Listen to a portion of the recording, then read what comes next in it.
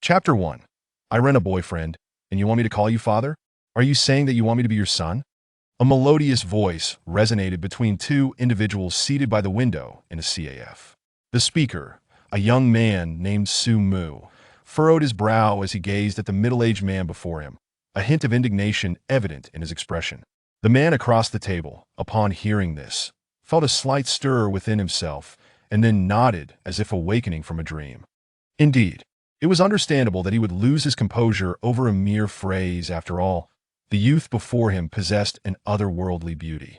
Despite having encountered countless individuals throughout his lifetime, he had never seen anyone more exquisite than this young man. Yet ironically, he was but a boy.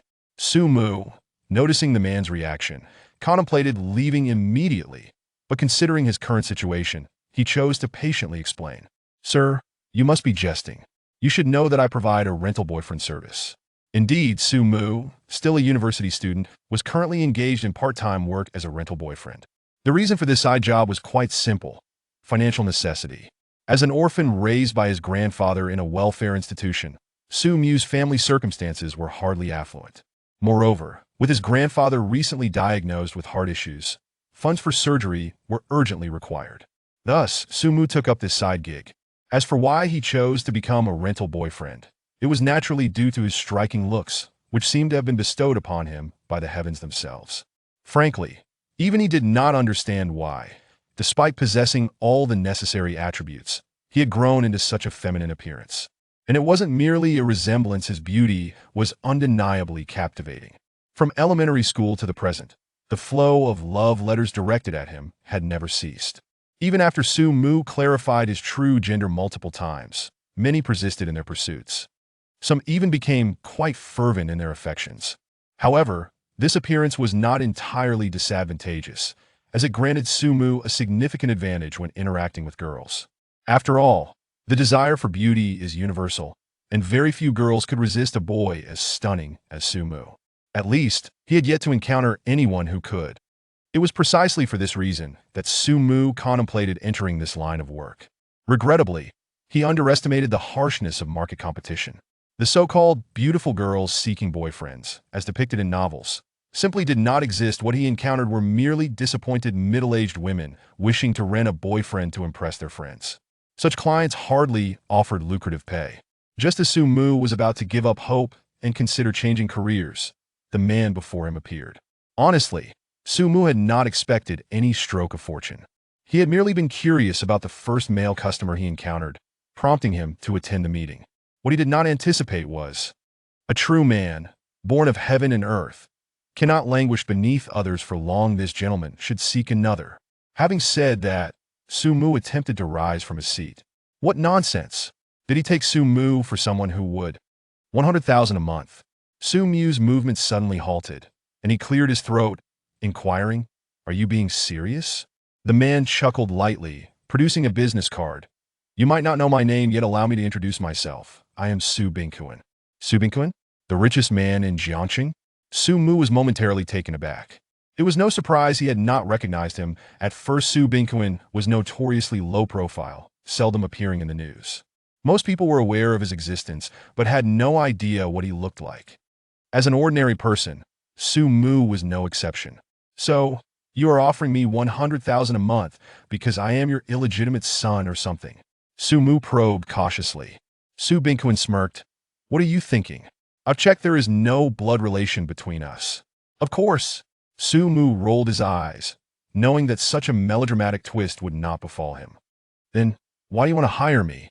"Because of my daughter," Su Bingkuan replied, his voice growing heavier. It turned out that Su Bingkuan had 5 daughters, all born to his late wife. In the early years of his business endeavors, he had been so focused on making money that he neglected his wife's health. He dismissed her occasional ailments as trivial issues, only to discover, during one particularly severe coughing fit, that she was in the late stages of lung cancer. Despite his desperate attempts to save her, she passed away shortly thereafter. This tragedy created an invisible rift between him and his daughters. Additionally, being inherently inept at expressing himself, as his daughters grew older, the gap only widened. Now, even the simple act of having them call him father had become a distant hope. So, You mean to say that you want me to enter your family under the guise of a long-lost son to bridge the gap between you and your daughters? I understand that this may seem absurd, but I truly have no other options, Su Bingquin nodded. Continuing, I have consulted psychologists and family experts, and only after exhausting all avenues did I conceive this plan. Sumu still found it puzzling. But why me? Surely it couldn't just be because they shared the same surname? Because you are the only boy who can communicate with my daughter. Huh. Su Mu was bewildered. Had he interacted with his daughter? Su Qingwan is my daughter. Upon hearing the name, Su Mu suddenly recalled. Wasn't she the icy campus beauty from his university? Due to their shared involvement in the student council, one as president and the other as a minister, they had indeed interacted frequently, albeit strictly on professional terms. Taking a deep breath, he resolved to clarify, Mr. Su, while I can converse with Su Qingwan, it is solely within the context of work. If you are seeking me for that reason, I believe you are mistaken. No. Su Bingquin shook his head. I know my daughter's character well. Ever since her mother passed, she has rarely conversed with boys, let alone made friends. The fact that she can communicate with you like a normal person is already quite remarkable. Is that so? Su Mu mused. Upon reflection, it did seem that Su Qingwan rarely spoke with boys among the various ministers in the student council. He was indeed the only male. So, what do you think? Have you made your decision? Su Bingquin gazed at Su Mu, anticipation gleaming in his eyes. In addition to the monthly salary, I will also cover your grandfather's medical expenses entirely. One could not deny that such generous terms were hard to resist. Yet Su Mu did not lose his composure. He pondered. To be honest, I cannot guarantee success in this endeavor. What if I fail? Su Bingquin chuckled. A mere 100,000 is not a concern for me. If it fails, we shall consider it a non-event, but my patience is not limitless. 1 month? He raised a finger. In 1 month, if you can get them to call me father or sit down at dinner with me, we shall continue the contract. Otherwise, you will only receive a month's pay. What do you say? One last question. How can I trust that what you just said is true? Su Bingquin smiled, taking out his phone. Soon, Su Mu received a notification. 10 million deposited into Wealth Treasure. Now do you believe? Consider this a deposit if you agree. It is yours. I agree. With no lingering concerns, Su Mu had no reason to refuse this time. Su Bingquin, having anticipated this, produced a contract. Su Mu quickly scanned it and, confirming there were no issues, picked up a pen. By the way, they won't discover that our relationship is fabricated, will they? Su Bingquin displayed a confident smile. Rest assured, I have made arrangements with the hospitals in the city. Even if they investigate, no results will be found. Upon hearing this, Su Mu finally signed his name. Ah! As the ink dried, a shared sense of anticipation blossomed on their faces. Su Bingquin hoped this desperate measure would yield some semblance of change. Meanwhile, Su Mu looked forward to maintaining this employment for a longer duration. Bridging the gap between father and daughters? The first step would surely be to earn the trust of these sisters. Chapter 2. When did we get a younger brother? Seated in Su Bingquin's bespoke Maybach, the two were en route to the Su residence. Su Mu gazed out at the ever-changing scenery, his thoughts stirring. Thanks to his fortunate appearance and personal experiences, Su Mu had garnered a fair understanding of the female psyche. This insight was precisely why he could converse with Su Qingwan. Moreover, from Su Bingquin's earlier remarks, it appeared he had more than one daughter. As Su Mu pondered, he noticed Su Bingquin handing him several sheets of paper. These contain some basic information about my daughters. In light of your employment, they'll allow you to peruse them. But if you dare leak this information, I assure you, you will not see the sunrise tomorrow. Su Mu disregarded the man's threat and accepted the papers for review. However, he had to admit the information was quite rudimentary. The few pages contained only their names, ages, and current occupations, nothing more. Isn't this information a bit too basic? Su Mu looked at him with exasperation. Su Bingquin coughed awkwardly. Ahem, don't look at me like that. If I had more to offer, would I still need to hire you? Meanwhile, Su Bingquin took this opportunity to open WeChat, focusing on a family group chat that had been pinned but had seen no activity for quite some time. This group was established by him when his daughters first acquired their own mobile phones with the intention of fostering closer familial bonds. However, after the passing of his wife due to cancer, the father-daughter relationship rapidly deteriorated, leaving this WeChat group unused for an extended period. Should I send it? Su Bingquin's trembling hand hesitated. Hiring Su Mu to be his adopted son was the boldest decision he had ever made, so audacious that even after signing the contract, he still wavered on whether to inform his daughters. Yet, recalling the looks of strangers his daughters cast upon him, Su Bingkun's resolve solidified. Senate, after all, they had become strangers. How much worse could it get? With a determined glance, Su Bingkun swiftly typed out a message on his phone. On the other side of the city, within a towering office building, a sophisticated woman dressed in a black suit and adorned with gold-rimmed glasses had just concluded a meeting. Upon entering her office, she locked the door, settled into a plush chair, removed her high heels, and propped her sheer black legs upon the desk. It was evident that her eyes were filled with exhaustion. Despite being the eldest daughter of the wealthiest man, Su Miyu had not rested on her father's laurels. In truth, the transformation of what was once an obscure company into its current stature was largely attributable to her personal capabilities. However, this dedication to her career over the years had resulted in a lamentable scarcity of friends and a deteriorating relationship with her father. Yet, she remained unfazed as long as she had her sisters. That was sufficient. As for her father, her mother's passing had left a sharp thorn embedded in her heart, one that she had yet to fully forgive. Suddenly, her phone vibrated with a distinctive alert, the notification sound for messages from her close circle. Only a handful of her sisters had such a ringtone. Yet at this hour, she presumed no one would be reaching out to her. Could something have happened? With a sense of urgency, Su Moyu grabbed her phone, only to discover that the message was not from her sisters, but from the family group she had nearly forgotten. It was a message from her father, directed at all members. Su Moya's brow furrowed. She had made it explicitly clear during the group's inception that she did not wish to be disturbed, and her father had agreed, which was why she had set it to special attention. After years of silence, she had almost forgotten this arrangement. TSK, I don't want to look. Just as she was about to swipe away, a thought struck her after such a long absence from the group. It could very well be something significant. Curiosity piqued, Su Moyu ultimately opened the group chat. But upon a mere glance, her eyes widened in shock. Chen Ti Chungyun, did you see father's message in the group? In the small group of 5 sisters, chaos erupted in response to this news. When did father have a younger brother? Did he say there was a mix-up at birth? Eldest sister, do you remember that incident? She was only 5 years old when her mother gave birth to the 6th child, a boy, the year after the 5th daughter. Was it true that the doctor had made a mistake? Su Moyu was filled with doubt. She found it hard to believe. Considering so many eyes were watching at the time, the chances of such an error were minuscule. Yet, her father spoke with such conviction that it compelled her to entertain the possibility. In her recollection, her father had always been a shrewd man, unlikely to make such claims without evidence.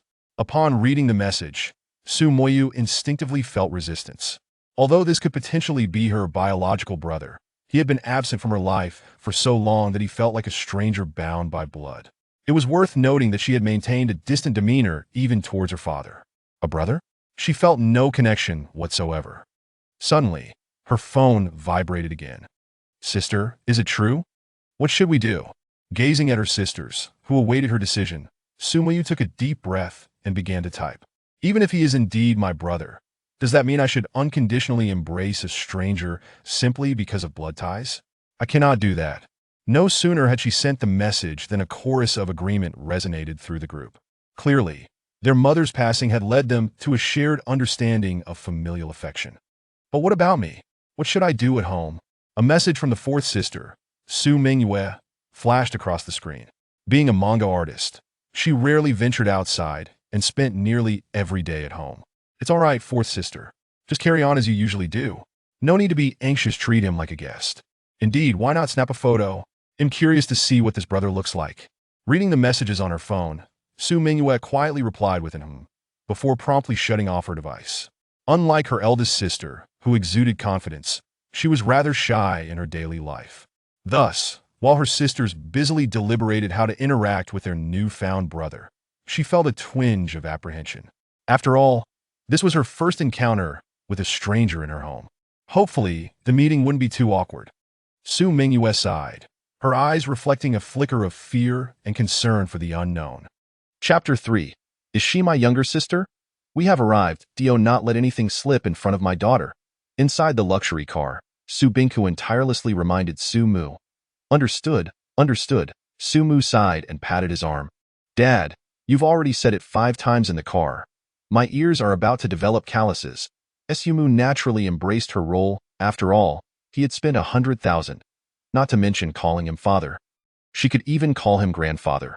Only then did Su Bingkuin soften his expression and nod. Opening the car door, Sumu followed him out, and as she raised her eyes, she was astonished by the sight before her. Before Sumu stood not an ordinary residential building, but a vast estate blanketed in a sea of colorful flowers, stretching endlessly. A quaint villa stood serenely in the center of the floral expanse, exuding tranquility and beauty. One must understand, this was in the heart of the city where every inch of land is precious. Acquiring such a large plot would surely cost millions. My daughters love flowers. So I created this estate. Passing through the floral corridor, the two arrived at the villa's entrance. However, as Sumu approached, the butler was taken aback. Sir, where is the young master? And who is this young lady? Seeing the butler's bewildered gaze, Su Bingkuin quickly coughed and said, Stop guessing. He is the young master, Sumu. He is male, though his appearance is somewhat feminine. I see. The butler nodded quickly upon confirming Su Bingkuin's seriousness. Out of professional courtesy, he did not display excessive astonishment, yet instinctively, his eyes were drawn to Sumu, for this young man was exceptionally handsome. Bright eyes and white teeth, long flowing hair, and skin as delicate and fair as a porcelain doll. Anyone who beheld him would undoubtedly consider him a rare beauty. Even as a butler accustomed to the beauty of Su Bingkuin's daughters, he was still captivated by Sumu's allure. At tea that moment, Su Bingkuin inquired, Is Mingyu at home? The fourth young lady is in her room. Should I call her down? Yes, it's time for her to meet Sumu. After speaking, Su Bingkuin exchanged a meaningful glance with Sumu. As if indicating that the rest was now up to him, Sumu nodded subtly, his expression betraying no signs of panic. In truth, he had memorized all the information about his 5 sisters long before their arrival. Although the details were scant, even the limited information was sufficient to deduce their general personalities. For instance, this 4th sister he was about to meet was a professional comic artist who rarely left her house. Even her room point, one could easily guess she was the type with social anxiety. Sumu had his methods for dealing with such a girl. First and foremost, he knew that presenting himself as a sunny, cheerful young man would be counterproductive. Excessive cheerfulness would only arouse suspicion and make the socially anxious girl feel inferior, thereby creating a greater distance. What he needed to do was to feign a similar social anxiety, for only then could he ease her apprehension. 4th young lady, the sir and the young master have arrived downstairs. Okay, I'll be right there. Sitting on the sofa in the living room, Sumu sipped tea while listening to the conversation above. Judging by the tone, the young lady's voice was exceedingly sweet and youthful. Had he not known she was 2 years older than him, he would have assumed she was merely a high school girl. Emotionally, her anxious demeanor was unmistakable, further confirming Sumu's predictions.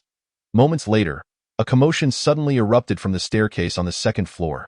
Su Bingkuin quickly stood up and gestured to Sumu. Sumu looked up to see a girl dressed in white nervously standing at the top of the stairs.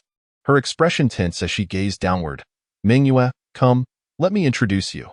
This is your brother, Sumu, Su Bingkuin said with a kind smile, completely shedding the imposing demeanor of a wealthy tycoon. Sumu, brother. Su Mingyu's lips parted slightly, her voice barely audible. She lowered her gaze, using her peripheral vision to catch a glimpse of what her brother looked like behind Su Bingkuin. In response, Sumu cooperatively leaned out half his body, mimicking her earlier tone, and softly said, Sister Mingyu, what on earth is going on? You can face my threats without flinching, yet you shrink in front of my daughter. How will you build a good relationship with them? As he contemplated explaining to Su Mingyu, he noticed her eyes sparkling with a different light. The look of curiosity and delight was something he had never seen in his daughter before. Is this my brother? His shy demeanor is so adorable, Su Mingyu thought, her eyes shimmering with stars. Truthfully, she had always been reluctant to engage with others. Her social anxiety made her feel inferior when confronting people. However, upon seeing that Sumu, too, shared her struggles, her feelings of inadequacy began to dissipate.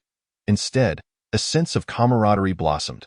Moreover, Sumu's stunningly beautiful appearance significantly elevated her affection for him. My brother is so good-looking. What a remarkable young man! She could hardly contain her excitement, thinking that perhaps this gamble could indeed be successful. Seizing the opportunity, Sumu glanced back at him. With such a promising start, it was essential to capitalize on it and create chances for closeness.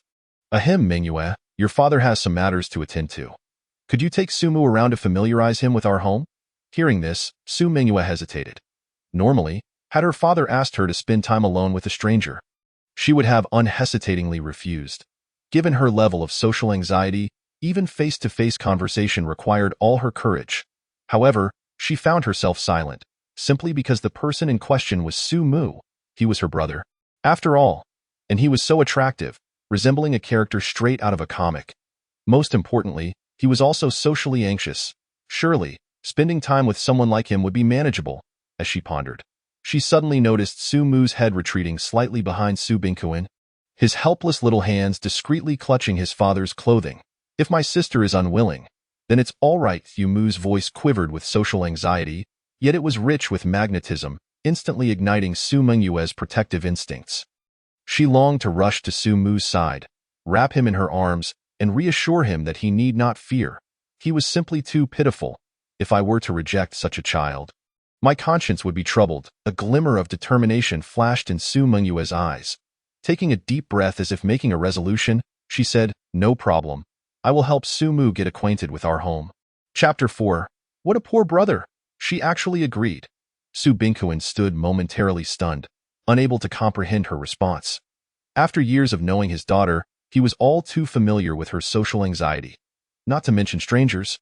Even attempting to engage her in conversation was as difficult as ascending to the heavens.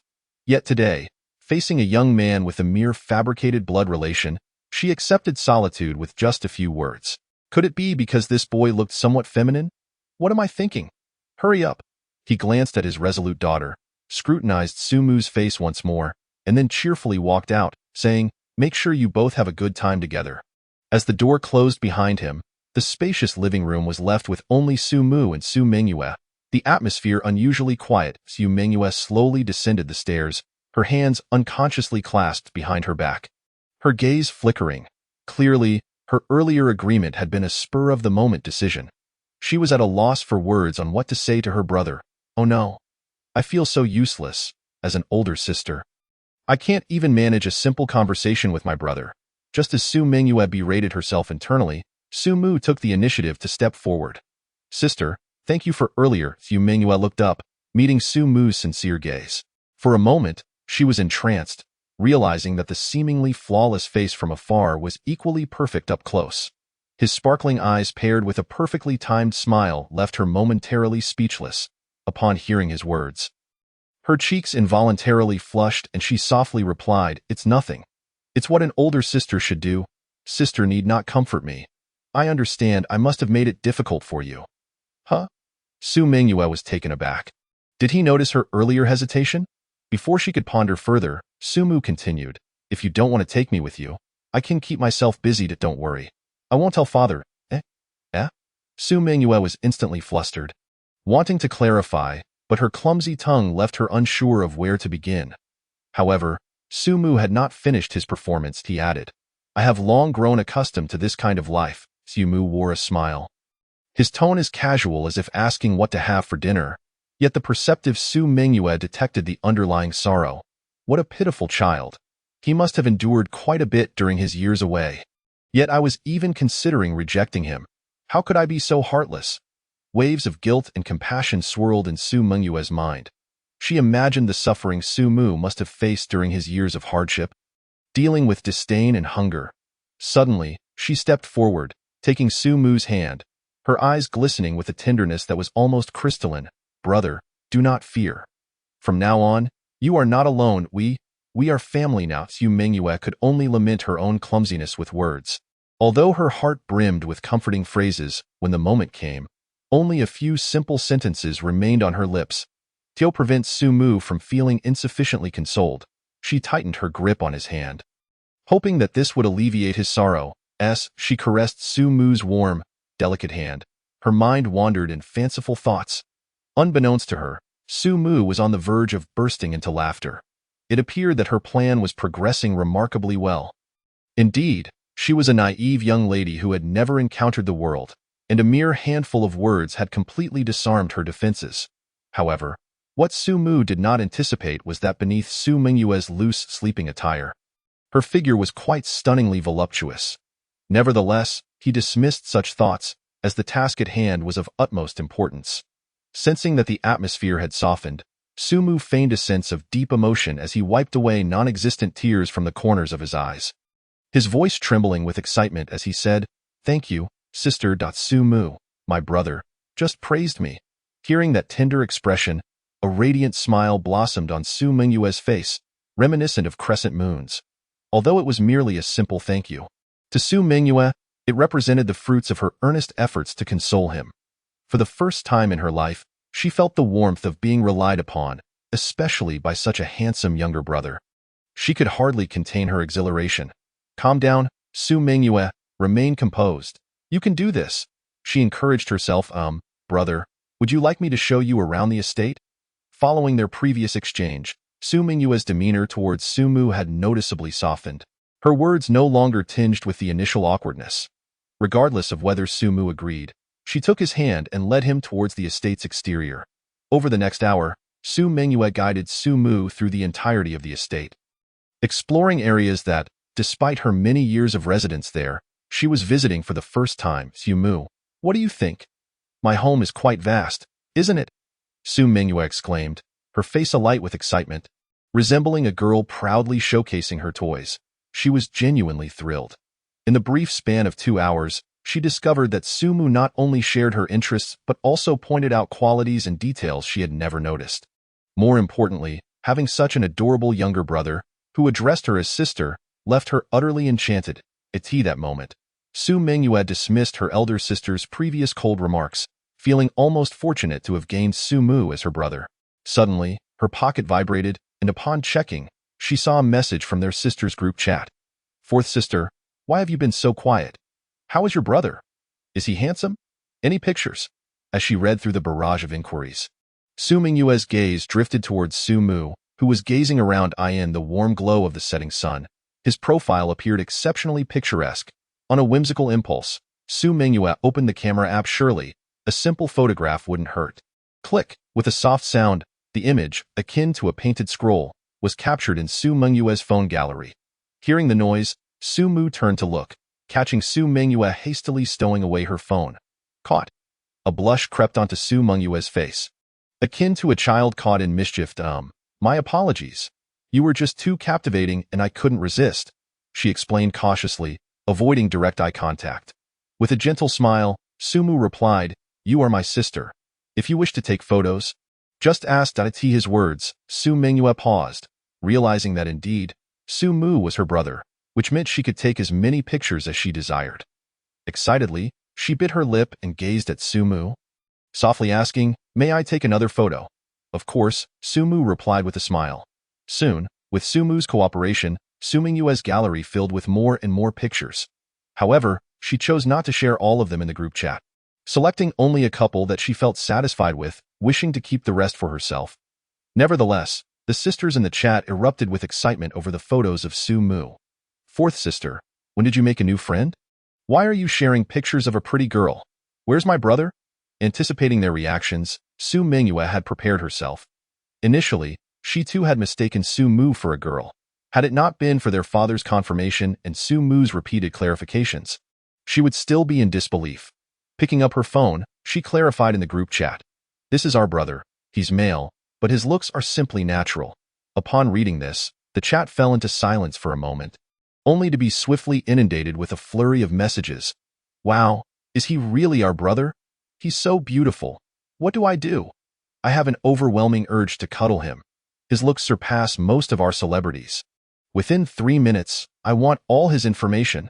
Watching the flood of compliments directed at Su Mu, Su Mingyue felt an overwhelming sense of pride, even more so than if she had received the praise herself. Yet, in stark contrast, one of the sisters bore a completely different expression. "Qingwan, I'm so bored. Can you introduce me to a handsome guy?" In the dormitory of Jiangxing University, Su Qingwan's roommate was engaging her in idle chatter. "Oh, come on. I know you don't usually interact with boys, but you must know one handsome guy." "Who?" "Su Mu, the president of your student council."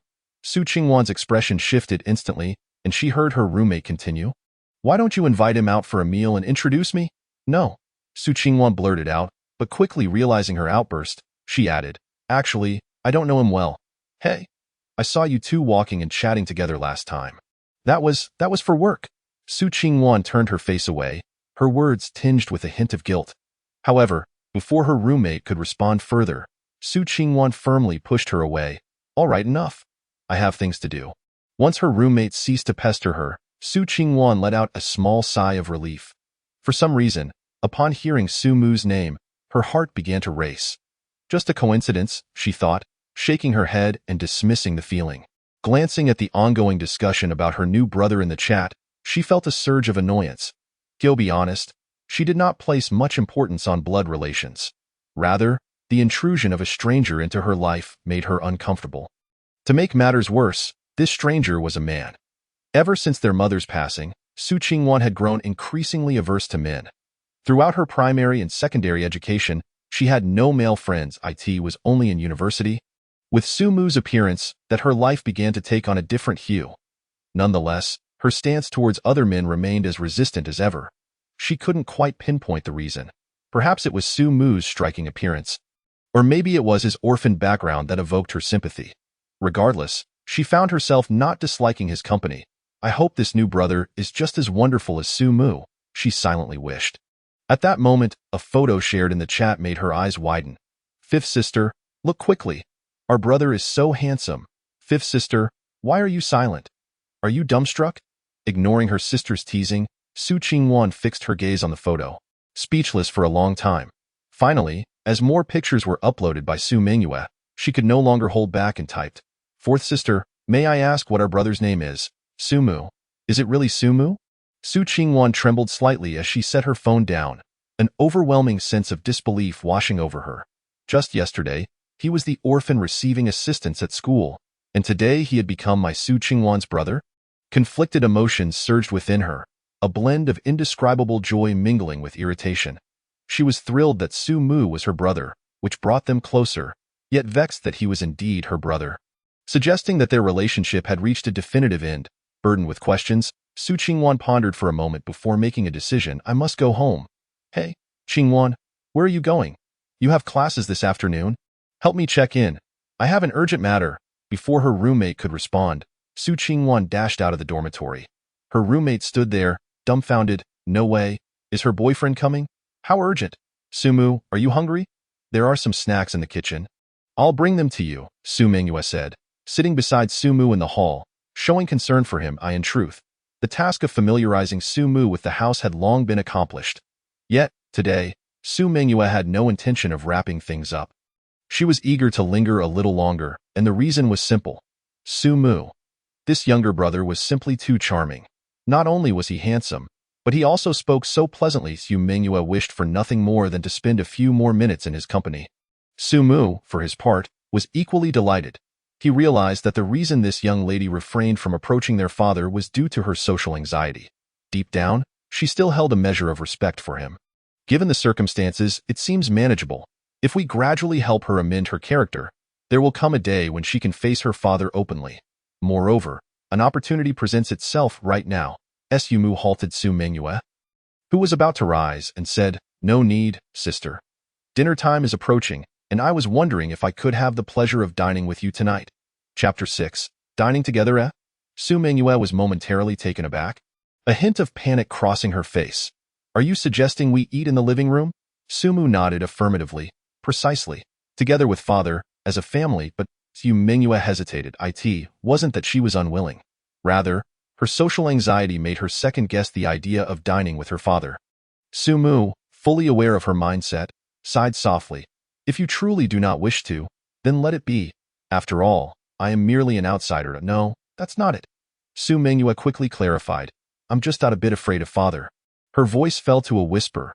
Then, sister, could you consider this for my sake? Su Mu gently urged. Besides, you wouldn't want to remain like this indefinitely, would you? Do you wish to hide from father for the rest of your life?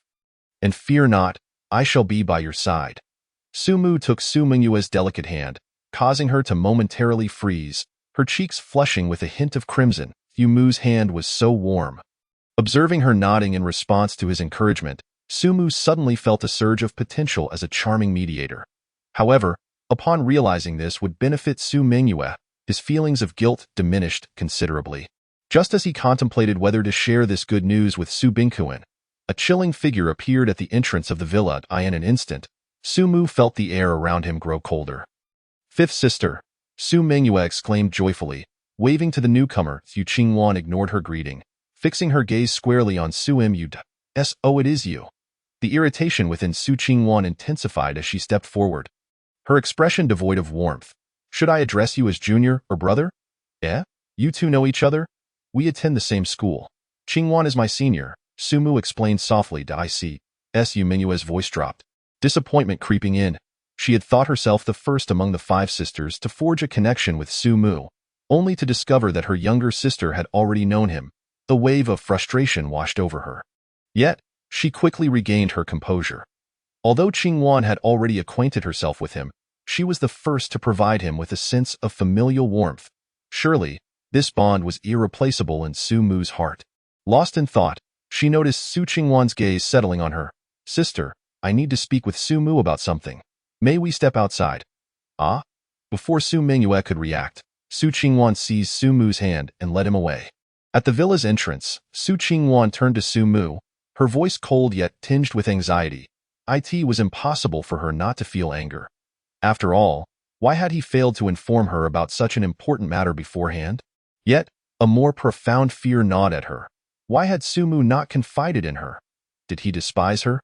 Beneath her icy demeanor, Su Qingwan was deeply concerned about Su Mu's opinion of her. Fortunately, Su Mu was prepared for this moment. After succinctly recounting the events of the morning, he explained why he had not informed her sooner. Su Mu spoke the truth. This was indeed a plan orchestrated by Su Bingkuan. However, he had not anticipated that Su Mingyue would learn of it ahead of time. I see. I thought perhaps you had grown to dislike me, Su Qingwan admitted, relief washing over her. Why apologies? I didn't mean to keep it from you. Sumu said, scratching his head in embarrassment. Don't worry. I'm not that petty, Su Qingwan replied, dismissing his concerns with a wave of her hand. With the misunderstanding resolved, Sumu's spirits lifted. Having worked alongside Su Qingwan in the student council for over a year, he had developed some understanding of her character. She was an exceedingly aloof individual, only engaging in conversation with a select few. Fortunately, Sumu was among that rare group, the only male included. Given their connection, surely it wouldn't be too difficult to persuade her to join them for dinner. Resolute, Sumu spoke up. Sister, since we are family now, would you like to join us for dinner tonight? At that moment, she had been presiding over student recruitment in the council while Sumu was among those being interviewed. The memory of his strikingly clear and gentle gaze lingered, captivating her momentarily. Regrettably, her struggles with expression had prevented her from forging a deeper connection with Sumu until now. I would love to accept, she thought longingly. No. In an instant, Su Qingwan shook herself back to reality. Although Sumu's invitation was undeniably tempting, the idea of dining at home and facing her father filled her with instinctive resistance. Ultimately, a smile curled at the corners of her mouth. I can't. I have class tonight, but we can eat after, Sumu hastily added. However, before he could finish, Su Qingwan interrupted, her eyes glinting with mischief. You seem quite eager to dine with me? Sumu felt a bead of cold sweat trickle down his forehead. Such a perceptive woman. What a predicament. He was utterly unprepared. If she discovered his true intentions, it would spell disaster. Noticing his discomfort, Su Qingwan continued, in that case, how about tomorrow at noon, outside the school? I shall wait for you. Sumu was taken aback. Was it really that simple? He had half expected his ruse to be uncovered. Is that not acceptable? Su Qingwan asked, frowning at his silence. Of course, it's fine. But are you truly not staying for dinner tonight? Not at all, Su Qingwan replied, shaking her head as she turned to leave the estate. As she walked away, Sumu called after her, Goodbye, sister. Su Qingwan remained silent, but her heart trembled slightly as she secretly smiled. Brother, see you tomorrow. Chapter 7. I am a male, so could you please step aside? After Su Qingwan departed, Sumu sought out Su Bingkuan, who had been lurking in the garden, to report on the day's events. Observing the man covered in flowers and foliage, Sumu couldn't help but chuckle. This man was clearly eager to speak with Su Qingwan yet remained unable to do so. However, Sumu understood that change would not come easily. Honestly, You did very well, in just half a day.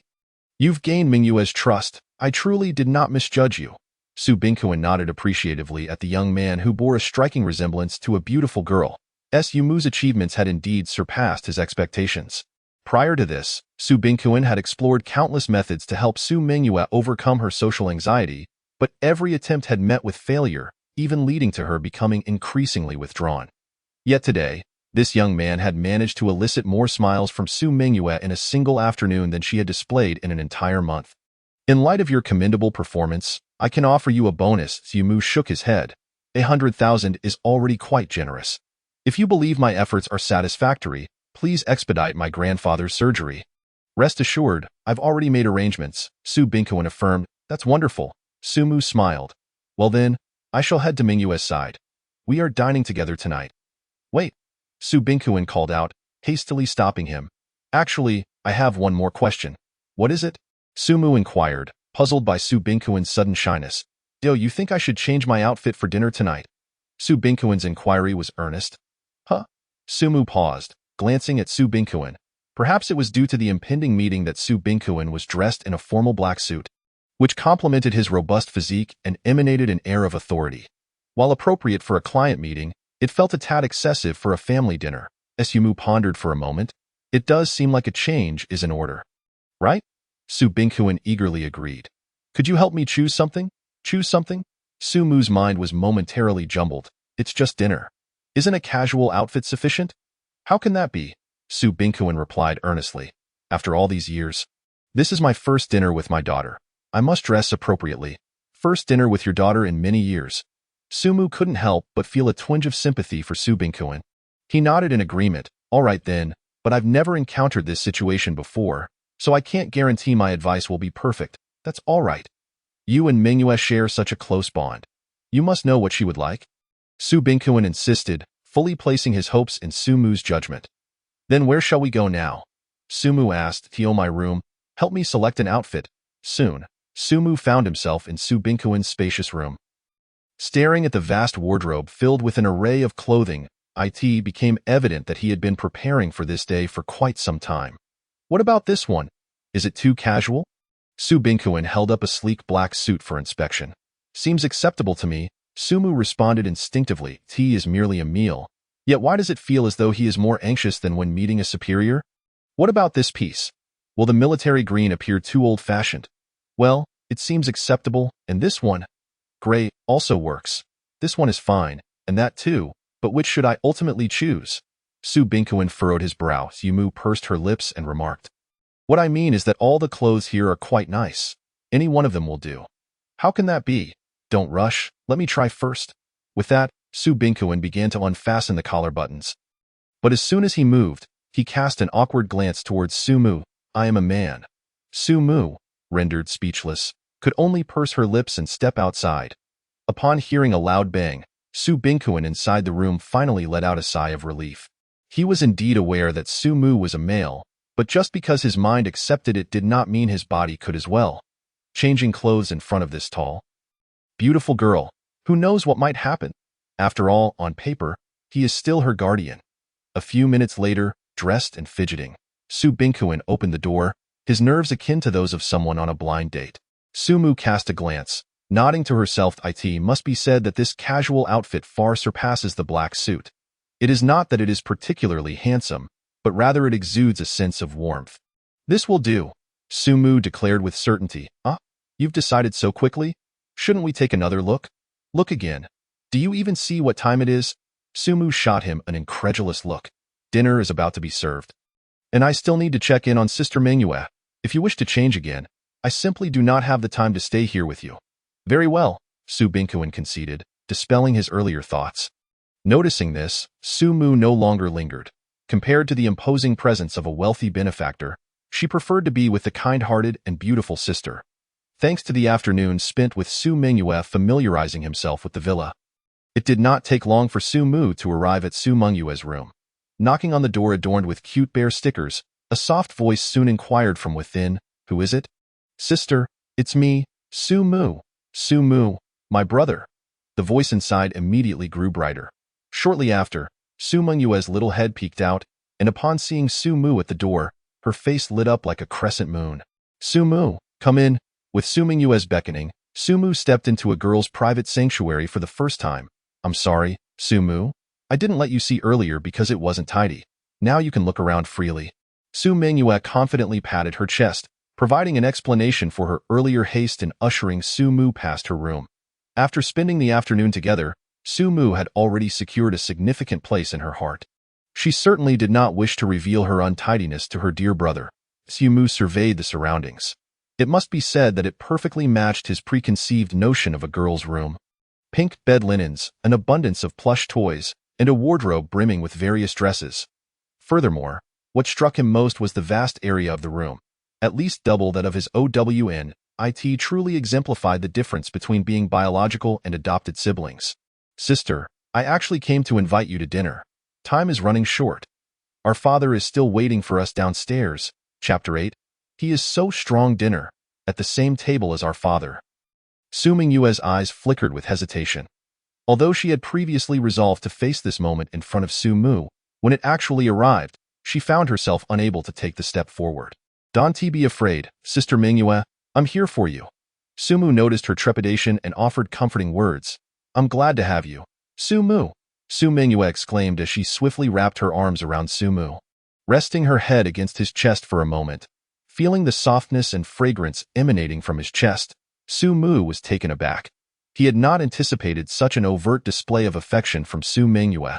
After all, he was still a man. Taking a deep breath, he suppressed his inner turmoil and distanced himself from Su Mingyue. Sister Mingyue, perhaps we should maintain some distance. Su Mingyue froze at his words, her eyes shimmering with unshed tears. Have I already become so unlikable to you? No, that is not it. Sumu quickly waved his hands in denial. Sister, I didn't mean it that way. I merely meant to say that there should be some distance between males and females. But isn't it normal for siblings to be close? If even this is unacceptable, then it's only natural to think you dislike me. Su Mingyue's tears began to flow, escalating rather than subsiding. Sumu was at a loss. Indeed, if they were biological siblings, such closeness would be entirely normal, but they were not related by blood. If Su Bingkuin were to witness this, he might assume Sumu was attempting to court his daughter. However, such thoughts could not be voiced. After much contemplation, Sumu ultimately decided, I apologize, Sister Chiuyu. I failed to adjust to my role just now. Please forgive me. Yes, Sumu resolved to take a step forward. Embracing her, and even gently stroking her head, he realized that remaining overly cautious would not resolve the issue. To effect change, he needed to fully immerse himself in the role he was playing. As for Su Bingkuin, he believed he could explain it all later. With that thought, Sumu tightened his embrace around Su Mingyue.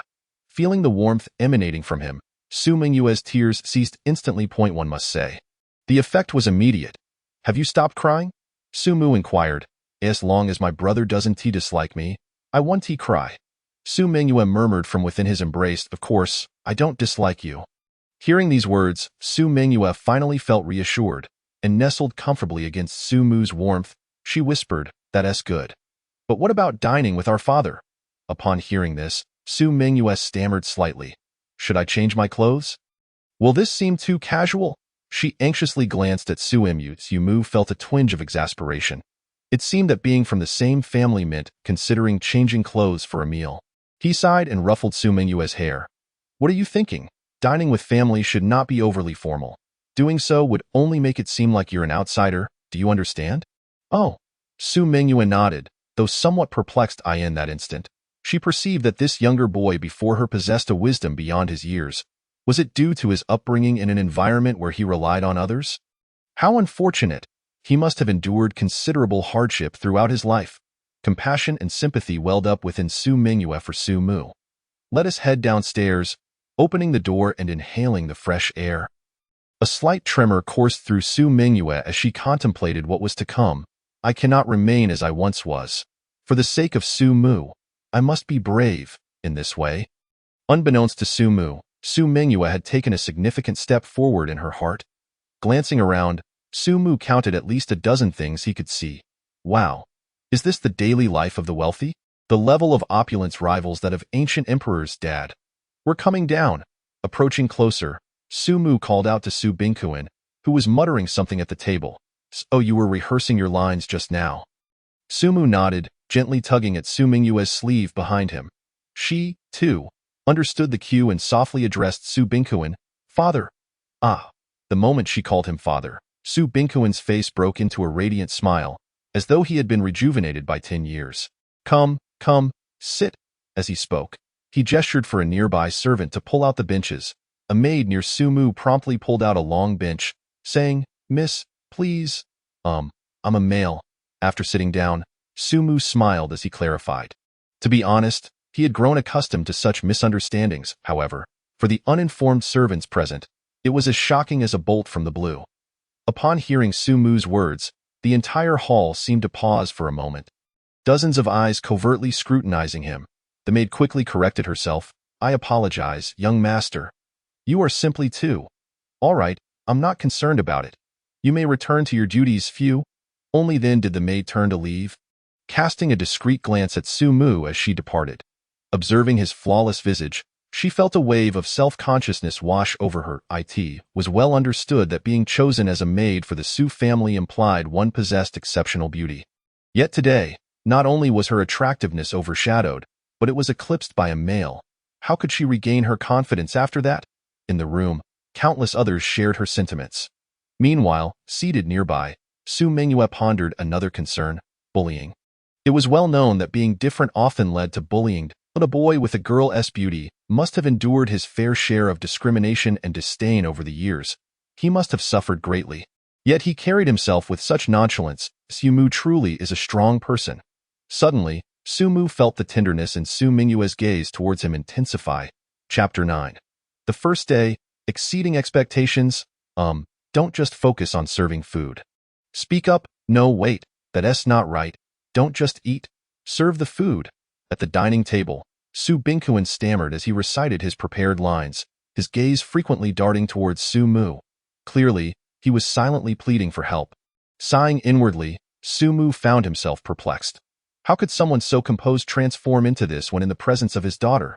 Given the circumstances, Sumu decided to take the initiative. "Dad, that lobster is too far. Could you help me peel one?" Sumu was referring to the enormous lobster that lay quietly on the exquisite silver platter in the distance. This luxurious delicacy, which could cost hundreds or even thousands for just one, was certainly beyond the financial reach of someone like him. However, today presented an opportunity to indulge in a feast. Su Bingkuan was momentarily taken aback, but then quickly responded, "Mingyue, let me peel one for you." With that, Su Bingkuan eagerly picked up a lobster. Just as he was about to begin, a soft voice reached his ears. Father, I don't like seafood." This revelation left Su Bingkuan's hands suspended in midair. Creating an awkward atmosphere, he hastily turned to Sumu, his eyes pleading for assistance. Despite his high status as a CEO, when it came to navigating his relationship with his daughter, he was at a loss. Even less adept than a child, Sumu, exasperated, shot him a glance and cleared his throat, saying, "Then what does my sister enjoy eating? Let's have Dad serve you." "No need." Su Mingyue's instinctive response was a refusal. However, as the words lingered on her lips, she suddenly recalled the bold declaration she had just made.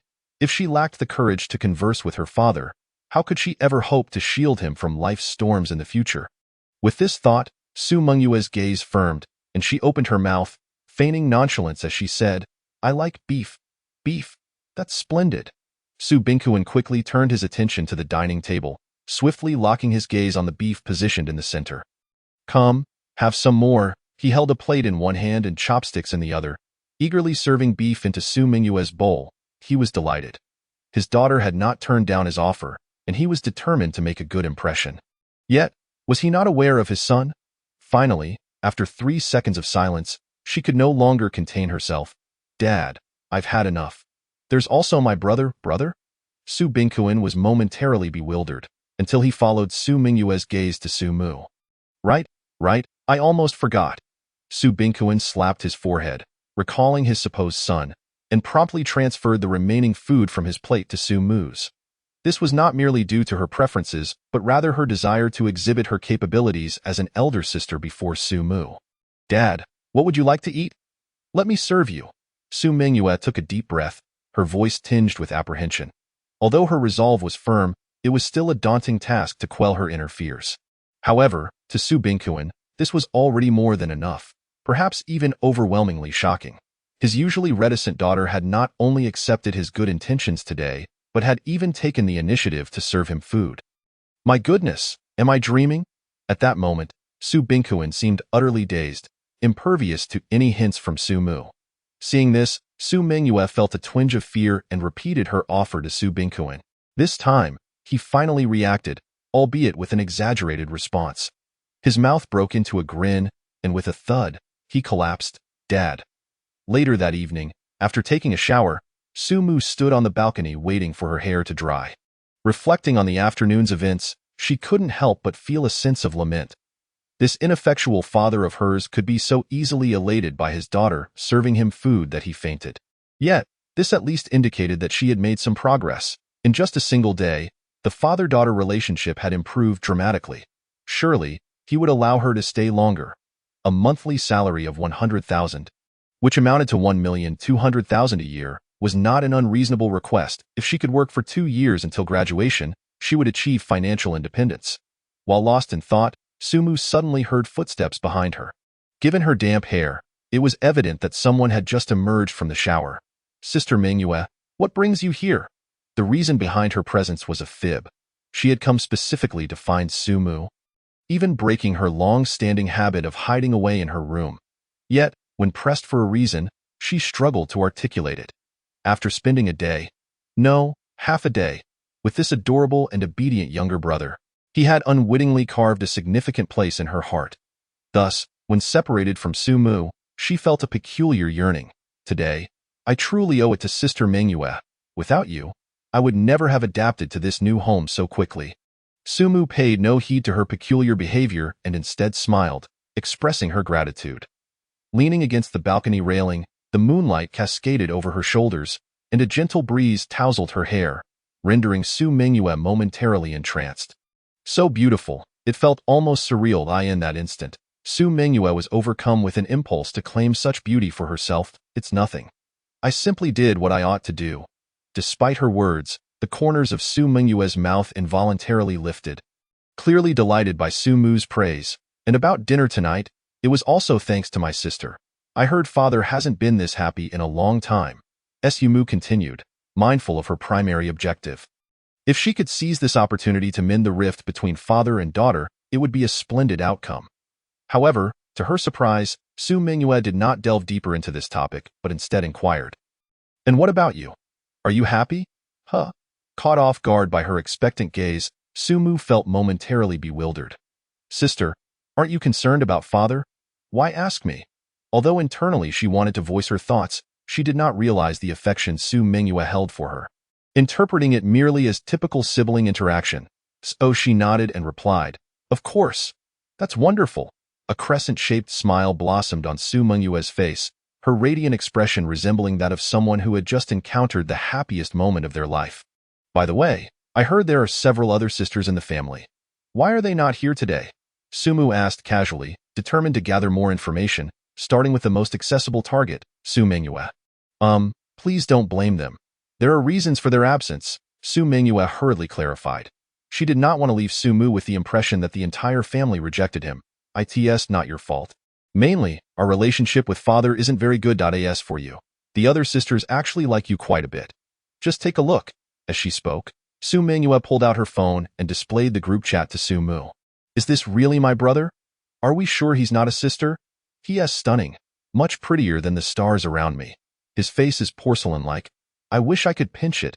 As Su Mu perused the myriad messages in the group chat, she recognized that Su Mingyue spoke the truth. The sisters did seem to harbor a friendly attitude toward her. Although it was largely due to her striking appearance, it was still a pleasant truth. "What are the personalities of the other sisters like? Could you tell me about them?" Seizing the moment, Su Mu directly asked about her other sisters. Su Mingyue, pleased with her brother's initiative to integrate into the family, willingly shared, as it meant he might remain by her side a little longer. As dawn broke, sunlight streamed into Su Mu's room. Upon awakening, she found herself in a guest room of a villa situated in the city center. No longer in a shabby, moldy rental. Although her room paled in comparison to Su Mingyue's as the legitimate daughter, she was nonetheless content. especially since she did not have to pay rent here. Having grown accustomed to rising early, she quickly got out of bed. She had classes in the morning, and if her ineffectual father, Su Bingkuin, did not drive her, she would need to take a taxi to school. However, there was no rush, as she could still spare time for breakfast with Su Mingyue. After yesterday's interaction, Sumu had a decent grasp of Su Mingyue's character, kind-hearted, slightly socially anxious, and a touch naive. Overall, he found her to be quite likable if given the chance. He hoped to help Su Mingyue overcome her social anxiety before he left. Thus, he intended to coax her out of her room more often.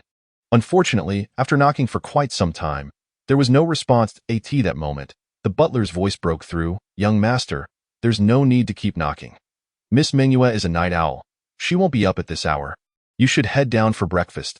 Before leaving, master instructed that if you're going to school, I should drive you." "How considerate." Sumu nodded silently and followed the butler. "By the way, master also mentioned that you did very well." "He hasn't been this happy in a long time," the butler remarked, his eyes reflecting admiration for Sumu. Since Sumu's arrival, master had smiled more in a day than he had in a month. Even Miss Mingyue had begun to brighten up. One had to admit that this young man had a certain charm. Seated at the dining table, the breakfast prepared, although not as lavish as the previous night's feast, was undoubtedly exquisite. After a quick meal, Sumu patted his stomach and exclaimed, finally bidding farewell to the miserable days of a single bun for breakfast. After wiping his mouth, he glanced at the time. "Let us head to school." However, just as he spoke, he heard footsteps approaching the door, accompanied by a distinct smell of alcohol. "Damn, does she really think my mother's drinking capacity is legendary? Just those few obnoxious women think they can outdrink me? Dream on." The words of the newcomer were rather unrefined, yet the voice was exceptionally melodious. As she pouted and strolled into the room, Sumu instantly recognized her. Su Han Huang, the third miss of the Su family. This recognition stemmed not only from his prior research, but also because this third miss was immensely famous in the entertainment industry. Debuting at 16, she rose to prominence at 18, and by 20, she was frequently awarded. Even now, she occupied a significant portion of the entertainment industry's trending topics, truly a shining star. Most importantly, after many years in the entertainment industry, she remarkably has never been embroiled in even the slightest scandal. One could truly say she is a lotus blooming amidst a mudslide. However, last night, Sumu gleaned another facet of Su Han Shuang from Su Mingyu. Beneath the seemingly glamorous life of Su Han Shuang lies a labyrinth of intrigue and rivalry, particularly in her competition for screen time against other A-list actresses. Consequently, she spends a considerable amount of time socializing outside. At that moment, the butler hurried forward, exclaiming, "Third miss, how could you be in such a state again?" Just as he was about to take action, Sumu stopped him, saying, "Allow me." "You?" Sumu quickly stepped forward. Building rapport requires an opportunity, and with such a golden chance before him, he certainly would not let it slip away. Approaching Su Han Shuang, the scent of alcohol grew more pronounced in Sumu's nostrils. Observing her swaying figure, he instinctively draped one of her arms over his shoulder to steady her. Yet, Su Han Shuang exhibited a hint of resistance. As an illustrious star with no history of scandal, her usual demeanor forbids any contact with strangers, particularly men, not even with the household maids. Hence, when Su Han Shuang noticed someone approaching, her immediate reaction was to frown. However, upon truly recognizing the newcomer, a glimmer of playful intrigue danced across her face. "What a beauty! You must be the new brother in our family, right?" With her cheeks flushed from alcohol, Su Han Shuang squinted playfully at Su Mu. He nodded in response, seizing the moment to call her sister. "How sweet!" Su Han Shuang laughed even louder, playfully touching Su Mu's face. Su Mu found himself speechless. How could this differ so greatly from the Su Han Shuang he thought he knew? The one who seemed untouched by worldly affairs. Could she possibly be a bit of a vixen? Meanwhile, the butler was equally astonished. Having served the Su family for many years, he was acutely aware of Su Han Shuang's aversion to strangers. Yet now, faced with Su Mu, whom she had met only briefly, the third miss not only displayed no resistance but even playfully flirted with him. Goodness! Am I the one losing my mind, or has the world changed? Or perhaps this new young master possesses some unique charm? Chapter 11. Su Han Shuang's surprise sister, "You've had too much to drink. Let me pour you some milk to sober up," Su Mu said to the inebriated Su Han Shuang. who was clinging tightly to him on the sofa in the living room. No, I'm not drunk yet, she protested, her grip on his neck remaining firm. That's what all drunkards say. Come now, be obedient. Sumu sighed, continuing to persuade her. No. How come you, younger than me, are so skilled at this? Su-Han Shuang laughed. Sumu replied calmly, though his tone caused Su-Han Shuang to pause momentarily. She nearly forgot that he had been an orphan for 18 years. Choosing not to speak further, she allowed Sumu to help her down. Soon, Sumu brought a cup of warm milk to her lips. Perhaps worried she might spill it, he thoughtfully held a spoon to feed her. It was only after she had finished the entire cup that Sumu stood up and draped a blanket over her. Having completed these gestures, he turned to the butler and said, "All right, let us head to school." The butler silently nodded, his gaze towards Sumu now tinged with a hint of pity. It was evident from Sumu's tender care that he was no novice. As if he had performed such acts countless times before. The only reason for such proficiency could only stem from a history of having done so. He lied. This child must have endured considerable hardship. Unbeknownst to him, the butler's gaze towards Sumu softened. A similar sentiment was shared by Su-Han Shuang, who, despite her tipsy appearance, was not truly intoxicated. The outcome, however, far exceeded her expectations. She had thought Sumu was breathtaking in photographs, but seeing him in person left her utterly astonished. How could a boy possess such extraordinary beauty? It even stirred within her a sense of inadequacy. Of course, if it were merely his looks, Su-Han Shuang would not have been so moved. What struck her more was Sumu's earlier actions, reminding her that he was a child lost for many years. It seemed we were the heartless ones. Su-Han Shuang chuckled to herself, squinting as she watched the distant figure grow smaller. Sumu waved his hand as he jumped out of the car. What a ridiculous notion, driving a Maybach to school. Was he trying to draw unnecessary attention to himself? Sumu was well aware of his position. After all, he was merely working for the Su family. If he flaunted the benefits of the Su family, he would surely find himself in a precarious situation. He had no desire to jeopardize his current job over something so trivial. Furthermore, he wasn't one to crave the spotlight. After all, his reputation at school was already quite substantial. Look, that's our school's most handsome guy. Sumu, huh? Isn't that a girl? Young one, you are mistaken. He merely resembles a girl, but he identifies as male. Ugh, I feel even more excited.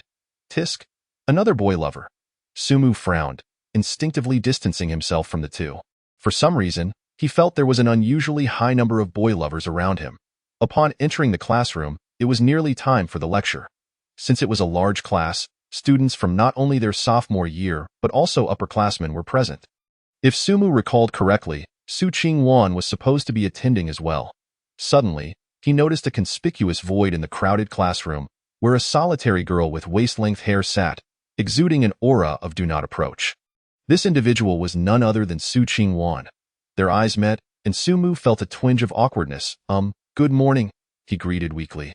Come sit over here. What are you waiting for? Su Ching-wan arched an eyebrow, her tone leaving no room for debate. Oh. Sumu nodded instinctively. He was taken aback.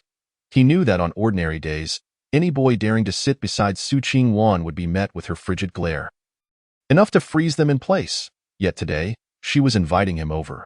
Was it because he was her brother? Sumu scratched his head, having initially thought Su Ching-wan was difficult to approach. But it seemed he had overestimated her. Meanwhile, the classmates around them gawked as if they'd seen a ghost. Indeed, everyone was well aware of Su Ching-wan's temperament. Otherwise, such a vast empty space would not exist around her. Unfazed, Su Ching-wan merely scanned her surroundings, instantly diverting the curious gazes under her formidable presence. Wow! Truly the demeanor of an empress. However, why was the Su empress inviting Sumu to sit with her today? Wasn't she indifferent to the male gender? That may be, but look at Sumu. Does he resemble a man? To be fair, I think Sumu is quite charming. If it weren't for a friend of mine sharing your sentiments, I would advise you to see a doctor. Is that friend you? On the other side, ever since Sumu took a seat beside her, Su Ching-wan had not uttered a single word. This silence left Sumu feeling inexplicably anxious. Was Su Ching-wan attempting to intimidate him in this manner? He couldn't help but let his thoughts spiral. It was not entirely unfounded. After all, Su Ching-wan's silence was indeed imposing. Yet little did he know, Su Qingwan's silence stemmed not from a desire to assert dominance but from uncertainty about how to engage in conversation. After all, she had hardly interacted with boys over the years, leading to her wanting to speak with Su Mu but struggling to find a starting point. Ultimately, it was Su Mu's gentle call of sister that sparked inspiration within her.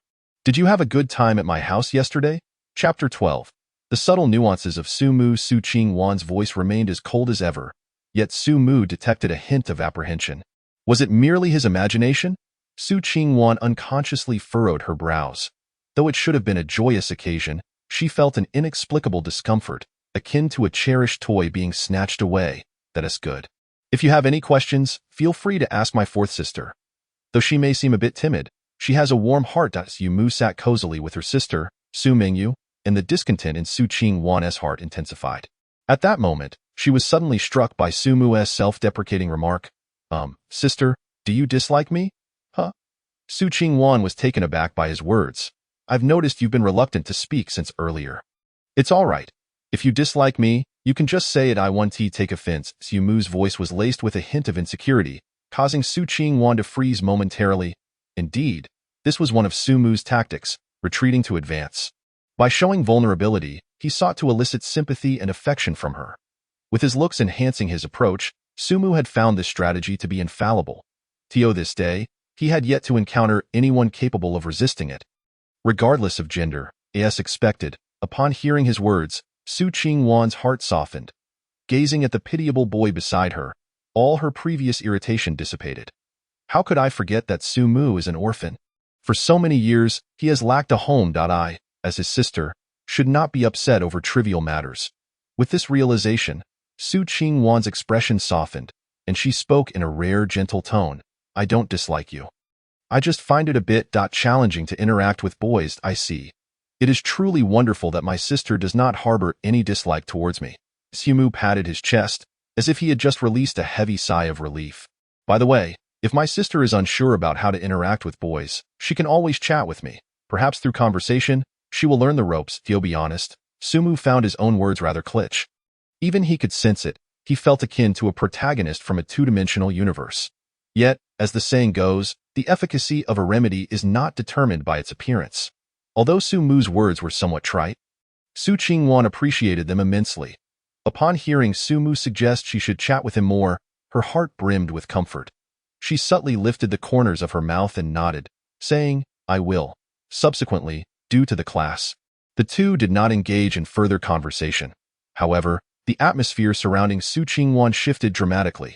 If she had been unapproachable before class, now she seemed poised to speak yet hesitant. It was as if nothing had transpired. How could he possibly sneakily play games under such scrutiny? Su Mu felt a twinge of impatience. After all, large classes had always been an excellent opportunity for slacking off and earning easy credits. He had initially planned to spend his class time playing Hearthstone to gain some ranks. However, with Su Qingwan watching him intently, he found it difficult to concentrate on anything else. After some contemplation, Su Mu resolved to pick up his phone. Thus, regarding this issue, we should approach it in this manner. The teacher's words drifted past his ears like a gentle breeze, for all of Su Qingwan's thoughts were focused on the young man beside her. Why had he begun to play on his phone? A question arose in her heart. Was he feeling awkward or simply unwilling to converse with her? While she was lost in her musings, her phone vibrated unexpectedly, startling her. She then noticed Su Mu gesturing towards her phone's position. "What shall we have for lunch today?"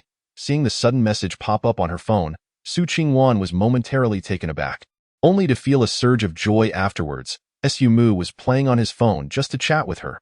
Strangely, this feeling of being valued by Su Mu stirred a flicker of excitement in her otherwise tranquil heart. Zuriyu Tower, the most expensive restaurant in the locality, if not the entire district. There, a casual meal could easily cost over 1,000 yuan, which would deter most individuals from dining there.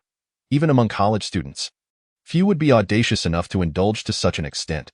Previously, Su Mu had only fantasized about working as a waiter at Zuriyu Tower.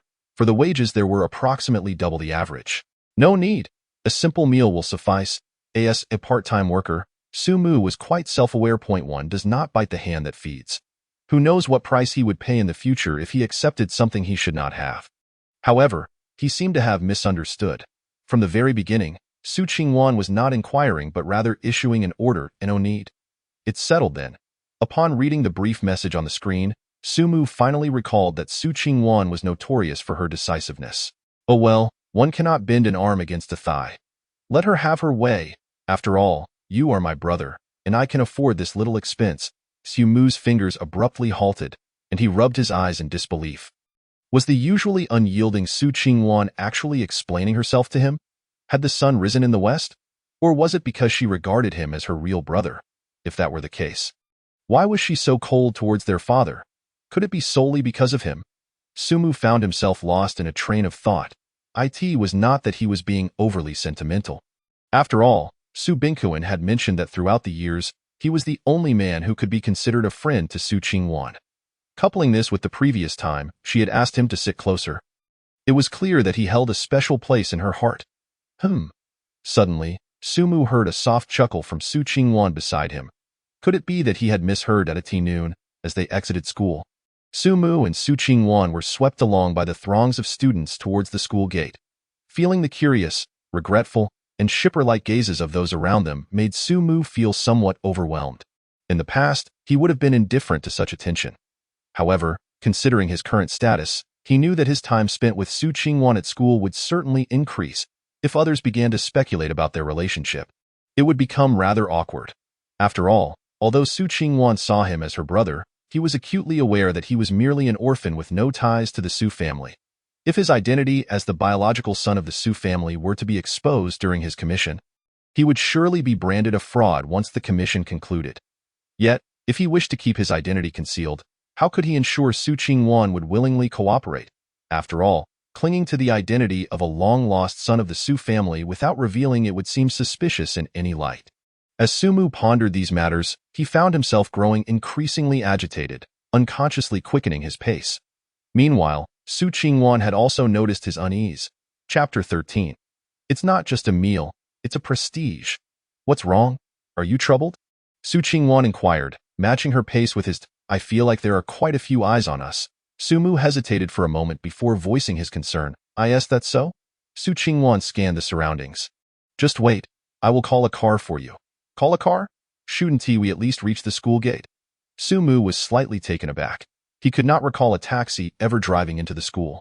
Just as he was about to remind Su Qingwan, he noticed she was already striding towards a familiar figure. That person was the head of the administration, given his frequent applications for underprivileged students. Sumu was quite familiar with him. Always wearing an expression as if he were owed several million, he would become impatient with just a few words, exuding disdain for impoverished students. In summary, he was rather unpleasant. With that thought, Sumu felt a rush of anxiety and hurried to prevent Su Qingwan from encountering this unpleasant figure. Little did he expect, Su Qingwan merely exchanged a few words, and the normally unyielding head of administration was suddenly all smiles. Let us go. The car has been arranged. In the vehicle, Sumu and Su Qingwan sat in silence in the back seat. To be honest, the head of administration's obsequious demeanor had truly opened Sumu's eyes. Not only had he personally opened the car doors for them, but he was also willing to take a detour to drop them off. However, Sumu quickly deduced the reason behind this. Su Qingwan was a member of the Su family. Did Jiang University possess such influence? It seemed that once the contract ended, he would need to distance himself from this city to avoid any potential repercussions. Meanwhile, seated on the opposite side, Su Qingwan was covertly observing Sumu, contemplating his bashful reaction from earlier. Since there were others in the car, she refrained from voicing her thoughts but had already conjured several possible scenarios in her mind. Was he simply averse to drawing attention, or was it because he was with her? Did he dislike her or feel he was unworthy? Su Qingwan found herself unable to arrive at a conclusion. While she was lost in thought, she was suddenly interrupted by the sound of flattery from the front. It was evident that the head of administration was trying to curry favor with her. She had encountered many such individuals before and would typically respond with a disdainful glance. However, now that he dared to interrupt her contemplation of Sumu, she had no intention of being courteous. Silence. Instantly, a chill enveloped the already warm vehicle. The head of administration, realizing he had overstepped, turned pale and did not dare to breathe a word. Sumu could not help but chuckle. It was not that he could contain his laughter. Rather, The contrast between the head of administration's earlier arrogance in front of students and his current state was simply too comical. Meanwhile, Su Qingwan, still worried about potentially scaring Su Mu, soon relaxed upon witnessing his reaction. So, it turned out that Su Mu also detested such individuals? She gazed ahead, a subtle smile gracing her lips. 10 minutes later, the head of administration, feeling as though he had narrowly escaped a calamity, hurriedly exited the vehicle. He certainly did not wish to experience Su Qingwan's unpredictable temperament again. Su Mu naturally understood that her actions were fundamentally in his defense. Therefore, he turned to Su Qingwan beside him and sincerely expressed, "Thank you, sister. What you did just now was for my sake, wasn't it?" Su Qingwan was momentarily taken aback. Not that Su Mu was incorrect, but she had not anticipated his straightforwardness. She averted her gaze, saying, "You are a member of the Su family. I will not allow anyone to bully you." Although it sounded somewhat juvenile, it was impossible for him not to feel touched. Since this was the case, he might as well indulge his somewhat prideful sister a little. After a brief moment of contemplation, Su Mu looked at Su Qingwan with admiration, his eyes filled with reverence. "Sister, you were so impressive just now." She had not expected Su Mu to be so silver-tongued, but she could not deny that it brought her joy. "Well then, let us hurry inside." Grabbing Su Mu's hand, Su Qingwan quickly made her way into the hotel. As the most renowned establishment in the area, Zuriyu Tower was not only situated in the bustling city center but also boasted a prominent sign that made it easily recognizable. "Welcome, ladies. Miss Su. Long time no see." Su Qingwan nodded slightly. "Do you have a private room?" Yes, we have one reserved for you without needing a reservation. You can go right in." "All right, Su Mu, let us go." Su Mu opened his mouth, nodding as he followed. Though he had never been there, he was aware of the price of private rooms at Zuriyu Tower. One would need to spend over 10,000 yuan to secure a private room. And to enjoy a reserved one, the expenditure would need to reach at least 100,000. The fact that Su Qingwan could enjoy such treatment without a reservation exceeded his comprehension. Wow, is this what it means to be wealthy? A casual meal here equates to the income of a month's worth of part-time work for him. She lightly bit her red lips, a smile appearing as she patted Su Mu's shoulder. "Don't worry. You are also a member of the Su family. You will enjoy this kind of treatment in the future." Upon hearing this, Su Mu responded with a low and lowered his head, a hint of bitterness crossing his face. While he bore the surname Su, he knew that apart from that, he had no connection to her family. One cannot help but wonder what expression Su Qingwan will wear upon discovering the truth. "I sincerely hope she does not place the blame on him." With a heavy sigh resonating within her heart, Su Mu quickly adjusted her mindset and followed Su Qingwan into a private room. As soon as they entered, Su Mu was greeted by the fragrant aroma of cedar wafting through the air. The room's rustic yet elegant decor was enough to suggest a hefty price tag. What they were about to consume was not merely a meal. It was a testament to sophistication. "Order whatever you desire. I possess a black card, so you need not worry about the cost." Su Mu was about to speak when Su Qingwan interjected, "You are not allowed to say whatever. I have already ordered my favorite dishes, so if you acknowledge me as your sister, you should order more." With the conversation reaching this point, Su Mu ceased her resistance and scanned the QR code. Amidst a series of 4-digit menu items, she gritted her teeth and ordered several dishes. Alas, what she once yearned for but could not have, now seemed impossible to refuse. Life has a way of surprising us. After placing the order, Su Mu noticed Su Qingwan staring at her with a somewhat dazed expression. "What is it? Can you explain why you are afraid of crowds at school? I recall you were never this shy." Su Qingwan finally voiced her lingering doubts. To be honest, she felt a twinge of anxiety, although various signs indicated that Su Mu did not harbor any animosity towards her. One could never be certain. After all, such aversion to being seen with her must stem from some underlying reason. Indeed, the question had been posed. Su Mu's heart skipped a beat. She had anticipated that Su Qingwan, being so perceptive, would undoubtedly notice her earlier hesitance. Her prior silence was merely an act of kindness. Thus, she resolved to utilize her prepared response. "It is because I do not wish to reveal my identity as a member of the Su family in front of outsiders." "Ah? Why is that?" Su Qingwan frowned, her tone imbued with a hint of chill. "Is being a member of the Su family something to be ashamed of?" "No, not at all."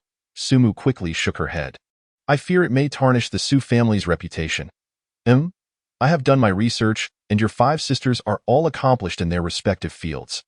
Even though you have yet to graduate, you are undoubtedly a top scholar in your department. In comparison, I feel utterly inadequate, as if I do not deserve to be part of the Su family. As she spoke, Sumu lowered her gaze, her eyes brimming with self-doubt. Oh, that is the reason. Su Qingwan suddenly realized.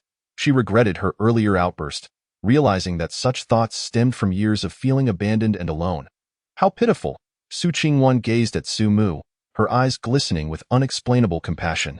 She softened her tone. There is no need to feel this way. The Su family is not so harsh as to expect such burdens from you. Moreover, after enduring hardships outside for so long, it is we who owe you, so you need not feel guilty. No, I am a part of the Su family, and I must uphold our reputation. Therefore, I believe it is best to wait until my grades improve before revealing my identity. Sumu quickly added. Indeed, this was the true intention behind her words. With her current academic standing, she could only be considered average within her department. Who knew when she would achieve better results? Perhaps by then, she would have already fled. However, you are my brother, and you will undoubtedly be seen with me often. Over time, people will surely start to suspect, Su Qingwan reasoned. We cannot keep dodging the issue forever. Unless, suddenly, Su Qingwan seemed to have an epiphany, her cheeks flushing with a hint of crimson, and she refrained from continuing. Unless what? Su Mu was about to inquire when there was a knock on the door. A group of servers dressed in hanfu elegantly filed in, carrying dishes. After placing the dishes gently on the table, they lined up and bowed with smiles adorning their faces. This was the core competitive edge of Zuiyu Tower. After all, anyone fortunate enough to be hired here was undeniably attractive. Surrounded by such beautiful servers, who wouldn't be enchanted? However, today, the scene unfolded differently. The servers, who had witnessed countless first-time patrons become entranced by their beauty, stood frozen in place. The reason was simple. Su Mu was simply too stunning, as if he had stepped out from a picturesque landscape. With just one glance, they were left spellbound, and even the customary etiquette was forgotten. Su Qingwan initially remained unfazed, but upon noticing the enamored gazes of the women directed at Su Mu, a wave of dissatisfaction surged within her. Clearing her throat, accompanied by an icy aura, she roused everyone from their stupor. We sincerely apologize. It was our oversight. Please, enjoy your meal. The lead server quickly offered their apologies and ushered the others out. As they left, Sumu overheard someone whisper, "The sister sitting on the left is simply too beautiful. Like a fairy. Who are you calling sister?" "I am a man." Sumu silently protested within, feeling exasperated that being recognized as a man seemed so difficult these days. At that moment, he heard Su Qingwan's voice. "Sumu. Be cautious outside, and do not let anyone deceive you. Rest assured, sister. I am quite astute." Sumu promptly assured her, thumping his chest with confidence. He certainly had a good grasp of this.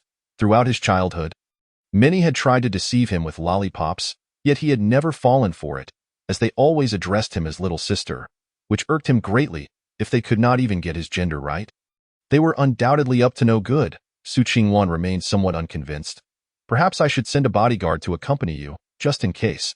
"Really, sister, that is unnecessary." Sumu quickly declined. He did not wish to have someone trailing him every day. "I have managed on my own all this time. I am perfectly fine. Trust me." After contemplating briefly, Su Qingwan decided not to press the matter any further. At the dining table, having indulged in an exquisite feast yesterday, Sumu dined with a refined demeanor today, inadvertently capturing Su Qingwan's attention once again. As Sumu glanced over, he noticed her bowl was nearly empty, as she had hardly eaten. "Why aren't you eating, sister? Surely, it is not to your disliking." Su Qingwan shook her head. "I was just lost in thought. By the way, how did you get to school today?" "Father had the butler drive me." Su Qingwan nodded slightly. Continuing, "Did he give you any pocket money?" "Pocket money?" Sumu shook his head in confusion. He was merely an employee. How could he receive such a thing? Perhaps father simply forgot in a moment of happiness. Sumu swallowed hard, quickly defending Su Bingquan. Though be honest, he had not anticipated such a strong reaction from Su Qingwan. It was impossible for him to claim he was unaffected, but the task at hand was of utmost importance. He did not want to exacerbate the father-daughter rift, which would lead to further complications. Forgotten? How could such an important matter be overlooked? Su Qingwan scoffed. After all, he even neglected to attend to mother's illness. So it is not surprising Su Mu's heart sank, and he quickly replied, "Sister, do not say that.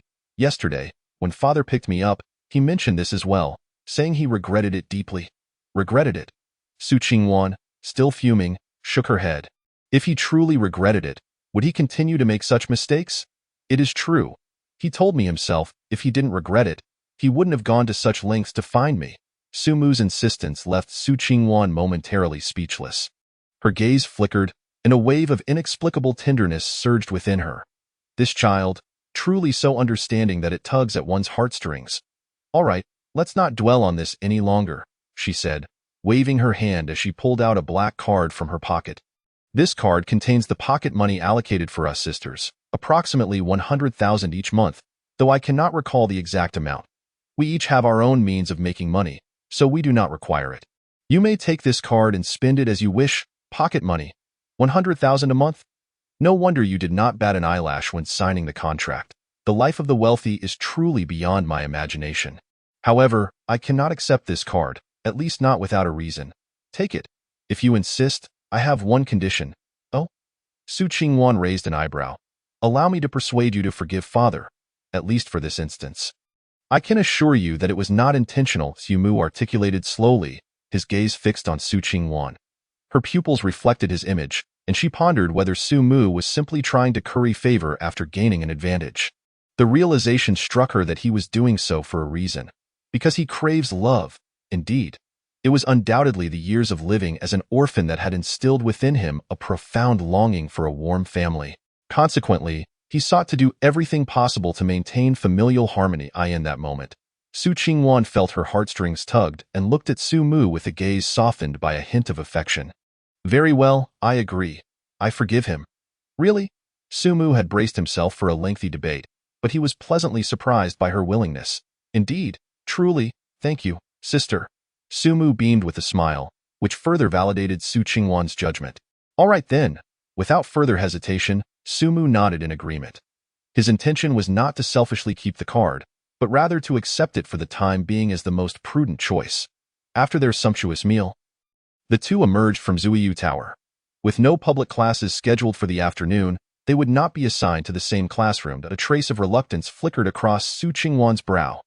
After getting to know Su Mu better, her feelings had evolved from a naive desire for closeness to genuine affection and fondness. If possible, she wished to spend more time by his side. Not for any other reason, but to soothe the wounds he had endured while wandering alone in the world. "Indeed, it cannot simply be attributed to my own fondness, sister." As Su Mu witnessed the impending separation between the two, he hastily grasped her hand. "Does he too find it difficult to part with me?" Su Mu blinked, his large, watery eyes gazing earnestly at Su Qingwan, causing an indescribable sensation to ripple through her. Though be honest, since entering university, she had not spent a night at home for quite some time. The reason was simple. She could never quite overcome the emotional barrier erected by her father. Perhaps due to her own nature, apart from a single person with whom she could converse, others maintained a respectful distance from her. Su Qingwan had never perceived this as a problem. After all, she had navigated her middle and high school years in a similar manner. Reflecting on it now, it was undeniable that loneliness was a reality. Though most of the time, she chose not to dwell on it. Of course, if her sister was unwilling, she would let it go, as if she had never spoken. Su Mu, realizing this, ceased to press the matter. Lowering his head and turning to depart. "Wait." An inexplicable sense of emptiness washed over Su Qingwan as she called out to Su Mu, asking, "Of course. Why?" "Why? Because we are family, right? After all, even an orphan like him could comprehend such matters." Su Qingwan was momentarily taken aback. Family? It had been so long since she had heard that word. Although her sisters maintained a relatively good relationship, they had not spent substantial time together since each embarked on their respective careers. Their conversations had dwindled to the occasional text message across their phones. If not for Su Mu's unexpected appearance, their sister group chat would likely have remained silent until now. Great, hooray. Su Qingwan had intended to express that she had yet to agree. But upon seeing the smile on Su Mu's face, she ultimately said nothing. Perhaps this was not so bad after all. Unbeknownst to her, a smile began to tug at the corners of Su Qingwan's mouth. Later that afternoon, as school concluded, Sumu stood at the school gate, his spirits lifted. During class, he had already reported everything that transpired that day to Su Bingkuin. Not only had he received direct permission to spend money from his black card, but to prevent exposure, he had also been transferred an additional 100,000 as pocket money. Naturally, Sumu accepted this with delight. After all, it was money he had rightfully earned, and refusing it would be foolish. Suddenly, his clothing was yanked sharply, and before he could react, he, along with his backpack, was pulled into a nearby vehicle. Kidnapping? A thought flashed through Sumu's mind. Surely not. In broad daylight, with so many people around. Could the enemies of the Su family indeed wield such power? Lost in his thoughts, Sumu turned to see who had seized him. Third sister? He froze, recognizing Su Hanswang, whom he had just seen that morning. Hee. I didn't expect you to remember me, little brother. Su Hanswang pronounced the last two words with playful emphasis, a mischievous grin on her face. What are you doing? Sumu asked in confusion, his mind racing with images of a grand family saga of love and conflict. In reality, the truth was quite simple. Su Hanswang had come to pick him up from school. How did you know when I finished? Please, isn't it obvious? Just ask our father, and you'll know it so. You want to find him for me? Sumu's question momentarily caught Su Hanswang off guard. To admit it would imply that she cared for him, yet to deny it would mean contradicting what she had already expressed. You little rascal. You full of surprises, Su Hanswang teased, swiftly changing the subject. Get in the car. Sister will take you somewhere exciting. Soon, with a roar of the engine, Sumu felt the scenery around him shift rapidly. Su Hanswang flashed him a charming smile. Last time, she had been too careless. This time, she was determined to gauge Sumu's true character. Chapter 16. Su Hanswang's test indeed, just the night before. Their fourth sister, Su Mingyue, had shared Sumu's photo, singing his praises. They had no prior knowledge of this. Therefore, they had dispatched people to investigate Sumu's background while simultaneously devising a plan. The strategy was for Su Hanswang to feign intoxication to test Sumu's integrity, to determine if he was truly the lost scion of the Su family or merely a fraud coveting their wealth. The outcome was surprising. A single phrase from Sumu had left Su Hanswang in a daze, rendering her unable to proceed with her interrogation, ultimately allowing him to walk away. However, she was not about to repeat that error. This time, Su Hanswang was determined to uncover Sumu's genuine identity. Only then could she and her sister truly feel at ease. As the roar of the car diminished, Sumu gazed out the window, witnessing buildings adorned with countless vibrant neon lights, a sign reading Angel's Kiss. Is this a bar? Sumu exclaimed in astonishment. Let us go, little brother, we've arrived. Sister, we aren't going to a bar. Are we? Why not? Su Hanswang replied nonchalantly, treating a visit to a bar as casually as a trip to the cafeteria. I just turned 18. Isn't it inappropriate for me to be here? Sumu stammered. He spoke the truth. It was indeed his first time in a bar. His hesitance stemmed from a lack of funds and the fact that his former guardian had fallen into alcoholism, causing him to instinctively shy away from alcohol. In a way. You've never been before? Su Hanswang gazed at Sumu in disbelief, as if she had encountered a rare species, in their entertainment circle. Drinking was an everyday occurrence. Many minors, in an effort to craft a mature persona, would take pride in having consumed alcohol. Sumu, who had reached adulthood yet remained a teetotaler, was indeed a novelty to her. How intriguing! A smile crept across Su Hanswang's lips, her interest in her little brother growing. Not having tasted the good or the bad makes it all the easier to get him drunk and extract information. But enough of that. Come on, let me broaden your horizons today. With that, Su Hanswang took Sumu by the hand, leading him unceremoniously into the establishment known as Angel's Kiss. Upon entering, Sumu was immediately engulfed by the deafening beats of the DJ. The venue was undeniably spacious, yet the noise surpassed that of even the loudest conversations among the village women at his hometown. At that moment, a server dressed in black approached, smiling. Miss Su, long time no see. And today, you've brought along a sister. Sumu shot him a glare. Sister? You're the one with sisters. Su Hanswang chuckled, leaning in to whisper in Sumu's ear. Little brother, they mistook you for a girl. Before Sumu could react, she signaled the bartender to lead them into a luxurious karaoke room. Let us start with the 1998 to warm up the vocals, and bring 5 bottles of champagne. Oh, and 2 of your signature drinks, Angel's Kiss. As Su Hanswang casually placed her order, the bartender departed with an eager expression. At that moment, Su Mu could not help but quietly inquire, "Sister, is that 1998 the name of a package or a price? What do you think?" Su Hanswang smirked, amused by his innocence. "Surely not the price. That's too expensive, sister. We should leave." Su Mu felt increasingly uncomfortable. Spending so much on a meal was one thing, but splurging on a bottle of alcohol seemed outrageous. If it were soda, he might as well have been diagnosed with diabetes. Hee, little brother, you don't think your sister can't afford it, do you? No, sister, I'm just saying it's not worth it. What is not worth it? As long as it makes sister happy, it's worth spending the money. Su Hanswang raised her glass nonchalantly, declaring, "Come on, when the drinks arrive, let us enjoy together, all right?" Faced with her resolute gaze, Su Mu felt he had no choice but to acquiesce. After all, it wasn't his money, and he wanted to maintain a good relationship with Su Hanswang. "Here you go. Little brother, this is our signature drink, Angel's Kiss." Su Hanswang placed a glass filled with a bubbling, azure liquid before Su Mu. Following her lead, he downed the contents in one go. Immediately, a fiery sensation coursed down his throat, and Su Mu felt as though the world was spinning around him.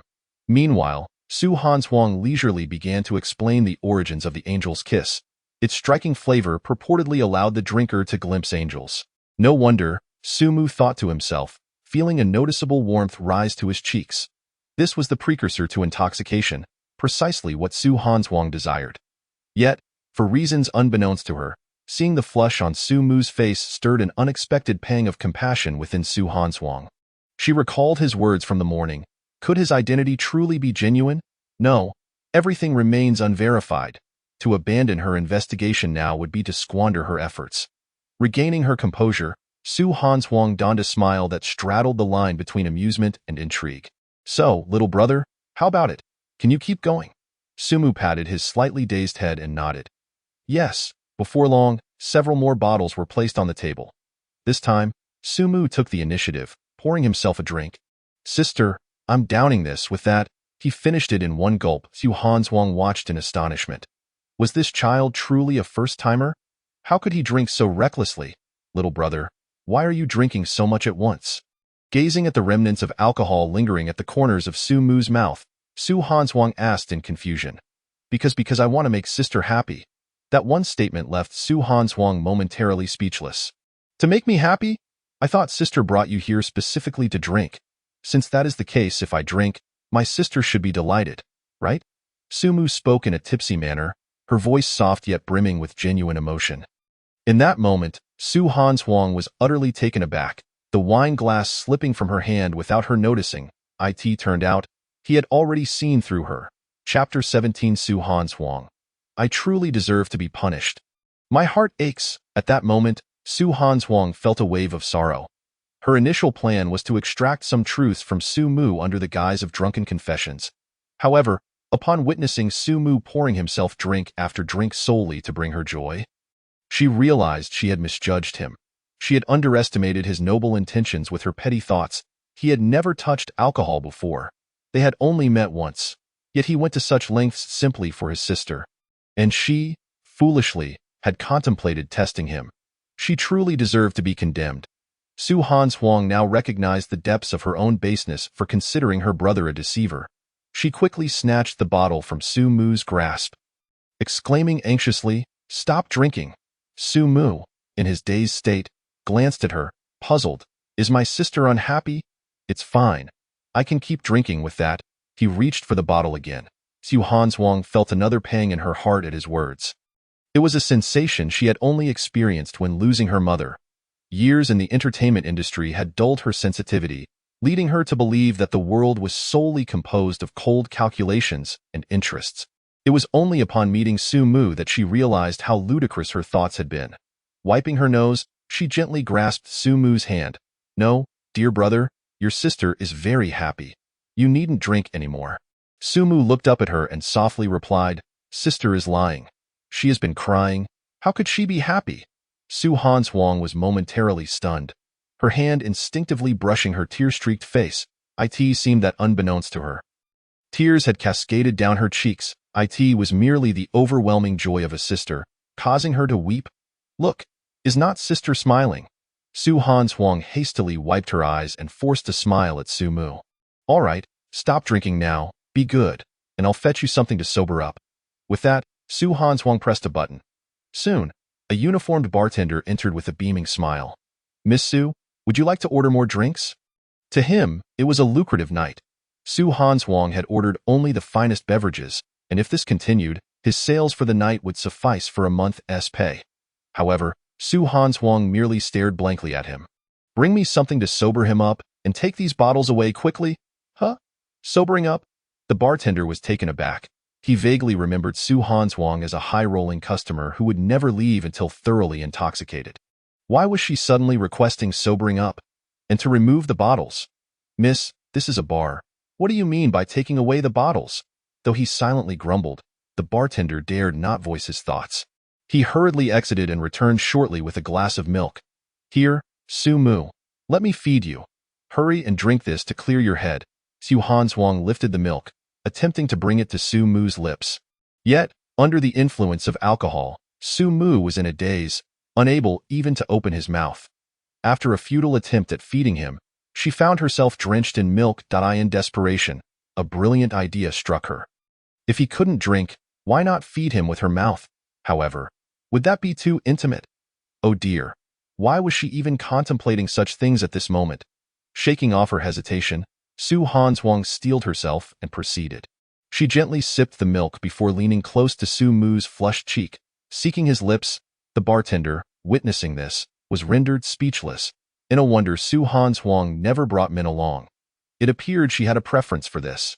If only Su Mu could hear the bartender's thoughts, he would undoubtedly fume in defense. I'm a man. Aware of the bartender's gaze, Su Han Huang shot him a cold look. Have you seen enough? Hurry and leave. In an instant, the bartender, feeling as if he were prey under the gaze of a lioness, fled in a panic.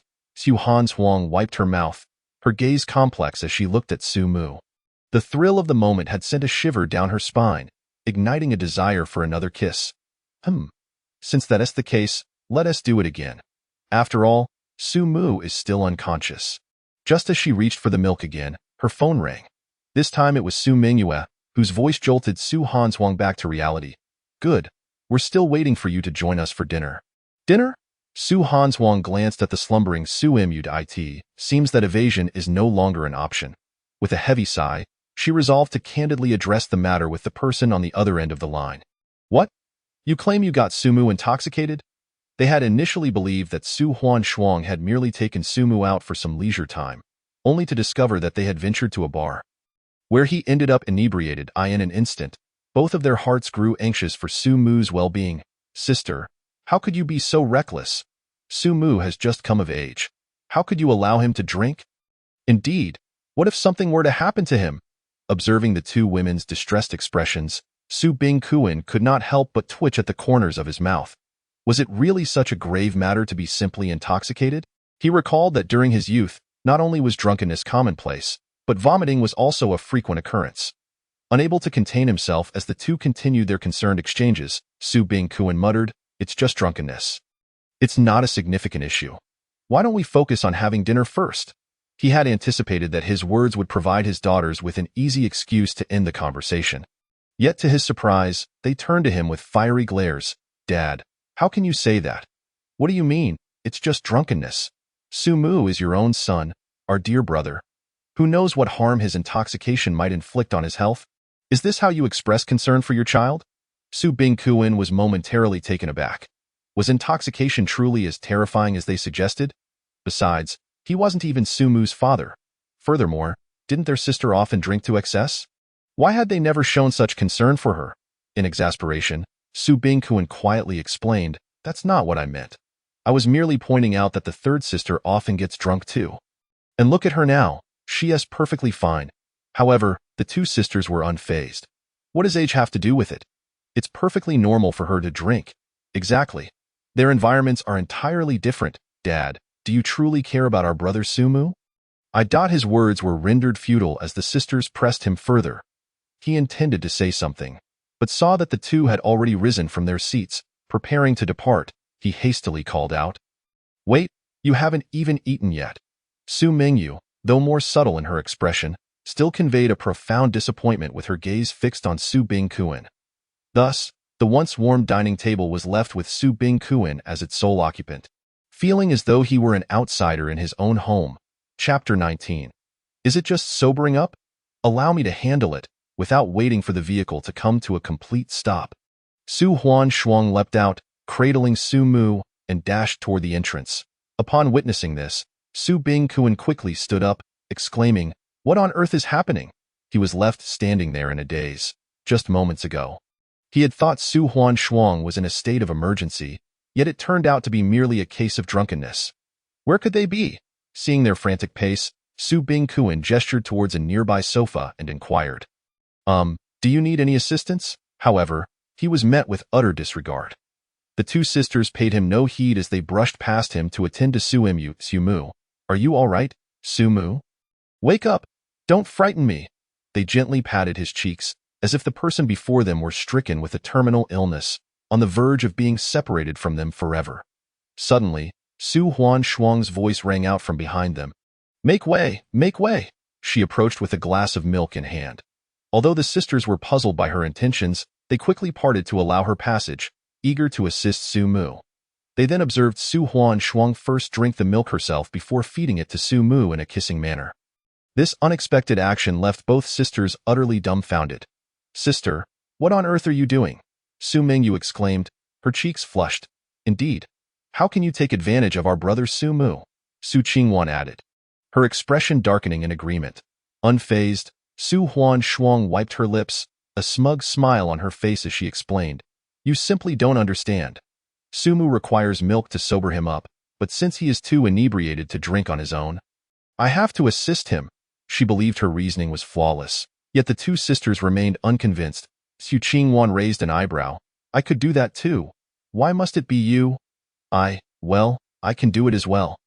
Su Mingyu insisted, unwilling to back down. Su Huan Shuang was taken aback. What was happening?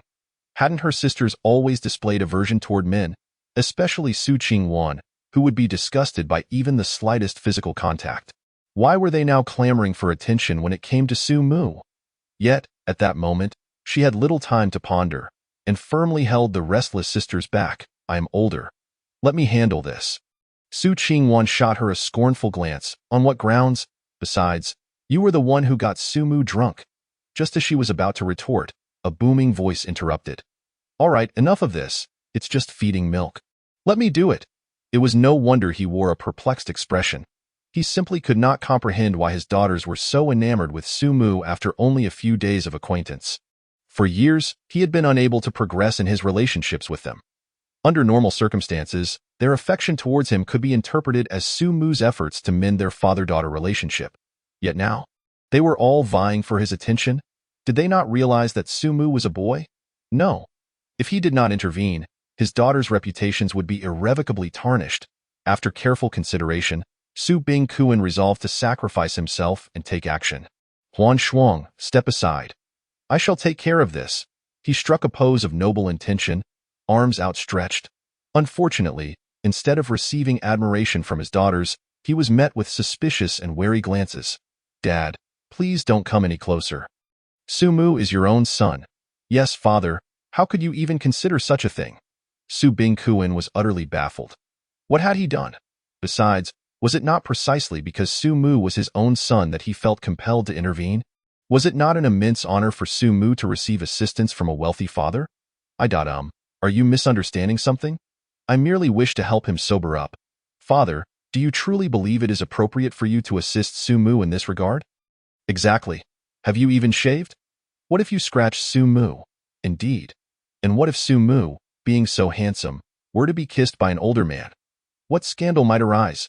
In unison, the three sisters voiced their objections. Delivering a crushing blow to Su Bingquan's fragile psyche, he hung his head low, at that moment feeling as though the entire world had ostracized him, or perhaps he had isolated himself from the world. By the time Su Mu awakened from his drunken stupor, it was already the following morning. He opened his eyes to find himself staring at a pink ceiling, and memories of the previous day began to flood back. He recalled having lunch with Su Qingwan, followed by being taken to a bar by Su Huanshuang after school. At the bar, Sumu saw through Su Huanshuang's intentions and decided to take the initiative. As for what transpired afterward, he had no recollection. Oh no, could it be that he had inadvertently revealed the truth while intoxicated? With this thought, Sumu sprang up, only to realize he was not in his own room. The sheets, the color of the lamp, and the layout of the room all indicated that he was in a girl's chamber. To make matters worse, as he reached out instinctively, his hand brushed against something soft. Su Huanshuang. I am in Su Huanshuang's room. Sumu swallowed hard, his mind racing. He wanted to leave immediately, but as soon as he moved, the sleeping figure beside him opened her eyes. Sumu, you're awake? That's wonderful, Su Huanshuang exclaimed, her excitement palpable as she enveloped Sumu in a warm embrace. She seemed genuinely joyous. Could it be that he had not exposed anything embarrassing the previous night? Sumu suddenly recalled that after he had mentioned drinking to cheer her up, Su Huanshuang had appeared to shed a tear. He had said it casually. Surely she couldn't have genuinely believed him? Chapter 20. Oh you, such a kind-hearted soul, Sumu. Do you feel any discomfort? You can tell your sister anything. Sister, I'm fine now, I feel much better, Sumu replied, shaking his head. By the way, how did I end up here? Well, about that, Su Huanshuang hesitated for a moment. You got drunk yesterday, and I was worried you might catch a chill while sleeping, so I thought it best to stay with you and take care of you. But, sister, I am a boy, Sumu exclaimed, feeling awkward, realizing that his first experience sharing a bed had come under such unclear circumstances. You are my brother. What is the difference? Su Huanshuang smiled. Sumu fell silent for a moment, suddenly realizing that the risks of this arrangement seemed rather high. What if Su Huanshuang discovered the truth in the future? Would she not be furious? Nevertheless, for the moment, he decided to navigate the situation delicately. He shook his head, choosing not to dwell on that issue, and instead asked, So, I didn't say anything inappropriate while I was drunk, did I? Inappropriate? Su Huanshuang's smile turned mischievous. Not at all, but I do remember some of the things you said while you were intoxicated. Then I haven't spoken carelessly, have I? Sumu asked cautiously. Humph, I won't tell you, Su Huanshuang replied with a subtle smile. Fine, if you won't tell, then I won't ask, Sumu said, sensing from her demeanor that it was surely not something sinister. And he was about to get up. However, Su Huanshuang grabbed his hand. What are you doing? Getting up. Sleep a little longer. It's still early. Su Huanshuang held onto Sumu's hand, reluctant to let go. After all, it was a hard-won privilege for her to have Sumu sleep in her room last night. How could she bear to relinquish it so easily? Just then, before Sumu could respond, a sudden, urgent knock echoed through the room. Immediately after, Su Qingwan's voice rang out. Is Sumu awake? I'm awake. Sumu hurriedly replied. At that moment, he just wanted to escape this potential quagmire. After all, they were in the Su family, and if Su Bingkuan misunderstood, it would be troublesome. Wait, perhaps he has already misunderstood. And no sooner had he thought this than, under Su Huanshuang's mournful gaze, Su Qingwan kicked the door open. Upon seeing Sumu and Su Huanshuang on the same bed, she quickly pulled Sumu up. Sister, you really ought to be mindful of your image at your age. Oh? Su Huanshuang raised an eyebrow. Who was it yesterday that eagerly wanted Sumu to go to her room? Su Qingwan's face flushed instantly. That's different as the playful banter escalated. Sumu noticed another figure peeking in from the doorway. Sister Mingyu, you're here too. Su Mingyu nodded gently, her cheeks flushed. Father wants you both to come down for dinner. Sumu felt as if a weight had been lifted and quickly greeted her before darting out of the room. Sumu, are you feeling all right? Su Mingyu asked with concern as they descended the stairs. Drinking is harmful. You mustn't do that again, she continued persistently. Seeing her genuinely worried expression warmed Sumu's heart. He instinctively ruffled Su Mingyu's hair and smiled. All right. I will be more careful in the future. That's more like it. Su Mingyu lowered her head, satisfied with a smile. At the dining table, their father, Su Bingkuan, had already been waiting for some time. Observing Sumu and his daughters walking together, a myriad of emotions stirred within him. On one hand, he was grateful to Sumu for preventing the household from feeling desolate and lonely. However, on the other hand, he felt that his daughter's level of attention towards Sumu was perhaps a bit excessive. If Sumu were his biological son, that would be one thing, but the crucial issue was that Sumu's identity was fabricated. If this continued, how would his daughters cope when the truth was revealed? Dad, what are you thinking about? Sumu asked, winking at Su Bingkuin as he took his seat. He was gauging his boss's attitude towards him, especially since Su Bingkuin had been observing him intently since earlier. Would he have any grievances against him? Su Bingkuin shot him a glance, thinking, what else could I be thinking about? If not you? A simple phrase sparked Su Qingwan's response. Dad, is this how you treat my brother Sumu? Su Bingkuin was taken aback. I am wronged. I simply spoke a bit harshly. Must you all criticize me so? At this moment, Sumu seemed to sense Su Bingkuin's unvoiced thoughts and quickly interjected. Sister, Dad didn't mean it. Please don't blame him. Upon hearing this, the three sisters lost their tempers and ultimately, it was Su Han Shuang who cast a deep look at Sumu. You're just too kind-hearted. Him? Kind-hearted? Su Bingkuin's eyes widened in disbelief. He wanted to slam the table and shout, I am his boss. Does he dare not listen to me? Yet, for the sake of family harmony, he held back. After all, repairing their father-daughter relationship required his cooperation. Meanwhile, Sumu, who believed he was helping his boss out of trouble, felt quite pleased with himself. He was contemplating whether to seek rewards for his assistance when he caught sight of Su Bingkuin's resentful gaze. Why does it feel like the misunderstanding is getting deeper? In the following days, Sumu led a life of simplicity. As for his elder and second sisters, one was busy with the company while the other was abroad performing, so they wouldn't be seen for a while. Of course, while he was enhancing his relationships with the sisters, Sumu did not forget his primary mission. At the very least, the misunderstandings between these sisters and Su Bingkuin had been resolved. The only downside was that Su Bingkuin seemed to be harboring some concerns. Every time he reported his work, Su Bingkuin appeared to be hesitant, as if he had something to say but couldn't find the right moment. Hopefully, it was just his imagination. Otherwise, Sumu would have to seriously consider whether there was an issue with Su Bingkuin's sexual orientation. One day, Sumu reported his work progress as usual. After concluding, he made his request. Boss, I would like to take a day off today to visit my grandfather. Su Bingkuin nodded. Of course, no problem. Your grandfather just finished surgery. He should be recovering in a few months. Then I'll take my leave. Wait, Su Bingkuin called out to him from behind. There's something I want to discuss with you. Sumu's heart sank. As expected, the moment had arrived. Chapter 21. I am Sumu's girlfriend. Boss, I'm a man. My orientation is perfectly normal, and I'm not taking on a rental boyfriend gig, so please show some restraint. Before Su Bingkuin could speak, Sumu swiftly delivered a firm refusal. It wasn't surprising that he was so adept. He had encountered such situations far too often. Although the remuneration for this job was substantial, it fundamentally concerned his dignity as a man. Su Bingkuin looked bewildered. What are you talking about? What do you mean show restraint? He cleared his throat. Sumu, don't misunderstand. I have no intentions in that regard. I understand. Generally, those with intentions say that. A vein throbbed on Su Bingkuin's forehead. I've said it's not that. I want to discuss your relationship with my daughter. Why didn't you say so earlier? Sumu rolled his eyes. Su Bingkuin's lips twitched. He had intended to say it, but you beat him to it. So, what about my daughter? Sumu asked. Let me clarify up front. If you're going to rent a boyfriend, it will require additional payment. Su Bingkuin shook his head. On the contrary, I mean for you to keep your distance from them. Sumu was momentarily taken aback. If I don't build a good relationship with them, how can I assist you? Building a good relationship is fine, but don't you think you're getting too close to them? Sumu's mind inexplicably recalled that scene of lying in Su Han Shuang's bed. So, Sumu, you must remember, you are not my biological son. There will come a day when this job ends. And you wouldn't want to be entangled with them, would you? Although those words sounded odd, Sumu found them quite reasonable. It seemed he indeed needed to maintain some distance from them.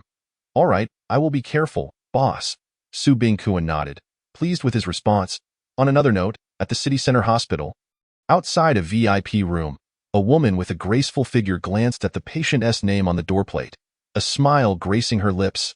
Finally, I have found you, my grandfather, the only relative I once had. Excuse me, are you Sumu's grandfather? The woman inquired as she entered the room, carrying gifts. Who are you? The elderly man turned his head, puzzled. I am Sumu's girlfriend. Phew. Finally found you. After wandering around the hospital for half a day, Sumu sighed in relief. As he stepped into the elevator, he felt a mix of apprehension. It wasn't for any other reason, but rather a worry that his grandfather might not believe his job. After all, a monthly salary of 100,000 while providing free medical treatment, and all it required was for him to act like his son. How suspicious did that sound? However, if he were to claim he was being supported, it would seem much more credible. This was the primary concern that had weighed heavily on the old man's mind.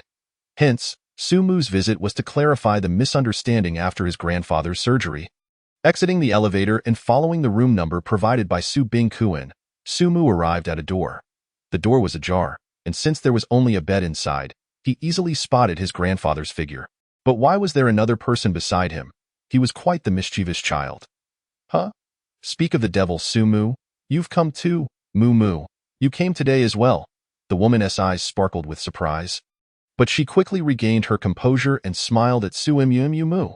Sumu looked bewildered. It wasn't that he didn't recognize the woman before him. It was just that his eldest sister, Sumu, was not supposed to be here.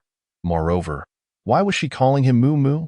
Little Moo, you were something else, keeping your beautiful girlfriend a secret from me, making me worry you had sold yourself. Sumu was even more confused. Girlfriend? What is this about? He was still pondering when he noticed Sumu winking at him from behind their grandfather. Clearly, she wanted him to play along and complete the charade. Under normal circumstances, Sumu would have flatly refused such a misidentification. However, given that he had no idea how to explain his job, he reasoned that it was better to claim he suddenly had a wealthy girlfriend.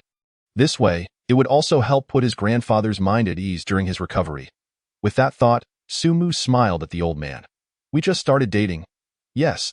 Sumu seized the moment to link her arm with Sumu's, adding, we were concerned you might get too emotional, so we wanted to wait until after your surgery to tell you. What is this? I'd be happier to hear it sooner, the old man chuckled, waving his hand. Grandpa, let me go peel an apple for you. Sumu's remark effectively concluded the topic, and she took the opportunity to step out of the room, clearly intending to give them some space. Little Moo, such an understanding young lady, why have you never mentioned this to me before? Surely, you are not conspiring to deceive me, are you? Sumu remained composed. Grandfather, please do not overthink it. The surgery has already been performed. How could this possibly be a deception? I met Mo while working part-time, and I refrained from mentioning it out of fear that she might look down on me.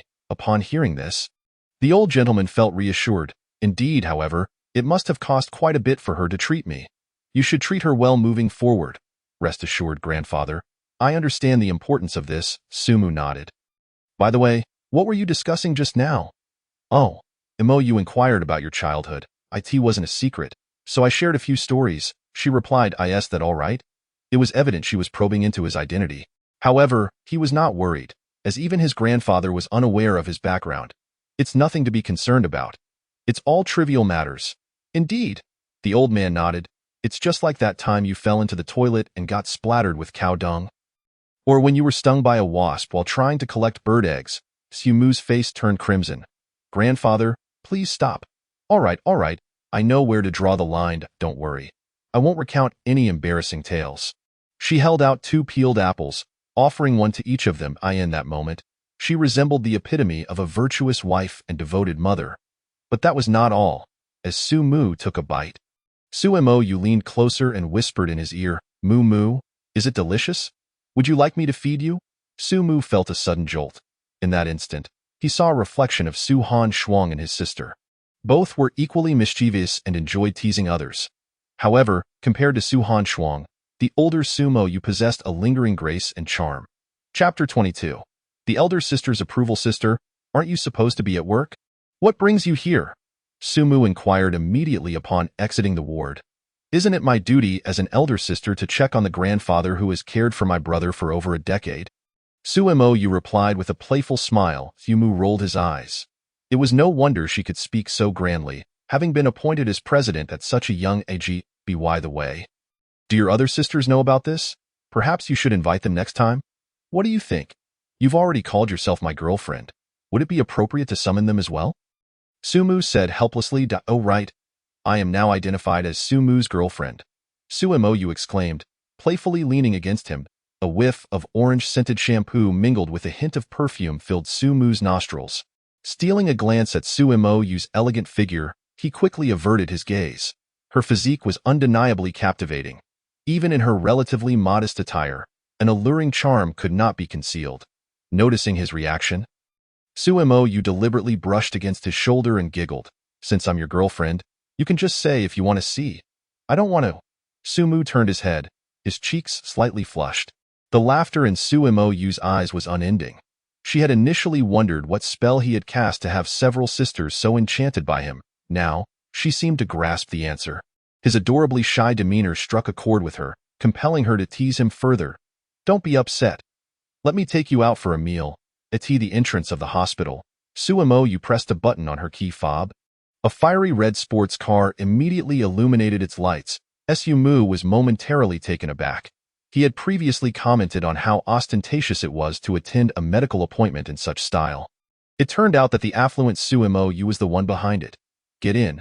Where to? Zueulou. Sumo was not particularly surprised. After all, it was the same place Su Qingwan had chosen last time. It would be unacceptable for the eldest daughter of the Su family to be outshone by her own sister. Inside the car, Sumo discreetly assessed the young man seated in the passenger seat. His fair, rosy complexion revealed no blemishes, and his unadorned face radiated a unique softness. Although he was clad in a simple t-shirt and jeans, he exuded an extraordinary charm. Though be honest, if one did not know his gender beforehand, they would easily mistake him for an adorable girl. No, the most adorable girl. Unable to restrain herself, Sumo asked, Brother, is your appearance natural?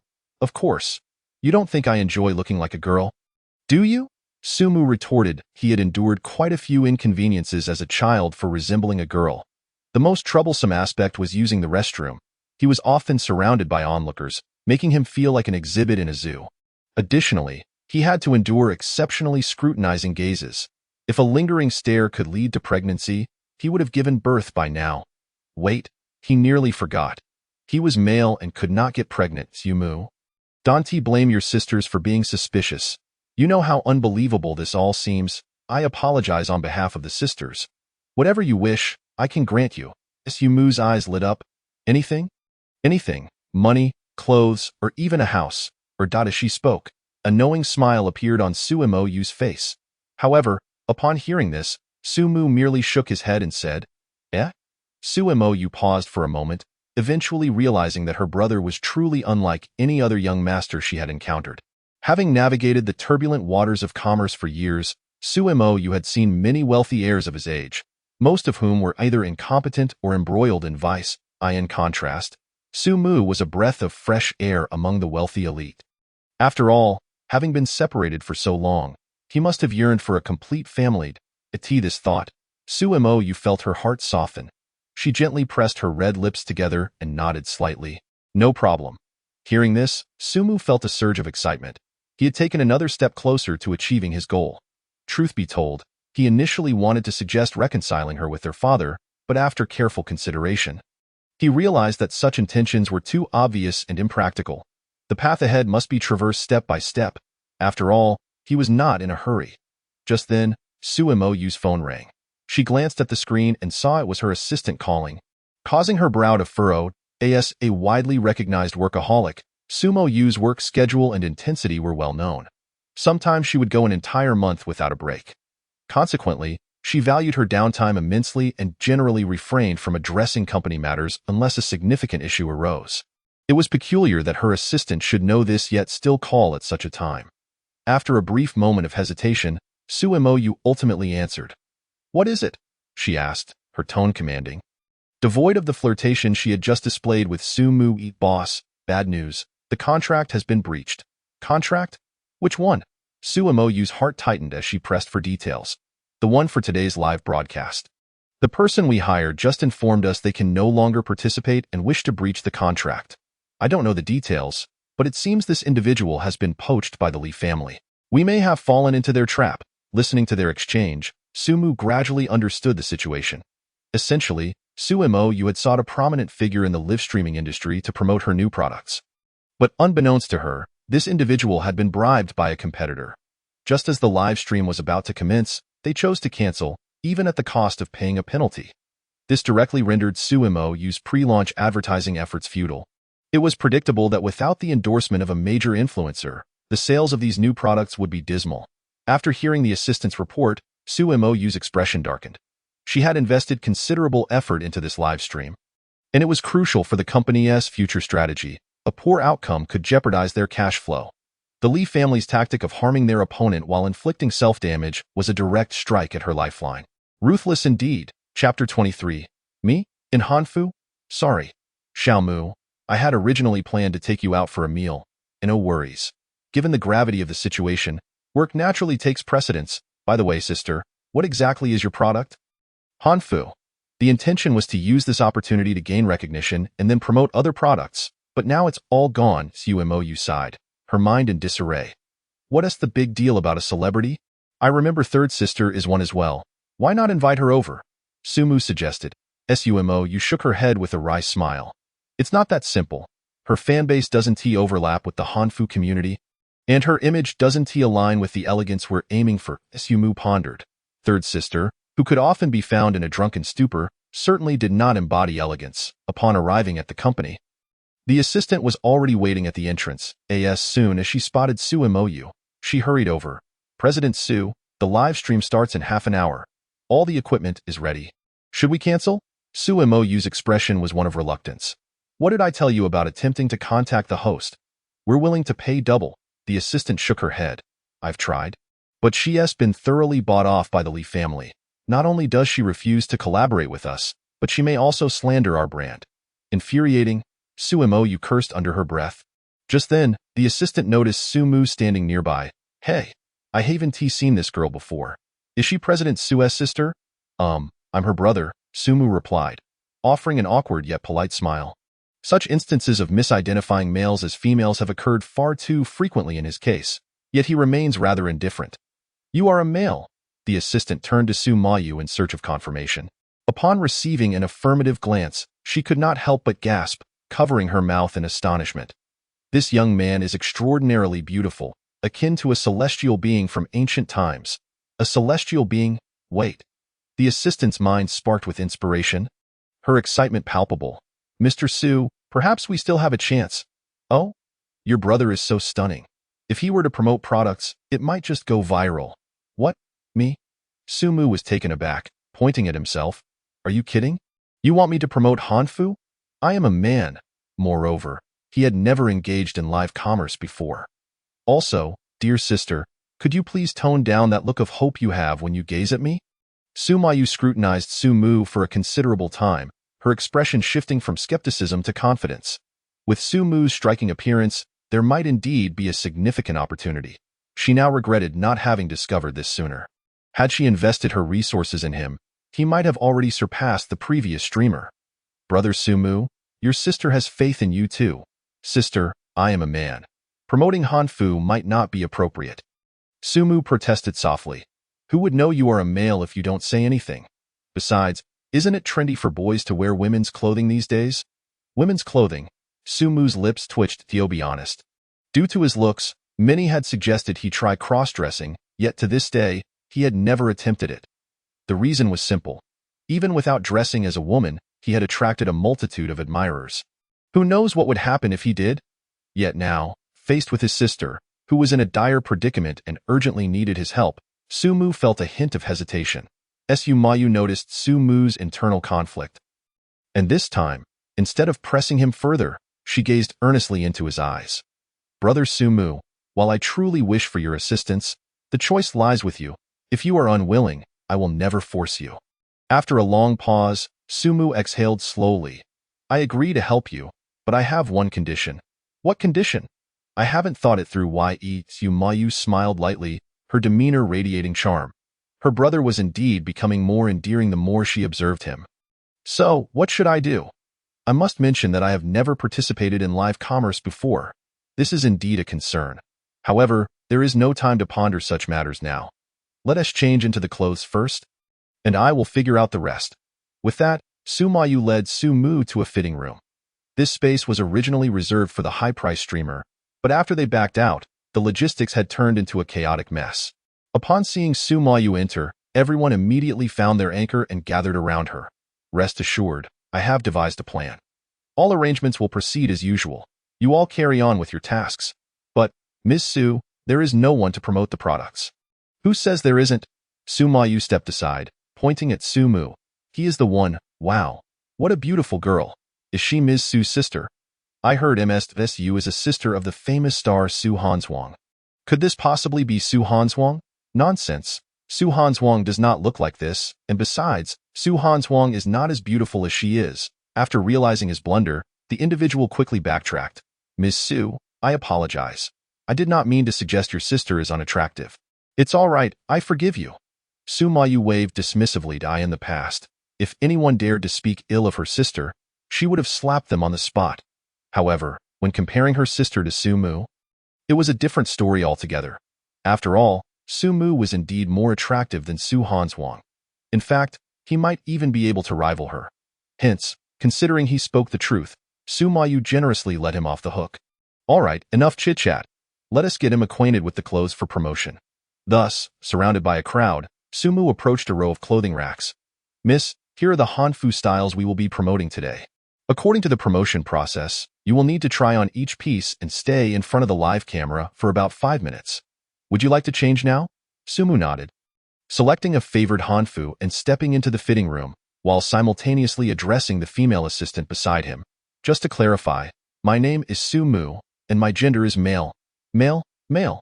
The assistant stared at the closed door, her mind racing with confusion. How can someone so stunning be male? What does that make my appearance? A transgender person? Shortly after, Su Mu emerged from the fitting room. Wow! A chorus of astonished gasps filled the room as all eyes turned towards him. What? Is there something wrong with me? No, it's not that you have a problem. It's just that in that outfit, you are too beautiful. The assistant gazed at Su Mu dreamily, her eyes sparkling as Yu Mayu, who had been contemplating how to promote the products, frowned at the commotion. One glance was all it took for her to be unable to look away. Had I not seen the peaks of Mount Yu, I would not have encountered the moonlit Yao platform. She had thought that only those described by such poetry were no longer among the living until she saw Su Mu in this attire, realizing just how breathtaking a person could truly be. This is going to work. Absolutely going to work. This time, even without any so-called celebrities, relying solely on raw talent will be enough to retain the traffic we purchased. At that moment, Su Mayu felt a mixture of relief, gratitude, and an indescribable urge, a desire to embrace and cherish the beauty before her. Yu Mu. No, Mr. Su Mu, may I take a picture with you? The assistant's voice was tentative, filled with anticipation. Please, this is a request of a lifetime. Fearing that Su Mu might decline, the assistant bowed deeply, nearly to the ground. Yu Mu scratched his head helplessly. Get up. I never said no. Really? That's wonderful. The female assistant rushed to Su Mu's side, pulled out her phone, and posed beside him, giving a peace sign. Click. The assistant was overwhelmed with joy, exclaiming, Mom, I took a photo with a celestial being. Observing her tear-streaked face, Su Mu's lips twitched. It's just a photo. Is it really that significant? Soon, he would come to understand just how significant it was. With the first brave soul to take the plunge, everyone in the room rushed over, eager not to be left out. In that moment, Su Mu felt as though he were being treated like a national treasure, with everyone pulling out their phones to capture a moment with him. Enough. Just as Su Mu began to feel overwhelmed, Su Mayu's commanding voice quelled the lively atmosphere. Don't you all realize we are about to go live? Have you completed your tasks? Do not disrupt Su Mu's work. Seeing Su Mayu exude her authoritative presence, the onlookers quickly dispersed. Yu Mu patted his chest, intending to express his gratitude, only to see Su Mayu stride directly in front of him, brushing aside the fringe that had fallen over his forehead, her gaze capable of drowning a person. Sister, what should I do next? Su Mu quickly inquired, for that look seemed somewhat familiar. It was reminiscent of the gaze certain girls would give him when they were infatuated. We have already discussed this. Considering you lack experience in live commerce, once we start, just stand in front of the camera, without needing to speak. Su Mayu shook her head. No need to speak. I will handle the sales pitch. You merely need to cooperate with me. Can I manage that? Su Mu expressed a hint of concern. Although he may not have participated, he had witnessed numerous live streams, yet he had never encountered such a format. Nevertheless, it appeared there was no other option, as he had no knowledge of the product and could not articulate anything coherent. Soon, it was time to go live. Due to the minimal changes, preparations had proceeded without any major issues. Dressed in a pale blue hanfu, Su Mu was about to step onto the stage when suddenly, An assistant appeared to have remembered something and rushed to Su Mayu. Su, young Master Su Mu hasn't been made up yet. Indeed, due to Su Mu's stunning appearance in the Hanfu, everyone had instinctively overlooked the need for makeup. Su Mayu chuckled. Do you think Su Mu's face needs any embellishments? The assistant shook her head. This naturally exquisite visage was flawless, and makeup would only be superfluous. Su Mu sighed in relief, as cross-dressing had already pushed his boundaries enough. If makeup were to be added, would he have any limits left? The assistant nodded. That's right. We installed cameras in this logistics room for post-production promotion purposes. Excellent. Then have the editor quickly compile the footage of Su Mu changing outfits. The budget for post-release promotion remains unchanged? No, it will be doubled, understood. After ensuring everything was in order, Su Mayu turned to Su Mu. Let us go. The live broadcast is about to start. Su Mu gently nodded and entered the live room. The space was small, consisting of 2 chairs, a rack of clothing, and a set of seemingly expensive live streaming equipment facing him. Wait until I call for you, and then you can come out. Okay. Dressed in traditional Hanfu, Su Mu stood just out of the frame, her delicate hands fidgeting nervously. It would be impossible to claim she wasn't anxious. After all, this was her first time live streaming, and she was in women's attire. Yet, having promised Su Moyu, she had no intention of backing out now. At this moment, she seemed blissfully unaware of the striking allure of her appearance. Hello to all the family in the live stream. As the broadcast commenced, Su Moyu greeted the audience with a beaming smile while seated before the camera. With a substantial amount of traffic invested, the viewer count surged past 10,000 right from the start, and it was rapidly climbing. Finally, the broadcast has begun. I have been eagerly anticipating your presence. Where is Ru Yin? I came here solely for Sister Ru Yin. Why is this assistant so beautiful? Are all the employees of this company so stunning? Is it possible she is the CEO of this company? What do I care about the CEO? I just want to see Ru Yin. Let her come out already. As the barrage of comments flooded in, Su Moyu furrowed her brow slightly. Unsurprisingly, the majority of the audience had tuned in for the hype surrounding the guest, Ru Yin, as it had been heavily promoted. Su Moyu was acutely aware that if Ru Yin did not appear within a few minutes, most viewers would likely abandon the stream, which could tarnish the company's reputation. Fortunately, she had Su Mu. Steadying her nerves, Su Moyu cleared her throat and announced, Before we begin, I have something to clarify for everyone. Meanwhile, in another towering building, a man clad in a tailored suit watched Su Moyu stream with keen interest. Beside him was none other than the absent guest, Ru Yin. Haha, Su Moyu dares to go live without even inviting the guest? She must not know how to spell failure, Ru Yin teased, puffing her chest and nudging his shoulder. As expected. Li Xiao is as clever as ever.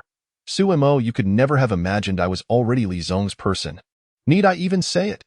Li Xiao appeared quite pleased with her flattery, his gaze towards the screen now tinged with greed. I wonder if she will still dare to refuse a union with me? Yesterday, you treated me with indifference, and today, I will make you feel out of reach. Haha. Chapter 25. The unprecedented live stream. What? Ru Yin isn't coming? How dare you release that news? Forget it. I'm out of here. I came for my beloved Ru Yin. Exactly. This is like hanging a sheep's head while selling dog meat. Anyone who stays is a fool. Isn't this a fraud? I want to report you. As Su Moyu announced Ru Yin's absence, the comments erupted in outrage.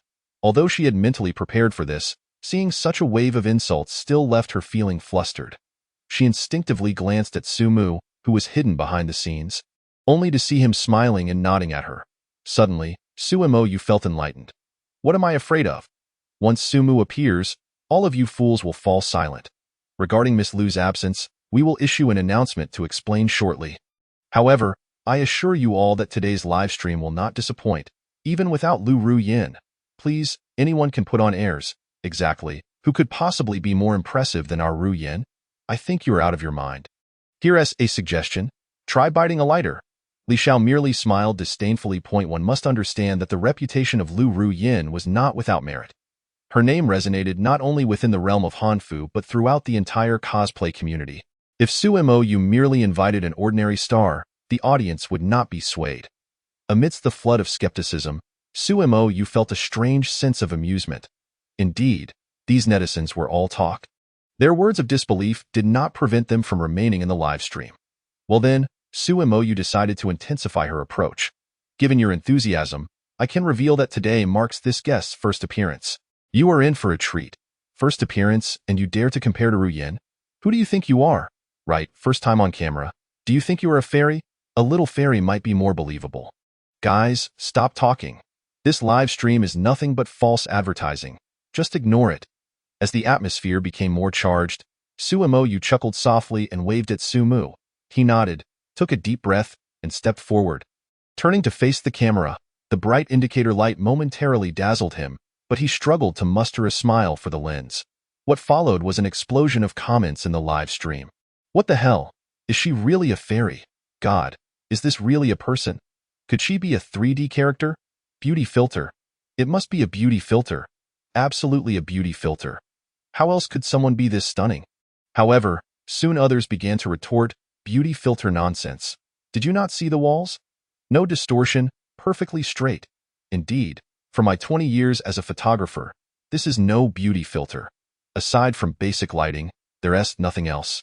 I, as a 30-year veteran photographer, can also attest to that. Is it possible this young lady truly looks like this? That's just too beautiful. Not just beautiful, it's stunning to the extreme. If you told me she was painted, I'd believe it. As the discourse shifted from skepticism to acceptance, Suemo couldn't help but breathe a sigh of relief. The money spent on these veteran photographers was certainly worth it. Naturally, even if real photographers were present, they would find no faults, for their observations were indeed accurate. Taking a moment to glance at the viewer count, Suemo's eyelids danced with excitement. Originally, she had hoped for about 50,000 viewers. And now, without even beginning to promote any products, the numbers had soared beyond 100,000 and were still rapidly increasing. I told you, how could anyone resist the charm of Sumu in women's attire? Unlike a model posing for the camera, he stood there, somewhat dazed, biting his lip and occasionally playing with his hair, looking utterly bewildered. Truth be told, such on-the-spot performance would be deemed inadequate for any model. Yet in Sumu, it exuded a genuine, unpretentious beauty. The way she appears shy is simply too delightful. Indeed, even I, a girl, cannot help but be captivated. If I could just touch such an exquisite beauty, I'd be willing to live an extra 30 years. Hey up there, I'm bursting. Hurry and open your mouth. Suemo was both eager and exhilarated. Not only did the viewer count exceed expectations, but the sales figures were equally impressive. She had anticipated selling half of the inventory to consider it a success, but within mere minutes of Sumu's appearance, the item had already sold out. Boss, why are there no links available? Yes, just for this fairy sister, I would buy 10 pieces, quickly restock. Take my money. Seeing the frenzy, Suemo smiled brightly and replied, I sincerely apologize. Your enthusiasm has led to this set selling out. However, please rest assured, our shop offers a variety of styles, and correspondingly, our guest will change into new attire for your reference. Upon hearing this, the comments erupted once more. She can change outfits? Hurry and bring it on. Wow, came out too early. As she observed the countless viewers in a frenzy, Sumu felt a twitch at the corner of his mouth. He couldn't help but wonder how these people would react once they learned of his true gender. Surely they wouldn't become even more excited.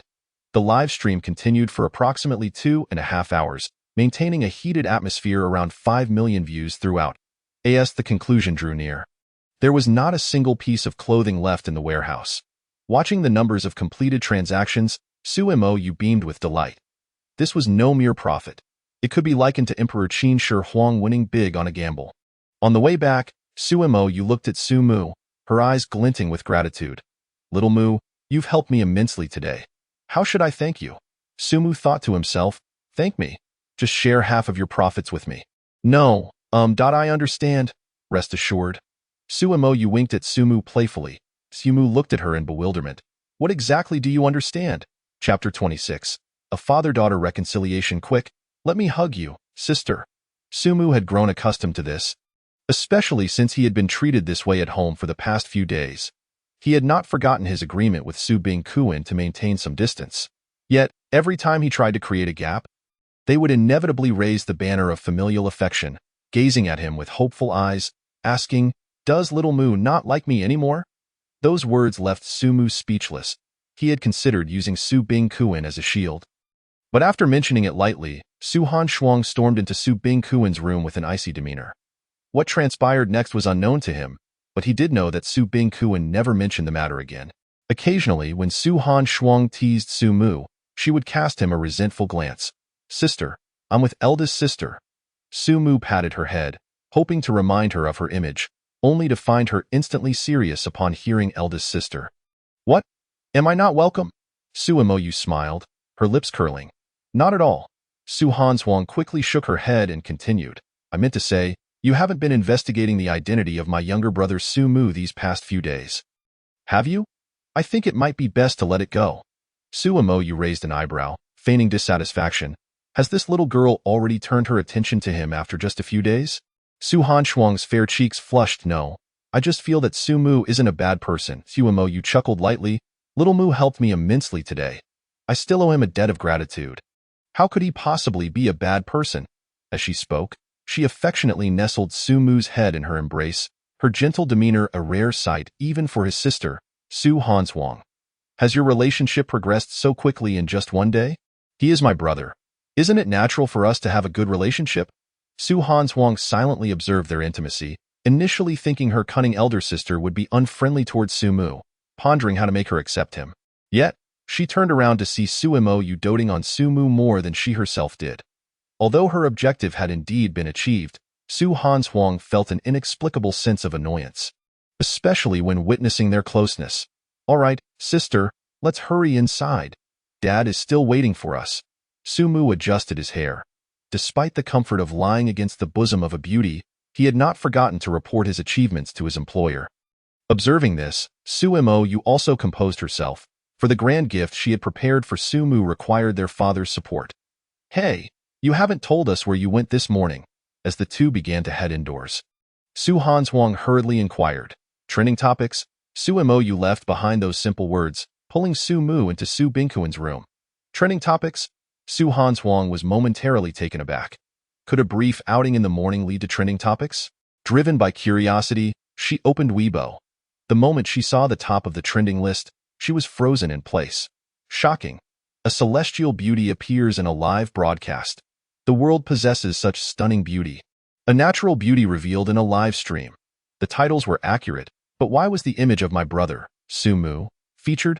Meanwhile, in Su Bingkuan's room, upon seeing Su Mu enter with Su Mo, Su Bingkuan's heartbeat faltered for a moment.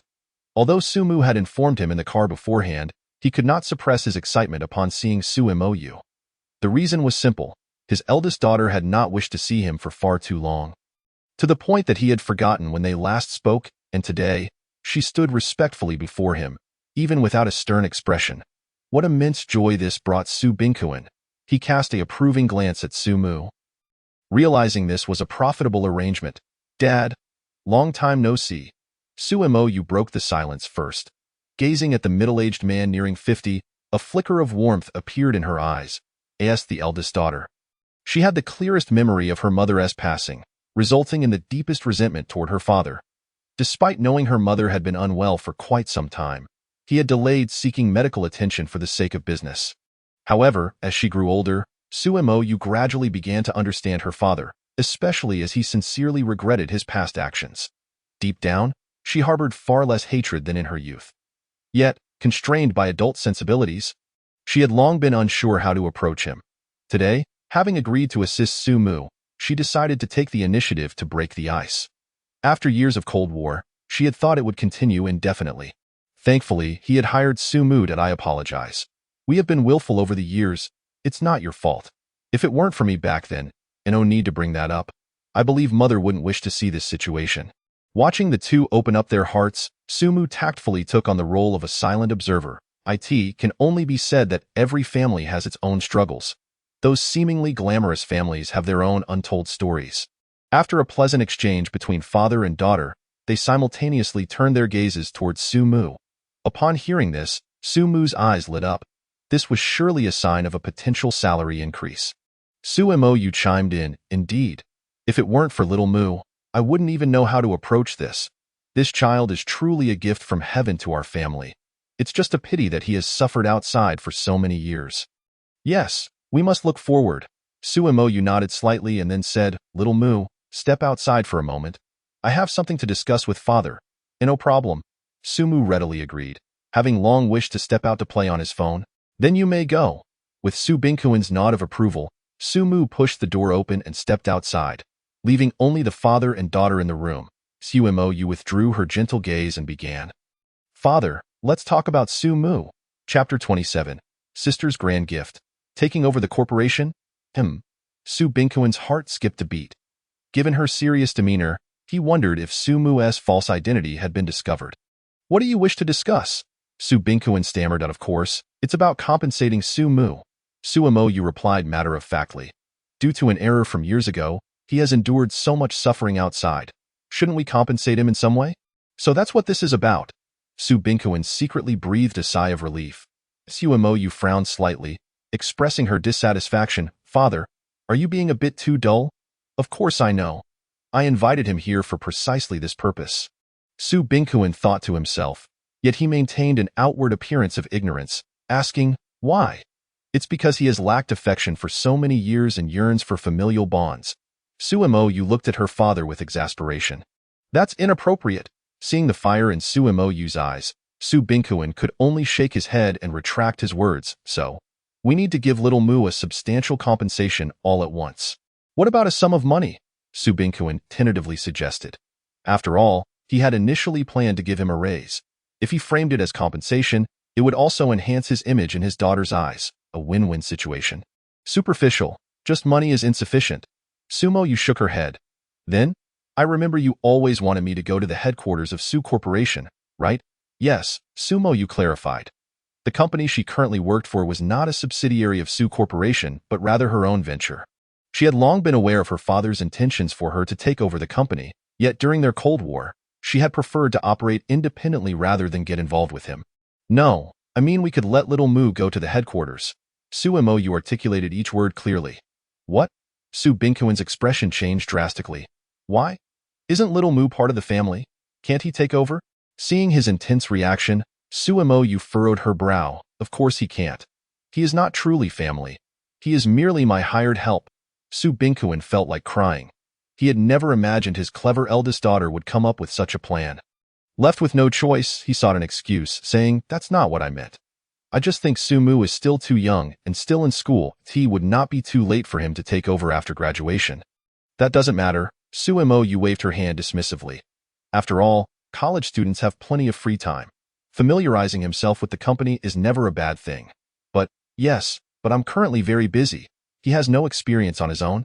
And I'm afraid that I've considered that as well. I can assist him. Don't worry, father. This has gone too far. You assisting him? Su Bingkuen nearly coughed up blood.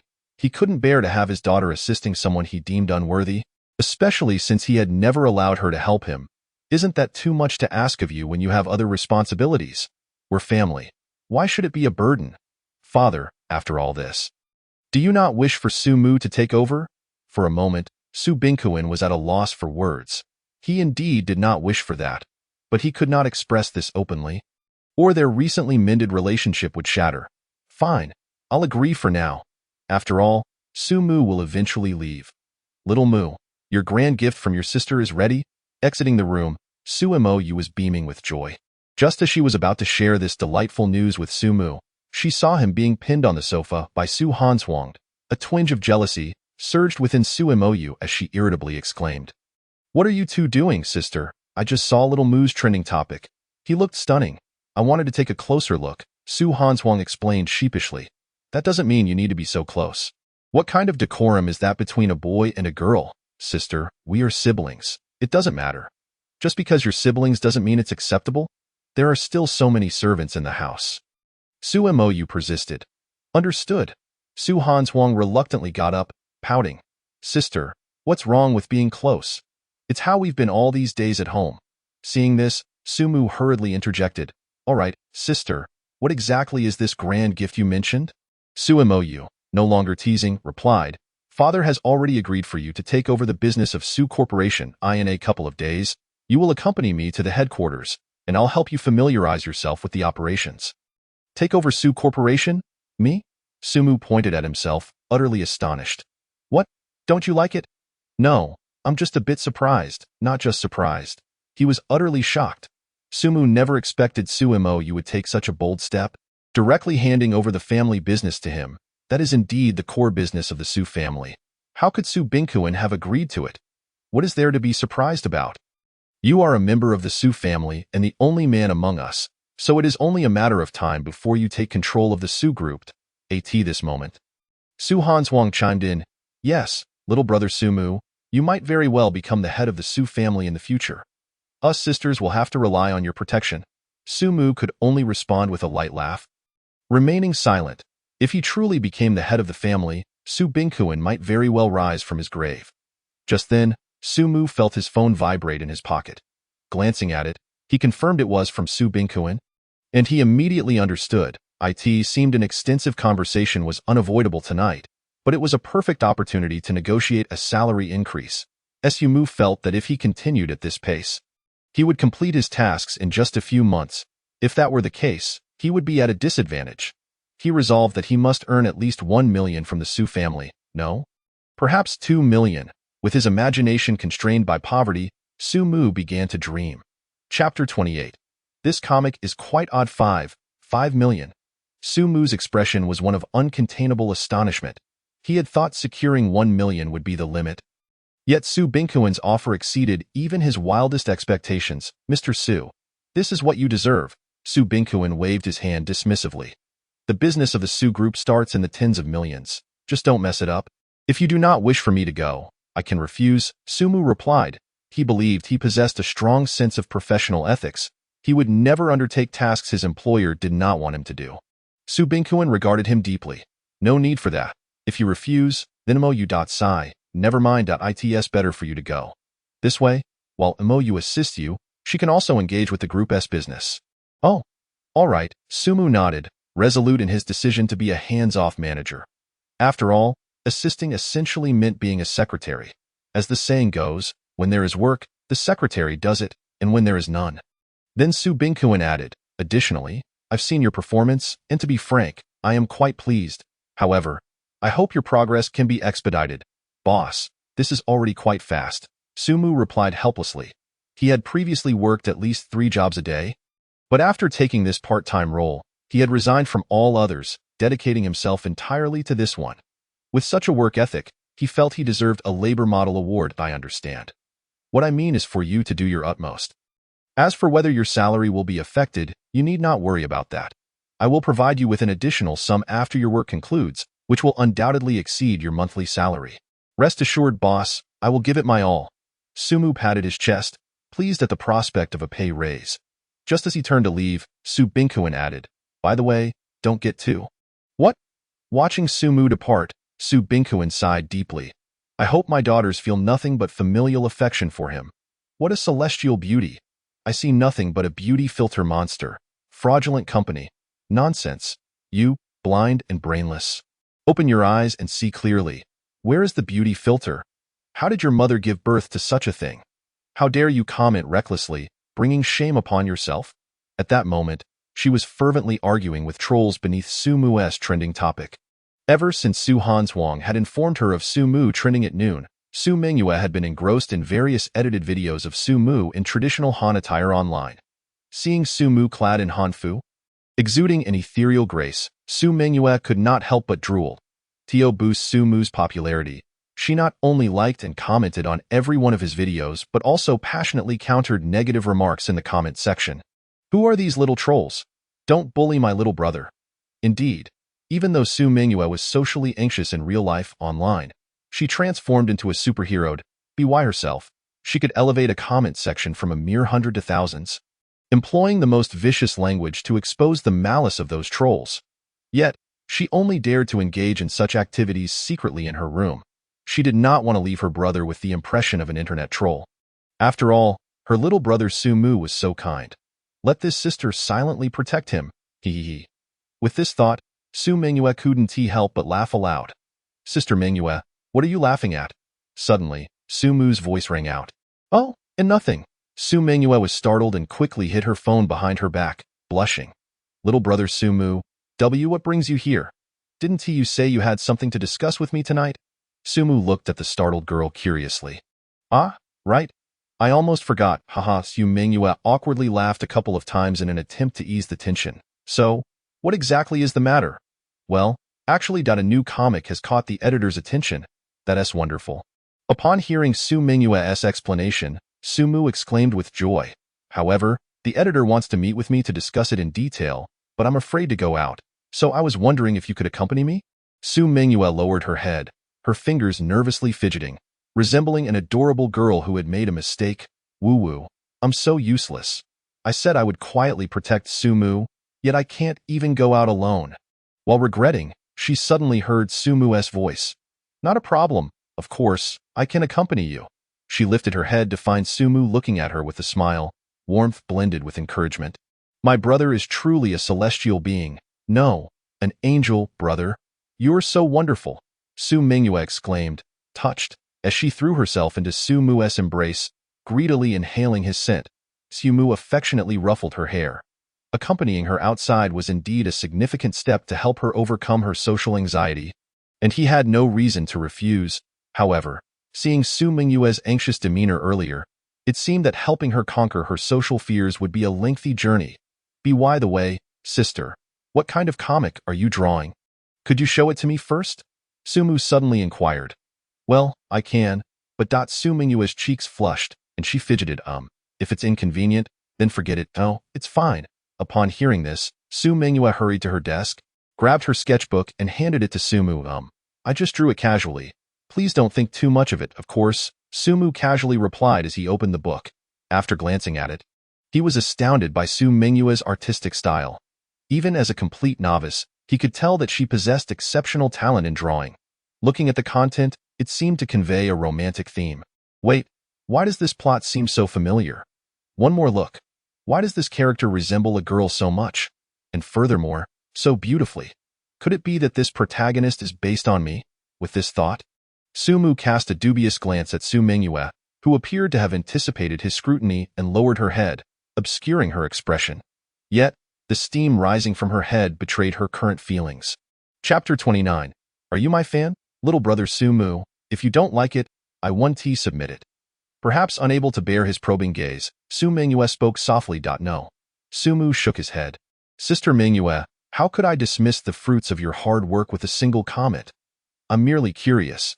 Is there really an audience for this type? As soon as she heard this, Su Mingyue immediately pulled out her phone. Here is my chat log with the editor. She mentioned that this theme is quite popular lately. Sumu glanced at it and confirmed that she was telling the truth. The editor's praise for her work was lavish, almost bordering on flattery. Terms like epic masterpiece, the pioneer of new genres, and another rising star in the comic world were thrown about. Had it not been for the editor's impressive reputation, one even Sumu had heard of, he might have thought it was a scam. This editor and I have collaborated for a long time. Her opinions are generally quite reliable, Su Mingyue added from the side. All right, then, tomorrow it is, just in time. I'm free, so I'll accompany you. Yay! Su Mingyue nodded vigorously, unable to suppress the smile spreading across her face. The next day, Sumu woke up early, dressed, and ready to meet Su Mingyue. Upon learning that he was going out with her, the faces of those around him were filled with relief, especially Su Binkuan, who was moved to tears, exclaiming that his child had finally grown up. When Sumu opened the door to Su Mingyue's room, he was taken aback. The light yellow dress paired with a knitted hat gave the usually reclusive girl an air of delicate charm. Of course, Sumu's shock was not merely due to her appearance, but rather how closely it resembled the character from the comic he had seen yesterday. He even suspected that she had drawn her inspiration from her reflection in the mirror. Suddenly, Su Mingyue brushed her hair back, adopting a flirtatious tone. Do I look beautiful today? However, this flirtation lasted but a moment before she quickly blushed and apologized. I didn't mean it like that. I was just imitating the comic. Absolutely stunning, Sumu replied with a smile. That's also a line from the comic. Su Mingyue's earlier embarrassment evaporated, replaced by warmth. She hadn't expected him to remember after just a few glances. Let us go. We're off, image. The morning sun was bright, shining on Su Mingyue's face, momentarily leaving her in a daze. She had always thought she would live her life in the shadows. But here she was, stepping outside, basking in the sunlight. How wonderful! Looking at Sumu beside her, a genuine sense of happiness welled up in her heart. As they ventured into the bustling city center, the throngs of people became increasingly daunting. If you feel anxious, remember to stay close to me, Su Mengyue urged. She nodded, leaning slightly towards Su Mu for reassurance. Once they stepped beyond the grounds of the estate, they swiftly merged into the flowing tide of pedestrians. Although they could have easily taken a private car to their designated destination, Su Mengyue, in her effort to conquer her social anxiety, deliberately opted for a walk. Consequently, surrounded by the ceaseless crowd, her resolve began to waver. She lowered her gaze, avoiding eye contact, and chastised herself for boasting earlier in front of Su Emud. At that moment, her heart cried out in despair. Suddenly, she felt a delicate hand grasp her left one, accompanied by Su Mu's gentle voice. "Sister, don't be afraid. I'm here." Su Mengyue remained silent but nodded softly. Yet, Su Mu could distinctly sense her newfound confidence. Even the grip on his hand had tightened. "I will do my best," Su Mengyue silently encouraged herself, for the sake of her dear brother Su Mu. After approximately half an hour, they arrived at the designated CAF. Inside, a woman with a handbag was already waiting and rushed over upon spotting them. Observing this, Su Mu couldn't help but exclaim, "Your editor seems quite enthusiastic. She recognized you from so far away." Su Mengyue was taken aback, "But I've never met her." Just as Su Mu was about to express his confusion, the woman reached them, exclaiming, "Miss Su Mu, it really is you. I'm your fan. Could we take a picture together?" "Huh?" Moments later, the woman, having grasped the situation, apologized awkwardly, realizing her idol was, in fact, the sister of the manga artist. However, it was hardly surprising. After all, it would be strange if the creator of such unique comics were unremarkable. "Well then, let us discuss the manga." The woman nodded, instantly shifting into business mode. "Our company holds Miss Mengyue's work in high regard. We not only wish to sign a contract but are also planning to publish a physical book." "A physical book? Of this manga?" Su Mu was taken aback. "Indeed. You needn't worry about sales. We've calculated that as long as the manga maintains its current quality, it could sell at least 100,000 copies. Initially, we prepared a 50-50 split for the contract, but if Su Mu is willing to assist in promoting Miss Mengyue's work, we are prepared to offer an additional 10% of the profits." Su Mu was momentarily dumbfounded. "Do I really have such influence?" "Absolutely." The woman, upon mentioning this, became animated. "One of your live stream clips alone amassed over 1 million views yesterday, and there are over 10 clips with millions of views. Moreover, a fan club has even been established online, and I'm one of its members." As she spoke, she excitedly pulled out her phone to show them the fan group, which featured a profile picture of Su Mu in traditional attire. The group was named Su Mu Fairy Support Group, with membership exceeding 1,000 and continuing to grow. Su Mu casually scanned the messages, which were filled with admiration for his looks, including some rather over-the-top remarks about wanting to bear him a football team. "The speed of this spread is astonishing," Su Mengyue exclaimed. "When I checked last night, the highest was only 5 million views. You see, it wasn't so popular at first, but once the star Su Hanzhuang began sharing Mr.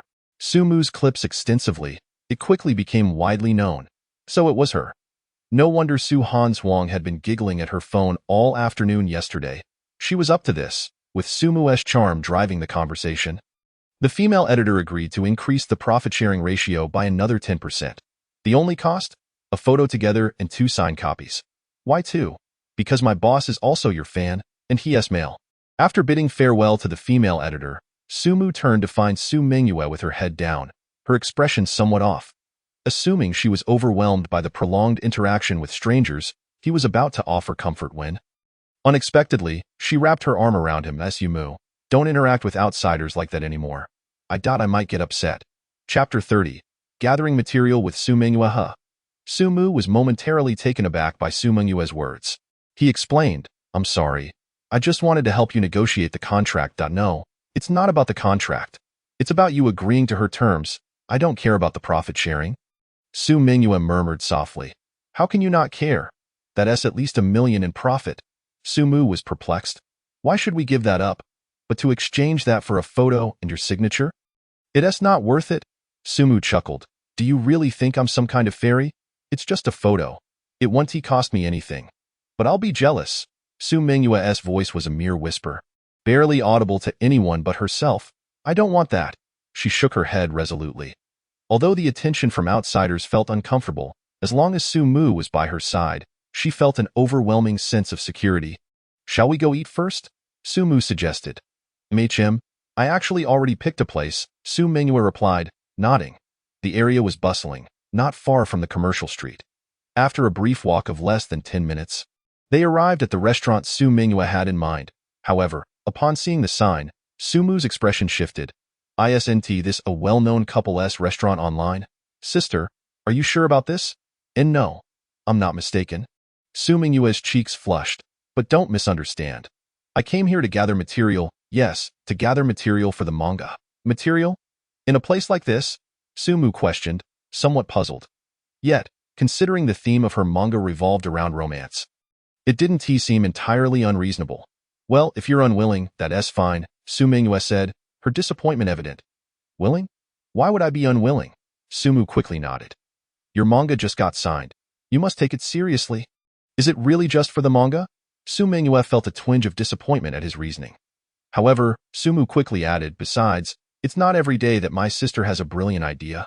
I am happy to accompany you wherever you go." Su Mingyue felt a warmth in her heart, stealing glances at Sumu, her eyes filled with unspoken affection. "Table for two? Please follow me." As they approached, the server greeted them with a smile and began to lead them to their seats. The good news was that the server didn't inquire about their relationship status. The bad news was that she mistook them for a same-sex couple. Sumu chose not to explain, merely casting her a cold glance, thinking to himself, "You should understand now." To his surprise, the server's face flushed as she walked away. Sumu was taken aback. Why the sudden blush? "Did I say something wrong?" He turned to Su Mingyue and asked, "Did I do something wrong?" Su Mingyue shook her head, yet waves of emotion stirred within her. Sumu's icy demeanor had been incredibly cool. How she wished he would gaze at her like that again. Since the purpose of their outing was to gather material, the ordering naturally fell to Su Mingyue. She scanned the array of choices on the menu and ultimately settled on the couple's package. The so-called couple's package consisted of 2 bowls of ramen with different side dishes, crafted to facilitate feeding each other, as the establishment clearly understood that patrons primarily came to showcase their affection and only secondarily to dine. Sumu, however, didn't dwell on such matters. He was simply eager to eat. Just as he lowered his head, a pair of chopsticks holding beef was thrust toward him. "Open wide," Su Mingyue instructed him earnestly. "Sister, what is this? Don't misunderstand. This is also for material. I want to know how a boy reacts when being fed by a girl in a romantic context." Sumu scratched his head. "I am not sure. Sorry, sister. I've never been in a relationship." Indeed, despite being surrounded by girls throughout his life, he remained a novice in matters of the heart. This was partly due to his grandfather's strict upbringing and partly because he found the girls too forward. To him, the so-called aloof goddess in the eyes of others was just an overly eager admirer in his presence, almost obsessively so. While the idea of receiving breakfast or running errands might have been acceptable, some girls even went as far as to offer him toilet paper outside the restroom or to personally. This had made Sumu quite uncomfortable, which was why he remained single to this day. Su Mingyue was initially stunned, but upon confirming that Sumu was truthful, an uncontrollable joy sparkled in her eyes. "So, does this mean She fought to suppress her smile. "Then, tell me how you feel now. If you were to consider me your girlfriend, how would you feel about me feeding you?" Sumu pondered for a moment, then took a bite from the chopsticks Su Mingyue offered, flashing a radiant smile. "I suppose it would feel like this." Su Mingyue was somewhat entranced, recalling the saying about how a beautiful maiden, with just one smile, could captivate an entire city, and with another, a nation. How could such a stunning youth be her brother? Was she truly not dreaming? "Sumu, are you okay?" Sumu's concerned voice snapped her back to reality, prompting her to hurriedly pull out her phone. "Sumu, could you hold that smile for me again?" "Of course." Sumu bit down on the food from Su Mingyue's chopsticks once more, smiling brightly. Snap! Sumu's genuine smile, along with the chopsticks in his mouth, was forever captured in Su Mingyue's screen. "Ugh, I can't eat anymore. I really can't." Sumu set down his chopsticks, rubbing his stomach. Although his appetite cannot be deemed substantial, the portion of this bowl of ramen is hardly excessive. And by all reasoning, it shouldn't have left him feeling overly full. However, in an effort to accommodate Su Mingyue's desire for inspiration, Sumu stubbornly consumed more than half of her bowl under her feeding, resulting in his current state. "Fourth sister, is this little enough for you?" Should we order a bit more? Sumu inquired, gazing at Su Mingyue, who was engrossed in her phone. No need. I'm already quite full. Su Mingyue replied with a shake of her head.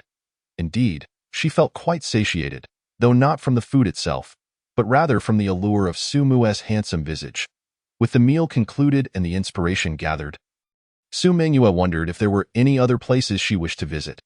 Yes, I want to go to the riverside, she replied without hesitation. This request was easily fulfilled, considering their city was aptly named Jiangxing, which, as the name suggests, is a city by the river. Su Mingyue's desire to go there was influenced by romantic dramas, where couples often stroll along tree-lined paths during courtship. The city's renowned tree-lined path is indeed located by the riverbank. The afternoon sun was warm, filtering through the lush green leaves and casting dappled shadows upon the two, while a gentle breeze from the river made Sumu unable to stifle a yawn. As she held Sumu's hand, Su Mingyue occasionally stole glances at him. She found herself perplexed by her feelings towards Sumu. Although they were supposed to be siblings, she couldn't help but entertain unusual thoughts about him. As for what these thoughts entailed, she preferred not to dwell on them, nor did she dare to contemplate them. She understood that having a brother like Sumu was already a blessing. Yet human nature is such that one often desires more than what they possess. Unconsciously, she captured a moment of their intertwined hands with her phone, along with the photos taken at the restaurant earlier. Su Mingyue posted them to her social media. Chapter 31. The flustered sisters of the Su family. Within the Su family villa, Su Hanxiang lay on the sofa, yawning in boredom while scrolling through her phone. Today marked one of her rare days off this month. Typically, she would have been found lounging in some bar within the city by this time. Consequently, she had spent her recent holidays at home rather than at a bar. Initially, Su Hanxiang found it somewhat disconcerting, but she soon discovered that being with Sumu was far more enjoyable than drinking. Not to mention, exchanging banter with Sumu was infinitely more entertaining than the petty rivalries with her so-called friends.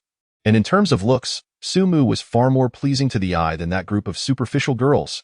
Therefore, Su Hanxiang had planned to cling to Sumu today, but unexpectedly, he was accompanying Su Mingyue instead. As Su Mingyue was a habitual homebody, finally expressing a willingness to go out, Su Hanxiang saw no reason to oppose. However, this left her languishing at home, utterly bored and devoid of conversation. Well, that wasn't entirely accurate. There was still Su Bingkuan, who was willing to chat with her, though he showed no interest in any man other than Sumu, not even his own father, which was hardly surprising in exasperation. Su Bingkuan eventually retreated, his departure accompanied by confusion as he overheard Su Hanxiang repeatedly mentioning Sumu's name. What is it that this boy has that I lack? Surely it cannot be his looks. On the sofa, with nothing to do, Su Hanxiang casually opened her social media feed. Unsurprisingly, her feed was filled with advertisements from various agents and directors, alongside seemingly spontaneous yet meticulously staged photos from her group of superficial friends. As per her usual practice, she liked and commented on posts from those she had recently collaborated with. Wow! Our Lily looks stunning. Even a casual snap turns out this gorgeous. You two are truly affectionate. Genuine envy. Just as she was lost in thought, Su Hanxiang suddenly noticed a new update on her feed. It was from Su Mingyue, and she was somewhat taken aback. She recalled that this girl had never posted on social media since registering for an account. It seemed that Sumu had indeed made a significant impact on her. A flicker of pride welled up within Su Hanxiang, as she hoped her sister could embrace a more normal life, free from social anxiety. Let me see what you're up to, she thought, swiping to view the photos. After a brief glance, her smile froze in an instant. It was a photo of Sumu being fed. In the image, Sumu was biting into the chopsticks handed to him, his face radiating happiness. This is outrageous. Surely this is crossing a line. Sumu's smile, capable of healing all worldly woes, was precisely what Su Hanxiang longed for. Yet, seeing it featured on Su Mingyue's feed stirred an instinctive sense of unease within her. The intimacy of the photo was undeniable, akin to that of a couple. Even if they were siblings, Su Hanxiang continued scrolling and soon encountered the photo of their joined hands. The image, captured with a smartphone, displayed only their hands intertwined. Yet, Su Hanxiang recognized Sumu's hand instantly. Its pale and delicate beauty surpassed that of many women. With feeding and hand-holding, Su Hanxiang suddenly felt a jolt of alarm. Could it be that these two were on a date? No, that cannot be allowed. Her mind went blank as she hastily tossed her phone aside, desperately trying to erase the images from her memory. She couldn't let this continue. She had to intervene. You have reached a number that is currently busy. Please try again later. Sorry. What is going on? Su Hanxiang was momentarily taken aback before dialing again. I'll try again. Hello? Sister? No. You're all overthinking this. I'm merely accompanying my sister for inspiration. Don't worry. She is my sister after all. I know my limits. After hanging up, Su Mu was left bewildered. He had simply accompanied his fourth sister, so how could it be misconstrued as a date? After all, Su Mingyue was his sister. Such a paragon of virtue he was, there was no way he would harbor any improper intentions towards his own sister. Unless, Su Mingyue observed the situation, a hint of guilt crossing her features. I am sorry, Su Mu, it's all my fault. Just as her words fell, Su Mu's phone rang again. Sure enough, it was another call from his sister. This time, he decided to take the initiative. Hello, third sister. You recalling to inquire whether we're on a date, aren't you? How did you know? Su Hanxiang's voice held a note of surprise. The eldest sister and the fifth sister both called to ask about it. He then reiterated the conversation he had just had. I thought so. Su Mu is not the kind of person. Upon hearing this, Su Hanxiang felt a wave of relief wash over her, her tone lightening considerably. So what do you all think of me then? Su Mu couldn't help but scoff. After all, he was merely fulfilling a request, and he had his professional integrity to uphold. Moreover, with the Su family's prominence, if he truly engaged in any misconduct, he'd likely find himself submerged in the river by the next day. As for leveraging this opportunity to enter high society, he had no such aspirations. At that moment, all he wanted was to complete his task, earn his pay, and then live a carefree life. Setting his phone down, Su Mu turned to Su Mingyue, who was looking downcast. As if sensing her impending words, he preempted her, saying, Don't worry. The misunderstanding has been cleared. Everything is fine and I'm sorry. It was I who caused them to misunderstand, Su Mingyue lamented. She had merely wished to show off a little. Never anticipating such a strong reaction from her sisters, beyond the surprise, an inexplicable sense of crisis began to swell within her. Could it be that the other sisters harbored feelings for Su Mu similar to her own? Su Mu was so charming, with a delightful personality, it was only natural for the sisters to be fond of him. Yet, why was she feeling so uneasy? Su Mingyue struggled to articulate her feelings, sensing as though her cherished toy had drawn unwanted attention. Thank you, Su Mu, she said softly. What is there to thank me for? You're my sister, Su Mu replied with a carefree smile. Yes, I am his sister. But am I just his sister? Su Mingyue murmured to herself, tightening her grip on Su Mu's hand. Chapter 32. Su Mu, I beseech you for a favor. Evening. The group appeared to be casually scrolling through their phones, yet their eyes discreetly observed the two. Noticing that there had been no changes in their attire, they collectively breathed a sigh of relief. Su Mu, what do you have in your hands? Su Hanxiang asked cheerfully as he approached. Xiao Bei, from the Bao family. We happened to be at the commercial street today and picked some up. Master Bao is the proprietor of a renowned local pastry shop, and such treats typically cost over 30 yuan per pound. In the past, he could never have afforded such luxuries, but now he felt as though he was exceedingly wealthy. He had even abandoned his old habit of buying large bottles of soda that lasted a week in favor of cans. The sole reason being, they were more effervescent. Upon hearing that Su Mu had purchased something, the women flocked around him. Su Mu pulled out 5 packaged boxes, assuring them, Don't worry, there's enough for everyone. I bought a little of each flavor. Su Qingwan casually picked up a box, glancing at the quantity with a puzzled expression. There are only 4 of us at home. Why is there 1 extra box? Su Mu pointed to one of the boxes and casually remarked, Oh, that one is the one I didn't finish. You didn't finish it, Su Mu? Does that mean? Su Mu's eyes lit up as she quickly interjected. I'll take that box, and you can keep the new one for yourself. With that, she reached out to grab it, but a delicate hand beat her to it. Sister, let us give my leftover to Xiao Mu. Su Hanxiang said with a bright smile. Yu Muyu raised an eyebrow, about to retort, when she saw Su Qingwan joining the fray. She swiftly shoved her own box towards Su Mu, saying, You two needn't fight. Just give me the leftovers, dream on. Both women thought in unison, smirking at each other. You're all younger sisters. Let me have the leftovers. Not a chance. Su Han's Huang flashed a brief smile, forcing out a semblance of cheerfulness. Sister. It is precisely because you are the elder that I cannot allow you to suffer loss. Let me, your younger sister, bear this burden instead. If anyone is to take on this burden, it should be me. Su Qingwan stated, her expression remaining unperturbed. Observing her sisters engaging in a spirited debate over half a box of small pastries, Su Mu waved her hand dismissively. Stop squabbling. I've had my fill already. There are 3 left in my box for you all to share. The girls promptly opened the box, revealing indeed 3 small pastries of different flavors nestled within. Without hesitation, Su Mou seized the one that appeared most delectable and popped it into her mouth. Revealing a satisfied smile, Hu Hanshuang and the others quickly followed suit, their expressions mirroring that of Su Mou. Su Mu could not help but smirk. Had I known you all enjoyed these so much, I would have purchased more. Standing silently to the side, Su Mingyue mused that perhaps their fondness for the pastries was not merely about the food at a tea that moment. Su Bingkuin emerged, calling everyone to the dining table.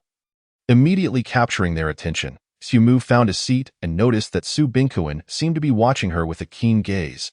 A shiver ran down her spine. Could it be related to the sourcing matter from earlier?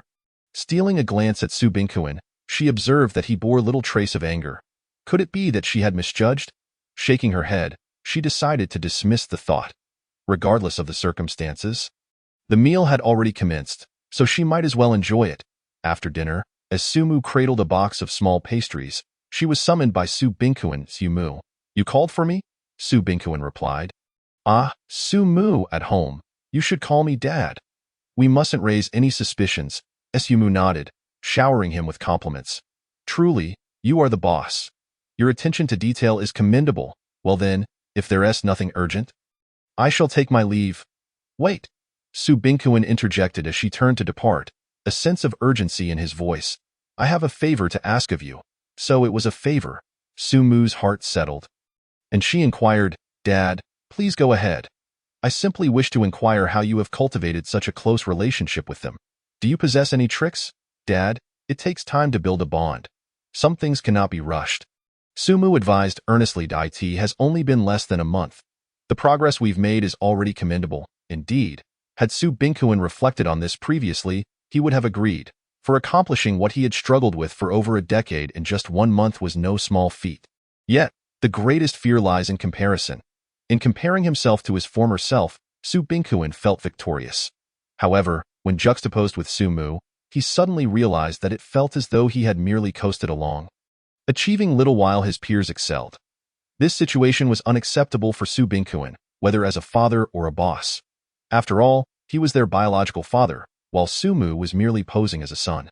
According to the principle of blood being thicker than water, his daughters ought to be closer to him. Yet, the outcome was, though reluctant to admit it, he acknowledged that this young man possessed remarkable skills. Thus, in the hopes of establishing a closer bond with his daughters, Su Bingkuin resolved to humbly seek guidance from Su Mu. I beseech you, please teach me. Seeing him clutching at his clothing, Su Mu let out a resigned sigh. Fine. I shall teach you, but I cannot guarantee it will be effective. Su Bingkuin nodded vigorously. No problem, as long as you're willing to teach. Su Mu pursed her lips, contemplating that this method was uniquely suited to her, but recognizing his fervent expression, she understood he would not relent until he had a chance to try. She recalled her middle school days when her deskmate had implored her for advice on how to win a girl's affection. Back then, Su Mu had eagerly imparted several strategies, only to find that when applied, the girls were utterly enamored. Her deskmate nearly faced severe repercussions for it. Since then, Su Mu understood that some things rely on innate talent rather than effort. Hopefully, her adoptive father would come to grasp this truth as well. Chapter 33. Su Mu's instructions. Since we are to teach, let us first select a target. Indeed. Su Bingkuin followed closely behind Su Mu. His demeanor serious at this moment. It seemed as though Su Mu was the boss, and he was the subordinate. Let us practice on Mingyue first, Su Mu suggested after a moment of contemplation. Why her? Su Bingkuin inquired, perplexed. Because she is the easiest to approach, thus the likelihood of success is the greatest. With that, Su Mu ascended to the second floor, just as Su Mingyue appeared in her sleepwear, her hair cascading down, looking as though she had just bathed. Here is my chance. I will demonstrate. Pay close attention and learn well, Su Mu declared, stepping forward to intercept Su Mingyue, who was about to return her hairdryer. Mengyue. What is it? Su Mengyue paused, glancing at Su Mu. Nothing much. I merely think your hair looks lovely. May I touch it? Upon hearing this, Su Mengyue's cheeks flushed with a rosy hue, and she softly replied, If you wish to touch it, then do so. My hair is freshly washed and quite clean. You are truly kind, Su Mu exclaimed, extending both hands. The softness of Su Mengyue's hair, washed just moments ago, exuded a delightful lemony fragrance. As Su Mu gently tousled her locks, a blissful smile spread across Su Mengyue's face. Moreover, she instinctively leaned closer to Su Mu. Observing this from behind, Su Bingquan absorbed the entire scene and mused. So this is how one fosters affection, through gentle touches. No wonder I have faced rejection before. I simply lacked the right approach. After a brief moment, Su Mu waved goodbye. All right, you may return to your tasks. Is it over already? Su Mengyue, still yearning for more, opened her eyes and expressed her disappointment. Well, if you wish to come again, you may do so any time. Indeed. To Su Bingquan's surprise, he was suddenly filled with an epiphany, and he strode towards Su Mengyue, who had just taken a few steps away. Mengyue, surprised, Su Mengyue halted. Dad. What brings you here at this hour? Nothing much, Su Bingquan replied cheerfully, mimicking Su Mu's earlier demeanor. I simply think your hair looks lovely. May I touch it? Su Mengyue's face froze, and she instinctively stepped back. Oh no, Dad, I just washed my hair. Please don't mess it up. Su Bingquan was taken aback. Why was her reaction so different from Su Mu's? He quickly clarified, I have washed my hands. I won't make it dirty. But I'm scared, Su Mengyue murmured softly.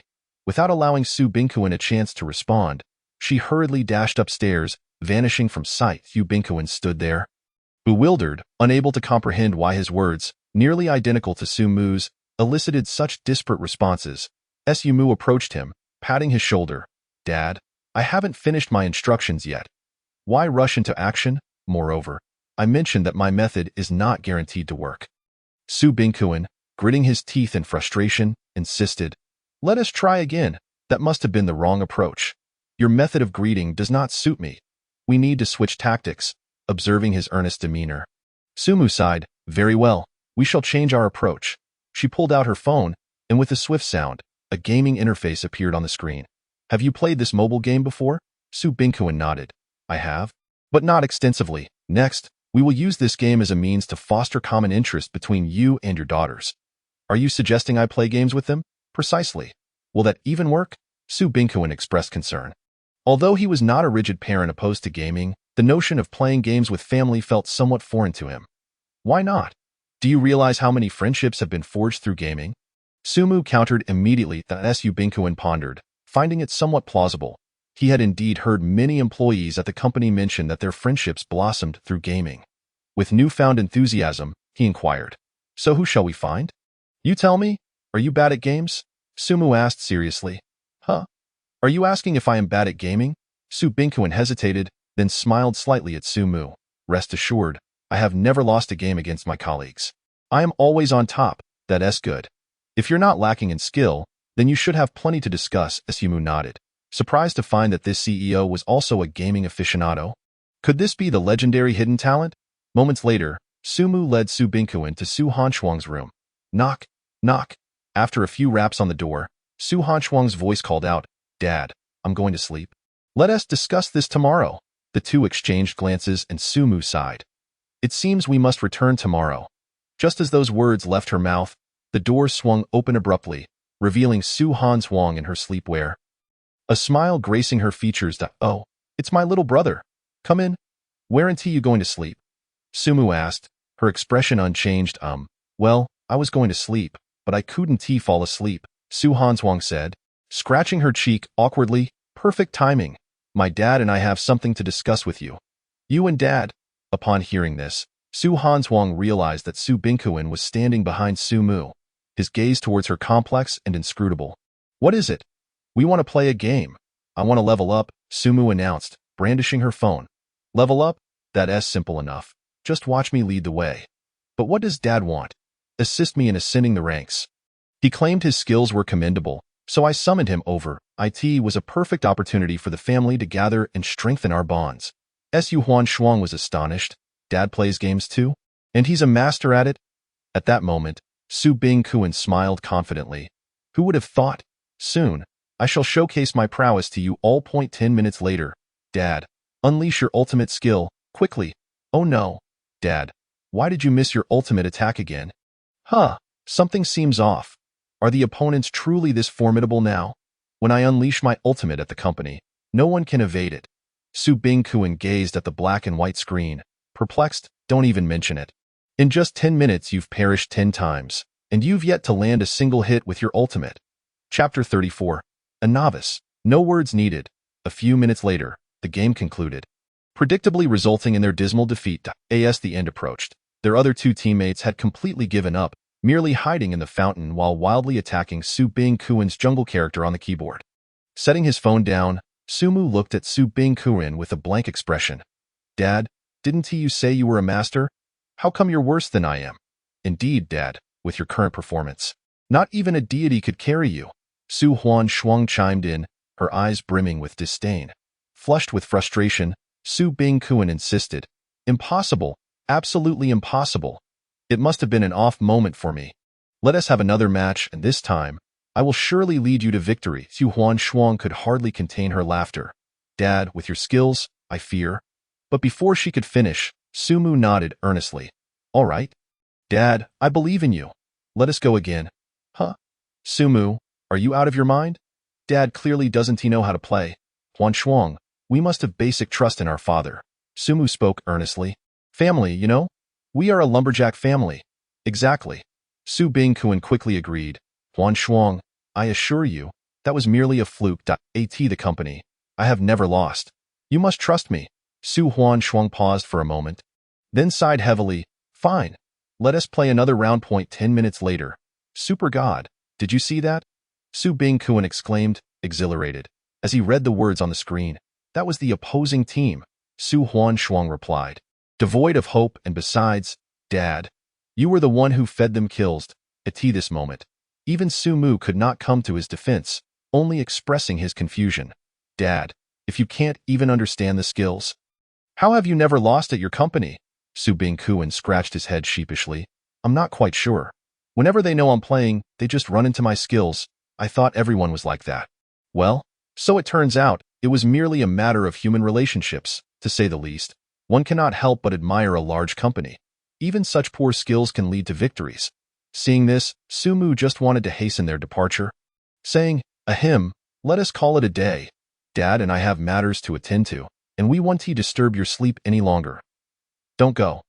Aren't you aiming to rank up? I can guarantee I'll carry you to victory all by myself. Su Huan Shuang lamented. We'll do it next time.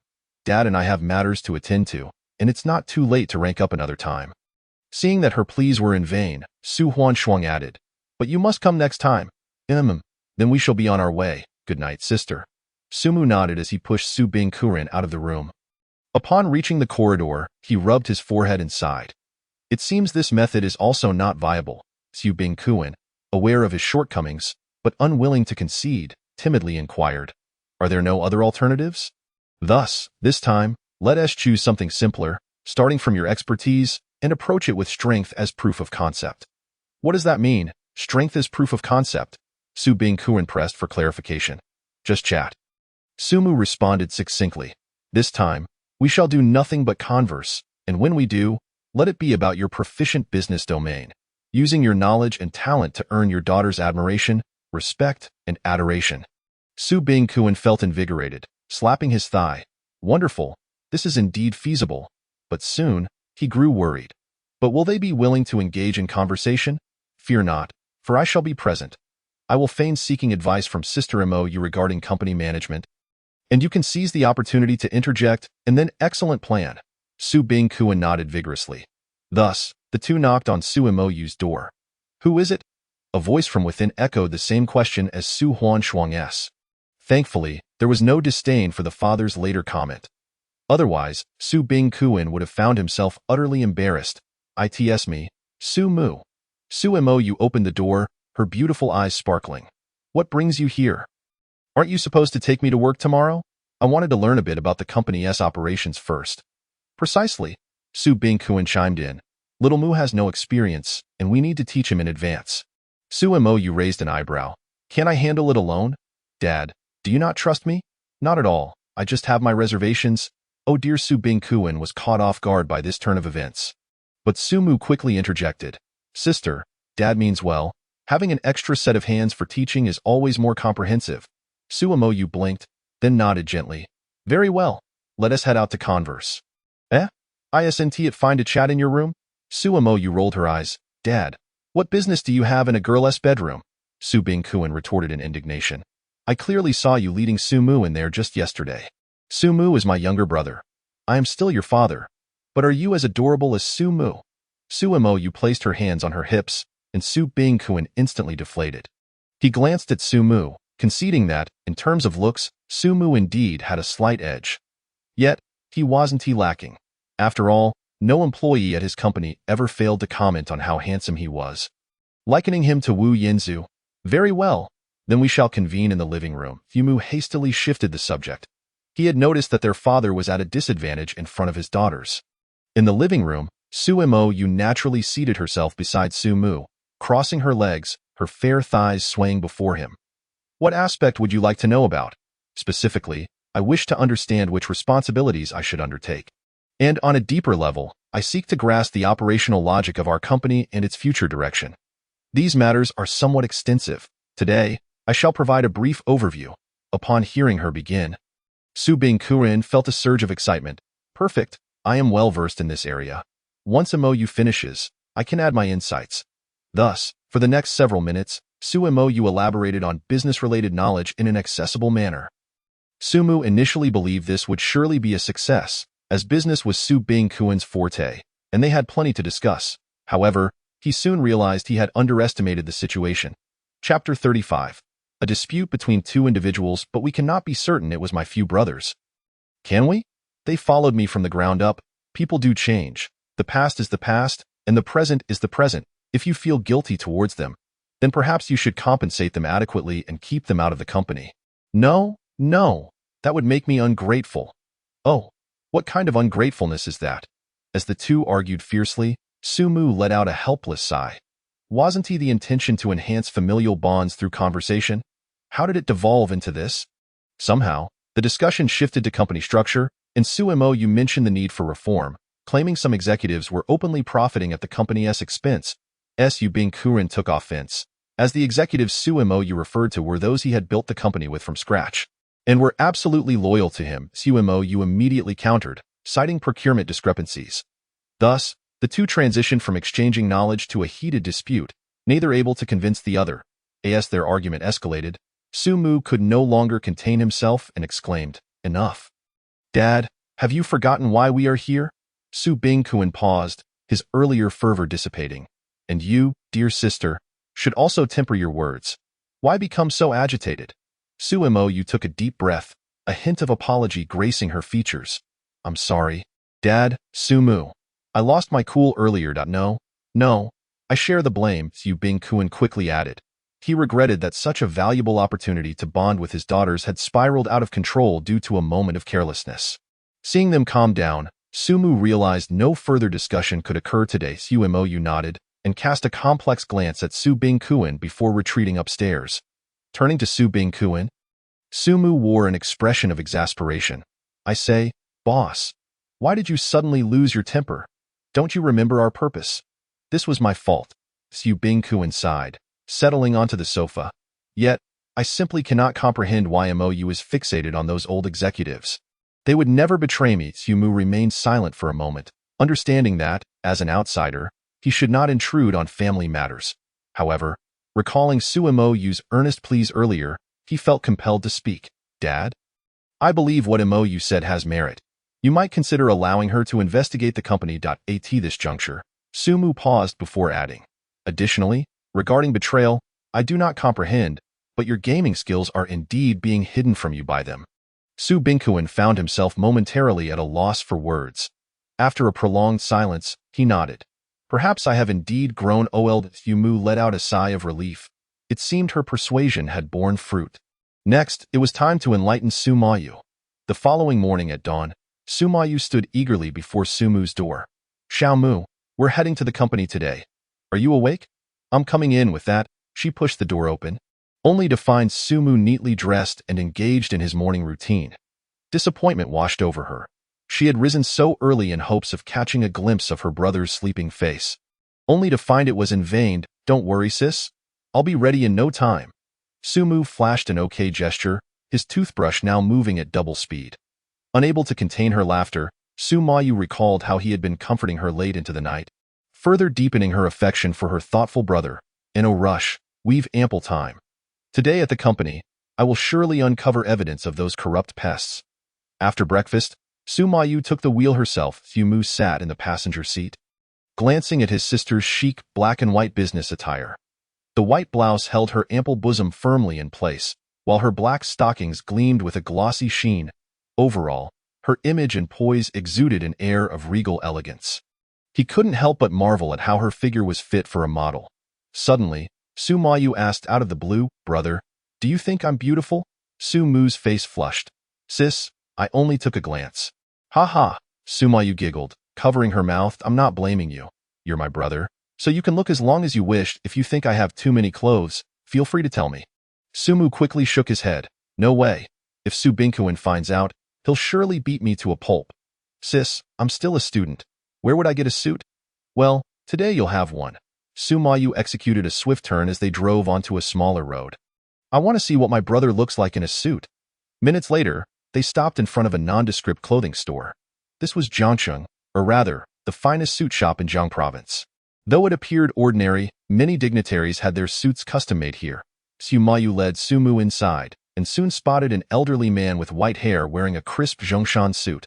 Despite his age, he radiated confidence. "Mayu, what brings you here?" Sumayu got straight to the point. "Uncle Long, my brother wants a suit. Can you find something suitable? Your brother?" Uncle Long adjusted his glasses and peered past Sumayu. "Why does he look so much like a girl?" Sumu wore an expression of helplessness, while Sumayu chuckled. "There's nothing I can do. My brother was born this way, so I need your help." Uncle Long scrutinized Sumu again and remarked, "In all my years, I have never seen such a handsome young man. Follow me."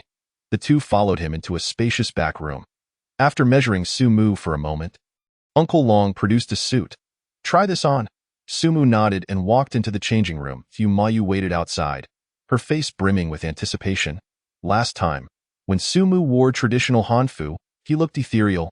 She couldn't wait to see how he would look in a suit. Minutes later, Sumu emerged from the changing room, tie neatly fastened. Sumayu's gaze widened, and she stood frozen.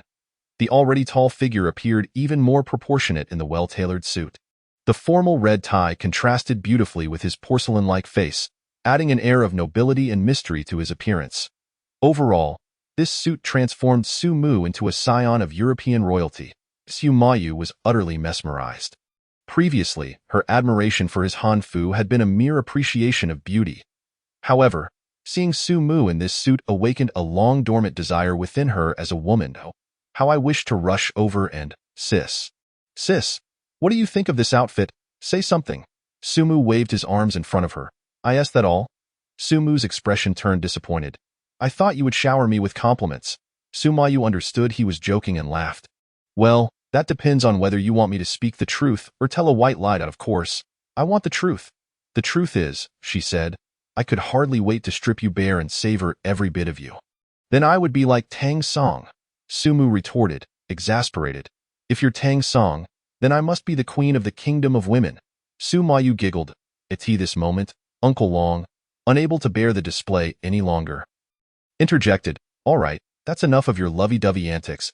If it fits, hurry up and leave." Only then did they compose themselves, exchanging a few words of gratitude before stepping outside. Watching the two depart, Uncle Long murmured, "When did Binkuin have such a striking child?" Suddenly, he smacked his forehead. "Oh no, I forgot to collect my payment."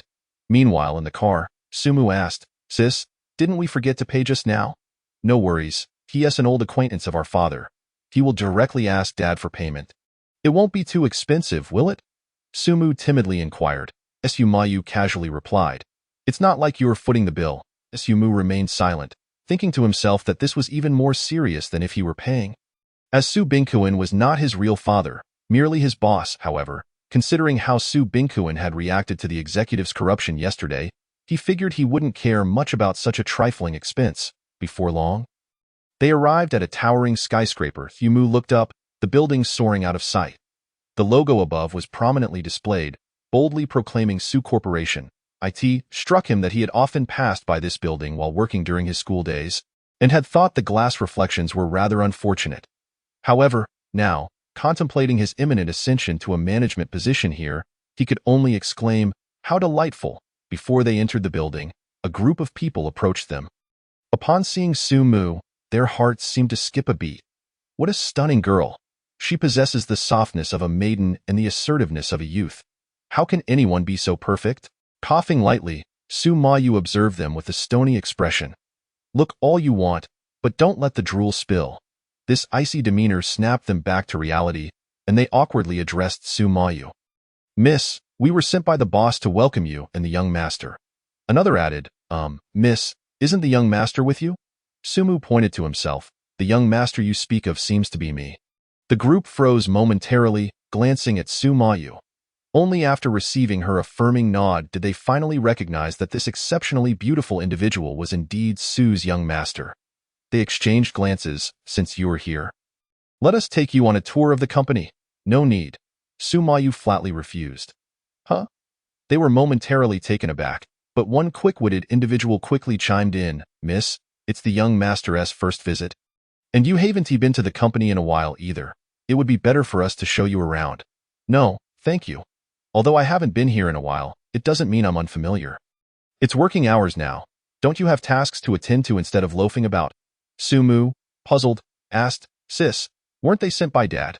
Su Mayu replied coolly, because they are under Executive Lu. Lu Manlu was a crucial ally of Su Binkuan since his rise to prominence, and he was also one of the corporate pests Su Mayu had pointed out yesterday. They were surely aware of the situation, pretending to assist her while secretly obstructing her from uncovering their corruption. Sumu understood. Indeed, in large corporations, even the workings were complex. Let us go. We'll head inside, and you can familiarize yourself with the work environment. As they entered the building, they were greeted by a bustling hive of employees. The entire building belonged to the Su family, meaning everyone they saw was essentially their employee. At this moment, Su Mayu began to exhibit the aura of a female CEO. With just a few words, she distinguished herself from those around her. She led Su Mu directly to the elevator, pressing the button for the top floor amidst the astonished gazes of the onlookers. The top floor was the exclusive office area of the president, accessible only to those with the right fingerprints. Actually, we have a private elevator. We can take it down later. As they conversed, the elevator reached the top floor. Upon the door opening, Su Mu was left speechless. This was no office. It resembled a small villa, complete with a sofa, refrigerator, and television, even boasting a large swimming pool on the balcony. Wow! The lifestyle of the wealthy is truly unimaginable. Dazzled, Su Mu was pulled out of the elevator by Su Mayu, who pointed to a large desk in the hall. This will be your office from now on. Upon realizing she was not joking, Su Mu couldn't help but ask, isn't this our father's position? Goodness, is the first step to inheriting the family business to take over his position. Isn't that a bit too fast? Su Mayu, without a hint of guilt, patted his head. What are you afraid of? You're the only boy in our family. This position will inevitably be yours. That statement, aside from the fact that I'm the only boy, is entirely incorrect. Sumu thought to himself. However, since Su Binkuan is not present, does that mean this seat is reserved solely for capitalists, while I, a commoner, am barred from occupying it? Without much hesitation, Sumu followed Su Mayu as she stepped forward, her fingers brushing against the genuine leather sofa of an unknown material, only to be promptly seated by Su Mayu. How does it feel? Do you sense a hint of being a CEO? A little, and it also feels somewhat like being under a curtain of governance. Sumu nodded in response. Su Mayu playfully tapped his head. You really have a sharp tongue. I am here to help you clear obstacles. Rest assured, I shall not usurp your position. I actually hope you would take my place. Sumu continued, for our family is not a heartless imperial dynasty. This position suits my sister best. As long as our family thrives, I am content. Su Mayu's beautiful eyes flickered, and she gently tousled Sumu's hair. Her heart filled with myriad emotions. This child truly possesses an exceptional understanding. Yet, the more he behaves this way, the more I cherish him. Fear not. As long as you are here, our family will undoubtedly flourish. What if I am not? Sumu longed to inquire, but dared not voice the question. Sensing that their casual conversation had reached its natural conclusion, Sumayu waved her hand. All right, we must commence our work. Open the computer. I recall that the company files should be backed up on it. Indeed, Manager Liu. This is not a matter of our own interests. It clearly strikes at your face. Slap. Can't you speak properly? Lu Manlu slapped back. Yet this girl has indeed grown wings. Could it be that she has seized something incriminating against me? What could you possibly have against me? Another person immediately flattered, surmising that the girl likely wished for her brother to take over. Deliberately trying to intimidate us. Slap. You have no leverage. Lu Manlu struck again. However, this scenario is indeed plausible, but does Su Bingquan not have 5 daughters? How could a son suddenly appear? Moreover, that son is even more handsome than any woman. Another person added. Perhaps to avoid being slapped, he deliberately covered his face while speaking. Let us first observe what they are up to. If they are merely idling about in the office, then so be it. But if they intend to take action, I shall have to confront them. Humph! The disparity between the procurement price and the market price is so vast. I knew there was something fishy about this. As she gazed at the document on the screen, Sumayu's expression grew increasingly frosty. Sister, how should we handle this? We must not rush. We need to proceed step by step. However, first and foremost, we must halt our cooperation with this company. Sumu followed Sumayu's finger and was met with a familiar name. Lu grouped, Is this not the company that attempted to poach my sister? Precisely. Sumayu gritted her teeth, speaking icily. I wondered how a newly minted billion-dollar enterprise could afford such exorbitant penalties. It turns out there are influential backers. She immediately picked up the phone and called the procurement department. Meanwhile, Lu Yulo was in his office, engrossed in an intimate moment with his female secretary, when he was suddenly interrupted by rapid knocking on the door. Manager Lu, it's not good. It's not good, damn it. They truly know how to time their arrivals. Lu Yulo cursed angrily, hastily throwing on his clothes and asking, What's the matter? The young lady just called, instructing procurement to halt all our orders with Li Group. What? Lu Yulo's expression changed drastically. Much of the illicit gains he had accrued over the years were funneled through Li Group. It could be said that he was collaborating with the Li family to exploit the Su Group. Now that the Li family has been exposed, does that not imply his downfall is imminent? He suddenly recalled that the young master of the Li family had previously demanded an astronomical penalty from him to deal with Su Mayu. Oh no. Could it be that she has unearthed this matter? Sweating profusely, he rushed out without properly fastening his trousers, belt in hand. Quick! I must see the CEO. I must see the CEO. From now on, this area is your responsibility. I do not wish to see a recurrence of similar situations. Understood. Sumu sat in the chair, issuing orders to the arriving employees in accordance with Sumayu's teachings. Su, Manager Su, I oversee this area. Will Manager Lu have any objections? A female employee below cautiously inquired. She had originally been a mid-level cadre within the group, and now, with the CEO's sudden promotion, she felt quite dizzied. Of course, her thoughts were not solely on the promotion. The appearance of this young CEO was what truly astonished her. My goodness, how can there be such an attractive person in the world, especially a male? Working under such a leader, not only would she not mind a promotion, but she would gladly work even if it meant taking out a loan. What Manager Lu? Sumu frowned, stating that during work hours, titles should be used. Call him Manager Lu? Oh, understood. The woman nodded, her eyes sparkling with admiration.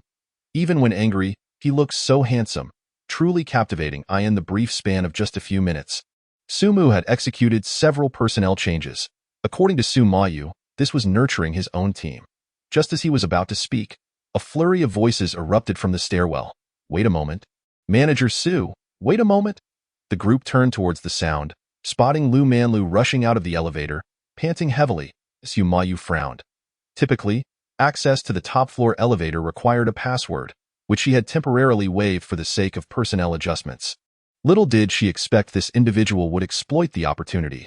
Just as she was about to express her ire, she could not help but burst into laughter upon observing Lu Manlu's lower half. Chapter 38. The Alluring Su Mayu.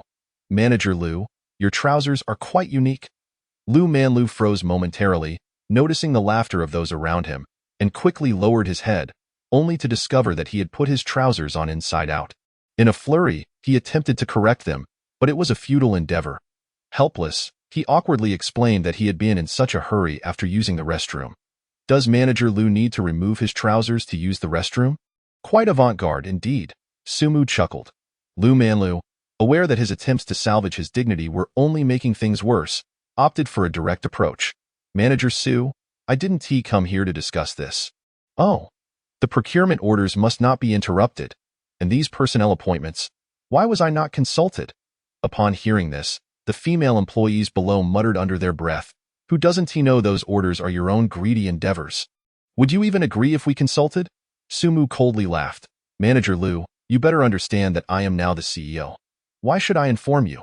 You are Sumu, aren't you? You are merely acting as a placeholder. You will ruin the company this way. Manager Lu feigned heartfelt concern as he looked at him. Unfortunately for him, Sumu was entirely unfazed.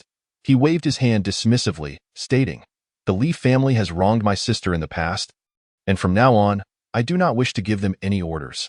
Furthermore, it is settled, Manager Lu. You may go change your trousers. Hey, witnessing the two issue an eviction order, Lu Manlu grew anxious. I am a loyal servant of your father. You are being utterly unreasonable. Is that so? Sumu scoffed. At least I wouldn't wear my trousers inside out. Moreover, I still have several executives awaiting their turn to come up. If you refuse to leave, they can certainly come and observe. Others are coming. Lu Manlu instantly felt intimidated. The thought of being seen in such a state by those rival executives terrified him, and without uttering another threat, he hurriedly sprinted toward the elevator, trousers in hand. Su Mayu could no longer contain her laughter. She had initially worried that Su Mu would not be able to handle this old fox. But unexpectedly, a heavenly assist had arrived. Should this incident circulate, his image within the company would be on the brink of social demise. More importantly, she was aware that numerous individuals within the company held disdain for him. This incident would unequivocally clarify the new COS stance, naturally drawing those individuals closer. Truly a twofold victory. Su Mu, my brother, you did splendidly as CEO today. Once the female employees were dismissed, Su Mayu stood behind Sumu, affectionately ruffling his hair. It is all thanks to my sister's guidance. Sumu replied with a smile. In truth, he could have chosen to do less. After all, the company was not his own, and he would eventually leave the Su family. However, considering that Su Mayu genuinely regarded him as her successor, he could not bear to disappoint her. Naturally, his actions were not motivated by a desire to relish the thrill of being a CEO. Humph. If that is the case, how do you plan to repay your sister? Su Mayu's voice carried a hint of playful mischief as her delicate hand brushed over Su Mu's fair collarbone. A blush blossoming upon her face, Su Mu shivered, hastily replying, Sister, whatever you wish of me, I shall comply. Oh, anything at all? Certainly. Then start by giving me a massage, after staring at reports for so long. My shoulders are sore, Su Mayu declared as she made her way to the sofa. Just as Sumu placed his hands upon her shoulders, Su Mayu gently pushed him aside. Don't be so hasty. Let me first remove my outer jacket. She gracefully slipped off the black blazer draped over her shoulders, revealing a white shirt beneath. Perhaps due to the heat, the white shirt appeared slightly damp. And from Su Mu's vantage point behind her, he could even discern two slender black ribbons subtly visible. Brother, come here. Su Mayu languidly reclined on the sofa, her feet kicking off her high heels, her glossy black stockings accentuating her long, elegant legs. Had he not been aware that this was merely a massage, Su Mu might have mistaken this for a scene from an action film. How is this pressure? Su Mu placed his hands on her shoulders, kneading gently as he inquired. Mm. Su Mayu did not respond verbally, only letting out a seductive sigh. Su Mu shuddered. The mature woman's attempt to appear youthful was a bit too tempting. Had he not been resolute in his composure, he might have fallen prey to her allure. He could not help but think that this sister of his was remarkably unguarded. Did she not realize the extent of her charm on young men? On the sofa, although Su Mayu had her eyes closed, she remained acutely aware of Su Mu's movements. Sensing the tremors in his body, a subtle smile crept onto her lips. Oh, look at you, easily manipulated by your elder sister. She relished the thrill of teasing Su Mu, though she couldn't quite articulate why. All she knew was that there was an overwhelming impulse within her to draw closer to him. Moreover, She was certain that this urge was not rooted in familial affection, for she did not experience such feelings in the presence of her father or her sisters that, of course, if it were only this, it would be bearable. Yet, astonishingly, she found herself grappling with a feeling of jealousy directed towards her own sister. Reflecting on this, Su Mayu questioned her own sanity, but when she gazed upon Su Mu's face, she was resolute. Should the situation arise again, she would act in the same manner, for she desired to possess him wholly, unwilling to share him with anyone, not even her own sister. Xiao Mu, Su Mayu softly called. What is it, sister? Is something uncomfortable? No, come closer. I have something to tell you. Su Mayu shook her head, her eyes filled with affection as she regarded him. Su Mu instinctively recoiled slightly, asking, Sister, why not just say it? What is the need to come closer? Will you come or not? Su Mayu pouted. All right, I'll come. Su Mu nodded hastily, leaning in closer. Now that is more like it. A smile danced at the corners of Su Mayu's mouth. As she observed his face merely inches away, she gently parted her lips. Mua, this is your reward for today, feeling the warmth left by her kiss on his cheek. Su Mu momentarily lost his focus, while Su Mayu beamed with delight. Meanwhile, in another building, the atmosphere was entirely different. Chapter 39. The cunning Lu Ruyan. Mr. Li, you claimed you could secure me more endorsements. Yet here I am, still without any confirmation. The speaker was Lu Ruyan, who, having believed in the assurances of Art Li Wanyan, had unhesitatingly backstabbed Su Mayu at a critical juncture, aligning herself with him. Initially hoping to soar to success, she found herself waiting in vain as days passed without any sign of the promised opportunities. With no other choice, Lu Ruyan begrudgingly approached Li Wanyan. Why the rush? I'm currently in contact with them. Li Wanyan replied, skillfully pulling her into his embrace, eager to claim any benefits before delivering on his promises. Lu Ruyan inwardly cursed his insincerity but maintained her smiling facade. I took a significant risk stepping away from Su Mayu. Mr. Li, and if you don't deliver, I stand to suffer greatly. At the mention of Su Mayu, Li Wanyan's expression soured. The traditional clothing market in Jiangxing had been a domain solely for the two of them, and he had envisioned monopolizing it. However, he never anticipated the emergence of Su Mu, who not only revitalized Su Mayu's career but also solidified her reputation within the industry. Now, he found himself losing a substantial share of the market he had hoped to dominate. Nevertheless, he remained unfazed, as his uncle was a high-ranking executive at the Su Group, assuring him that he would not suffer too severely. Don't worry. I, Li, am a man of my word. Tomorrow, I'll introduce you to someone. He is a senior executive at the Su Group and a close associate of their president. Really? Lu Ruyan's eyes brightened. You're the best. Mr. Li, cough. Shouldn't Miss Lu show some gratitude? I've heard quite a bit about your beauty. Li Wanyan grinned wickedly, his gaze fixated on her. Lu Ruyan felt a wave of nausea wash over her at the sight of his greasy countenance. Yet she was determined to secure the introduction and thus feigned sincerity as she knelt before him. Just as Li Wanyan was about to revel in his triumph, an urgent voice echoed from outside. Mr. Li, there's trouble. The Su Group just terminated all contracts with us. What? Li Wanyan's body tensed, his demeanor visibly deflating. We don't know. When we called, they said it was the new president's orders. New president? A cold sweat broke out on Li Wanyan's brow. The contracts with the Su Group were his main source of profit. Losing that connection could spell disaster for his business. I need to find someone to ask. Without hesitation, he grabbed the phone and dialed a number. On the other end was Lu Manlu, who sighed in resignation after hearing the news. Li, it's not that I don't want to help you, but I've encountered a change on my end as well. After a lengthy explanation, Li Wanyan's face contorted in disbelief.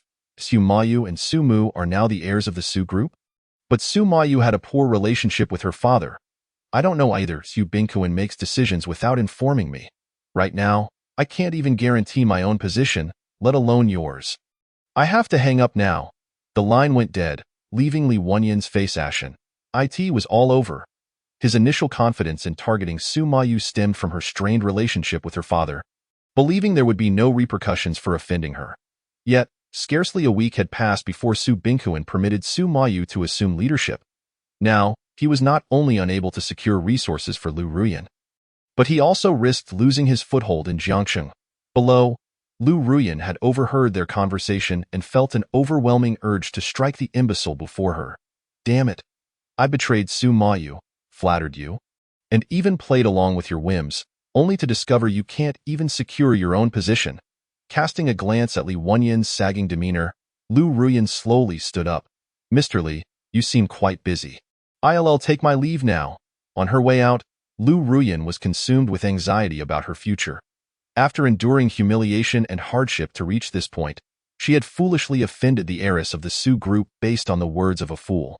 If she didn't devise a plan soon, she feared she wouldn't even be able to repay her loans. However, she had no connections to turn to. What could she do? Suddenly, a thought struck her. Yes, the other heir of the Su group was not just Su Mayu, but also a young master named Su Mu. She was not unfamiliar with him, as he was the one who had disrupted Li Wenyan's plans and taken her place. If she could forge a connection with him, she might escape her predicament. Not only that, but she could potentially become the future president's wife of the Su group, an opportunity to ascend to greatness. With that, Lu Ruyan's heart ignited with fervor. From the live broadcast that day, she had discerned that Su Mu was merely a young man new to society, and winning him over seemed entirely feasible. Pleased with her own cleverness, she thought to herself, I truly am a genius. Days later. Xiao Mu, do you know what day it is today? Su Mu, nestled in bed, blinked in confusion at the unexpected visitor. Sister, how did you get in? I locked the door, did you? I simply pushed it open. Su Hanshuang nonchalantly stowed away her lock-picking tools. But let us not dwell on that. Do you know what day it is today? Don't worry. I've timed it perfectly.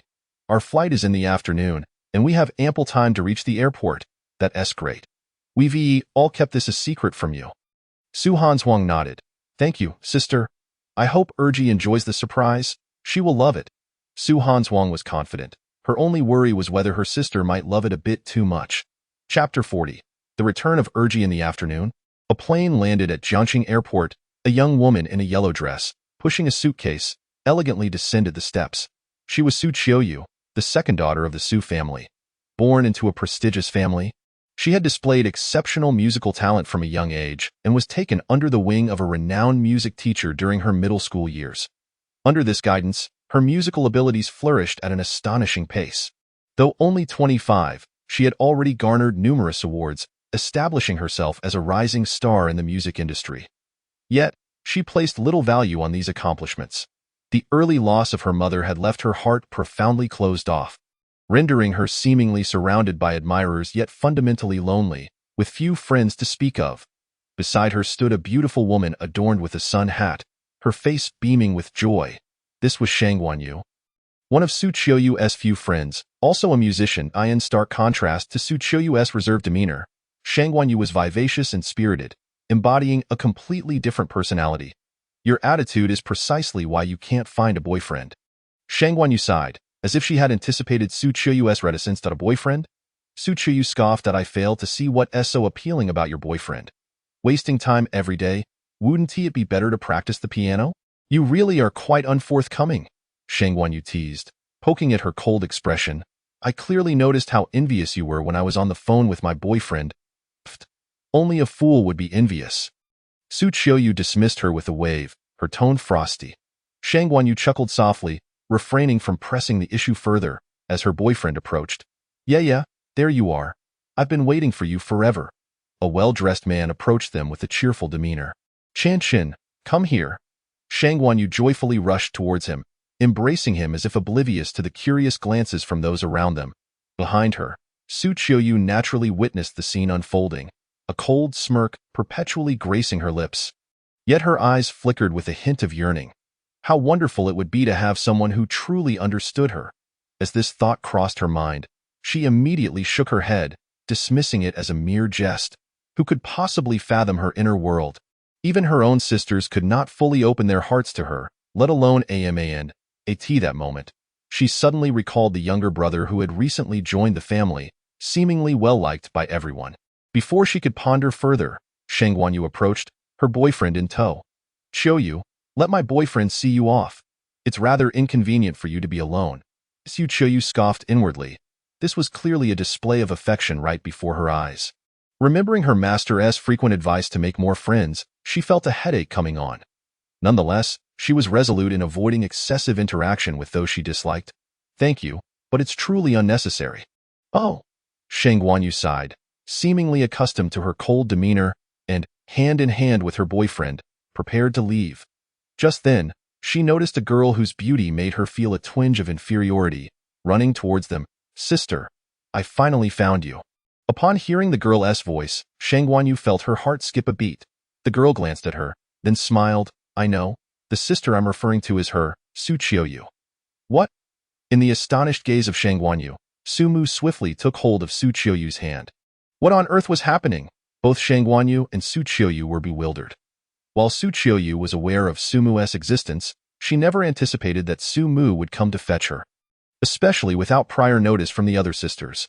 Seeing Su Qiuyu's silence, Su Mu cautiously said, Sister, I specifically asked the other sisters to keep it a secret from you. I intended to surprise you. You not upset, are you? Of course not, Su Qiuyu blurted out, even though she hadn't fully grasped the situation. Yet, an inner voice urged her not to let this adorable girl or boy feel disheartened in her presence. Really? That's wonderful. I knew sister would understand me. Su Mu's face blossomed with a smile, akin to the most beautiful scenery in the world, leaving Su Qiuyu and the others momentarily spellbound. She knew Su Qiuyu had 5 sisters, but she had met the others, who, though quite attractive, paled in comparison to this extraordinary beauty, the brother. Shang Guanyu was taken aback, incredulous. How could a boy be more beautiful than a girl? It's true. If you don't believe me, then there's nothing I can do. Su Mu shrugged, unwilling to elaborate further, having encountered such skepticism numerous times. Shang Guanyu, resigned, turned her gaze towards Su Qiuyu, realizing that nothing could compare to the reality before her. In an instant, a part of her heart seemed to awaken, as if the person capable of entering her inner world had finally arrived, and she was right beside her. Meeting Shang Guanyu's skeptical gaze, Su Qiuyu firmly grasped Su Mu's hand, revealing a smile that had long eluded her. Indeed, he is my brother. Chapter 41. The guilty Su Qiuyu. This was the first time Shang Guanyu witnessed such a smile from Su Qiuyu, and after a moment of dazed realization, she understood her meaning. She approached Su Mu, gazing at the face that even made her feel a pang of jealousy, and couldn't help but exclaim, You so handsome.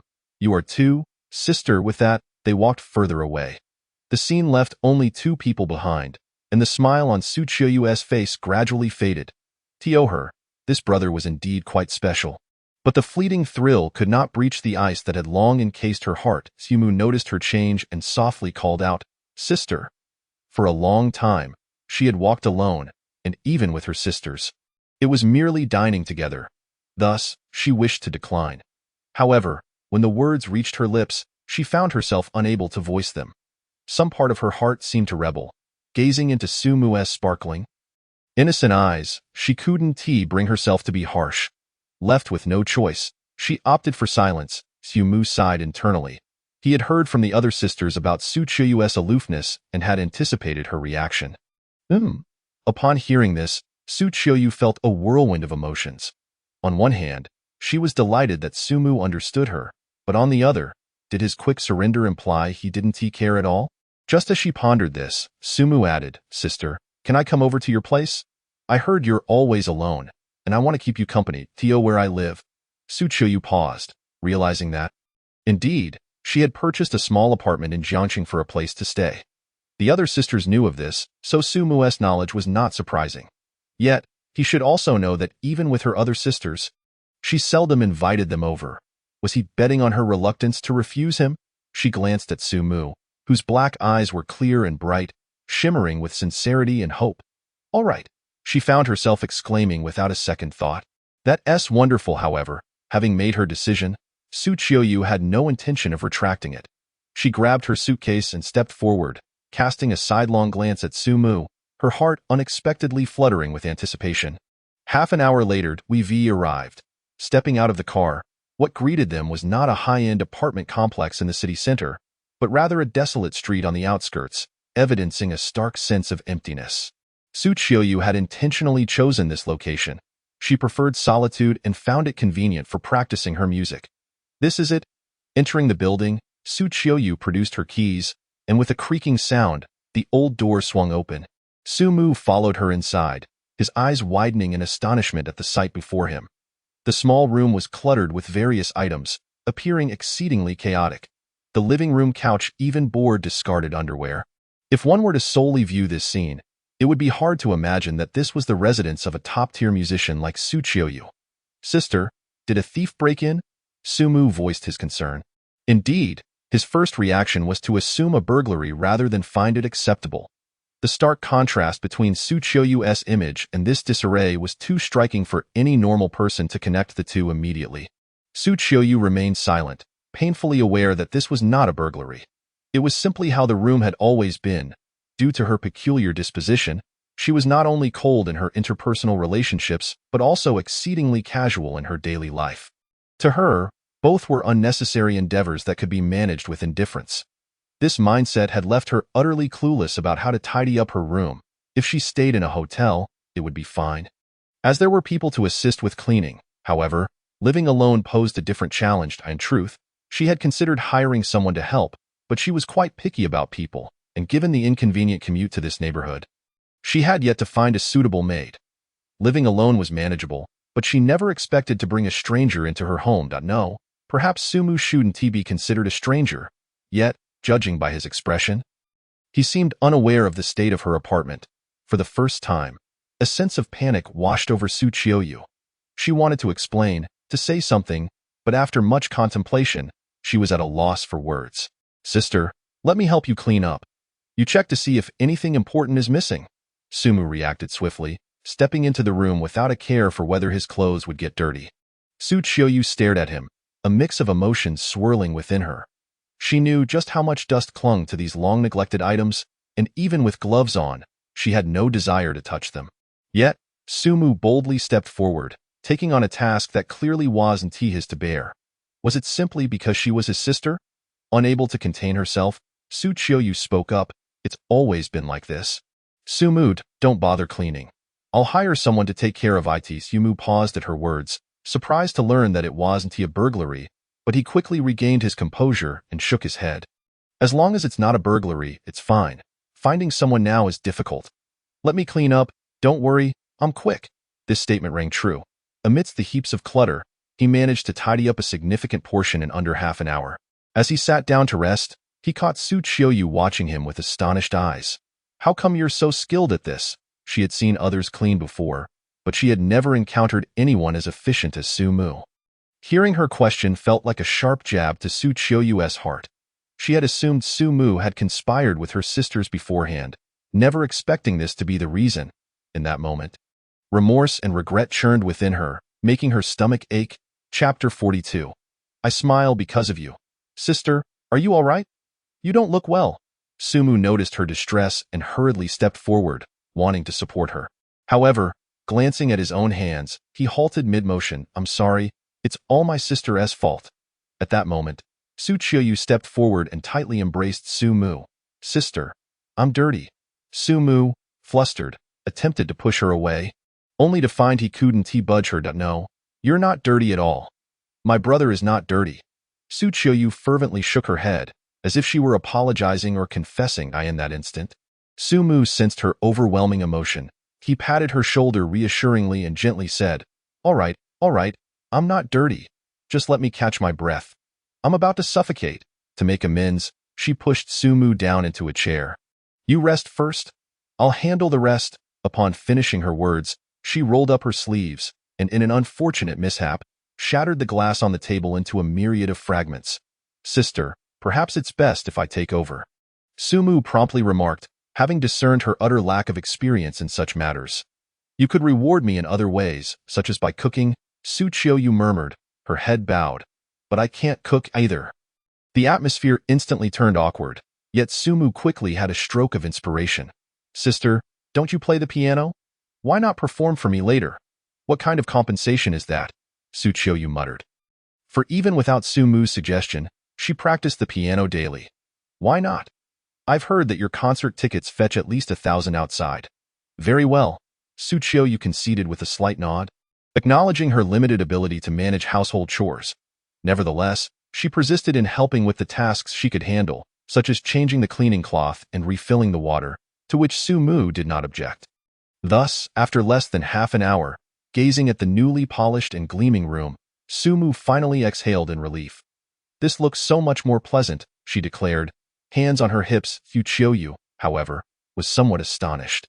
She could hardly believe her room could appear this immaculate. All right, sister, I'm going to take a shower first, and then I'll prepare dinner. Let us forego dinner. There are no ingredients here, and it's rather inconvenient to buy anything at night. You couldn't bear the thought of Sumu laboring to cook. Sumu pondered for a moment before nodding. All right then, let us order takeout, What would you like to eat? Sumu was indifferent. I am fine with anything, sister, just decide. Decide? You tilted her head. Being inherently indifferent, she had little desire for food, a fact even Shangguanyu had teased her about, and she was well aware of it. Thus, she could not simply rely on her own tastes, yet she knew nothing of Sumu's preferences. What to do? After a brief contemplation, Yu devised a straightforward solution, since she was unaware of his likes. Why not order one of everything available? She picked up her phone and began the process. Since their mother's passing, she had closed off her heart, feeling that there was no one in this world who truly cared for her, nor anyone she genuinely cared for. Yet, upon meeting Sumu, she realized how profoundly mistaken she had been. Sumu was an orphan who had never benefited from the Su family in his 18 years of life. Yet simply because she was his sister, even having met only once, he could treat her with unwavering kindness. This sincerity melted the ice that had encased her heart for so long, etching a name deep within her soul. Sumu? Little brother, she whispered each word softly to herself. Suddenly, the sound from the bathroom interrupted her reverie. Sister, could you come here for a moment? She approached, only to hear Sumu sheepishly say, I forgot to bring a change of clothes. Do you have anything neutral I could borrow? At this, you couldn't help but smile. If Shangguanyu were to witness this scene, she would surely think her mad, for she never allowed herself to be emotionally swayed by trivial matters. Yet, for some reason, this small incident made her genuinely happy, simply because it involved Sumu. Just a moment, let me find something to be. By the way, do you need undergarments as well? Sumu fell silent for a moment before responding slowly. Yes. A moment later, Sumu received a set of pink pajamas and a white pair of women's underwear from Su Qiuyu through the door gap. He glanced at them, relieved there was no bra included, and that they were new, not just freshly picked up from the sofa. With a resigned sigh, he thought to himself that had he known he would be cleaning, he would have brought his clothes along. Yet it was too late for regrets, so he donned them. Minutes later, Sumu emerged from the bathroom clad in the women's pajamas. Su Qiuyu stole a glance, her eyes wide with astonishment. The casual pajamas suited Sumu so well that it seemed he was strutting down a fashion runway. Brother, are you really a boy? Su Qiuyu marveled. Have you ever seen such a flat-chested girl? Sumu teased, patting his own flat chest, which made Su Qiuyu burst into giggles. Sister, you look lovely when you smile. You should smile more often. Su Qiuyu was momentarily taken aback, recalling how Shangguanyu had expressed something similar. However, her words had been, you must look wonderful when you smile. You ought to smile more. For she had rarely smiled in the past. With this thought, Su Qiuyu offered Sumu an even brighter smile. That depends on your skills. After all, the only reason I smile is because of you. Ding dong. Just then, a knock echoed from the door. Both realized the takeout had arrived and hurried to open it. However, upon opening the door, Sumu was taken aback to find a throng of delivery personnel, clad in yellow uniforms, each carrying bags and panting heavily. Sumu swallowed hard. Did it really require so many people just to deliver takeout? Su Qiuyu, on the other hand, remained unfazed, as she was the one who had ordered it. Just bring everything to me. Calmly, she accepted one of the bags and turned to place it inside the house. It wasn't until 10 minutes later that the last of the delivery personnel departed. Inside the house, the dining table, coffee table, and even the sofa were overflowing with takeout. Sumu, perplexed, questioned, Sister, why did you order so much? Su Qiuyu shrugged. I didn't know what you like to eat, so I thought I'd order a bit of everything. Sumu was rendered speechless, realizing that although the sisters of the Su family possessed distinct personalities, when it came to spending money, they were all equally lavish. Don't like it? Su Qiuyu inquired, noticing him standing there in a daze. Not that, I just don't know where to start eating. Sumu replied, shaking his head, grappling with the notion of wastefulness, which had become irrelevant. What confronted him now was a case of indecision. Sister, what do you like to eat? Su Qiuyu casually picked up 2 dishes, lotus seed porridge and stir-fried cucumbers. Sumu shook his head. That was indeed very bland. What about you? Without hesitation, Sumu selected several meat dishes from the nearest takeout. Roasted lamb legs, braised beef, honey-glazed char siu. He was truly hungry. Placing them on the table and digging in, Yu took a seat across from him, captivated by his voracious appetite. It's quite remarkable that someone can look so good even while eating. Are you not eating? Sumu, taking a moment to swallow, glanced at Su Qiuyu, who had yet to touch her food. He casually picked up a piece of beef and said, eating only vegetables is appetizing. Here, have something good. Gazing at the glistening oil surface of the lotus seed porridge, Su Qiuyu hesitated. She typically disliked greasy meats, yet evidently, Sumu was unaware of this. Once, a host had also been oblivious, preparing a table full of meat for her, which had led her to cancel her concert on the spot. According to her habits, she wouldn't explode in anger, but she would at least discard the meat. However, this time, it was Sumu serving her. Her own dear brother. It was impossible for her to get angry, and she couldn't bring herself to throw away the meat either. After much contemplation, she decided to simply close her eyes and allow the beef to enter her mouth. How is it? I feel this place's flavor is quite good. Listening to Sumu's concerned tone, Su Qiuyu found that the beef was not so intolerable after all. She nodded. Swallowing the beef with determination, I told you. Who doesn't like meat? Sumu chuckled, placing another piece on her plate. This time, without hesitation, Su Qiuyu accepted it. The dishes Sumu had selected were indeed delectable. 10 minutes later, seeing Sumu finish his meal, Su Qiuyu volunteered to clear the table. Sumu intended to assist, but the constant vibrations of his phone indicated someone was trying to reach him. Opening it, he found messages from several sisters and the boss, all inquiring about how he and Su Qiuyu were getting along. Merely typing seemed insufficient to convey the truth. Why not send a photo instead? Fixing his gaze on Su Qiuyu, who was busying herself, he asked, Sister, may I take a picture of you? As long as it was something Sumu desired, she was willing to comply. Just so you know, this is for the family to see, then look this way, aim for the lens, and smile. Click. A picture of Su Qiuyu smiling while tidying up the dishes was captured on Sumu's screen. This one's great, highly credible. Sumu nodded, sending it off. Unbeknownst to him, the moment the photo was sent, his phone erupted with notifications. Second sister cleaning up? This photo can't be edited, right? And she's actually smiling? Sumu, brother, you didn't do anything bad to her, did you? Reading these messages, Sumu's mouth twitched. It was merely tidying up the dishes. Why were they so excited? Ignoring the playful banter, he refocused on Su Qiuyu, who was clumsily handling the dishes, clearly inexperienced. When she noticed Sumu's gaze, she became slightly flustered.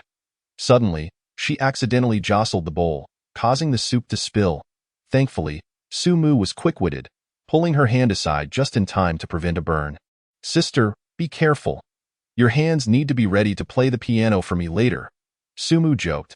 Su Qiuyu blushed and mumbled an acknowledgement, her thoughts entirely preoccupied with the sensation of Sumu's hand holding hers. Even though they had held hands at the airport earlier in the afternoon without any aversion, now, why did she feel a fluttering sensation in her heart? Was this what familial love felt like? After tidying the table, Su Qiuyu led Sumu to the piano room. This is the largest room in the house, and apart from a piano and a single chair, it is devoid of any other furnishings. Su Qiuyu lifted the piano lid, revealing the immaculate keys that gleamed before her. Although she seldom tidied up her living space, she maintained her piano with unwavering diligence. As she slowly settled onto the bench, an air of elegance enveloped her. What would you like to hear? I can play anything for you, Su Qiuyu inquired softly. Until now, she had only performed solo for one person, her teacher. Although Shang Guanyue had wished to invite her to play, Su Qiuyu had felt unworthy, or perhaps that no one was worthy. Yet today, she made an exception for a boy named Sumu, her younger brother. I actually don't know much about music, Sumu admitted, scratching his head. Throughout his schooling, he had always been in the top class, which resulted in his music teacher frequently falling ill in university. He majored in modern literature, which could hardly be described as related to music, more like a distant connection. That's all right. I can learn to play on the spot. It was said that she was influenced by her teacher to play only classical music, often scoffing at certain modern pop tunes. Yet today, she was willing to play for him. Sumu gently shook his head, No, sister, you needn't make an exception for me. Please play a canon. If you wish, you may also perform your favorite piece. He chose the canon simply because it was the only piece he recognized. Very well. Su Qiuyu did not insist further. She took a deep breath and lightly pressed the keys. With her eyes closed, she played from memory and feeling, while Sumu listened, eyes shut as well. Enveloped in tranquility, upon the conclusion of the piece, Sumu opened his eyes in wonder. He finally understood why Su Qiuyu was hailed as a musical prodigy. Sister, your playing is truly exceptional, he applauded. You mentioned I could play my favorite piece. Would you like to hear it? Of course. Without further ado, Su Qiuyu's fingers resumed their graceful dance across the keys. Is it pleasing to your ears? She asked, releasing the keys. Indeed. It is no surprise that this is your favorite piece. Su Qiuyu smiled but remained silent. She had lied. It was not her favorite piece, but rather that of her teacher, who adored it because she played it for her husband. Chapter 44. What obscures my vision? It's getting late. Time to rest, Su Qiuyu declared, closing the piano. So soon. Sumu glanced at the clock. It was only 9:30, and for him, the night was just beginning. Su Qiuyu tilted her head. What else is there to do? Her early bedtime was not for the sake of beauty, but rather a simple boredom. Or perhaps a lack of interest in other pursuits. Yet it was evident that Sumu did not fall into that category. Does my sister have no hobbies beyond music? Perhaps watching dramas or playing games? Sumu inquired, a hint of confusion in his voice. Su Qiuyu shook her head. Although others had recommended such pastimes to her, she lacked the enthusiasm to engage with them. But if I say I would like you to accompany me in a game? I can, she replied. Wait, what did you say? Sumu halted mid-sentence, momentarily stunned. I said I can. You agreed? Yes. Is it really that simple? Indeed. Why? Because, never mind, you need not elaborate. Sumu waved dismissively. It seemed he had underestimated his own charm. Progress was unfolding more smoothly than he had anticipated. Nevertheless, this was fortuitous. They could strike while the iron was hot. After all, sharing the same game would foster common ground, and as long as they were not as inept as Su Bingkuin, there was no reason their relationship could not deepen. What shall we play? A mobile game. A 5-person team game. It's quite common. Sumu indicated an icon that I've never played, but I have received invitations from others. Su Qiuyu admitted, a little Versailles. Is it? Sumu's eyelid twitched. He waved his hand dismissively. It's fine if you haven't played. I can teach you. All right. Su Qiuyu immediately pulled out her phone. She truly did not mind what they played. As long as Sumu enjoyed it, she was indifferent. You see, the hero operates like this. Sumu stepped closer, demonstrating on her phone as he began his impromptu lesson. The warmth of his breath brushed against Su Qiuyu's earlobe, causing her heart to race. Don't get distracted. Clear the minions. Oh. Su Qiuyu attempted to execute the command but found herself faltering. Pouring her frustration into the virtual minions on the screen, Su Qiuyu learned quickly. In merely half an hour, she grasped the basic mechanics and item builds. Although she could only manage one hero, she was already dominating the AI opponents. As the screen flashed with victory, Sumu beamed with satisfaction. Su Qiuyu smiled too, though she was uncertain how much of her joy stemmed from the game and how much from Sumu himself. Excellent, you have graduated. Now let us rank together. The following day, Su Qiuyu awoke to the blinding sunlight, instinctively shielding her eyes with her hand. She quickly grabbed her phone from the bedside, only to find it was already 10:30. This was the latest she had ever woken up. Oh no, Sumu! She hurriedly sprang from her bed, only to find his absence alarming. Rushing out, she discovered Sumu sprawled on the sofa, clad only in a thin jacket. He had indeed covered her with a blanket, but had only draped a garment over himself. Concern welled up in her beautiful eyes. She rushed over, intending to carry Sumu back to her room. But as she cradled him in her arms, he awoke. I'm so sleepy. Sumu opened his eyes and yawned, only to realize, why are there 2 mounds before me? He instinctively moved a little, only to hear a sweet, melodious sound. Recognizing the voice, he was taken aback. Sister Qiuyu? Yes. Su Qiuyu's voice was unexpectedly shy. How did I end up in your arms? Su Qiuyu opened her mouth to explain, but her mind was a blank. Fortunately, Sumu was perceptive. I understand. You wanted to carry me to your room, right? Yes. Su Qiuyu nodded vigorously, then quickly corrected herself. I merely wished for you to sleep more comfortably. I comprehend. I truly do. Sumu offered her a reassuring glance. But I'm awake now. Please set me down. All right. Eager to dissolve the awkwardness, Su Qiuyu complied. Yet, as she laid him back onto the sofa, an unexpected pang of loss washed over her, as if a cherished treasure had suddenly vanished. I'm sorry, Sister Qiuyu. I kept you up too late yesterday, Sumu said, adjusting his clothes. It's not your fault. I wanted to play, Su Qiuyu replied, fully aware that her late-night gaming was largely due to her own competitive spirit, determined to win at least one match. But why did you sleep on the sofa? There's only one bedroom in this house, so I had no other choice, Sumu shrugged. This was indeed true. When Su Qiuyu purchased the house, she had not considered the possibility of cohabitation, opting instead for a single bedroom while converting the rest into a piano room. After a moment of silence, Su Qiuyu pursed her lips. My bed is quite spacious. You could sleep in my room. Sumu's eyes widened. The phrase sounded oddly familiar.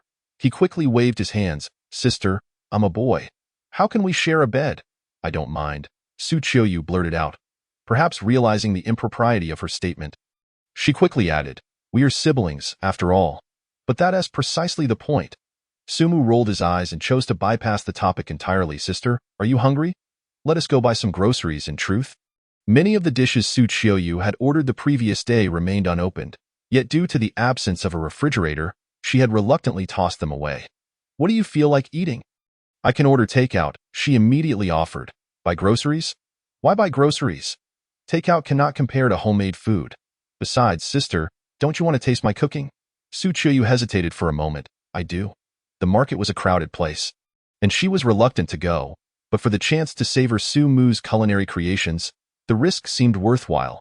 A smile spread across Sumu's face as he prepared to leave, only to suddenly realize a pressing issue. I seem to have no clothes to wear.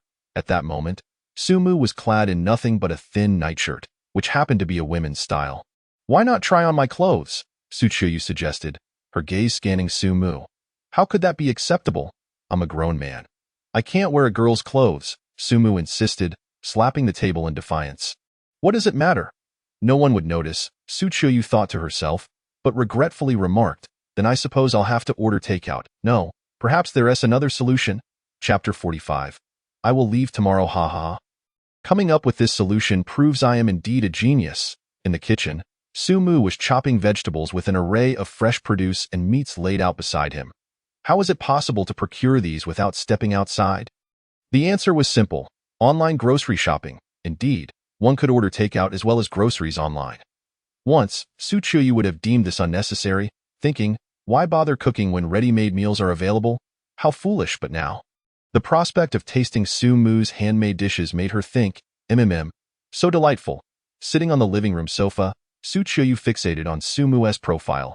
She initially intended to assist him, but fearing he might reject her help, he firmly stated that her hands were meant solely for playing the piano. He was truly considerate. Warmth coursed through Su Qiuyu's heart.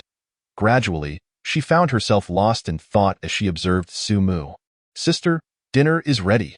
The table was laden with an array of dishes, while Sumu was busy serving rice, tea that moment.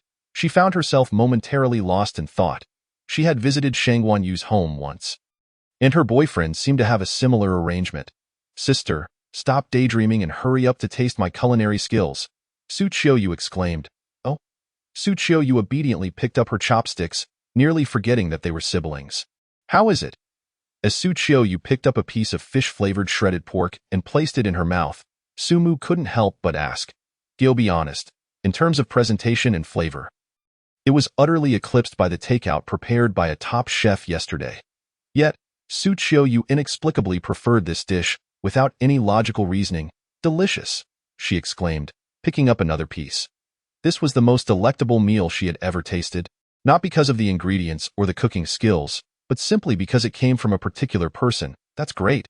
Sister, actually, I have something to tell you, Sumu said with a mischievous smile. What is it? Can I stay with you for another night?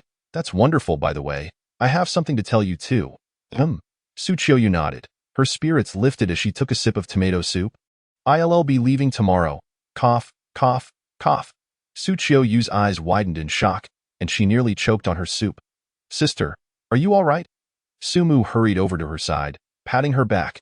After a few coughs, Su Qiuyu, suppressing her discomfort, quickly inquired, "What did you just say?" "I said I'll be leaving tomorrow." "Why? Why must you go? Can't you stay?" Su Qiuyu furrowed her brows, an avalanche of words rushing to her mind. She longed to express everything to Su Mu, yet felt she lacked the qualifications. Su Mu tidied up her room, taught her how to play games, and cooked for her, but it seemed she had little to offer in return. If she were in Su Mu's position, she would have left long ago. Thus, it was only natural for him to leave. But why did she feel such reluctance? In that moment, she appeared somewhat distracted. "Is that all?"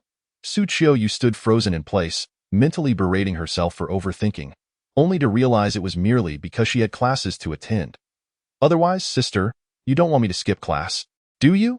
Su Mu blinked as Su Qiuyu struggled to articulate her feelings. She took a deep breath, gazing at Su Mu, hesitating. "Will you still?" Before she could finish, Su Mu, seemingly in tune with her thoughts, posed the question. "Sister, do you think I can come again?" "Thank you, sister." Su Mu beamed radiantly, for the thought of not seeing her sister next week would leave her quite disheartened in that moment. Su Qiuyu felt slightly dazed, her heart racing in a way she had never experienced before, though she couldn't pinpoint the reason. Ever since she learned that Su Mu was leaving tomorrow, time seemed to fly by. Before long, evening arrived, and after putting down her phone, Su Mu stifled a yawn. "Sister, let us call it a night. I have classes tomorrow." "All right." Although Su Qiuyu felt somewhat reluctant, she rationally nodded in agreement. Grabbing a blanket, Su Mu prepared to sleep on the sofa, but Su Qiuyu suddenly pulled her back. "What are you doing? Going to sleep? Where will you sleep?" "On the sofa." "That won't be comfortable. Just sleep in the bed." "But you're my brother, and besides, if you don't sleep well at night, it'll affect your classes during the day." Su Mu fell silent, attempting to walk away, yet Su Qiuyu's grip felt as if it were glued to him, refusing to let go no matter how hard she tried. Eventually, Su Mu relented. All right, I'll sleep in the bed." Su Qiuyu gleefully shifted over, making space on the bed.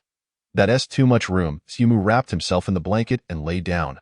With the lights turned off, the room was plunged into silence. Su Qiuyu closed her eyes, yet sleep eluded her.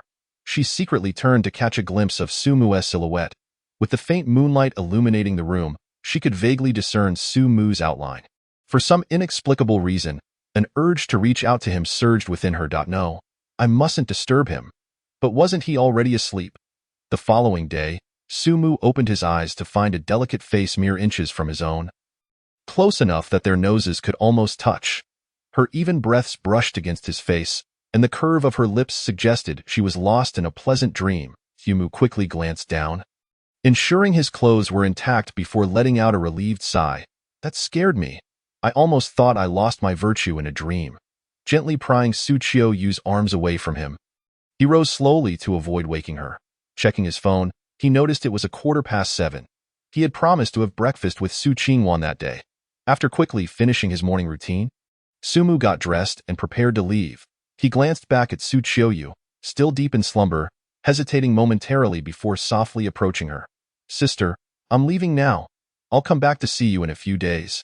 As he prepared to depart, he suddenly added, "If you're still so restless while sleeping next time, I might just have to spank you." With that, Su Mu walked away, his mood buoyant.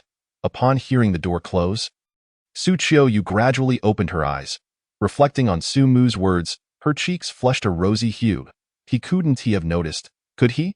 Su Qiuyu murmured to herself. "Spanking me is just too." She couldn't voice it, yet in her heart, there was an unexpected sense of anticipation. Chapter 46. Just say we're a couple, I'm here. At the school gate, Su Mu spotted Su Qingwan, who was carrying a bag of buns. She remained as aloof as ever, seemingly out of place even in a crowd. However, upon catching sight of Su Mu, her icy demeanor seemed to melt away instantly. "I've been waiting for you for ages." The moment those words left her lips, the onlookers gasped in astonishment. Wow, he can make Su Qingwan wait without inciting her anger. Who is this guy? Then, as they beheld Su Mu, they suddenly understood. That makes sense. It all makes sense now. Walking side by side, Su Qingwan asked, "How is your second sister doing?" Su Mu pondered for a moment. She was a bit cold at first, but she's much better now. As he spoke, he glanced sideways at Su Qingwan. Both sisters exuded an air of coolness. However, Su Qiuyu's demeanor was more self-enclosed, while Su Qingwan projected an imposing strength. Is that so? That's good, Su Qingwan replied nonchalantly, though internally she was experiencing a whirlwind of emotions. On one hand, she was genuinely pleased to witness her sister's transformation, yet on the other, Su Qiuyu's rapid and significant change reminded her of another person, Su Mingyu. That shouldn't be the case. Su Qiuyu was notoriously slow on the uptake. She wasn't the type to be consumed by romantic fantasies like those found in manga. Comforting herself, Su Qingwan continued. So what have you both been up to these past couple of days?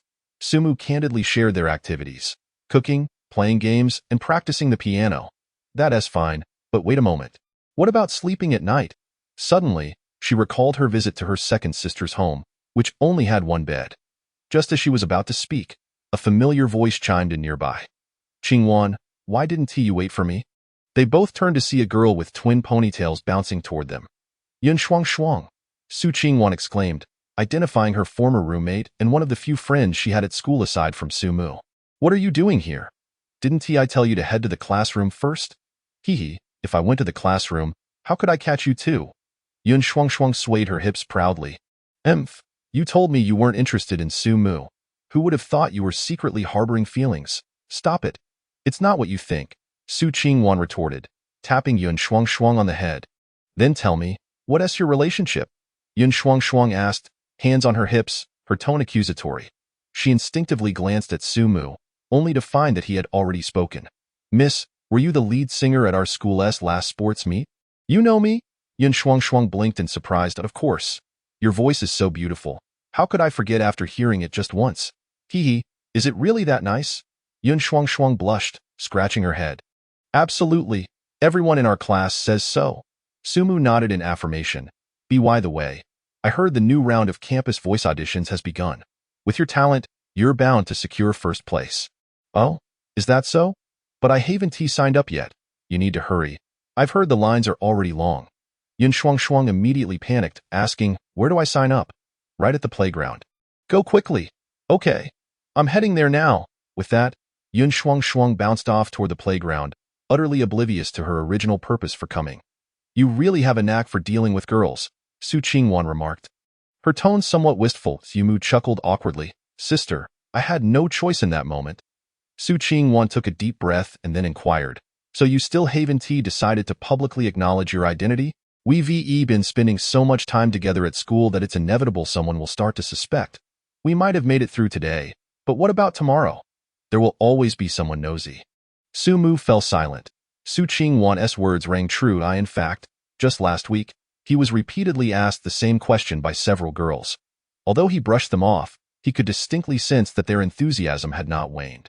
It would have been easier if they were mere gossipmongers, but both he and Su Qingwan were prominent figures at school. Their relationship was bound to draw scrutiny, even if they chose not to address it now.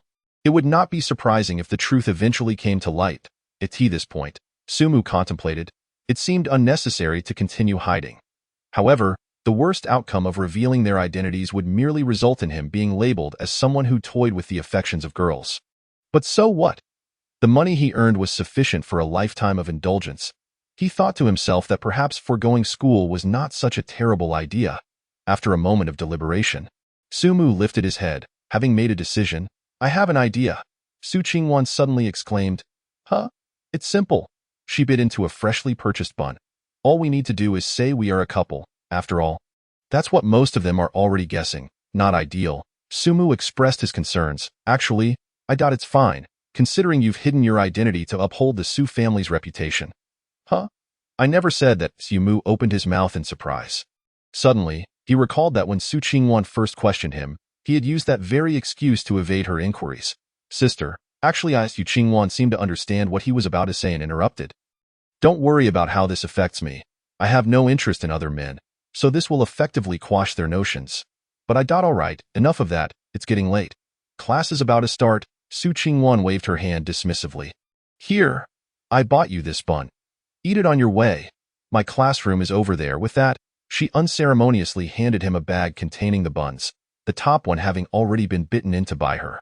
Well then, see you at lunch, my boyfriend. A rare blush crept onto Su Qingwan's face as she waved and swiftly ran off in the opposite direction, leaving Su Mu standing there, utterly bewildered. What just happened? Chapter 47. In just one class, the entire school knew.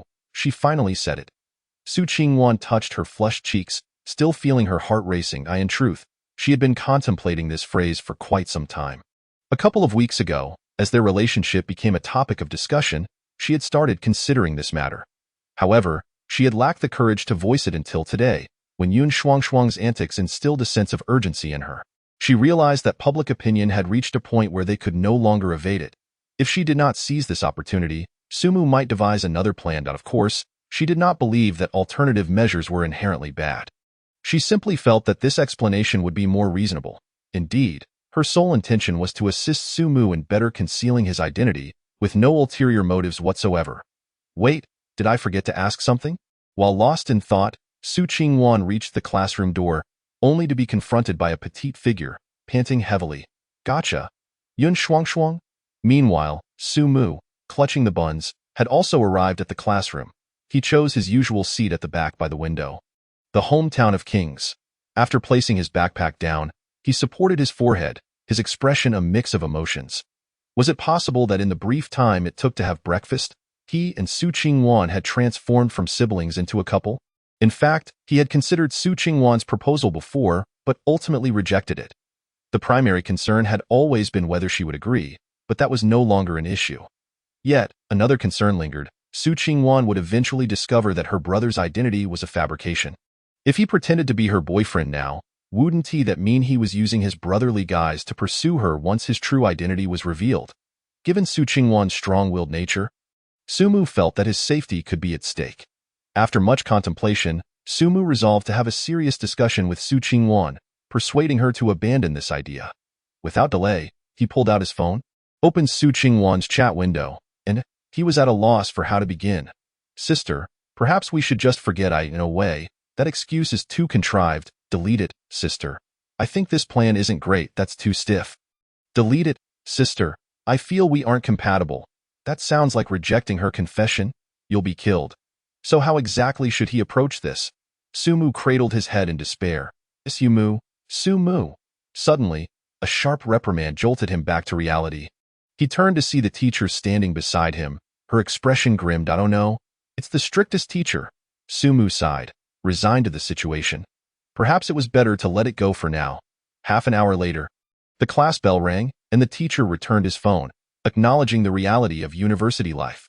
She couldn't truly punish her students. Just as Sumu was about to send a message, he felt a tap on his shoulder. Looking up, he saw a girl curiously watching him. Sumu. Song Yi, the class monitor, known for her cheerful demeanor and connections with most of the class, was no exception to this. May I ask you something? Go ahead. How long have you and Su Qingwan been dating? Sumu's face instantly stiffened, causing Song Yi to hurriedly wave her hands. I didn't mean anything by it. I'm just curious. Wait, where did you hear this? Sumu questioned, bewildered. From the confession wall. Su Qingwan's roommate let it slip. It's already trending at school. You didn't know? Sumu quickly opened the campus forum, and sure enough, a pin post was discussing him and Su Qingwan. No way, he had just managed to deceive her, and now she had dropped a bombshell on him. This karma was swift. He casually brushed off Song Yi's inquiries and hastily pulled out his phone. Meanwhile, in another classroom, Yun Shuangshuang watched her post's popularity soar, feeling quite pleased with herself. This is what you get for teaming up against me. I'll expose all your secrets. She turned to the silent Su Qingwan beside her.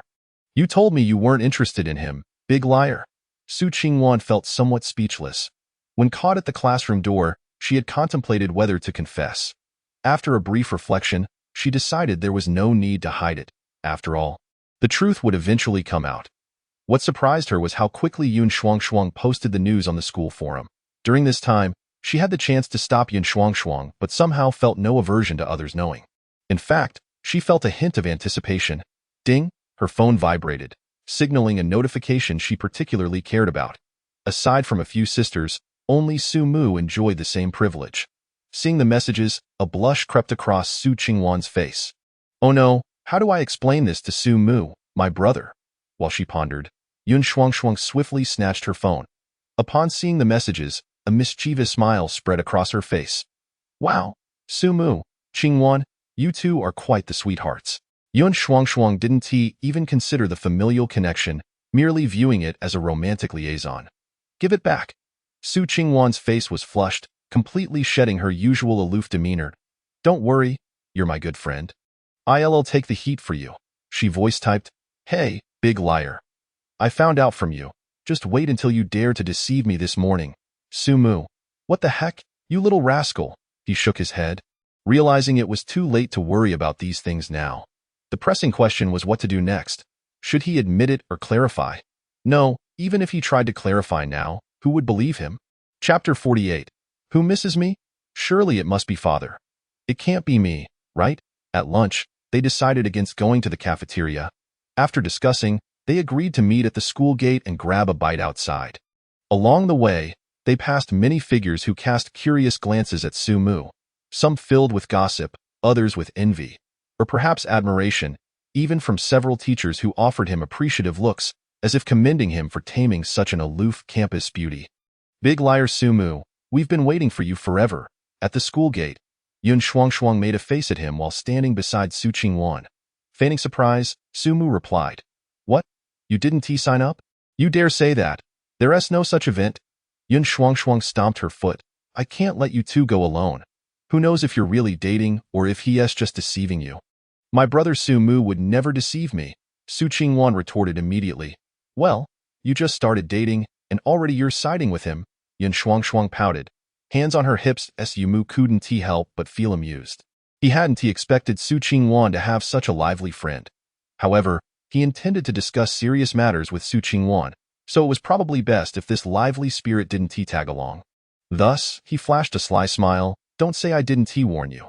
Qingwan and I plan to do some things that only couples do. Are you sure you want to join us? Yun Shuangshuang's face flushed instantly, her earlier bravado evaporating in the face of reality. Despite her earlier fierce rhetoric, she quickly shrank back, though her words remained defiant. I'm not afraid. Ultimately, Su Qingwan made the decision to let her accompany them. Sumu, slightly puzzled, was relieved when the other party quickly crafted a response on her phone. If she wasn't shown once, this girl would never let it go. Fine. Sumu felt somewhat helpless, but he wasn't in a hurry. After all, the matter could be discussed at any time. Watching the two engage in conversation as they walked, Yun Shuangshuang hesitated for a moment before deciding to follow. I just want to see. Inside the restaurant, Su Qingwan placed an order for dishes while Sumu sat beside her, with her good friend seated opposite. The reason she invited Yun Shuangshuang was influenced by Sumu's earlier words. Merely relying on rumors was insufficient to solidify their relationship. Others needed to witness evidence of their closeness. Naturally, Yun Shuangshuang became the best witness for this scene. Of course, her actions were solely for Sumu's benefit. Wishing to shield him from disturbances at school, nothing more. Indeed. Just as Sumu. This chicken leg is delicious. Come, try it, Su Qingwan declared, placing a roasted chicken leg from her bowl into Sumu's. Sumu's lips twitched slightly. Sister. Are you serious? You've already bitten into this. Su Qingwan blinked rapidly at him. There's someone here. Just play along. Sumu hesitated, about to pick up his chopsticks when Su Qingwan continued in a sweet, coaxing tone. Don't want to eat? How annoying. Then I'll feed you. With that, she picked up a small piece of steak and slowly leaned toward Sumu. Sumu was about to speak when the steak was thrust toward his mouth. Seeing her cheeks burning with embarrassment, he complied and took a bite. Thus, before Yun Shuangshuang, Sumu and Su Qingwan, the most talked about duo at school, unabashedly showcased their affection.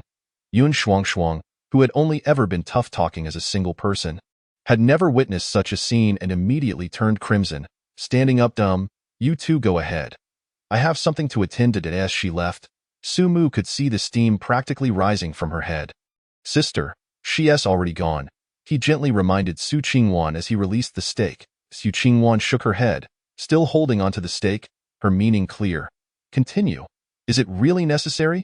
There are others watching. Sumu murmured, glancing around. Su Qingwan mumbled a few words indistinctly. Reluctantly, Sumu acquiesced to her wishes. The steak was quite tough. He had tried to bite it earlier and failed, so this time he simply snatched it from Su Qingwan's mouth and placed it in his own. Su Qingwan was momentarily taken aback, then suddenly lowered her head, murmuring, There's my saliva on it. What? Sumu hurriedly swallowed. Having not heard her, it's nothing. Su Qingwan quickly regained her composure, shaking her head as if reverting to her untouchable, aloof persona. It seems our relationship as a couple at school is now firmly established, Sumu remarked with a wry smile. Apologies. I didn't anticipate it would spread so swiftly, Su Qingwan spoke, but inwardly, she felt a thrill of delight. Now, discussing it seemed futile. I think we should consider our future plans. First, should we inform others, like our sisters and father? In truth, Sumu was reluctant, not out of concern for anything else, but primarily worried about Su Bingkuan misunderstanding. No. Su Qingwan shook her head firmly. Our sisters generally don't inquire about school matters. There's no need for them to know such trivialities. What a joke, given how Sumu's sisters regarded him. If they found out about this, who knows what they might do? Clarification. Su Qingwan felt inexplicably vexed, biting her lip and casting a reproachful glance at Sumu. It's only been a day, and you can't wait? It's my sister's fault for suggesting it, putting you in such a predicament. What on earth? Sumu was utterly baffled, wondering how it had escalated to this. Sister, please don't misunderstand. I was merely discussing the matter at hand. Nothing more. Su Qingwan seemed to realize her own lapse and offered a hint of apology. It was my confusion earlier, but you needn't worry about this matter. Oh? So what you mean is, since no one is paying attention to you, does your identity really matter? That seemed quite reasonable. Sumu instinctively nodded. Wait, does that mean it's pointless for me to explain further? That's good then. After all, someone is very much longing for you. Su Qingwan said lightly. Who? Sumu instinctively asked. Of course, it's our father. Su Qingwan smirked. I can't very well say it's me, can I? Chapter 49. Dad, your gaze towards Sumu is somewhat unsettling. Sumu. Did you miss your sister? Upon entering, Sumu suddenly felt his head enveloped by two round objects. Hearing that familiar voice, he immediately recognized it was Sumu's mischief. Of course, I miss you every day. Sumu's muffled voice emerged from within her embrace. Such a perfunctory attitude, lacking any sincerity. Sumu huffed, holding on to him tightly. I miss you. Every single day. Sumu helplessly repeated. Sister, could you please let me go? No way. This is a punishment for your earlier indifference. Sumu giggled, tightening her grip. With Sumu's laughter rising and falling, Sumu felt as if his face was being massaged. How infuriating, this woman is taking advantage of me in such a manner. If you weren't my sister right now, I would have bitten you. At that moment, Su Qingwan suddenly interjected. Sister, let go of Sumu. Stop fooling around. Exactly. Sumu chimed in from within. Sumu arched an eyebrow, casting a meaningful glance at Su Qingwan, seemingly trying to decipher something from her expression. The latter remained as calm as ever, neither pleased nor dismayed, just as usual. Yet Sumu couldn't shake the feeling that there was a hint of jealousy on her face. Was it just an illusion? A few conspicuous coughs interrupted the subtle dynamics among them. Su Bingkuan appeared before them, hands clasped behind his back, his gaze fixed on Sumu. He said nothing, but the implication was clear. However, Sumu seemed completely oblivious, feigning concern. Dad, why were you coughing just now? Do you need to go to the hospital? Su Bingkuan's lips twitched. Why she didn't understand the reason for his cough was beyond him. If she didn't let go in front of him, she might end up making him so angry he'd need to go to the hospital himself. Sister, stop teasing Dad. Let go. I want to eat. This, Sumu reluctantly released her hold.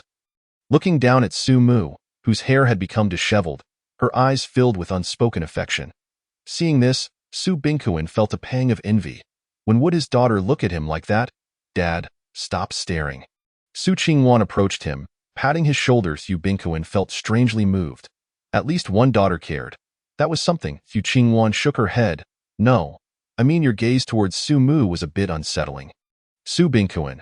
Winky face. A few minutes later, the family sat around the dining table. Through Sumu's persistent efforts, it had gradually become a habit for the Su family to dine together in the evenings. With only occasional exceptions, such as when Sumu was absent. Sisters, Sumu looked sternly at the girls. Didn't we agree we're family? Why is it that when I'm not around, you all find excuses to eat with Dad? Is it really that difficult? Su Bingkuan felt a tear in his heart. This money wasn't spent in vain. It truly wasn't. The reprimanded sisters lowered their heads. They couldn't quite say they disliked their father. But without Su Mu, meals felt rather tasteless. I know I was wrong. Su Mingyue mumbled, stealing glances at Su Mu.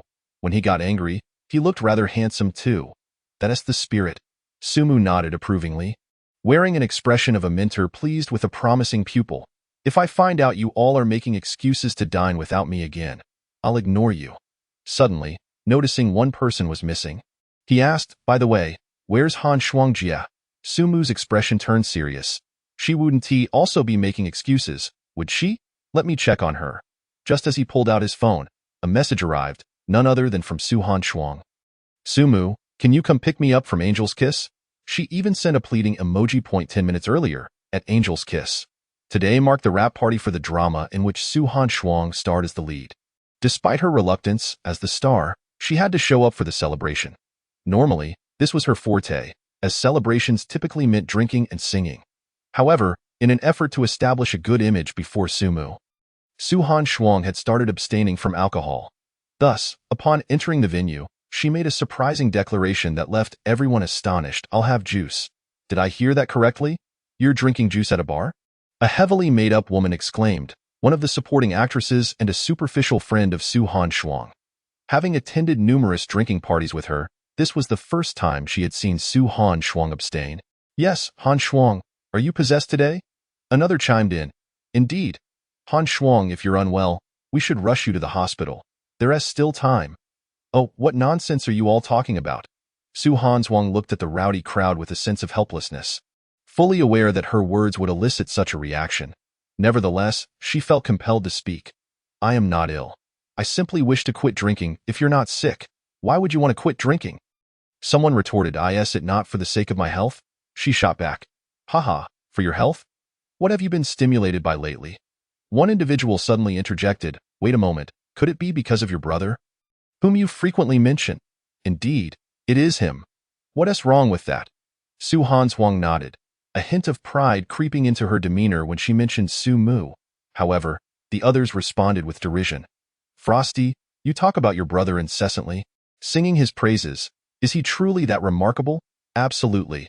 He is the best brother in the world. Su Han Shuang asserted confidently. The crowd, upon hearing this, began to jeer. If he is as wonderful as you say, why not bring him out for us to see? Su Han Shuang paused.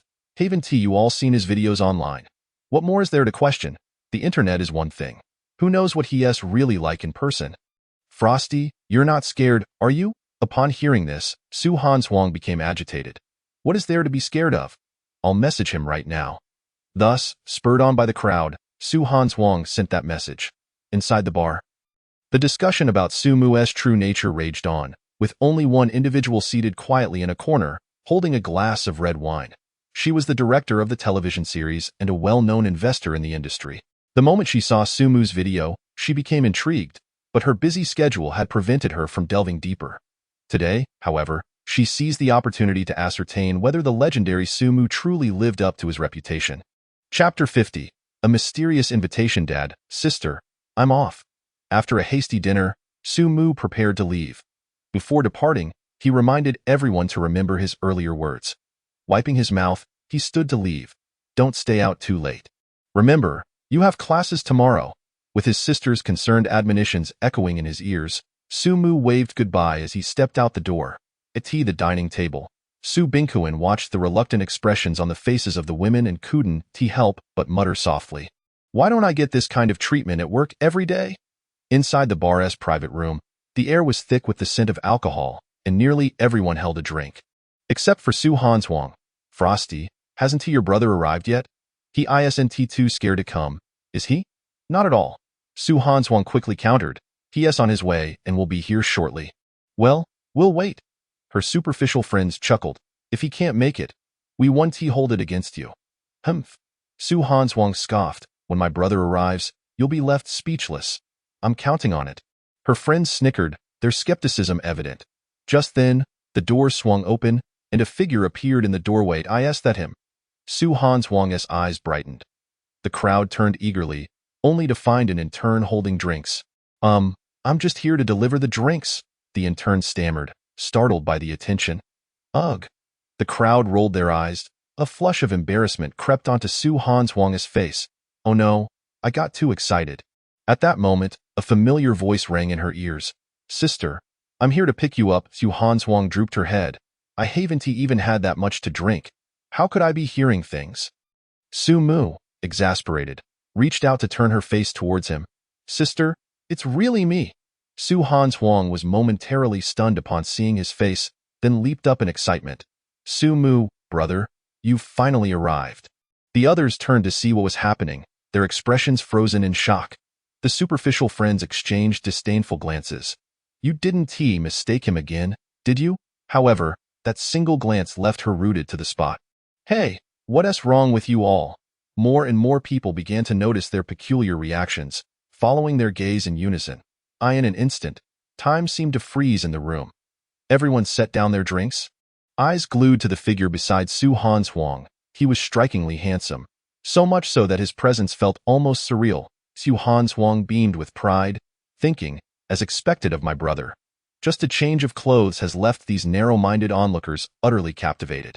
In high spirits, she patted Su Mu on the shoulder. Humph, did you see that? This is my brother. Let us see who dares to question my words now. As for Su Mu, he did not share Su Han's enthusiasm regarding the crowd's expressions. He had seen too much of this before. He felt somewhat bemused, realizing that his sister was merely showing off. When Su Han's had messaged him to change his clothes halfway there, he had suspected her intentions were not entirely innocent. But since it was his sister's request, he decided to indulge her just this once. Su Mu, brother, how is it that your skin is so flawless? Su Mu, brother, I'm your sister's good friend. Let us get acquainted. Su Mu, brother, I've known your sister since middle school.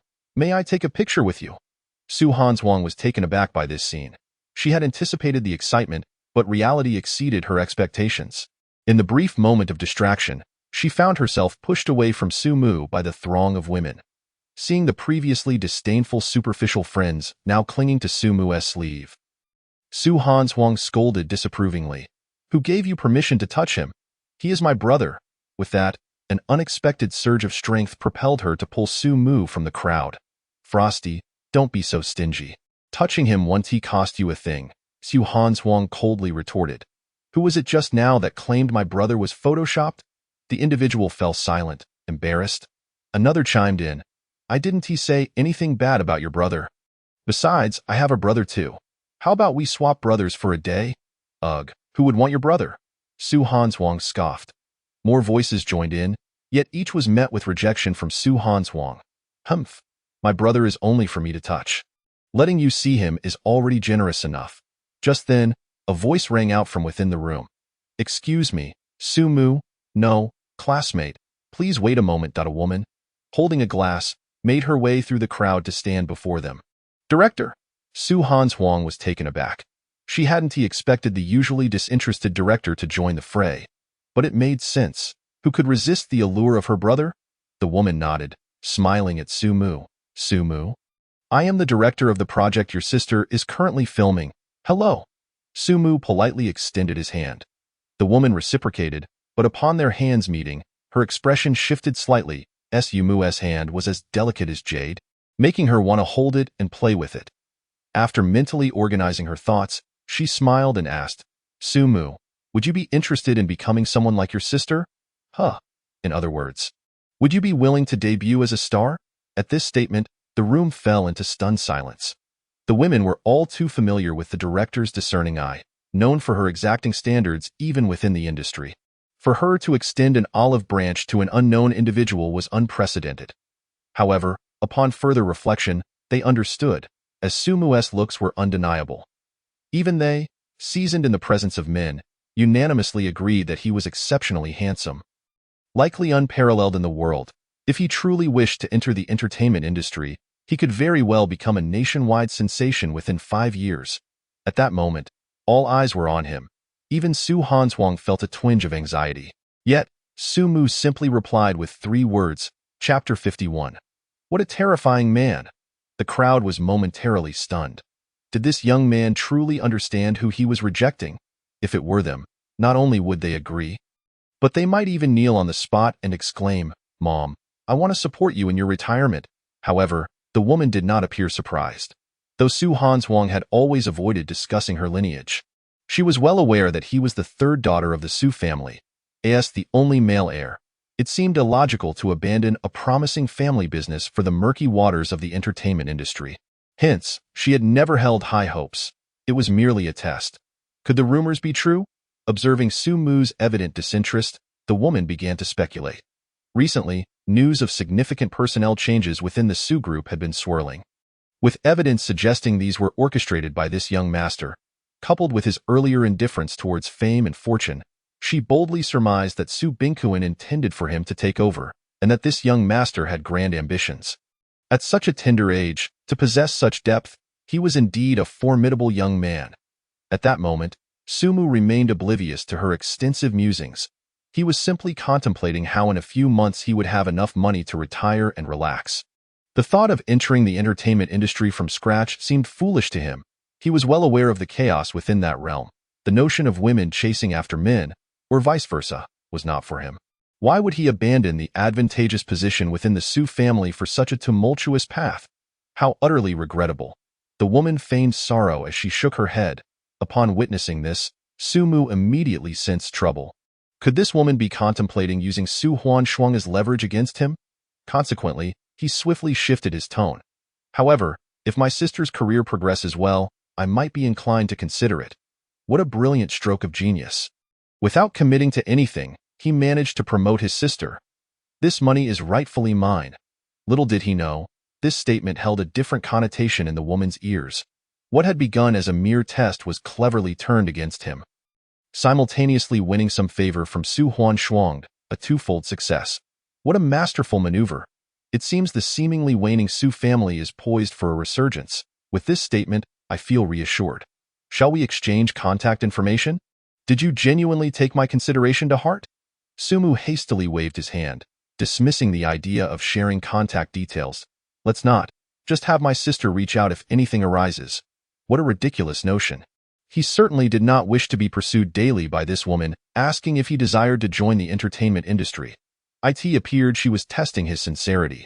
The woman pondered for a moment before nodding, a hint of flattery gracing her smile. Very well. Inside the private room, after the two departed, the woman's smile gradually morphed into a serious expression. Initially, she had believed the Su family was in decline and had no intention of investing further resources into Su Hanshuang. It now seemed she had nearly made a grave mistake. At that moment, an assistant approached her, mistakenly assuming her demeanor was due to anger at the earlier rejection, and immediately remarked, "Manager Luo, that Su Hanshuang's brother is exceedingly rude. Perhaps we should shelve Su Hanshuang instead." Slap. Manager Luo turned her head, glaring fiercely at the assistant. "Fool! Anyone who dares speak ill of them shall immediately leave this place and never return. Moreover, the advertisement we acquired a few days ago will be entrusted to Su Hanshuang as the spokesperson starting tomorrow." Hearing this, another individual cautiously interjected, "Luo, manager, didn't you mention earlier that the endorsement was for that recently popular Lu? I do not care who it was previously assigned to. From now on, it belongs to Su Hanshuang. Do you understand?" Manager Luo's cold gaze swept over her, leaving no room for dissent. Yes, the group lowered their heads, unwilling to meet her gaze. They were oblivious to the reason behind Manager Luo's sudden change in attitude, but they were certain it was undoubtedly related to the recently arrived Su Mu. To outright refuse Manager Luo and still gain such favor was extraordinary. Who exactly is this Su Mu? On the other side, after exiting the bar, Su Mu breathed a sigh of relief. These women were utterly insane. Not only had his newly bought clothes been distorted, but he had also acquired several strawberry marks without realizing it in less than half an hour inside. He emerged reeking of alcohol and perfume. "Sister, you didn't drink, did you?" "Of course not." Su Hanshuang patted her chest, shaking her head. She had not touched a drop. "Then why is your face so flushed? Is it?" Su Hanshuang paused, touching her cheek, and casually replied, "Perhaps it's just too warm." She was acutely aware that her current state was not due to intoxication or heat, but rather a certain individual. Much like her heart racing uncontrollably, it was all because of him. "Let us not discuss that. Su Mu, do you know who you just rejected?" "Who cares?" Su Mu shrugged nonchalantly, giggling. Su Hanshuang laughed uncontrollably, Her name is Luo Wei, a renowned mogul in the industry. And you could say she is my boss, and no one in the industry dares to decline her invitation. You are the first. Su Mu felt a pang of worry. That won't have any repercussions for you. Will it? Who cares? Su Huan Shuang mimicked Su Mu's earlier dismissive gesture. I hold no value to her anyway. What do you mean? Su Mu was taken aback. He remembered Su Huan Shuang was a hot commodity. How could she be irrelevant so soon? You must find it quite surprising. Su Huan Shuang chuckled. But this is quite common in the industry. After being popular for so long, it's time for my turn.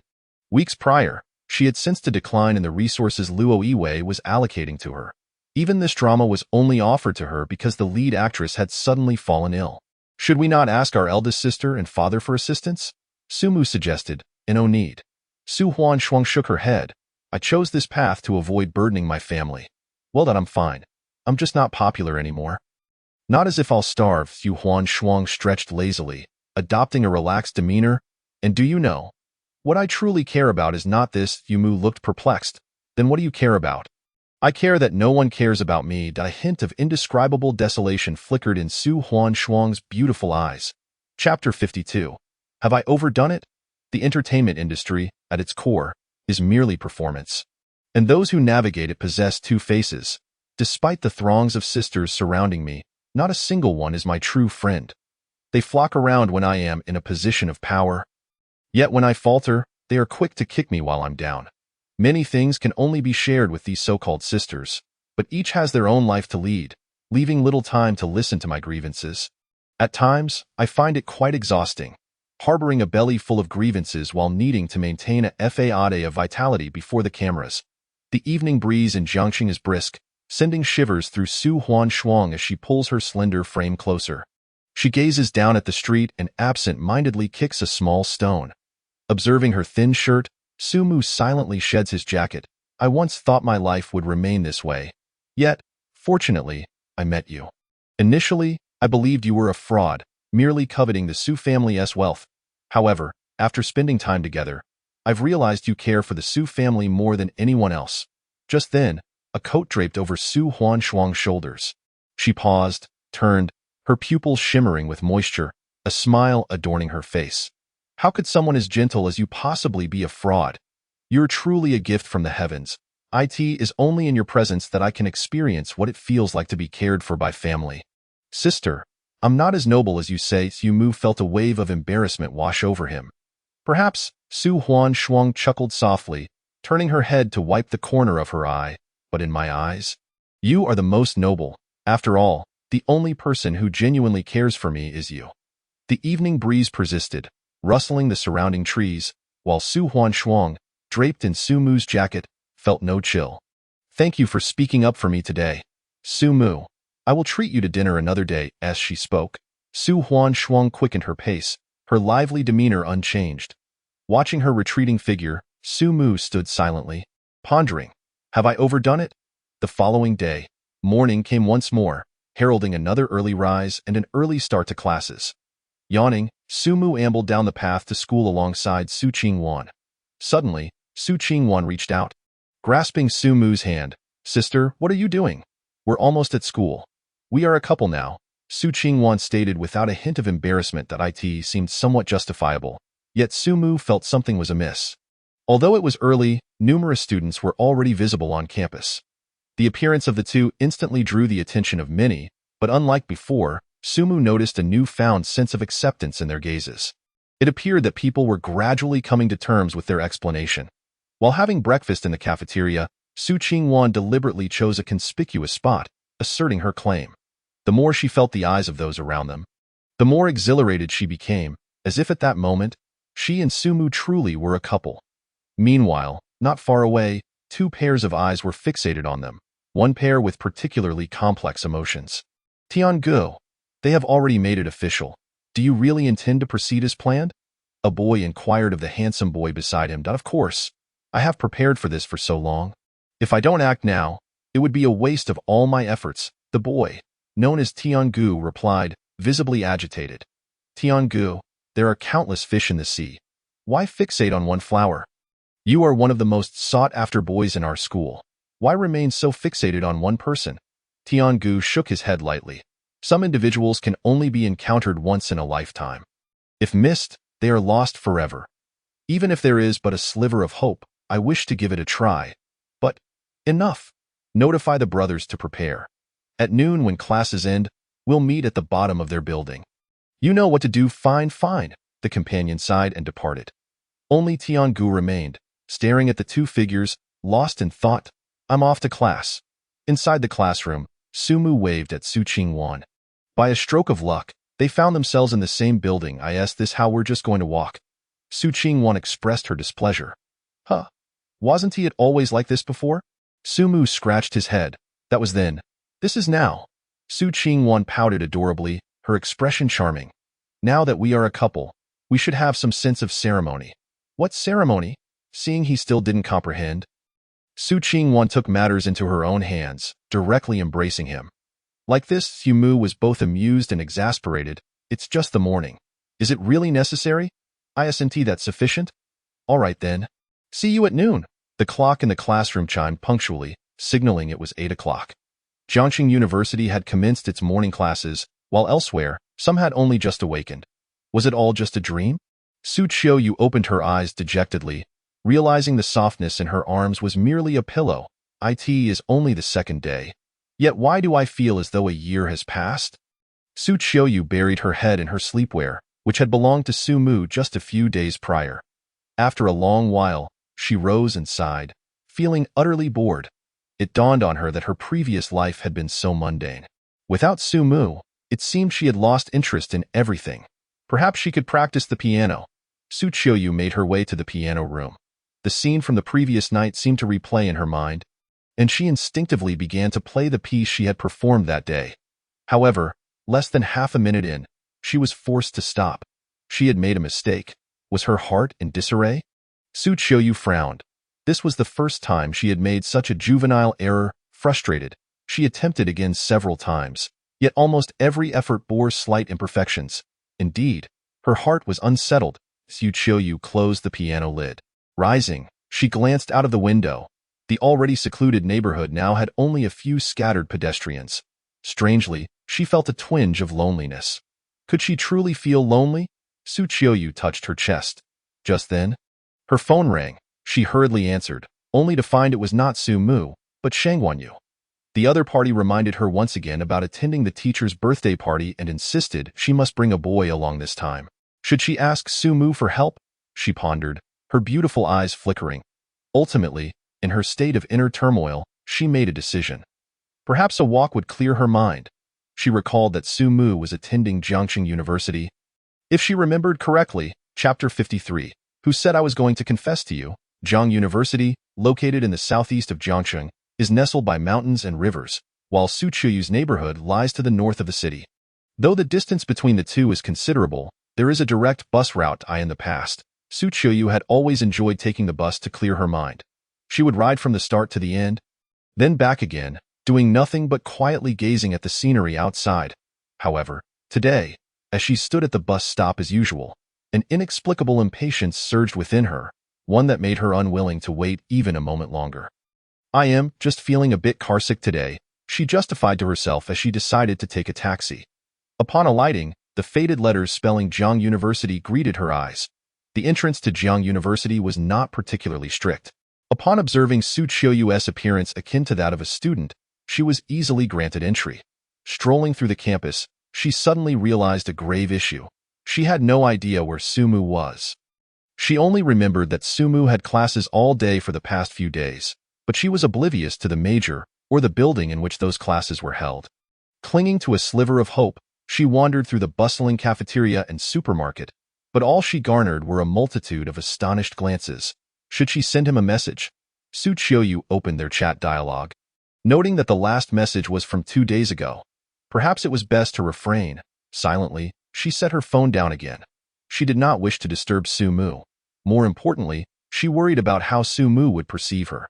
It was clear they had agreed that once he finished his tasks, he would come to see her. Yet here she was, rushing over less than a day later. What a desperate woman she must seem. No, that's not it. Su Qiuyu lowered her head, her cheeks flushing. She was here because of the teacher's birthday party, indeed. Have you all prepared yet? Class is about to end. Don't worry, Tiangu, the props are all set. We only await your command to proceed. Excellent. After putting down his phone, Long Outyin picked up a mirror for one final check of his attire.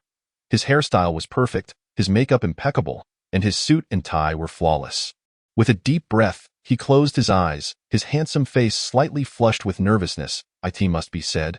He indeed possessed a certain charm, and clad in that dapper suit, he caught the attention of many young women who cast flirtatious glances his way. Yet, he was indifferent to them all. There was only one person who truly mattered to him, the figure he could not forget after merely one glance.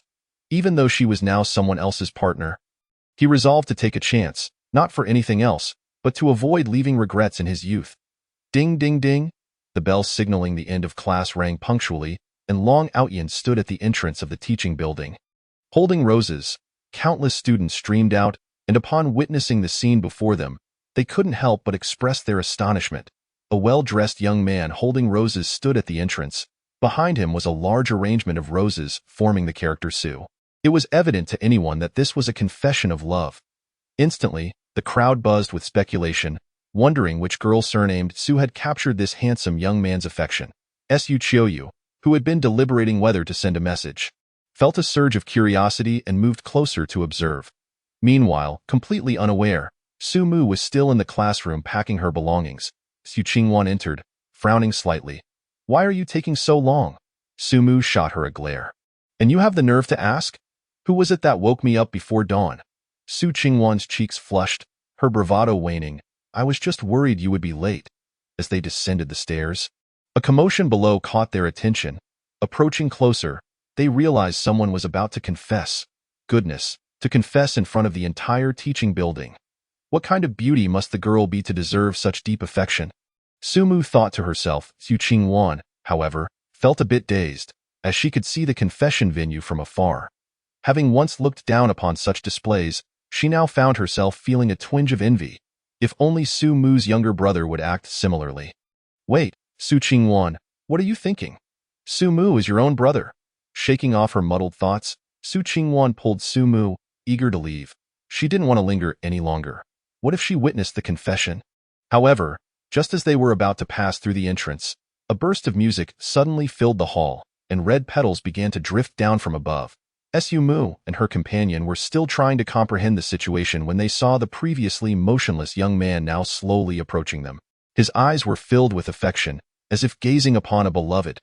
Coupled with the large Su behind him, even a fool could see he was walking toward them. Su Qingwan sighed, the excitement she had felt moments ago dissipating entirely.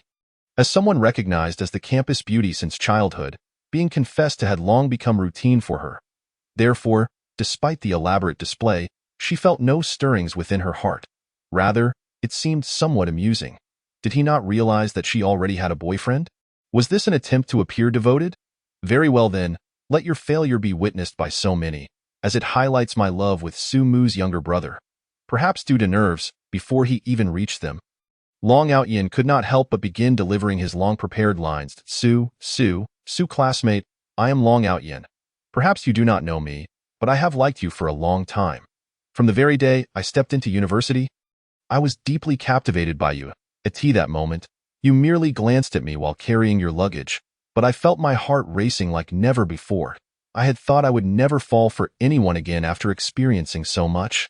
Until I met you, did I understand you are now taken, but after much contemplation, I still chose to confess. I do not seek your acceptance, but only wish to leave my name in your life. At this point, Long Outyin's face was flushed. The words he had just spoken seemed to have drained him of all energy. He took a deep breath, realizing there was one final thing to do. He would kneel on one knee, wishing to obtain an answer, regardless of the outcome. Are you finished? Su Qingwan shot him a cold look. Having heard many confessions, she was not moved by Long Outyin's proclamations. Rather, she found them somewhat ridiculous. Since he already knew there would be no result, why go to such lengths? Very well, I shall grant you this moment, so you can become utterly disheartened. I can provide an answer right now. I already have someone I like, and that person is Su Mu. If you don't believe me, I can prove it to you right now. With that, Su Qingwan embraced Su Mu and kissed her fervently. Long Outyin's eyes widened in disbelief. Who said I was going to confess to you? Chapter 54. Sister, What are you doing here? Su Mu's lips were soft and warm. Just a touch left Su Qingwan reluctant to part. How wonderful! Had it not been for the unexpected interloper, she might never have experienced this in her lifetime. From a certain perspective, this interloper had indeed fulfilled his utmost purpose. Just as Su Qingwan contemplated whether to linger in the kiss a bit longer, Long Outyan's furious shout from behind startled her. What? Your intended was not me? In that instant, all Su Qingwan could think was, had she been the fool all along? How embarrassing to have rejected him in front of so many and then flaunt her affection with Su Mu. Now, she felt as if she had become the object of ridicule in the eyes of those present. If Long Outyan wasn't aimed at her, why had he walked over? Su Mu, too, was utterly bewildered. Wait, shouldn't you mention names when confessing? Not only did I lose my first kiss, but now my sister's face is as red as a tomato. He cleared his throat and pulled Su Qingwan aside. Apologizing, sorry, that student, we accidentally interrupted you. We'll be leaving now. Long Outyan, despite being forcefully kissed, was more struck by the warmth of Su Mu's response. You remain as gentle as ever. Huh? What are you saying to me? Su Mu pointed to himself, bewildered. Dude, focus on your confession. Why are you suddenly complimenting me? Won't your intended be upset seeing this? However, before he could react, in the next moment, Long Outyan dropped to one knee before Su Mu and declared, Su, I confess my feelings for you. Regardless of whether you accept or reject me, even harsh words will not deter me. I simply wish to hear your response. The crowd erupted in astonishment. While declarations of love from men to women are commonplace, a man professing his feelings to another man is a sensational affair. Though the recipient of this confession was more beautiful than many women, it did not deter the onlookers from indulging in the spectacle. What did you say? You like me? Su Mu exclaimed, disbelief etched on his face. Brother, you do realize I am a man, right? You know that, don't you? Right? Indeed, Su Mu. I finally have the courage to utter your name. If you doubt me, I can repeat it. Su Mu. I like you. Long Outyan knelt with utmost sincerity. That moment, the music reached its crescendo, petals rained down upon the crowd, creating an atmosphere of romance. Yet, this very scenario caused Su Mu's heart to race in anxiety. I am a man. Su Mu exclaimed helplessly. Long Outyan nodded earnestly. I know, but I do not mind. However, I am attracted to women. Su Mu asserted loudly. Oh, I see. Long Outyan bowed his head, and just as Su Mu thought he might relent, he resolutely declared, for you, I would be willing to undergo gender reassignment. You truly are impervious to reason. Su Mu could no longer contain himself. He hoisted Long Outyan off the ground and shouted, I like women, pure women, and I already have a girlfriend. Please stop harassing me. So, is this a rejection? Long Outyan queried once more. Yes, understood. Su Mu was left speechless, contemplating whether this individual might be slightly unhinged. He tugged at the steam-emitting Su Qingwan beside him and gestured to Long Outyan. I am leaving now. Please do not pursue me any further. Behind them, Long Outyan's companions quickly surrounded him, attempting to console him. Brother Tian, it's time to let go. We already said it was impossible. Brother Tian, it's all right. What you've lost is merely a tree. But you've gained a whole forest. They turned to see Long Outyan with his eyes closed, a satisfied smile on his face as he murmured, he is so gentle. Even rejection feels so gentle. Oh no, Brother Tian has fainted. Quickly, call an ambulance. Meanwhile, Su Mu, having escaped the chaotic scene, finally caught his breath. He had never anticipated a man would confess to him. This world was indeed surreal. Thankfully, his confessor appeared somewhat dim-witted. Otherwise, he would have been in quite the predicament. Glancing sideways at Su Qingwan, he noticed the steam above her head had dissipated considerably. Though her face remained flushed, Su Mu gently shook her shoulder. Sister, are you all right? Is it over? It's over. We managed to escape. Su Mu sighed inwardly, reflecting on how good a person she was, only to have made a blunder in public and ended up in this state. If he were in her position, well, perhaps it was best not to imagine. Sister, there's no one here, he murmured soothingly. Su Mu, little brother. At this moment, Su Qingwan disregarded her previously aloof demeanor and buried her head in his embrace. I can't face anyone. Though he felt a laugh bubbling within, Su Mu restrained himself and comforted her. It's all right. Before long, Everyone will forget. Really? But I still remember a classmate from elementary school who wet his pants. And what of it? Do you still mock him? No. Sumu shrugged. Then that settles it. Everyone has their moments of social embarrassment. Besides, anyone in that situation would make mistakes.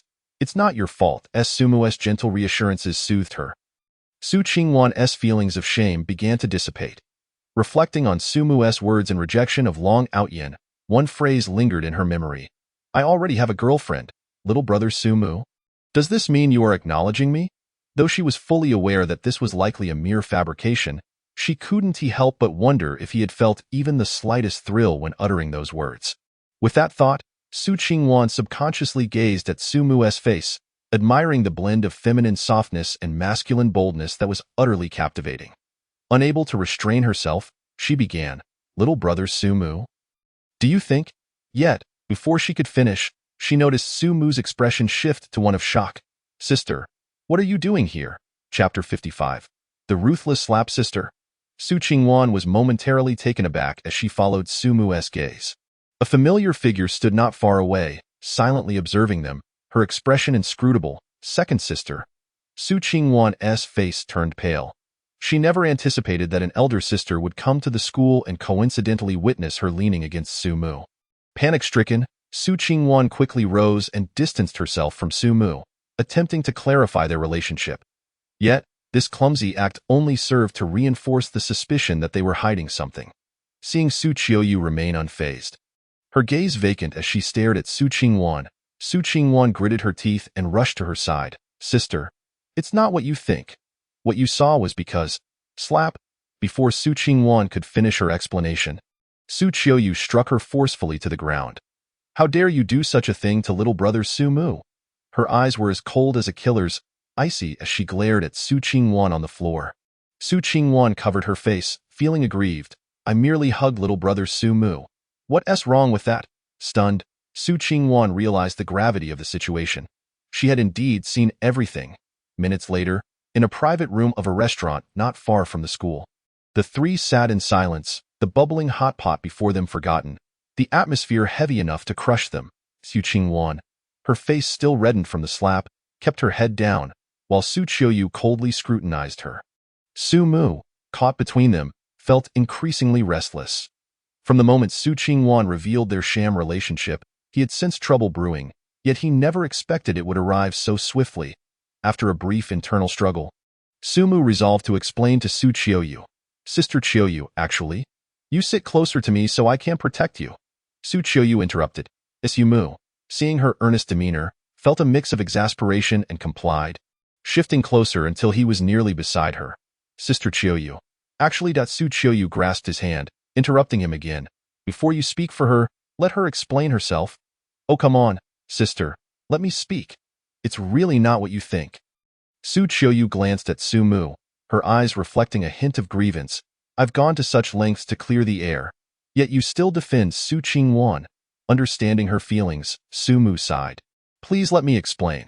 The initial reason for this was you're pretending to be a couple to hide little brother Sumu's true identity. After hearing his explanation, Su Qiuyu pondered for a moment. Exactly. Su Qiuyu fell silent again, then inquired, and what about that kiss earlier? How do you explain that? That was a mistake, a desperate move in the heat of the moment. Su Qingwan defended herself softly. A desperate move? Was that really necessary? Su Qiuyu's ire flared. She had never enjoyed little brother Sumu's kiss, yet this girl had beaten her to it. All right, Su Qingwan has already suffered enough embarrassment in front of the whole school. You should forgive her. Su Qiuyu took a deep breath. Little brother Sumu, you are far too forgiving. This matter cannot simply be brushed aside. If I hadn't seen it today, who knows what else you could have done? Sister, ultimately, this was all within the school. As Sumu spoke, he suddenly realized a pressing question. Sister, why did you come to the school? This inquiry momentarily stumped Su Qiuyu. She couldn't very well confess that she had come specifically to find Sumu. Just taking a stroll. Su Qingwan seized the opportunity. I remember your home is on opposite sides of the city, right? Who goes for such a long walk? Well, that's because you knew little brother Sumu was studying at Jiang University today. So you came to Jiang University, right? Su Qingwan continued her deduction. Sister, You've only been apart from him for a day, and you couldn't wait to see him again? Observing Su Qiuyu's flustered expression, Su Qingwan felt a surge of triumph. Her posture straightened, her legs felt sturdy, and the sting on her face faded away. Who would have thought? Second sister, your intentions are not so pure after all. No, I came to discuss something important with Su Mu. Su Qiuyu quickly clarified. Oh? What could be so important that it must be said in person? Can it wait for a phone call? A teasing smile danced on Su Qingwan's lips. Yes, it's a very important matter, Su Mu, now curious, asked, Sister, what is it? This is something I want to discuss with little brother Su Mu alone. Su Qingwan pouted. You won't even let your own sister listen? Surely you have something to hide. Su Qiuyu bit her lip, hesitating to speak. Although Su Qingwan's words stung, they held a kernel of truth. Being siblings, if she were to confide in Su Mu while keeping Su Qingwan in the dark, it would seem too suspicious. Moreover, having just reprimanded Su Qingwan, if this matter were to be concealed from her, she would undoubtedly embellish the story at home. It is better for them to be informed, albeit at a later time. Contemplating this, Su Qiuyu gently parted her lips and said, This matter is about my desire for Su Mu to accompany me to the teacher's soiree. A soiree, you say? Of course, that's quite acceptable. Su Mu casually agreed. He did not perceive any issue with attending a soiree and found her bashful demeanor over such a trivial matter quite peculiar. Upon hearing this, Su Qingwan was initially taken aback but quickly regained her composure. Sister, you aren't suggesting that Su Mu pose as your boyfriend, are you? Su Mu was left perplexed. He turned to Su Qiuyu, only to find her head bowed in silence. Unable to restrain his curiosity, he inquired, Sister, what relevance does this hold? With a soft sigh, Su Qiuyu began to elucidate the situation.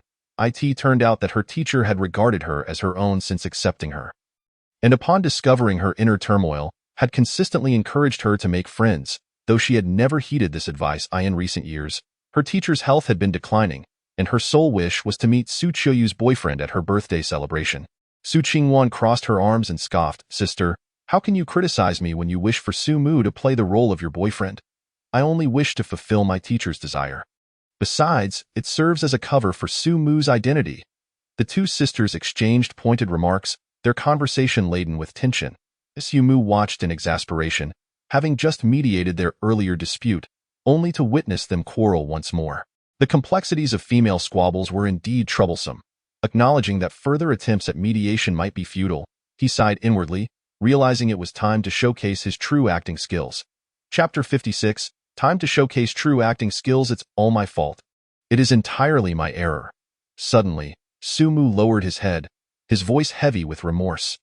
The two sisters, who had been at odds, felt a tremor of concern at his words.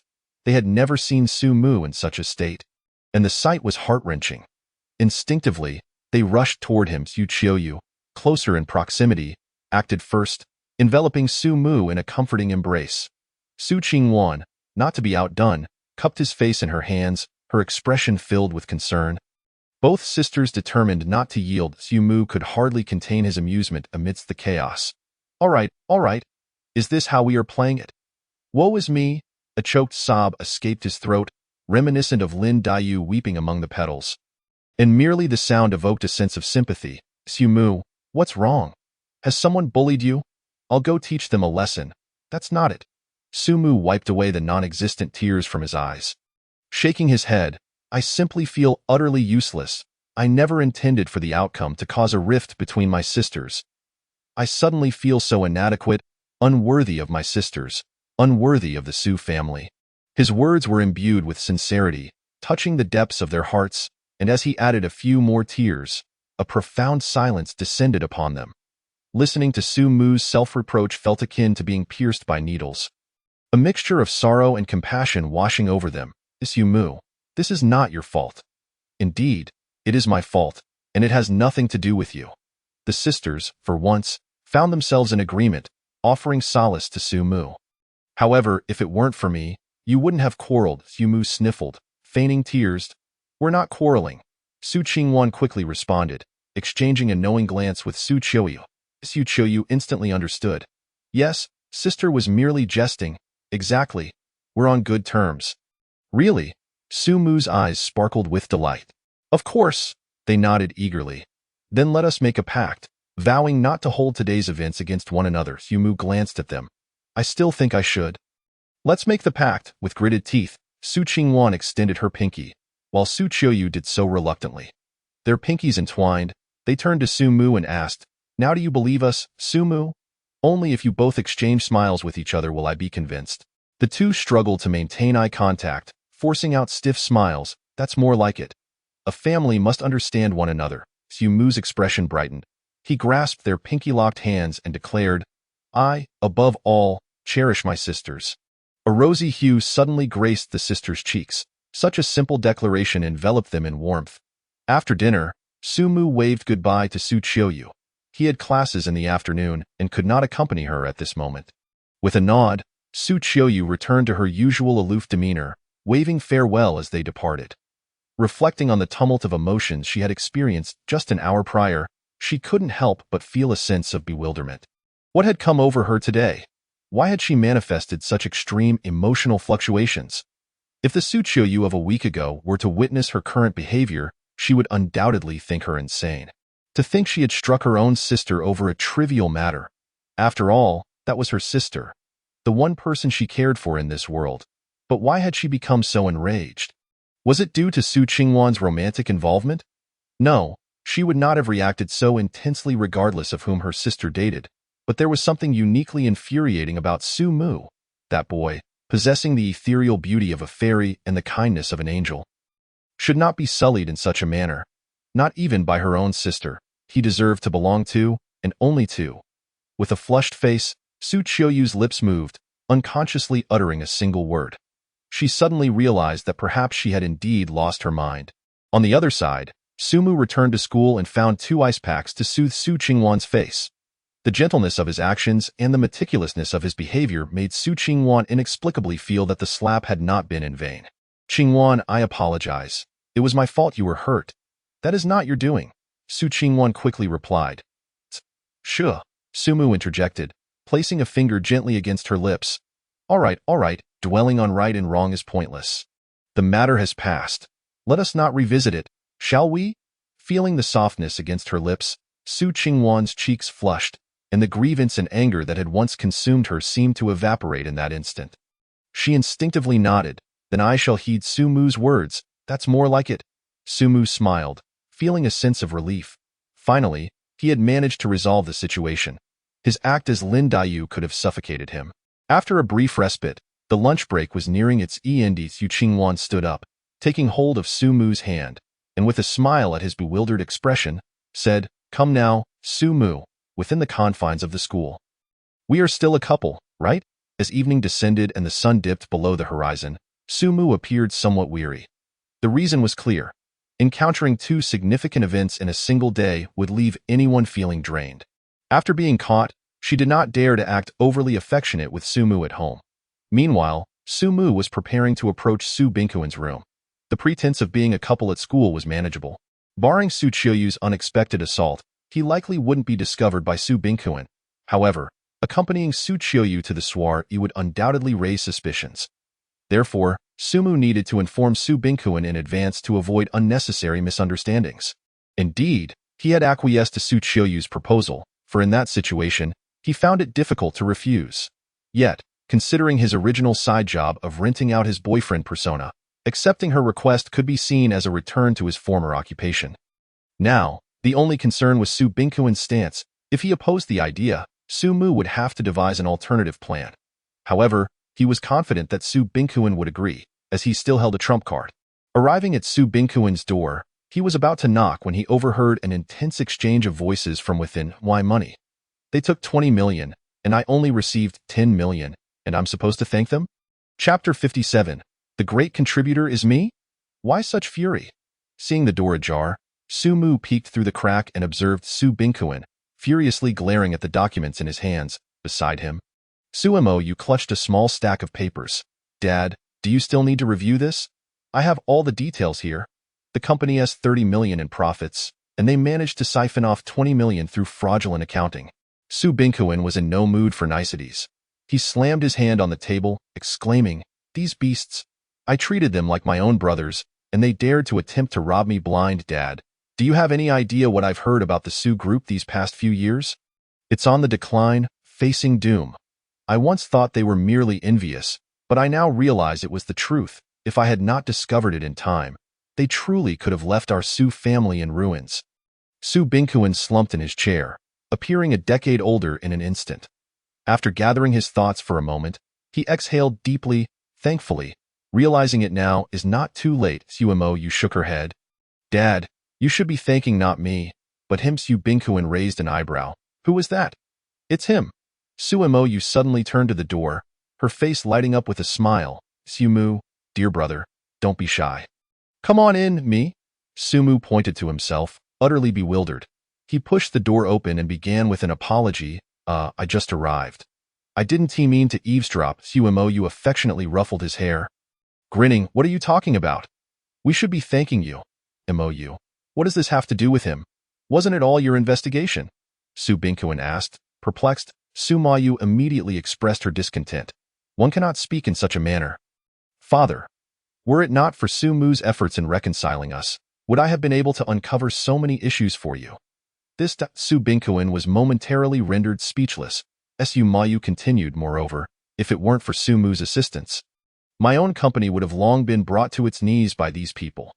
Thus, both in sentiment and reason, Sumu is indeed a great benefactor to our family. Who else should we thank if not him? Su Binkuan pursed his lips, wishing to assert that the one most deserving of gratitude was himself, for it was his astute decision to hire Sumu that led to the subsequent events. Am I truly so remarkable? Sumu scratched his head, filled with regret. Damn it. I negotiated for too little pay back then. The evidence had been nearly gathered. Sumo Yu gently patted Sumu's small face and said, I have also replaced key positions within the company, and I shall confront them tomorrow. We will drive them out of the company entirely. Father, what do you think? Su Binkuan pondered for a moment, finally closing his eyes and nodding slightly. Very well, the bonds of friendship from the past have been thoroughly exploited by them over the years.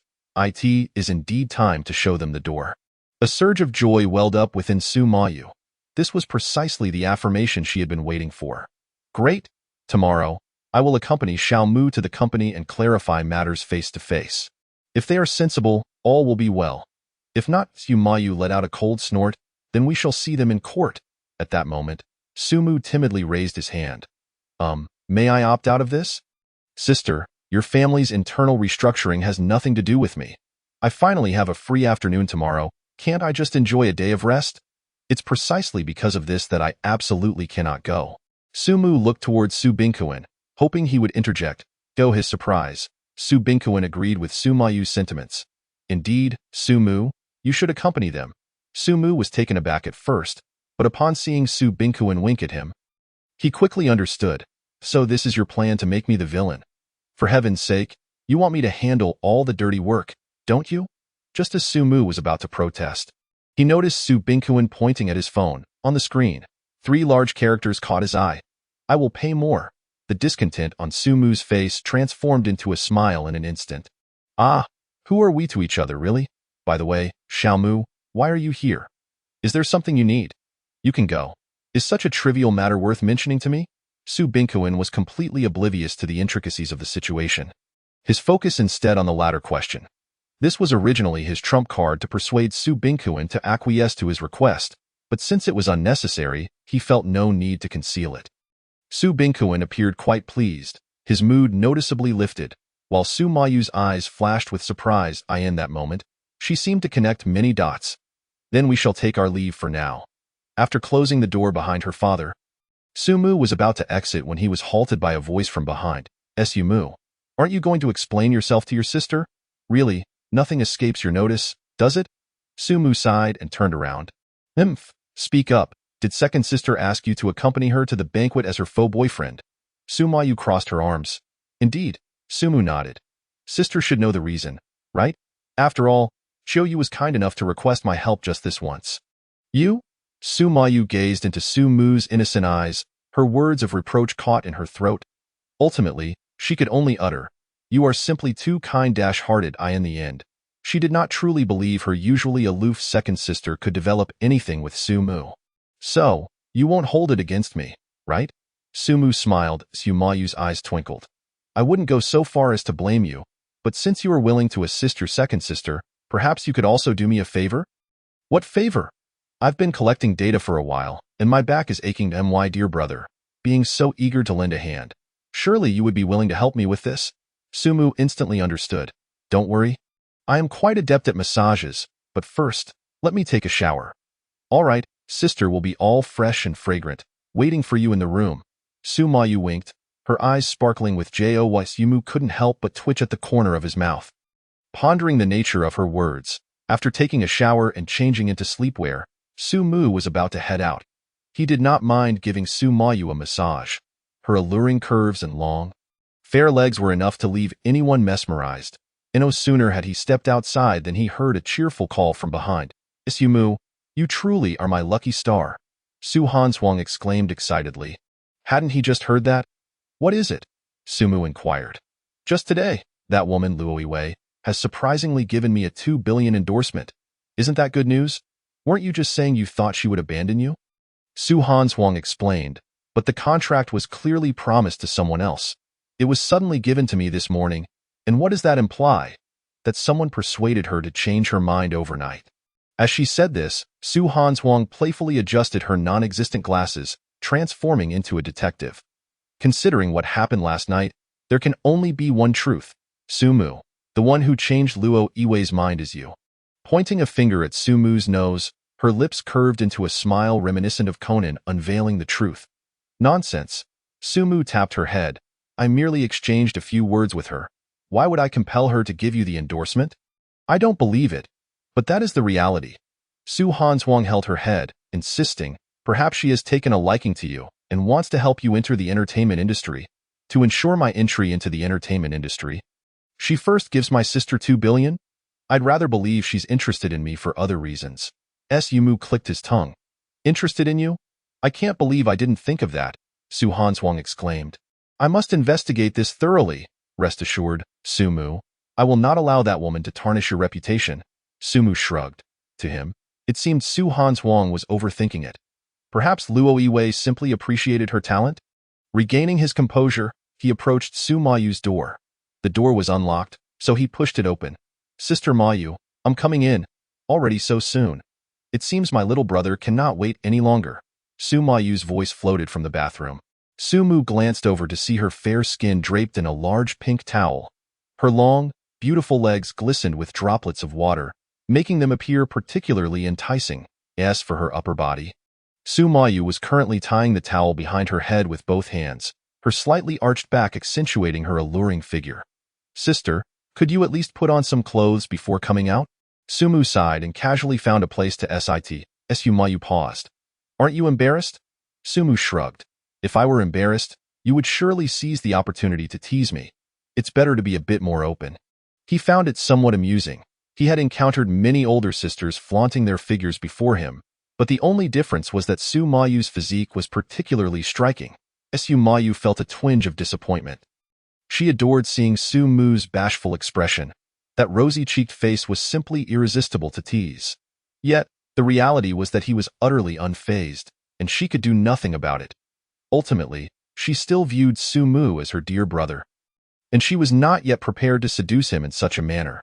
Then let us begin. Su Mayu decided to embrace the situation, lying back on the bed in a pose that invited attention. Sitting on the edge, gazing at Su Mayu's flawless back, Sumu swallowed hard. He had seen much, but now that it was time to act, he couldn't help but feel a rush of excitement.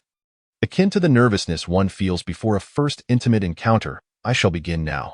Steadying himself, Sumu placed his hands on her shoulders. Though lacking professional training, he had learned a few key acupressure points from his grandfather. Sumayu let out a pleased hum. Sumu's body jolted. Sister, what are you doing? A reward. Hee. Don't boys enjoy hearing such sounds? Sumayu giggled. With a straight face, Sumu tapped her head. Where did you learn such nonsense? Forget it right now. Seeing that Sumu was uncooperative, she merely pouted and refrained from pursuing the matter further. Phew. Sumu secretly sighed with relief. Sumayu's room was adjacent to Su Binkuan's. If the sounds were to attract attention, it could lead to a rather explosive situation. Sumu's technique was precise, and within moments, Sumayu felt a wave of comfort wash over her. She squinted her eyes and suddenly asked, Sumu, do you know why I chose to start a business? I do not. Because, during our mother's funeral, Minnie consoled father, saying it wasn't his fault, that starting a business was inherently difficult and one could not be expected to pay attention to her. At that moment, I resolved to carve out my own path and show father that starting a business was not as arduous as it seemed. You have achieved that now. Sumu detected the bitterness in her tone and softly reassured her. Sumayu smiled wryly, shaking her head. No, I now understand that entrepreneurship is indeed arduous and exhausting. So much so that sometimes, I lack the energy to even converse with my family. Hence, I find myself empathizing with father a bit more. Isn't that a good thing? However, since your arrival, I have found that things have changed. Sumo's tone shifted on that day, when I accompanied you to the group to handle some business. I not only felt no fatigue whatsoever, but I also relished that sensation. In that instant, I suddenly understood that the reason for my previous struggles was simply because I had not encountered the right person. At this point, Sumo felt a wave of sentimentality wash over her, and with a smile, she said, Apologies for my previous ramblings. Has Sumu finished yet? Sumu's soft voice came from behind her. He draped a blanket over her shoulders before gently getting off the bed. As they approached the door, Sumu heard Sumo's voice again. Sumu, although I acknowledge this is my selfish desire, I still hope that you can accompany me on the road ahead. All right?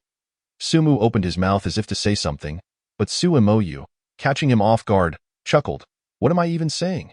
Of course, you will accompany me. After all, you are my dear brother. Sumu smiled faintly, then silently closed the door. Leaning against the wall, he gazed vacantly at the ceiling above. My dear brother. Indeed. Chapter 59. Who deposited money into my account?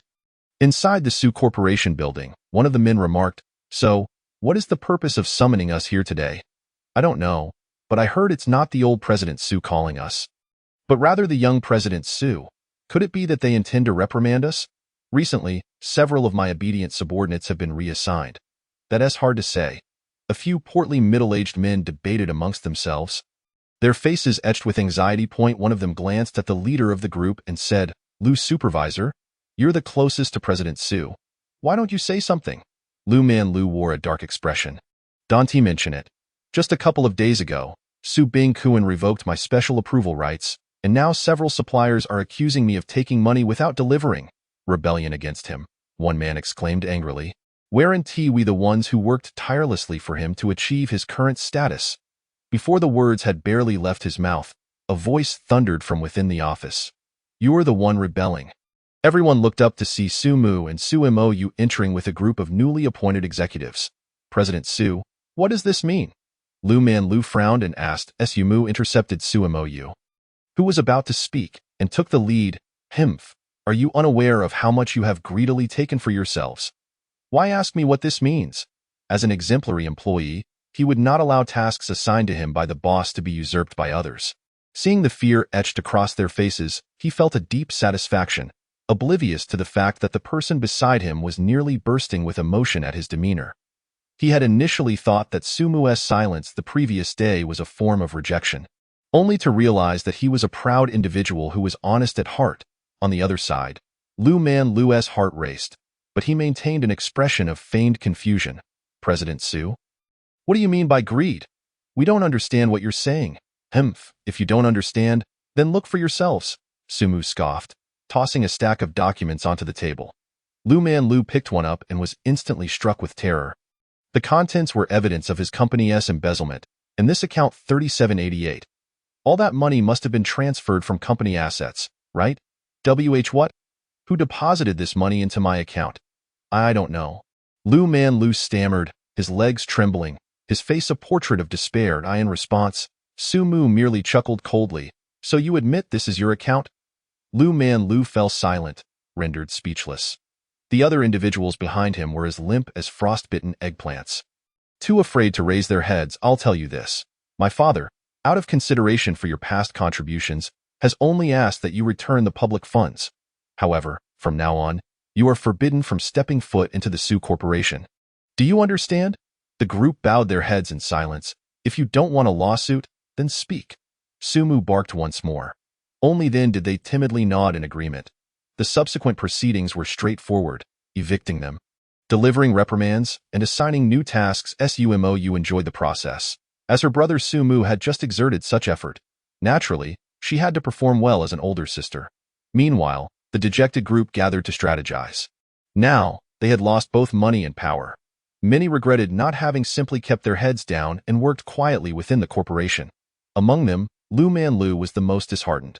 Once a close confidant of Su Bingkuan, he had called the shots at the Su Corporation, and now he had fallen to this pitiful state, losing everything. The sharp contrast between his former glory and his current downfall was a heavy blow to him. Lu, what should we do now? We've lost everything. What else can we do? We need to find jobs quickly.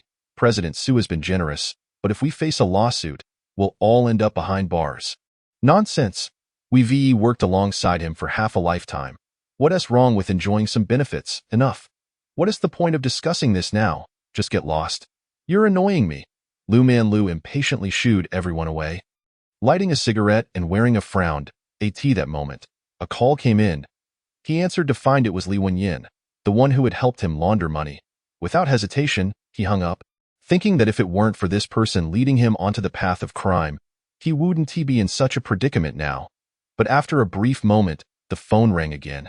It kept happening until Lu Manlu could no longer tolerate it. Speak quickly. Li Wenyin got straight to the point. Lu, why is your account frozen? I still have money in there. Lu Manlu couldn't help but shout. What money? It was all taken by those two brats from the Su family. What? That's our lifeline, Li Wenyin exclaimed in shock. What should I do now? How should I know? I don't even know what to do. Lu Manlu retorted. If you want money, go steal it. Steal? Li Wenyin paused, then exclaimed with joy.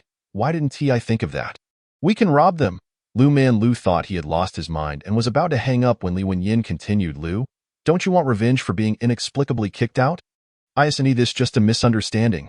That's not important. What matters is to think about all those families we see at the foot massage parlor every day, waiting for us to save them. It's fine if we're out of money, but if they run out, can you live with yourself? Lu Manlu was momentarily speechless as he recalled the smiles of the women who had served him at the foot massage parlor.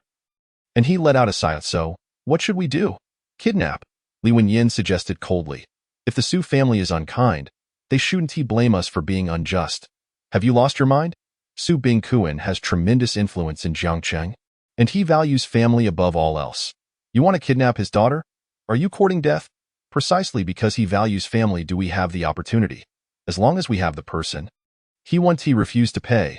But what do we do with the money after? We'll have to flee abroad. Buy plane tickets for tonight. Get several just in case, and as soon as we have the money, we leave. Lu Manlu pondered for a moment. That's so.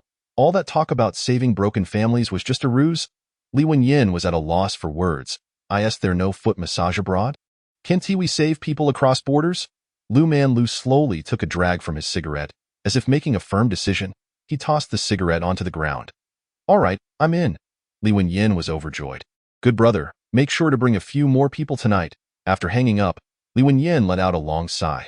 With Su Mou as his enemy, he had long lost his foothold in Jiangcheng. Now that his last support was gone, if he didn't fight back, he truly would have no chance left. Su Mou. And that Su Mu, I cannot let them go either. A wild gleam flickered in Li Wenyin's eyes. And just then, his phone rang again. It was Lu Manlu. Thinking the other party had changed their mind, he hurriedly prepared to persuade him. But to his surprise, Lu Manlu began. Li, do you still have money? I want to have one last foot massage in Jiangcheng, damn it. Chapter 60. They say that wearing black silk on your head is useless. This contract, and this one as well, must all be re-signed. And the price can be reduced by at least another 20%. Please compile a list of the items you have recently procured. I will check them one by one. At Wang, you need to continue pursuing that client. We can afford to make some concessions. Inside the office, Su Mou was tirelessly busy. Su Mu watched her with a twinge of concern and walked over to gently press her shoulder. Sister, you've been working all day. Aren't you tired? Su Mou smiled warmly. But I have you here, don't I? This corporation will be our child from now on. I must take good care of it. Upon hearing this, Su Mu froze in place, the motion in his hands coming to an abrupt halt. Su Mou was momentarily taken aback, but as realization dawned upon her, her cheeks flushed. Xiao Mu? That's not what I meant. However, Noticing how busy he was, she pondered for a moment and said, "All right, but let me finish reviewing this report first." A few minutes later, after numerous coaxing from Sumo, Suemo reluctantly left the office. Although she had spoken thoughtlessly earlier, from a certain perspective, her words weren't entirely incorrect. She genuinely regarded the company as a child to nurture. It was just that the term ours felt somewhat misplaced. It seems as though she and Sumu are akin to a married couple, though that notion is not entirely implausible. Sitting in the driver's seat, Suemo discreetly cast a glance at Sumu. Bathed in the silvery glow of the moonlight, his delicate and fair profile appeared particularly alluring. "What am I thinking? Sumu is my dear younger brother." Sumu nodded in agreement. "We should go and have a look." Initially, after the surgery, grandfather was expected to rest for a few days before being discharged, but Sumu, feeling uneasy, insisted on conducting a thorough checkup. This led to the discovery of 7 or 8 ailments. The good news was that none were fatal and could be treated. The bad news was that the old gentleman would have to remain in the hospital for several more months. Once grandfather is discharged, let us provide him with a more pleasant environment. Suemo thoughtfully contemplated. Of course, her primary concern was still the first point. Just as Sumu was about to speak, a sudden loud pop resonated from the tires, the flat tire. Suemo furrowed her brow, perplexed, for her Porsche had never before experienced any malfunction. "Sumu, I'll go take a look."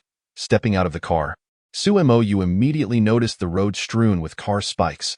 Before she could comprehend the situation, several shadowy figures emerged from the darkness. One raspy voice croaked, "Heh heh heh, little beauty, you've run into us. What bad luck." Sumo's eyes widened in shock. "Lu Man Lu, what do you intend to do?" Behind her, another individual cursed angrily, "Damn, you noticed us? I told you wearing black stockings on your head wouldn't work, but you wouldn't listen." Another chimed in, "Nonsense. It's because you bought thin ones. You enough. Stop arguing." Li Wenyin, who was hidden in the bushes, could no longer bear it. "Let us capture them first. Don't worry. In this remote area, with so many of us, they want to escape." Suemo's expression darkened. Realizing their intentions were serious, she nervously retreated a few steps and urged Sumu. "Xiaomu, you must run. I'll hold them off." Sumu, at that moment, felt somewhat speechless. It wasn't that he was afraid. Rather, he hadn't anticipated that his meticulous efforts to cultivate animosity would be overshadowed by the opponent's overwhelming numbers. "If I fail to do my job properly, the boss won't demand a refund from me, will he? Trying to escape? None of you will get away." At that instant, Lu Man Lu let out a sinister laugh and lunged towards Suemo. She closed her eyes, filled with despair. Just when she thought she would be overpowered, a resounding slap echoed through the air. Upon opening her eyes, she saw Sumu standing before her, hand raised, while Lu Man Lu clutched half of his face, wailing in agony. Everyone was momentarily stunned, and Li Wenyin trembled as he asked, "Brother Lu, are you all right? It hurts. It hurts like hell." Lu Man Lu howled like a slaughtered pig, visibly swollen on one side of his face. Li Wenyin inhaled sharply and quickly exclaimed, "What are you all waiting for? Let us go together. Don't let them escape." The crowd, as if awakening from a dream, rushed forward. Suemo felt a surge of anxiety from behind. "They are numerous. Perhaps we should flee." Sumu smiled nonchalantly. "It's merely a few slaps." He calmly assumed a stance and began striking at the approaching assailants. Slap, slap, slap. The sound of slaps echoed through the air. "Sumu, you're incredible." Suemo's eyes sparkled with admiration. The Prince Charming she had always imagined in her dreams was right beside her, and he was none other than her beloved younger brother. Sumu smiled faintly. "Grandfather is a veteran. He was worried I might be bullied at school, so he taught me a few tricks." Additionally, it was evident that these individuals were utterly amateurish, having lived pampered lives, and were no match for even a normal person. "Are you hurt anywhere? Do you need to go to the hospital for a checkup?" As Suemo spoke, she began to inspect Sumu for injuries. Sumu helplessly replied, "Sister, stop touching me. If I were hurt, it would be a superficial wound. You can see it." Hearing this, Suemo chuckled awkwardly. "I was just worried. By the way, what should we do about these people?" A glint of ruthlessness flickered in Suemo's eyes as she coldly declared, "Anyone who dares to harm my brother shall be dealt with, without exception." Just as Sumu was about to express his thoughts, He heard a commotion behind him. It turned out that Li Wenyin was staggering to his feet, pulling a small knife from his pocket and charging forward. "You little!" Before Su Mo you could finish her sentence. Su Mu delivered a swift slap, sending him into a slumber. Then, he felt a sharp pain. "Oh no. I stepped on a nail." Chapter 61. Please don't die. Su Mu, what's wrong? Su Mo you exclaimed in alarm. Her face pale with fear. "It's nothing serious. I just stepped on a nail," Su Mu reassured her. Glancing down, Su Mo you indeed spotted a silver thumbtack embedded in the sole of Su Mu's shoe. Lacking any professional knowledge, they could only watch helplessly, afraid to act hastily. "Does it still hurt?" Su Mo you asked, her eyes filled with concern. "Not too bad." Su Mu smiled, feeling the tack was not deeply embedded. If it weren't for his worry about Su Mo U's distress, he would have removed it himself. "I'm so sorry. If I hadn't acted so hastily, you wouldn't have gotten hurt." Su Mo you felt a pang of guilt. Su Mu, however, was quite composed. Being ambushed and only sustaining a minor injury was a stroke of luck amidst misfortune. Soon, an ambulance arrived, and the lead paramedic, clearly familiar with Su Mo you, immediately inquired about the injured party. Su Mo you hastily pointed to Su Mu, and upon learning it was merely a matter of stepping on a thumbtack, she sighed in relief. "Thank goodness it's just a minor injury. If it had been a serious one, I might have lost my life over it." The paramedic assessed that the wound was not very deep and there was no major bleeding, so removing it and disinfecting the area would suffice. After a brief examination, he swiftly extracted the tack and completed the dressing. "Doctor, does he need to be hospitalized under these circumstances?" Su Mo you inquired anxiously. "No need. Just take care to rest for the next couple of days and avoid getting this area wet." "Are you sure there's no need for observation?" The doctor scratched his head. "If you insist on it, I suppose it's not impossible. After all, your family owns the hospital. You can observe for as long as you like." In the ambulance, due to his injury, Su Mu had to rest his small foot on the bench. Su Mo you, noticing this, instinctively placed it on her own long leg, realizing only now how beautiful Su Mu's foot was. His delicate toes were rosy and translucent, and the smooth, white arch of his foot curved gracefully, creating a sight that was pleasing to behold. The more she looked, the more she liked it, even feeling an urge to pinch it. "Ahem. Sister." Su Mu coughed at an opportune moment. "We're almost home. Help me sit up." Su Mo U's face flushed. "What was I just thinking?" Her thoughts were interrupted as she assisted Su Mu, her gaze inadvertently drifting to his right hand. "Su Mu, as an injured party, let me take care of your shoes and socks." Without hesitation, Su Mo you snatched the shoes and socks from Su Mu's hands. Today, he wore sports shoes paired with white socks, perhaps due to just having removed them. The socks still retained a hint of warmth. As Su Mo you held them, she felt an inexplicable urge to bring them closer and take a whiff. Inside the Su family estate, Su Mingyu was currently seated in the living room, painting. After interacting with Su Mu, although she still experienced some social anxiety, she had improved significantly compared to before. The habit of isolating herself in her room was gradually changing, much to the delight of Su Bingkuan, who observed nearby. "Dad, could you stop peeking?"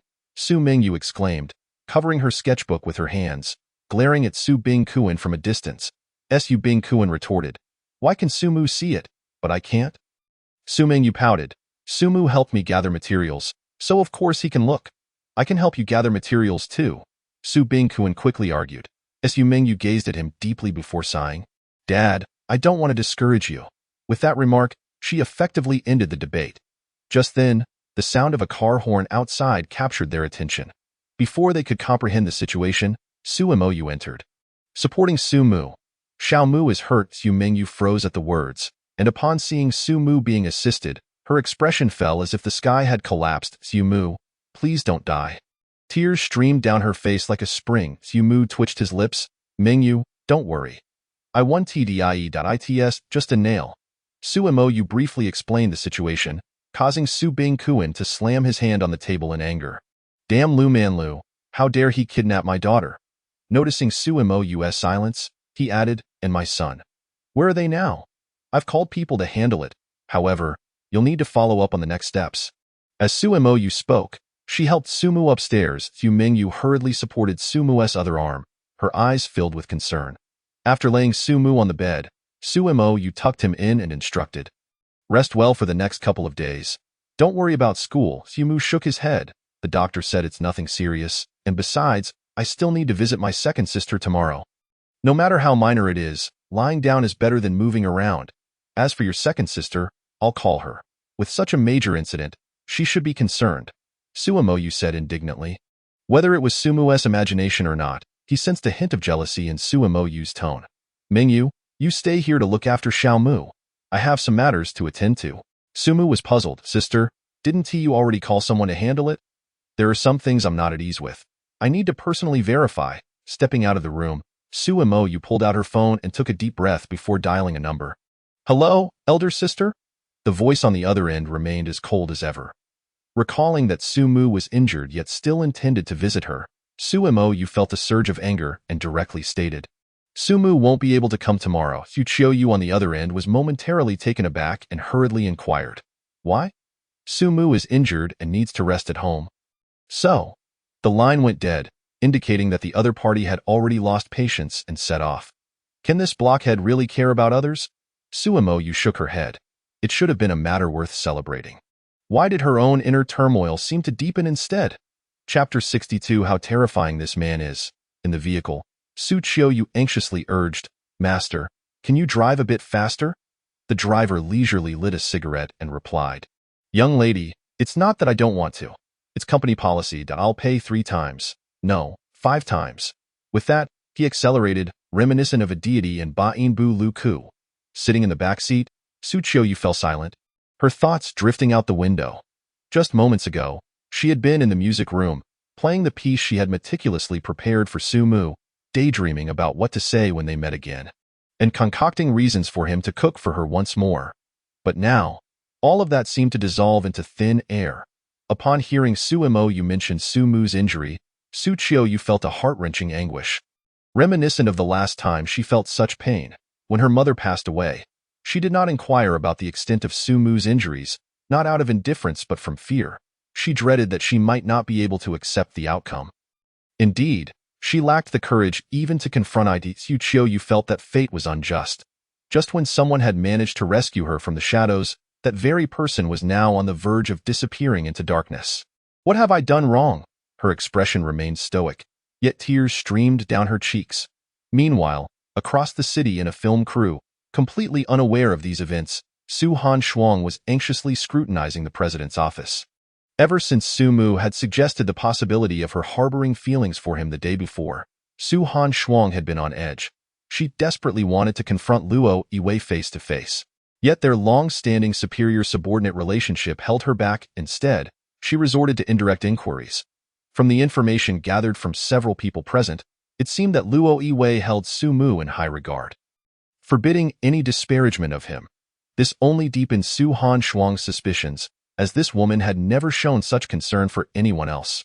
After a day of turmoil, Su Han Shuang took a deep breath. She had to clarify things today. What? Sumu dismissed all the former key members of the Su group. That Lu Manlu had originally booked a flight abroad, yet now he has vanished? This is an act of silencing and eradicating threats. Within the office, Luo Yiwei reflected on the situation after hanging up the phone. Since that night she had interacted with Sumu. She had been closely monitoring the developments within the Su family, seeking to confirm whether her suspicions were accurate, whether the Su family could indeed undergo a transformation. It seemed she was correct. However, she had not anticipated that a mere 20-year-old youth could be so ruthless. Fortunately, she had not offended him at the bar. Otherwise, she might have been the next to disappear. Moreover, the news about Su Han Shuang becoming a spokesperson must have reached his ears. He should have understood my goodwill by now. While lost in thought, a knock came at her door. Who is it? Luo Yiwei frowned, irked that someone was disturbing her at this late hour. Su Han Shuang. Come in, please. Luo Yiwei hastily concealed her displeasure. Su Han Shuang felt puzzled. Typically, if she sought her out outside of work hours, she would at least receive a scornful glance, yet this time, her superior appeared unusually courteous. Could it truly be because of her feelings for Sumu? No, she had to get to the bottom of this. Is there something you need? Luo Yiwei inquired gently. It's nothing much. I just wanted to ask you something. Go ahead. Su Han Shuang organized her thoughts, striving to avoid being too direct. Luo Zong, do you have a special feeling towards Sumu? What do you mean? I mean, do you find yourself unconsciously paying attention to his every move, wanting to know what he thinks every day? His preferences, his smiles, do they pique your interest? Luo Yiwei was taken aback. Unable to comprehend the latter part of Su Han Shuang's statement, only hearing paying attention to his every move, which left her somewhat shaken. He knows I am watching him. Moreover, he has openly acknowledged it. Warning! This is undoubtedly a warning. A cold sweat broke out on Luo Yiwei's forehead. The fact that Su Mu could discern her attention sent her perception of him to an entirely different level. How terrifying this man is, far more formidable than I had imagined. Luo Zong, are you listening? Han Shuang, I understood everything you said, so what does Luo Zong really think? Su Han Shuang probed. I heard that the lead role in the historical drama with an investment of over $1 billion hasn't been decided yet. I think you would be quite suitable, Su Han Shuang was taken aback.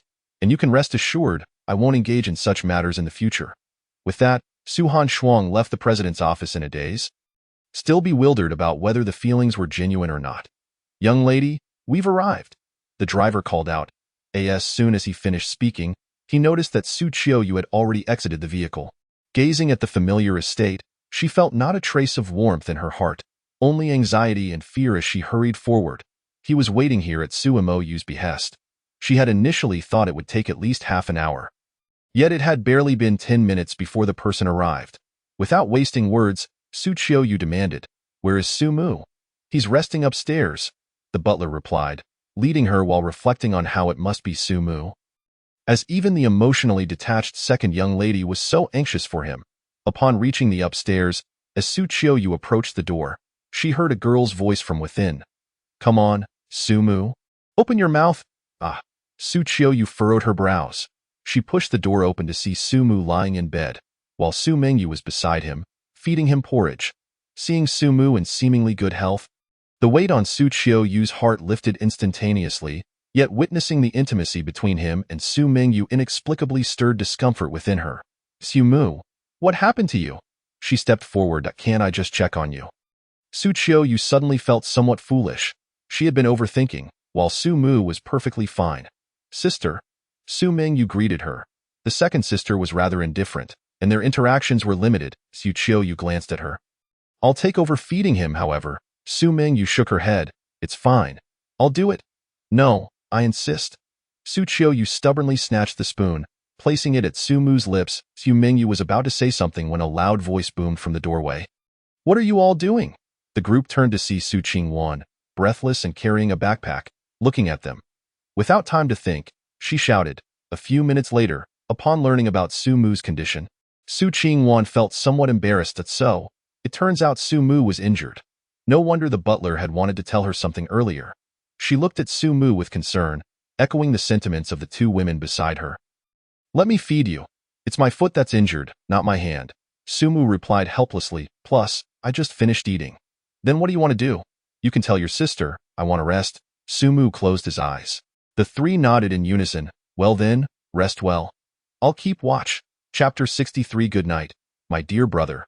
The atmosphere in the room suddenly grew somewhat peculiar, as the three exchanged glances, their expressions laced with vigilance. Especially the glances shared between Su Qingwan and Su Qiuyu were charged with an undercurrent of tension. "This relentless woman," both thought simultaneously. Su Qingwan feigned concern, saying, "I'm the youngest here. Let me keep watch." Su Qiuyu raised her delicate brows. "No, logically, it should be me, the elder." Su Mengyu, caught in the middle, waved her hands. No, you both are busy. Let me." Before she could finish, the cold glares from both women made her lower her head weakly. "Woo-woo. Both my sisters are so intimidating. I can't compete with them."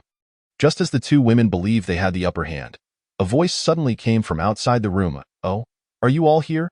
It was Su Bingkuan, who had just finished dealing with those kidnappers with Su Moyu. He had initially pondered whether they were hired by other families, only to realize they were a makeshift group. This revelation allowed Su Moyu to breathe a sigh of relief. At least she wouldn't have to worry about another kidnapping. She had intended to keep watch over Su Mu, but she hadn't anticipated that in less than an hour, so many people would gather in Su Mu's room. Her feelings were quite complex. On one hand, she felt gratified that so many cared for Su Mu, yet watching them surround him stirred an indescribable discomfort within her. She wished to give him a big hug, but Su Qiuyu instinctively took a half-step back to evade. Suddenly, a lyric flashed through Su Bingquan's mind. "It turns out it wasn't tea for me." He felt a draft from his little cotton-padded jacket and asked, "You aren't planning to leave? Are you?" Su Qiuyu fell silent. Should she stay? But she wasn't ready to live with so many people. Should she leave? Su Mu's younger brother is injured again. Will his departure seem too callous? As she wrestled with her inner turmoil, she felt a gentle tug on her sleeve. The previously expressionless visage she had shown her father now softened remarkably. She pursed her lips and nodded slightly. Sumo felt an unexpected surge of anxiety. She raised her voice. All right, everyone should leave. It's time for Su Mu to rest properly." However, given that Su Mu was indeed a patient, who would keep vigil over him? Su Mu quickly interjected, "Sisters, I truly am fine. If you stay up with me, I would feel guilty and unable to sleep." He was genuinely fearful. If they continued to quarrel as they had moments ago, who would be able to sleep? "Since you've said so, then rest well. Call for me if you need anything." Amidst the well wishes of the women and the genuine envy from Su Bingquan, Su Mu ushered them out. Lying in bed, it was not long before Su Mu's breathing grew steady and rhythmic. He was utterly exhausted. The day had been relentless, and at last, he could enjoy a good night's sleep. A sliver of moonlight fell upon him, creating an atmosphere of serene tranquility.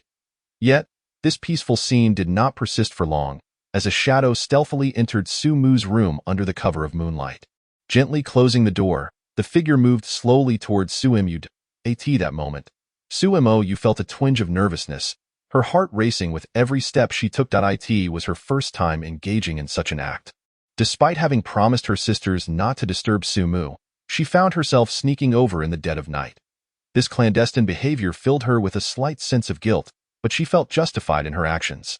Sumu's injury had stemmed from her, and if she didn't do something for him, her conscience would be troubled.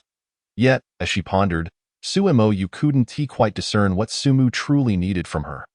Thus, she resolved to quietly keep vigil over him, viewing it as a form of atonement. Gazing at Sumu's sleeping face, she found herself entranced. He resembled a prince from a fairy tale, his eyelashes fluttering with enough charm to captivate the heart. Suddenly, an impulse to kiss him surged within her, prompting her to shake her head hurriedly.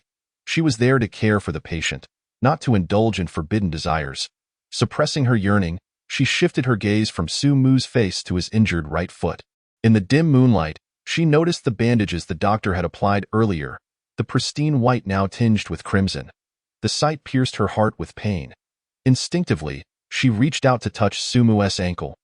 But as her hand hovered in the air, she hesitated. It was best not to disturb his rest. After an indeterminate span of time, reassured by Sumu's steady breathing, she finally felt at ease to depart. "Good night, my dear brother." In the following days, Sumu had initially intended to return to school. However, his sisters were adamant against it. Su Qingwan even went so far as to extend his leave until the following month. When Sumu inquired about the upcoming midterm examinations, Su Qingwan merely smiled. "I'll teach you." Thus, for the next few days, Sumu enjoyed a leisurely life at home, being pampered and cared for.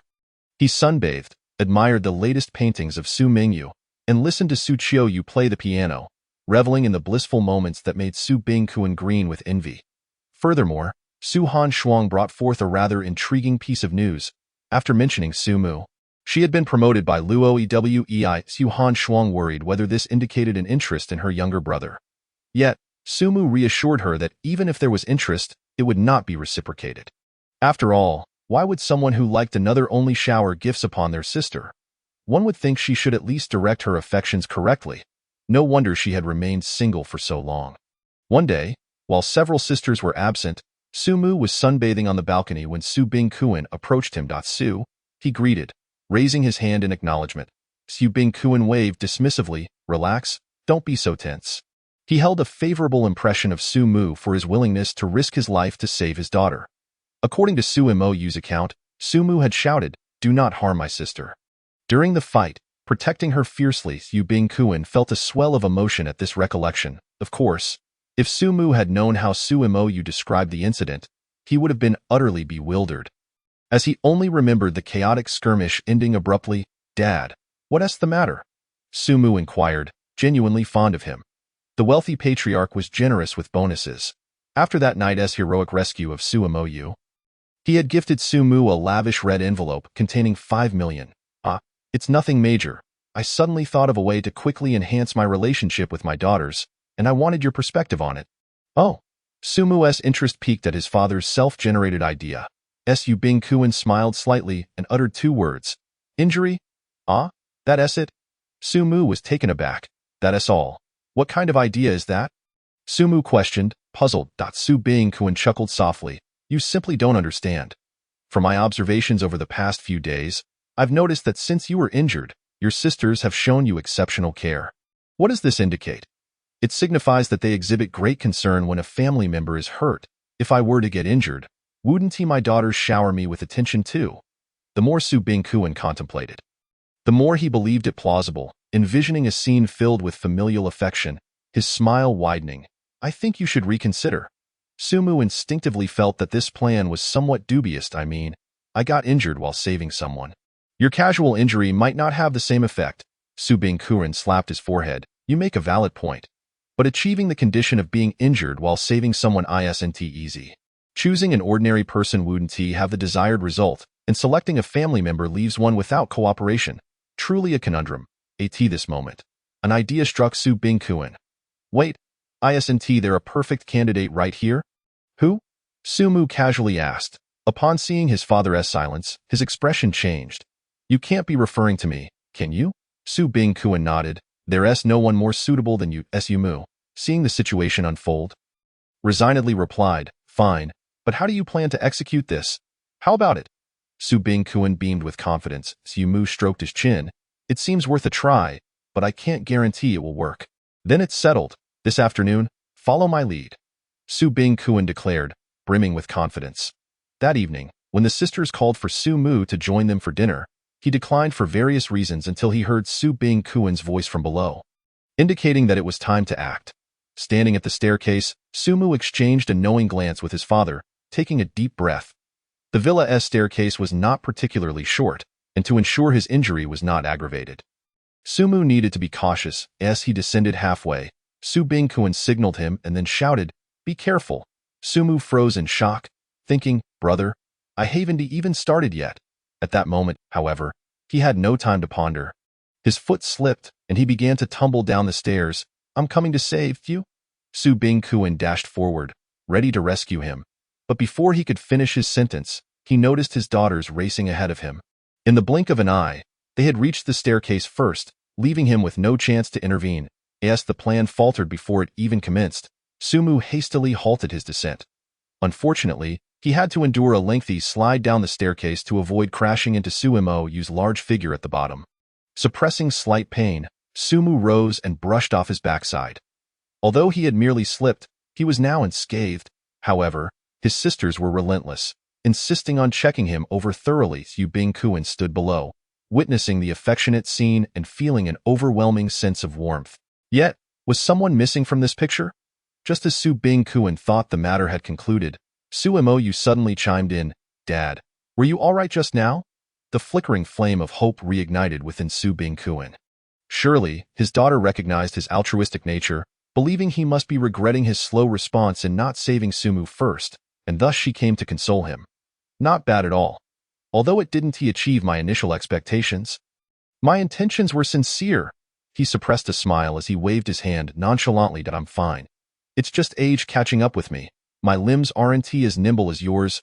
Wait, Dad, Suemo interrupted, bewildered. What I meant to say was, could you refrain from suddenly shouting? You scared Sumu half to death. Su Bing-Kuan's mouth gaped open, his expression frozen in shocked eye in the following days. Perhaps realizing the truth in Sumu's assertion that haste makes waste, Su Bing-Kuan refrained from concocting any grand ideas. Sumu enjoyed a moment of peace, but he had a task at hand.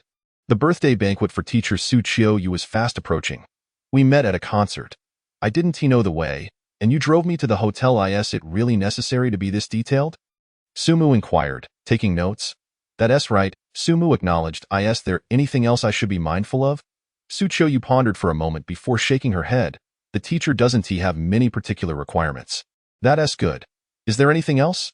Indeed, there is one more thing, Su Chiu stated, her cheeks slightly flushed. What is it? Photos. The teacher might very well take a look at our group photo, so we ought to prepare ourselves. It's quite simple. Let's do it now. With that, Su-mu took out her phone, scooting closer to Su Qiuyu, and activated the camera. The sudden proximity of Su-mu left Su Qiuyu slightly taken aback. As she inhaled the subtle scent that clung to Su-mu, filling her with an inexplicable sense of satisfaction. Sister, smile for the camera, Su-mu said, wrapping her arm around Su Qiuyu's neck, their cheeks nearly touching. Cheese! Click! The bright, open smile of Su-mu and the flustered, bashful gaze of Su Qiuyu were captured in that frame, reminiscent of a pair of young lovers. Is this sufficient? Su-mu inquired, glancing at her. Su Qiuyu, momentarily lost in thought while gazing at the photo, eventually lifted her head, a charming smile gracing her lips. One picture is hardly enough.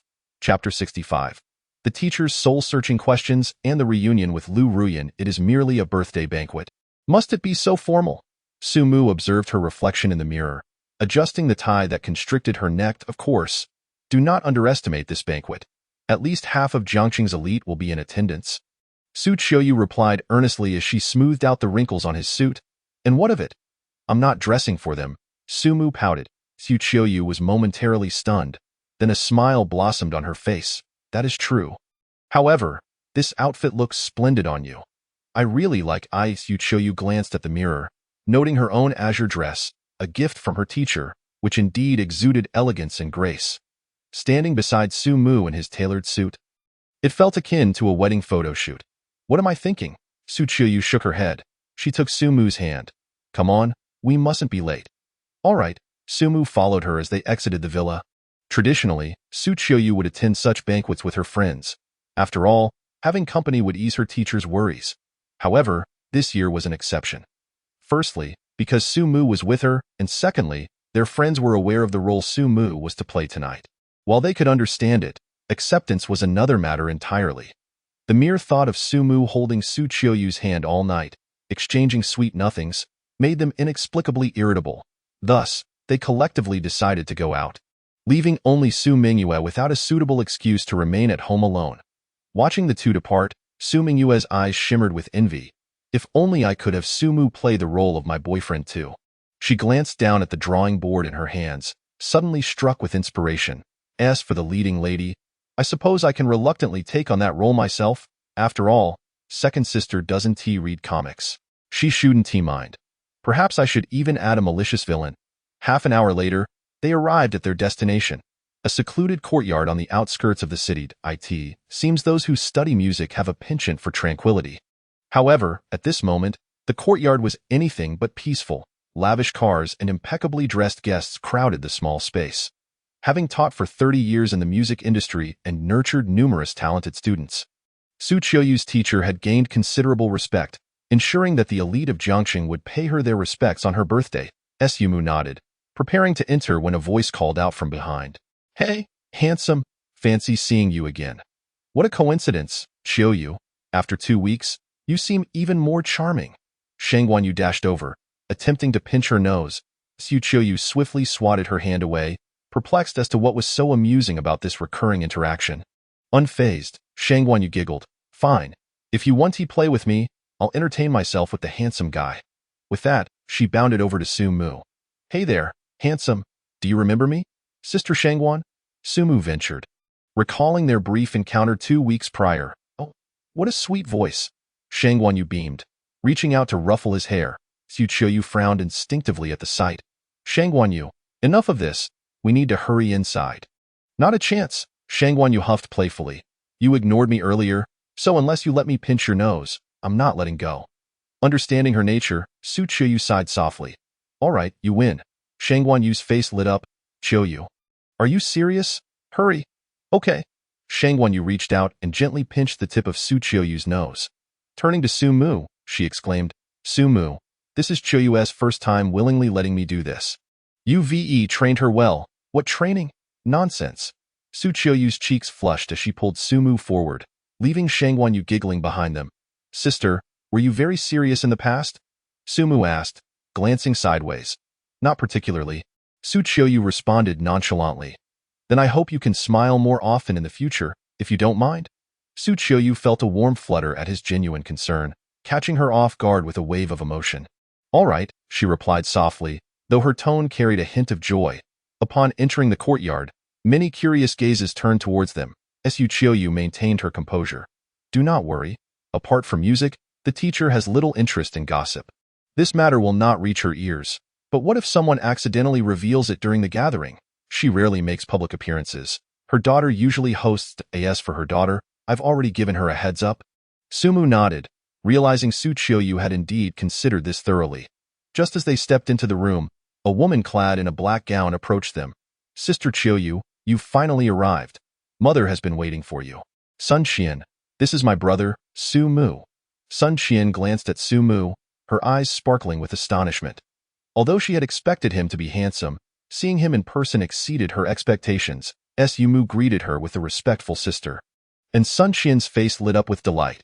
"This boy is not only good-looking, but his voice is captivating too. Ahem. Sister Sun Qian, please take us to see the teacher. You've informed her." "I hope." As they walked, Sun Qian spoke. "My mother was thrilled to hear you were in a relationship. You and Sumu mustn't slip up so quickly." She is calling him brother Sumu? Su Qiuyu felt a twinge of anxiety. Sumu is even more charming than I imagined. After a short walk, they traversed the bustling main hall and arrived at a private room at the back. Sun Qian called out, "Mother, Qiuyu and her boyfriend have arrived." Upon entering the room, Sumu spotted a kindly elderly woman seated in a wheelchair. "Qiuyu, it has been such a long time. Teacher." Su Qiuyu expressed her rare respect. The elderly woman then noticed Sumu and asked, "Is this your boyfriend? Why is he a girl?" Before either could explain, Sumu interjected, "Grandma, I'm a boy. I just happen to look like a girl." The elderly woman scrutinized him for a moment before breaking into a smile. "I must be getting forgetful. I thought Qiuyu had brought someone to deceive me." Sumu chuckled. "How could that be? Qiuyu and I are truly in love." He took Su Qiuyu's hand, and she naturally clasped his, their fingers entwined, exuding an affectionate intimacy. Witnessing this, the elderly lady beamed with delight, remarking how Qiuyu had changed. Noting that in the past, no one dared to hold her hand. By the way, how did you two meet? Su Qiuyu had anticipated this question and was prepared with an answer. The elderly lady nodded along. Seemingly convinced, though one couldn't tell if she truly believed it or simply chose not to dwell on it. She then posed a pivotal question. "When do you plan to get married?" Coughing, Su Qiuyu, who had been drinking water, suddenly choked. Her face flushed. "Teacher, why are you bringing this up all of a sudden? Isn't it only a matter of time?" Sun Qian chimed in. "Mother, isn't it a bit too soon?" The elderly lady shook her head. "Not at all. She is 20-4. It's rare to find someone suitable for marriage. Wouldn't it be a pity to wait too long?" With that, she turned to Sumu. "Young man, what are your thoughts?" "What can I possibly say?" Sumu thought to himself, realizing he hadn't been warned about such questions. He blinked at Su Qiuyu, hoping for guidance, only to find her hands covering her flushed face, her gaze averted. "No, I just find it a bit sudden." The elderly lady continued, "Do you not like Qiuyu?" "Of course I do. How could I not? Qiuyu has beauty, talent, and comes from a good family. How could one not be fond of her?" Sumu spoke genuinely, knowing that with such a captivating presence, even if her heart were made of ice, suitors would still vie for her affection. Then what is the issue? Qiuyu is truly wonderful. What dissatisfaction could you possibly have? But we've only just begun dating. We haven't even met the parents yet. Sumu replied helplessly. The elderly lady then ceased her inquiries, smiling, though it was unclear whether she was satisfied with his response. "Chinner, you take Sumu outside for a bit. I have more to discuss with Qiuyu." Sun Qian nodded and led Sumu out. Before departing, Sumu and Su Qiuyu exchanged a glance, with Sumu playfully winking at her. "Sister, this is as far as I can assist you." Upon exiting the room, Sumu inquired, "Sister Sun Qian, do you think your mother has sensed anything?" Sun Qian shook her head. "I have no idea. My mother's temperament is sometimes inscrutable. However, you need not worry. Even if she has noticed something, I believe she would be quite pleased, as Su Qiuyu has made a new friend, which would undoubtedly satisfy her." Observing this, Sumu refrained from further questioning and followed her into the living room.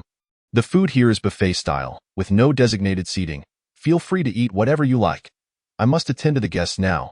After giving her instructions, Sun Qian carried her wine glass and walked away. Sumu glanced around, failing to spot Shang Wanyu, and soon lost interest in searching, picking up a plate to select something to eat. Whatever, let's fill my stomach first. Little did he know, at that very moment, a figure nearby had already set its sights on him. Lu Ruyan had been experiencing a streak of bad luck lately, ever since she had breached a contract and joined Li Wenyuan's company. Nothing good had come her way. First, Li Wenyuan's business collapsed, and not only did the promised resources vanish, but she had also offended the daughter of the Su family, resulting in no one inviting her to promote their products. During this time, she had considered targeting Sumu, even devising a plan, yet her current status made it rather difficult to approach him. The only opportunity to see him was at school, where he was accompanied by the formidable Su Qingwan. Just as she was at her wit's end, she suddenly caught wind of Su Qiuyu's birthday party. With a mindset of giving it a shot, she exhausted her last connections to secure an invitation. Initially, she held little hope, but to her astonishment, she actually encountered him, alone. This was indeed a fortuitous opportunity. Lu Ruyan's heart raced. Su Mu was the sole son of the Su family, cherished by several elder sisters. If she could win him over, not only would resources be at her disposal, but she would also secure a lifetime of wealth and splendor. This was far more reliable than anything Li Wenyuan could offer. However, the only dilemma was that Su Mu did not hold her in high regard. Blame that detestable Li Wenyuan. Had he not incited her to switch jobs, she would not have found herself in this predicament. After a few moments of grievance, Lu Ruyan fixed her gaze on Su Mu. Although her initial approach was not promising, she remained confident. Besides, today she wore high heels and black stockings. Such exquisite attire would surely make even a reluctant Su Mu take notice. As long as she could spark his interest, she would be halfway to success. After all, once they became intimate, she would essentially hold leverage over him. Even if she couldn't marry into a wealthy family, she could at least secure some financial gain. Resolute in her intentions, Lu Ruyan hiked up her short skirt and deliberately loosened a few buttons of her V-neck blouse. With a proud lift of her ample bosom, she confidently approached him, wine glass in hand. Su Mu was seated in a corner, enjoying his meal, while several people came over to greet him, both men and women, but he was too preoccupied to engage with them. This roasted lamb chop is truly exceptional. I should grab some more. Just as he stood up, a voice floated from behind him. Su Mu, what a coincidence to run into you. He instinctively furrowed his brow. And you are? Don't you remember me? Lu Ruyan felt a surge of excitement, but heard Su Mu continue, Lu Ruyan, the one who breached the contract. Lu Ruyan's expression froze, quickly replaced by a pitiful facade. Su Mu, that was all in the past. I have come to realize my mistakes. Kiske. Whether you realize your mistakes is of no concern to me. Just leave. Lu Ruyan, however, pressed on, her clothing attempting to cling to Su Mu. Why are you being so heartless? I've acknowledged my wrongs, and yet thud. Before she could finish, she stumbled and fell heavily to the ground. Watching Su Mu's retreating figure, Lu Ruyan's expression darkened. This is what you forced me to do. Chapter 66. Lu Ruyan's scheme inside the room. After Su Mu and Su Qiuyu departed, the atmosphere became somewhat delicate. Su Qiuyu lowered her head, her slender fingers anxiously fiddling. Even if she were not particularly perceptive, she could sense that her teacher had picked up on something. A feeling of disappointment welled up within her. She had intended to reassure her teacher, but it seemed she had inadvertently complicated matters. Qiuyu, do you have anything you wish to say to me? Teacher Sun's tone was surprisingly calm. After a moment of silence, Su Qiuyu confessed, I'm sorry, teacher, I deceived you. In truth, Su Mu is not my boyfriend. I only asked him to pretend so you wouldn't worry. Worry? Do you know what I am truly concerned about? Teacher Sun suddenly asked. Su Qiuyu pondered for a moment, worrying that students will end up alone. Not entirely. The other party shook her head. What I genuinely worry about is your loss of emotional understanding as a person. Neither knowing love nor hate, I'm sorry. I misinterpreted the direction. Su Qiuyu hung her head, chastising herself for her foolishness. Teacher Sun found it somewhat amusing, reaching out to gently pat Su Qiuyu's head, reminiscent of the encouragement she once offered during her piano practice. Qiuyu, you've done nothing wrong. I am no longer worried about you. Su Qiuyu was taken aback. Is it because I disappointed you too much? Silly child. It's because you've taken a crucial step forward. I am very pleased with your progress. Is that so? Su Qiuyu tilted her head, allowing her teacher's gentle touch on her cheek. You and that boy named Su Mu seem to get along well, right? Yes, Su Qiuyu nodded earnestly, her eyes revealing a hint of happiness. That's right. Although you haven't reached that stage yet, after living for so long, I can discern certain hints. Student, I don't understand. Su Qiuyu shook her head in confusion. Not understanding is fine. Just remember to pursue what you like before it's too late, lest you regret it later. Su Qiuyu grasped the underlying hint, her cheeks flushing. Teacher, Su Mu and I are not quite as you imagine. Facing my true feelings? Su Qiuyu pondered as she walked along the corridor, feeling somewhat contemplative. To be honest, she struggled to define her feelings for Su Mu. She knew that every action and smile of his stirred her emotions. She wanted to argue that it was merely a normal bond between relatives, yet she realized that she did not share such sentiments with her other sisters. So, is it love? Su Qiuyu murmured. But how could I possibly fall in love with my own brother? She raked her fingers through her hair, her thoughts becoming tangled.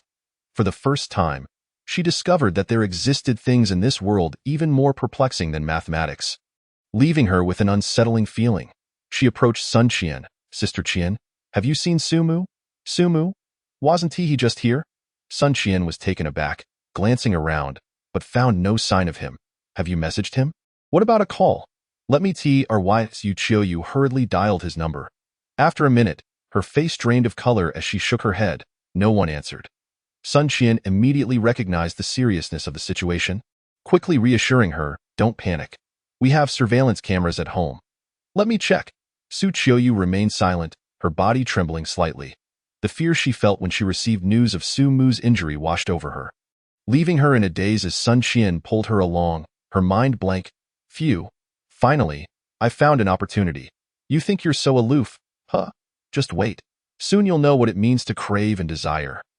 Outside a lounge in another courtyard, Lu Ruyan observed the figures within, a smile creeping onto her face. Ever since she had suffered a setback at Su Mu's hands earlier, she had been stealthily watching his every move. This was not due to any voyeuristic tendencies, but rather because she possessed her own secret weapon, an anesthetic. Just a small dose would render an adult male unconscious. Once she administered it to Su Mu, she could effortlessly record evidence of their intimate encounter. With that in hand, Lu Ruyan was confident she could extort a substantial sum from him. For her, even the slightest drop from the Su family's bounty would suffice for a lavish lifestyle. Moreover, what if Su Mu ended up developing feelings for her? Even if she couldn't marry into a wealthy family, she would be willing to be a mistress. With such plans in mind, Lu Ruyan kept a close watch on Su Mu, eager to find the right moment to drug him. Of course, despite her grand visions, the execution proved to be quite challenging. First, stealthily administering the drug posed a significant hurdle, and secondly, rendering him unconscious in a crowded space was equally problematic. Thus, although Lu Ruyan had the intention, she found herself unable to act immediately. However, the moment she had been waiting for arrived. A man had appeared next to Su Mu, showering him with sweet words, to the point where Su Mu, exasperated, decided to leave the hall. His departure provided Lu Ruyan with an unparalleled opportunity. She was well aware that the direction Su Mu had taken led to a lounge designed for guests to rest, a secluded space with a bed. What could be more suitable? Now, the only two challenges were how to make Su Mu drink the drugged beverage and how to discreetly dismiss the male companion trailing him. But that was not beyond her capabilities. Excuse me, the two friends of mine want to rest over there. Could you deliver these two drinks to them? This one is for the girl, and please let the boy know someone is looking for him. Thus, everything fell neatly into Lu Ruyan's plans. Elated, she strode over, only to find the two figures in the room. Wonderful, once the drug takes effect, her scheme would be a resounding success. Just then, a sound of approaching footsteps suddenly put her on high alert. Chapter 67. Is it not Su Mu on the bed? Someone is coming. Lu Ruyan, alert, glanced towards the direction of the sound, which emanated from the hall, to ask for who it was.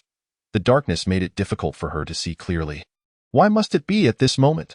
A flicker of irritation crossed Lu Ruyan's brow. Her plan was on the verge of success. She could not afford any mistakes at this critical juncture. Gritting her teeth, her mind raced, and suddenly, a spark of inspiration illuminated her thoughts. A solution had emerged. At that moment, Shangguan Yu felt somewhat perplexed. Just a moment ago, while chatting outside, she had caught a glimpse of Su Mu's figure. Before she could greet him, She noticed that he was walking towards a private room with another figure. Moreover, that person did not seem to be Chiu. What was he up to? With such questions swirling in her mind, Shang Guanyu decided to follow and investigate. However, as she approached the private room, a series of intoxicating sounds reached her ears. Oh, what on earth is happening? Shang Guanyu's face instantly flushed. After all, she was no child. She could discern what was transpiring inside. Yet, she never anticipated such boldness, to engage in such activities right in the banquet's lounge.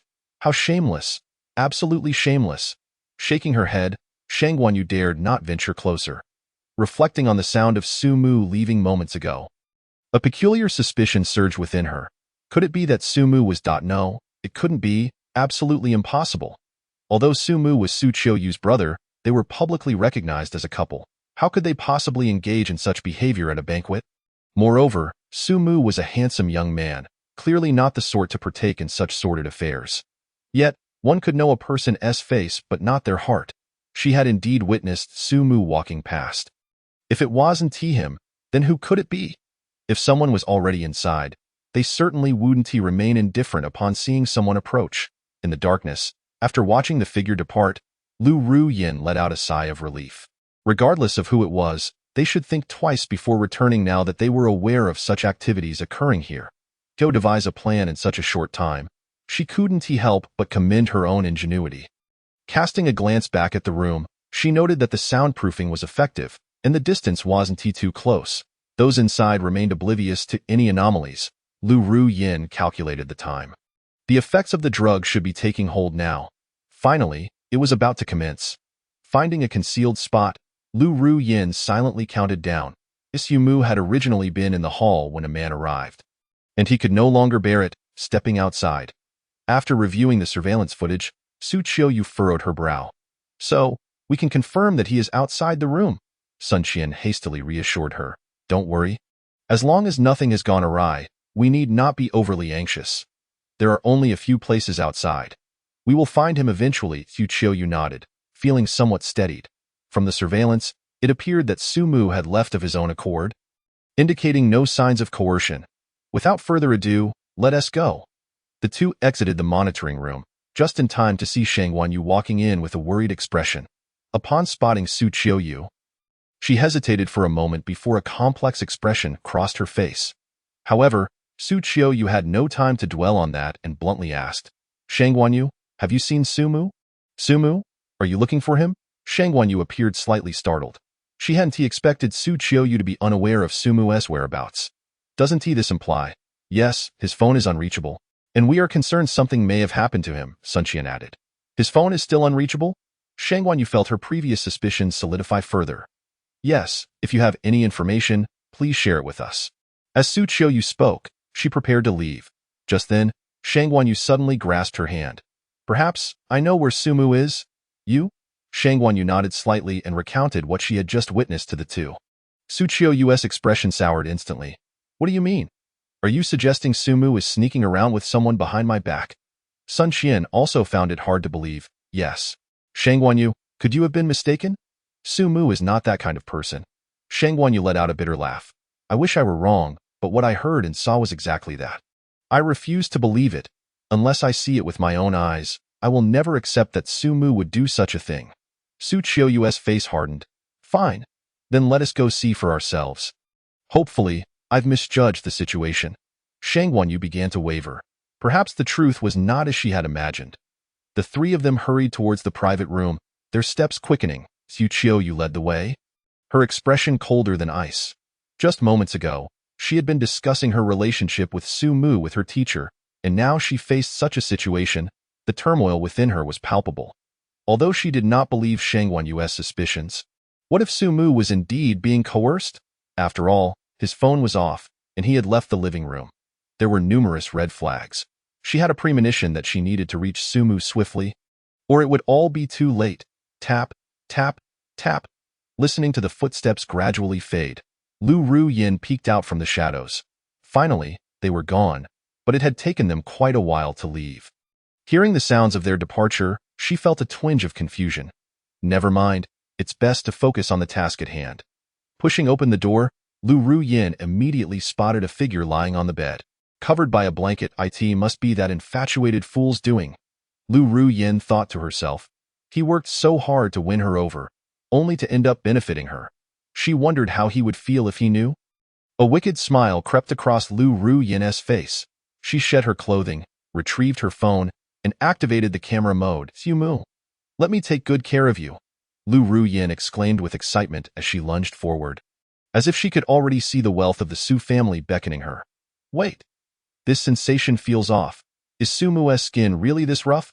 Lu Ruyin's expression changed, and she flipped the figure over. Her heart sinking. The person on the bed was not Sumu, but rather the man who had been following him moments ago. Before she could react, the door to the room burst open with a loud bang. 3 women rushed in, and they were immediately taken aback by the scene before them. You, get off my brother Sumu.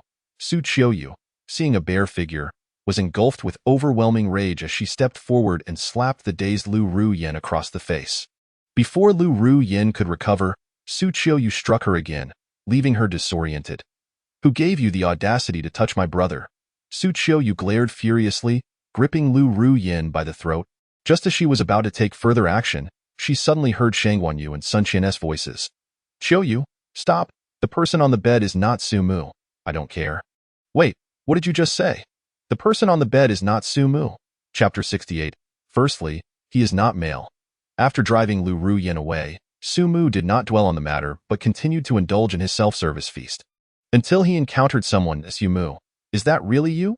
You're here too. Hearing this surprised voice, Sumu blinked in astonishment and looked up, only to see a familiar figure before him. Long Aotian? Long Aotian's face lit up with joy. Sumu, you actually remember me? Of course, with the explosive nature of your confession that day, it's hard to forget. Sumu nodded slightly. He had no desire for further engagement with this person. Firstly, because he is not male. And secondly, because he is not male. Moreover, he was currently Su Qiuyu's boyfriend. If Long Aotian were to learn of this, it would surely raise questions about how he could have 2 girlfriends. Who knows what kind of chaos might ensue. However, just because he thought this way did not mean Long Aotian was willing to leave. Sumu, how did you get here? I came with my dad. One of his business partners is friends with the host of the banquet. I heard they. Long Aotian chattered on, completely oblivious to Sumu rolling his eyes. Who asked you? I just want to enjoy my meal in peace.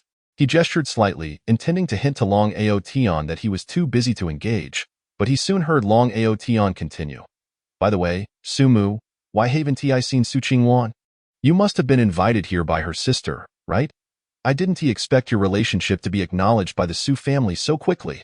Sumu's body tensed suddenly. This was precisely what he feared, that this guy would blurt out something inappropriate. And indeed, he had guessed correctly. Realizing that if he remained silent, Long Aotian would not stop, Sumu frowned. Long Aotian, don't you think it's quite rude to speculate about others' affairs? Long Aotian scratched his head, repeatedly apologizing. I didn't mean it that way. I no longer have those thoughts. I just wanted to see you and Su. Before he could finish, Sumu shot him a look, signaling him to be quiet. Sigh. Sumu let out a slight sigh. Many people had already begun to notice them. If he didn't do something soon, there would truly be a risk of exposure. He stood up and walked outside. Long Aotian, come here. I need to talk to you. Let's find a quieter place first and then explain the situation. Although he was reluctant to admit it, based on Long Aotian's attitude, he would likely comply. You want to talk to me? Sumu, I'm coming. Spotting an unoccupied private room in the distance, Sumu made his way over. Long Aotian, suppressing his excitement, asked, Sumu, why did you bring me here? Sumu took a deep breath and adopted a friendly tone. Long Aotian, actually, I hope there is something you can keep secret from me. Long Aotian had never encountered such a gentle and amiable Sumu. He promptly patted his chest and declared, Sumu, rest assured, I shall not divulge this secret, not even to my own father. I hope you can keep the fact that Su Qingwan and I are a couple under wraps. Is that acceptable? Of course, certainly. Long Aotian nodded vigorously. By the way, I heard you are the long-lost son of the Su family. I haven't mentioned it to anyone either. Sumu was taken aback. How did he know this? Fortunately, he seemed skeptical. He clapped Long Aotian on the shoulder and said, Great. I knew I didn't misjudge you. Flattered by Su Mu's praise, Long Aotian felt a bit giddy, eager to say more, when a server approached with 2 glasses of wine. Is someone looking for us? Both young men were taken aback at the server's words. A beautiful woman sent these drinks for you, the server said before departing. Holding the glasses, Long Aotian quickly remarked, Su Mu, aside from you, I don't know any beautiful women at all. She must be looking for you. Su Mu nodded. He presumed it was Su Qiuyu seeking him out, yet he wondered whether she knew he abstained from alcohol. Glancing at the glass in his hand, he casually handed it to Long Aotian. You drink it. I don't consume alcohol. Is this for me? Long Aotian stammered, overwhelmed with excitement. Su Mu had actually passed him the glass he had held. What an honor. If you don't want it, then forget it. Wait, I want it. Long Aotian snatched Su Mu's glass and downed it in one go. Though it was merely a common drink, he felt a slight dizziness wash over him. Could it be because it had been touched by Su Mu? In the end, could he truly not forget him? Long Aotian supported his forehead, swaying slightly, which immediately caught Su Mu's attention. Hey, what is wrong with you? I'm fine, just a bit lightheaded. Su Mu was exasperated. With that level of tolerance, how could he even drink? Even he was better off. Fortunately, there was a resting room nearby. Su Mu helped him inside, and by the time he laid him down on the bed, Long Aotian could barely keep his eyes open. Su Mu helplessly tucked him in. Sleep well, Qiuyu. Stop hitting. The person on the bed is not Su Mu. Su Qiuyu focused her gaze and saw a male face beneath Lu Ruyan, entirely unlike Su Mu. Observing Lu Ruyan's flushed cheeks, Su Qiuyu fell silent for a moment, then slapped her again. Where did Su Mu go? Lu Ruyan was at a loss. How would I know? She shook her swollen head. I don't know. Shang Guanyu immediately retorted, That's nonsense. I clearly saw Su Mu come in. I know, but when I entered, he was the only one here. Don't you want to check the video? Lu Ruyan pointed to the phone by the door. After watching the video, the 3 women had no choice but to believe Lu Ruyan's words. However, what did your loud shout mean? Su Qiuyu's voice darkened. The video captured Lu Ruyan's exclamation. Su Mu. Just let me take good care of you. Tell me, what are your intentions towards my brother? Su Qiuyu glared at Lu Ruyan coldly, as if she were gazing at a corpse. She could understand robbery for money, but for lust, she could not tolerate it. Just as Lu Ruyan thought she had escaped a crisis, she felt as if she had plunged into an ice cavern. At this moment, she wished she could slap herself twice. Why was she so reckless? Before she could voice her thoughts, Su Qiuyu had already enacted her wish. Chapter 69. The Wild Imagination of Luo Yiwei Slap. Before Lu Ruyan could speak, Su Qiuyu landed a slap on her. Feeling unsatisfied, she unleashed a flurry of strikes until her hand felt sore, and only then did she stop. Why now? Lu Ruyan's once alluring face had swollen to the point of resembling a pig's head. Stop, please. I'm begging you. Lu Ruyan sobbed, tears streaming down her face. Now tell me, why did you try to seduce my Su Mu? I'll tell you. I'll tell you. As Su Qiuyu raised her hand, Lu Ruyan, frightened, began to stammer the whole story. So that's how it is. You betray your sister and attempt to seduce Su Mu to climb onto our Su family's ladder. You have quite the audacity. Su Qiuyu sneered, her expression menacing. The very thought of seducing Su Mu was enough to earn Lu Ruyan a death sentence in Su Qiuyu's eyes. Not to mention the myriad of other offenses. I beg for mercy. I was just momentarily bewitched. I didn't do anything. Nonsense. Su Qiuyu's fury flared again as she slapped Lu Ruyan once more. If it weren't for Su Mu's cleverness, your scheme could have ruined his innocence. You think I'll let you go? Just watch me beat you senseless. At this moment, Su Qiuyu was entirely devoid of the composure expected of a musician. She rolled up her sleeves like a warrior, beating Lu Ruyan until she wailed in agony. Qiuyu, stop. Please. Shang Guanyu rushed to restrain her. Lu Ruyan had already lost consciousness. Sun Qian also hurriedly intervened. They both understood that Lu Ruyan was not worth mourning, but she must not die here, especially not at Su Qiuyu's hands. As they pulled apart, Su Qiuyu had calmed down. Glancing at Lu Ruyan's pig-like visage, she was astonished at how furious she had become.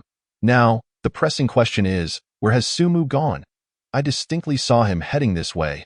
There is still a path to the right. We can follow it. Under Sun Qian's guidance, the other 2 nodded and left together in the now empty pavilion. Luo Yiwei sat on a bench, gazing at the moon in a daze. She had initially thought this was merely an ordinary banquet until she spotted Su-mu. With her keen intuition, she instantly recognized this as a golden opportunity to resolve misunderstandings and build rapport with Su-mu. She had intended to approach him immediately, but Lu Ruyan's sudden arrival forced her to reconsider. If her memory served her correctly, Lu Ruyan had entered because of her. Due to the lenient entry requirements for Grandma Sun's birthday banquet, numerous recommendations were bestowed upon influential figures like herself each year. Thus, she would often gift her unused recommendations as favors to others, promoting interaction within the entertainment circle. However, this year, by sheer coincidence, one of her recommendations had fallen to Lu Ruyan. Seeing Lu Ruyan's name on the guest list, she had not realized the gravity of the situation. But after the earlier incident, Luo Yiwei finally recalled the enmity between Lu Ruyan and Su-mu. This was disastrous. She had finally found a chance to win Su-mu's favor, only to ruin it through her own carelessness. She silently prayed that he hadn't noticed. Just as Luo Yiwei was praying to the moon, a familiar voice echoed from behind her. "Were you looking for me?" The sound sent a shiver down her spine as she turned to see the last man she wanted to encounter approaching her. Su-mu. Cold sweat broke out on Luo Yiwei's forehead. Despite having weathered many storms over the years, she felt an unprecedented panic in front of him. How had he found this place? Moreover, how did he know she was thinking of him? This was beyond any intelligence network she could conceive. The only explanation that crossed her mind was that this man possessed an extraordinary ability for information gathering and analysis. "Hey, I remember you were Luo Yiwei, right? Did you call for me?" Even if you were Su-han Shuang's superior, I won't fall for that. I knew I wasn't mistaken." Su-mu continued to query. "So, what did you want to discuss with me? What should I say about Lu Ruyan's matter?" Luo Yiwei felt a moment of inner conflict. But soon, she resolved that since he had approached her, he clearly knew something. If she didn't play along now, she would undoubtedly face dire consequences. Thus, without hesitation, she bowed her head. "I sincerely apologize. I had no prior knowledge regarding Lu Ruyan." Su-mu's mind momentarily stalled. What was this all about? How did they suddenly switch to discussing Lu Ruyan? Wait, was she implying? Never mind, he couldn't figure it out. Was this trust or distrust? Luo Yiwei felt a wave of confusion. A threat. It's definitely a threat. If there's nothing else, I'll take my leave. Su-mu decided it was best to extricate himself quickly. Since he didn't understand the riddle she posed, fleeing was undoubtedly the wisest choice. However, in Luo Yiwei's ears, this statement bore an entirely different meaning. Is that your only sincerity? If so, I can't be bothered to converse with you. Are you preparing to lay your hands on me at the slightest disagreement? No, please. I'm not even 30 yet. I have a bright future ahead. I don't want to die without understanding why. Panic surged within Luo Yiwei, but what could she do to demonstrate her sincerity? As she pondered, Su-mu had already begun to turn away. Suddenly, Luo Yiwei had a flash of inspiration. Chapter 70. The Slippery Needle. Right before Su-mu's eyes, Luo Yiwei dropped to her knees. She clutched at Su-mu's sleeve, her large, watery eyes looking up at him with an innocent plea. "Young Master Su, I was wrong. I truly didn't mean to. For the sake of your sister, please let me off this time." Su-mu was taken aback by the scene before him. Wait, what was his sister doing? Kneeling at the first sign of conflict made it seem as though he was the bully. He helplessly urged, "Please, get up." "I want to get up." Luo Yiwei, with tears glistening like dew on the petals, shook her head. Witnessing Su-mu's reaction filled her heart with immense joy. The fact that he did not turn away in disdain indicated what? It suggested there was hope. If she failed to seize this opportunity, then her years of struggle would have been in vain. With renewed fervor, she tearfully implored, "Young Master Su, you must believe me. I truly did not intend for this to happen." Luo Yiwei's voice was imbued with genuine emotion. Her sobs echoing her plea, and her kneeling posture beseeching forgiveness would move anyone unsuspecting. Su-mu believed he too would be touched, provided he had not just witnessed her earlier antics be present. He could only think that this woman might be quite unwell. After summoning him to spout a series of nonsensical statements, she was now in tears. Fortunately, they were in a small pavilion. Had this transpired in the living room, he would have been at a complete loss for words. Wait a moment, Su-mu suddenly pondered a serious question. Could this woman be attempting to extort him? choosing this spot deliberately to record a video and edit it for nefarious purposes? Alas, what a cunning woman, resorting to such tactics against me. But what could she possibly want from me? Sumu's thoughts became entangled, yet regardless of the outcome, he resolved to help her to her feet. I believe you now, so please get up. Really? Truly? Luo Yiwei seemed to hear a celestial melody, wiping away her tears as she questioned, Humph, quite the performance. But I am not easily fooled, of course it's genuine. I wasn't angry with you to begin with. Sumu nodded, intending to assist her in standing. However, Luo Yiwei dared not rise so readily, acutely aware that the man before her was ruthless enough to kill without a second thought. His current kindness was undoubtedly a test of her sincerity. She resolved not to stand up, absolutely not. Thus, the scene became quite tense, with Sumu reaching out to pull Luo Yiwei up while she steadfastly refused to rise. After a moment of tugging, Sumu felt his patience wearing thin. He bluntly asked, Speak plainly, what is it that you truly desire? I merely hope you can spare me, Luo Yiwei replied meekly. Sumu was at a loss for words. Spare you? Am I worthy of such a thing? How about you spare me instead? Is there anything more? And no, there is nothing else. Really nothing at all? Truly, nothing. Then get up. If you rise, I shall spare you. But the way you're acting makes me quite fearful. Luo Yiwei replied weakly. She recognized that Sumu was indeed sincere this time, but she also understood that her adept display of kneeling might not guarantee his continued mercy, though secure her safety. She believed she ought to present some tangible benefit. Yet, being the son of a wealthy tycoon, what could he possibly lack? Both Sumu and Luo Yiwei were perplexed, each wondering how someone could be so unreasonable. He had already told her to rise, yet she insisted on making demands. While Sumu contemplated how to respond to Luo Yiwei, an angry voice erupted from behind. What are you two doing? Sumu turned to see Su Qiuyu and her companions striding towards them. Their expressions were varied. Shang Guanyue and Sun Qian had flushed faces, while Su Qiuyu's gaze was icy. Sister Qiuyu, Sumu exclaimed with delight. Finally, someone had arrived. Now he need not fear this madwoman. You didn't answer my calls, and this is what you're up to, Su Qiuyu lamented. She had been searching for him with great concern for his safety, only to find him engaged in such antics. No, second sister, have you lost your mind too? Then he glanced down and instantly understood. Luo Yiwei was kneeling before him, her head positioned precisely at his belt line. From behind Sumu, it indeed resembled a scene from a certain film. Sister, you've misunderstood. Sumu turned around, casting Luo Yiwei a look that urged her to rise swiftly. I was summoned here. Seeing that Sumu's trousers were intact, the expressions of the three women softened. Sumu pointed at her bag. Did you not say you would use my phone to showcase our relationship to the teacher? Su Qiuyu froze, having initially concocted that excuse to view Sumu's phone, only to forget it entirely. She cleared her throat and handed her phone to Sumu, casually shifting the topic. By the way, what were you two up to just now? Just as Sumu was about to respond, Luo Yiwei hastily interjected. I sought out young Master Su.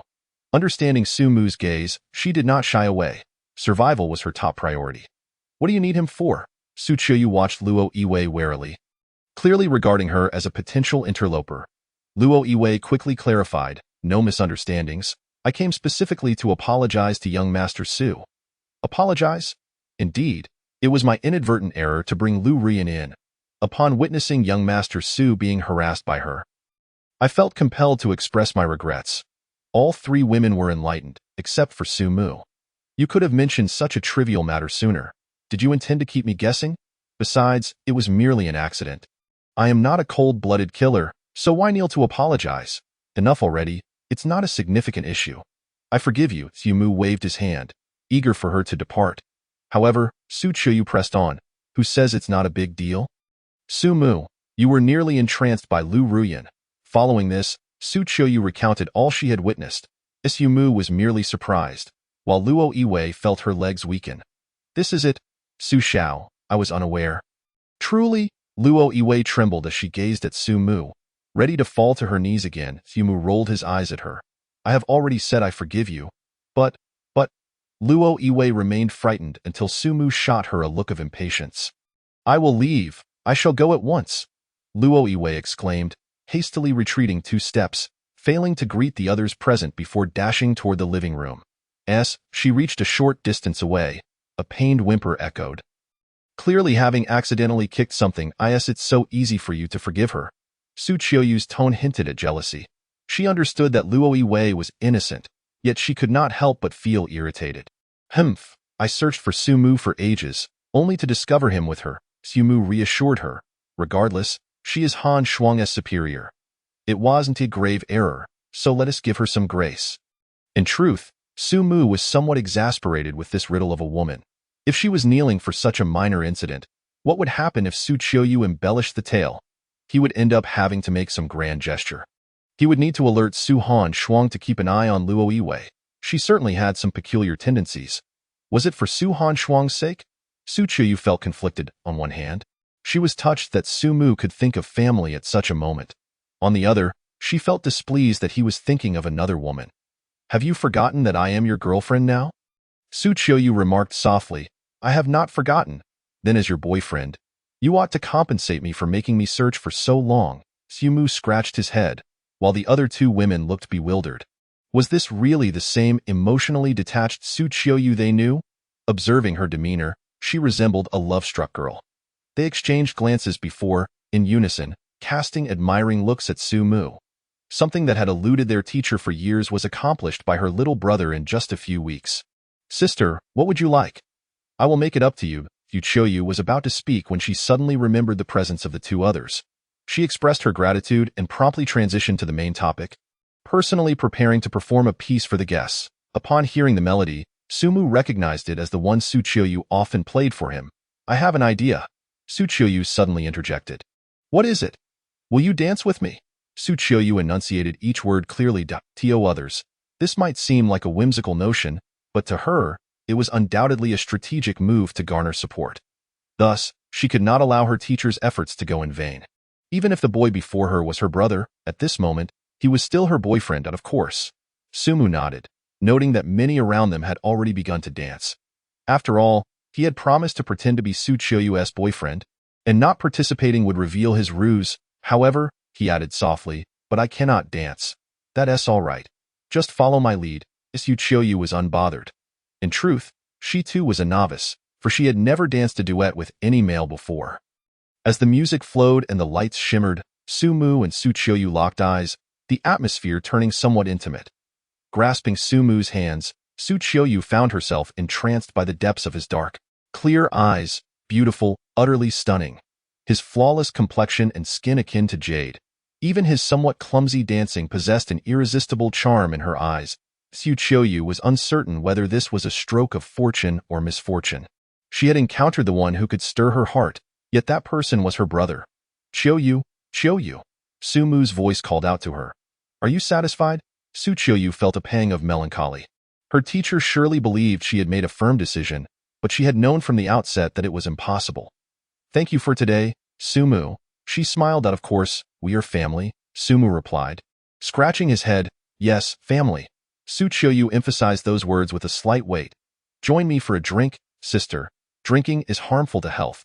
Yet, I yearn to drink. Su Qiuyu resolutely grasped a large bottle of red wine, pouring herself a generous glass as if she were serving cola. Then, under Su Mu's gaze, she downed it in one swift motion. Sister, are you all right? Su Mu hurriedly asked. I'm fine.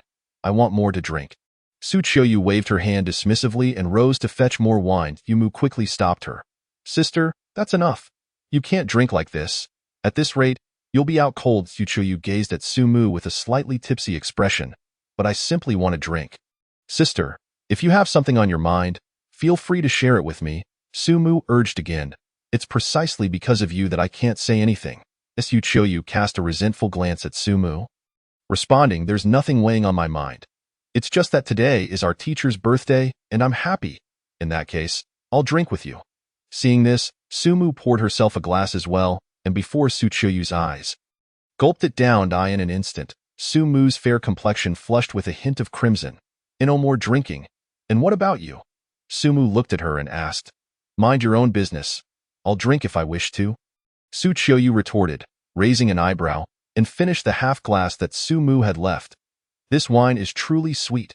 Afterwards, Su Mu indeed ceased to monitor her drinking, for Su Qiuyu soon collapsed into her embrace. Many thanks to the two sisters today.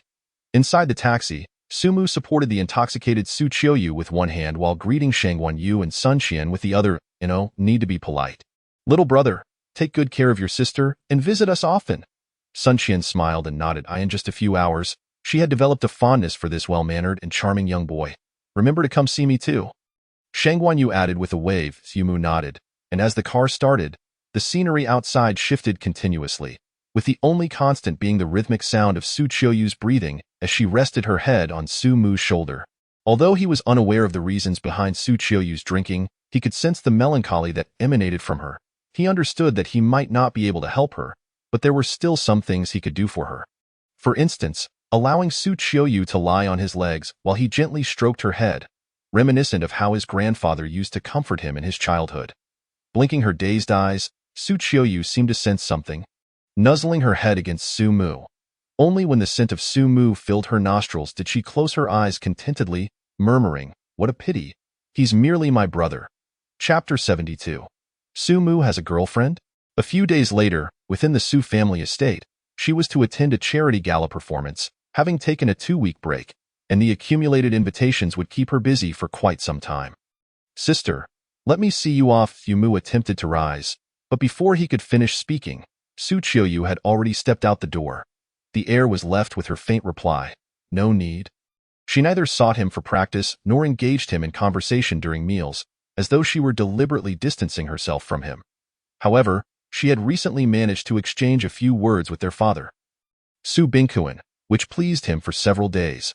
Well, this is quite all right. Su Mu decided not to disturb her for now. Walking alone down the street, a hint of indescribable struggle and pain flickered in Su Qiuyu's eyes. Did she not wish for Su Mu to accompany her, to practice with her, to converse with her more? Yet she knew she could not do so, for such actions would only magnify the unrealistic fantasies deep within her heart. He was ultimately just her brother. One day, he would find someone truly deserving of spending his life with, but that person could never be her. Su Mu sat on the sofa, engrossed in his phone, when suddenly, a pair of icy hands covered his eyes. A girl's voice followed closely. "Guess who I am?" Without a moment's hesitation, Su Mu replied, "Sister Han Shuang." "Stop messing around." Su Han Shuang pouted. "How boring. How do you always guess it right?" Su Mu chuckled. "Who else in the house would act like this besides you?" "Hee hee, doesn't that just mean that I have the best relationship with you?" Su Han Shuang declared proudly. Su Mu shook his head, opting not to dwell on that topic, and instead asked, "By the way, has your superior, Luo Yiwei, been acting strangely lately?" Su Han Shuang shook her head. "Not really. But recently she has started calling me sister." "Su Mu, do you think she might like you?" "Impossible. Absolutely not." Su Mu decisively rejected the notion. With her attitude, she wouldn't even spare me a second glance. Su Han Shuang adjusted her chin in agreement. "I think so too. She hasn't mentioned you much lately, and whenever I bring you up, she quickly changes the subject. That doesn't seem like someone who likes you." After chatting for a bit longer, she glanced at her phone and suddenly exclaimed, "Oh, is it already this late? I need to hurry." "Hurry? Aren't you off today? Where are you going?" Su Han Shuang smiled mysteriously. "Hee hee, not telling you." With that, she hurriedly exited, leaving Su Mu in a state of confusion. At that moment, Su Mo Yu approached. "Su Mu, what are you looking at?" "Little 3. Su Mo Yu paused, then continued nonchalantly, "She's probably off to hang out with some plastic sisters. Don't mind her. You haven't forgotten what day it is today, right? We're going to see Grandpa, aren't we?" "I know." Su Mu set his phone down. The reason he was sitting there was precisely to wait for this. "Let's go. It's been a while since we visited him. I wonder if he misses you." As Su Mo, you seemed even more excited than Su Mu. Grabbing his hand and heading outside in the car, Su Mo you suddenly recalled something. "By the way, what does Grandpa like to eat? We should buy him more this time." Su Mu thought for a moment. The old man has always been simple. Aside from liking fish, he doesn't really have any particular favorites. Su Mo you nodded gently. "That's fine. Then we'll just buy a bit of everything." Minutes later, Su Mu gazed at the car stuffed to the brim and remarked, "Isn't this a bit too much?" Su Mo you approached, carrying 2 large boxes of milk, and looked puzzled. "Is it? I still think it's not enough. What do you think?" "Oh, come on. Grandpa is recovering. What's wrong with him eating a bit more?" Su Mu felt speechless. This is not a bit. The car is almost transformed into a delivery truck. However, Since it was her kind intention, he chose not to comment further on the way, amidst the astonished gazes of passers-by. The two discussed their plans for Grandpa's future. Let's get him a bigger house after he leaves the hospital. That old one can be left behind. Sumu nodded in agreement. That old house had been there since he could remember. And after so many years, it was indeed time for a change. Also, let's not have Grandpa work as a security guard anymore. I'll take care of his living expenses. No, let's find him a job. I advised him before, but he said he felt restless without work. All right, then I'll find him something easy. They chatted about many things on the way, but notably did not discuss whether they should reveal their true relationship to Grandpa. Sumu was afraid of worrying him if he found out, while Suemo couldn't quite articulate her reasons.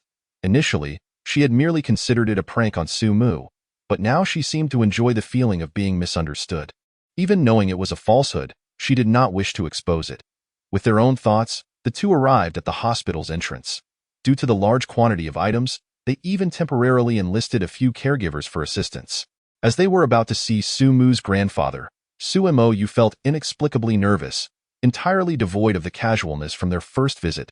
It felt akin to a daughter-in-law meeting her in-laws. Meanwhile, just as they were heading upstairs, Grandpa's room was visited by an unexpected guest. This must be the place. Su Han Shuang checked her phone several times. After confirming, she tidied her clothes in the mirror, gathered her emotions, and then picked up the several boxes of milk and fruit, knocking on the hospital room door. Who is it? Come in. A frail voice echoed from within, sending a wave of nervousness through her. Su Han Shuang swallowed hard, silently rehearsing her prepared speech before stepping into the room. Who are you? The old man looked at the unfamiliar girl in front of him with surprise. Little girl, have you got the wrong room? No, no mistake. Su Han Shuang quickly waved her hands. Grandpa, hello. I am Sumu's girlfriend. For some inexplicable reason, instead of saying sister, she blurted out girlfriend. Girlfriend? The old man was taken aback. Hearing Su Han Shuang confirm, that's right, girlfriend. Since she had already made the mistake, she might as well embrace it. After all, Sumu didn't have a girlfriend, so pretending for a moment shouldn't be too problematic. However, the next second, she was met with the nightmarish revelation. Chapter 73. Can it be a son-in-law? What? Sumu already has a girlfriend? Upon hearing this, Su Han Shuang's expression abruptly changed, leaving her standing there in bewilderment. Her mind racing with the old man's recent words. The old man, sensing something was amiss, immediately turned serious. Little girl, don't panic. Clarify this for me. If that boy has deceived you, I will not let him off easily. Su Han Shuang fell silent, merely shaking her head in despair. In an instant, her heart was a tumult of emotions. Should she blame Sumu? She found it hard to pinpoint a reason. After all, he was merely her brother, and it was only natural for him to have a girlfriend. What business was it of hers? Yet, why did it hurt so much? Little girl, why are you still crying? Speak up. Su Han Shuang remained silent, her eyes seemingly filled with sand.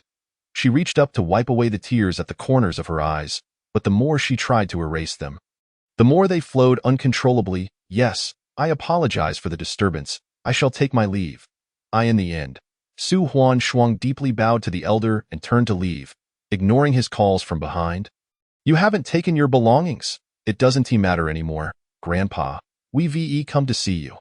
Suemo exclaimed loudly while holding a bottle of milk, but as soon as she spoke, she noticed the familiar figure before her. Both were momentarily taken aback. Huan Shuang, what are you doing here? Sister Mo, how did you all arrive? After a brief moment of stunned silence, both averted their gazes, feeling somewhat guilty. Su Huan Shuang, not wishing to see Sumu, turned slightly and said, I'll be leaving now. But just then, the elder suddenly spoke up. Sumu, explain to me how you have two girlfriends. The moment those words left his mouth, the three were rendered speechless. Sumu was filled with confusion. What? Girlfriends too? Suemo was equally astonished, wondering where the additional one had come from. Only Su Huan Shuang's face turned crimson, wishing she could find a crack in the ground to hide. Grandpa, please stop. What are you talking about? I can't comprehend. Sumu, still bewildered, set down the gift. Sumu, you aren't two-timing, are you? Instantly, both Sumu and Suemo's gazes shifted to Su Huan Shuang. Sumu felt like crying without tears, thinking, it's one thing for Suemo to disguise herself, But why is Su Huan Shuang in on this too? And she didn't even tell me. So it turns out that the mysterious departure this morning was for this purpose. She covered her face. Grandpa, please stop talking. I'm so sorry. Little girl, don't worry. Even though he is my grandson, I 1T shield him in such matters. And you, MOU, rest assured that if he has someone outside, I will provide you with an explanation. Now it was Su MOU's turn to blush, her head lowered, as she shared the same thoughts as Su Huan Shuang. Grandpa, please don't say any more. Su Huan Shuang found it strange and quietly asked, Grandpa, do you mean Su Mu's girlfriend is Su MOU? Exactly, the elder nodded. What? You two know each other? Not just know each other.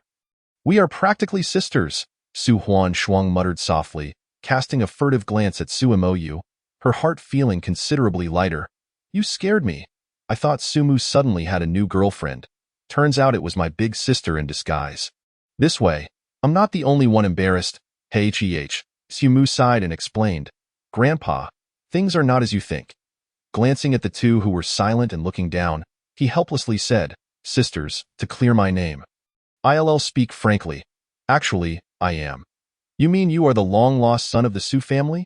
The elder exclaimed in surprise after hearing this. Indeed.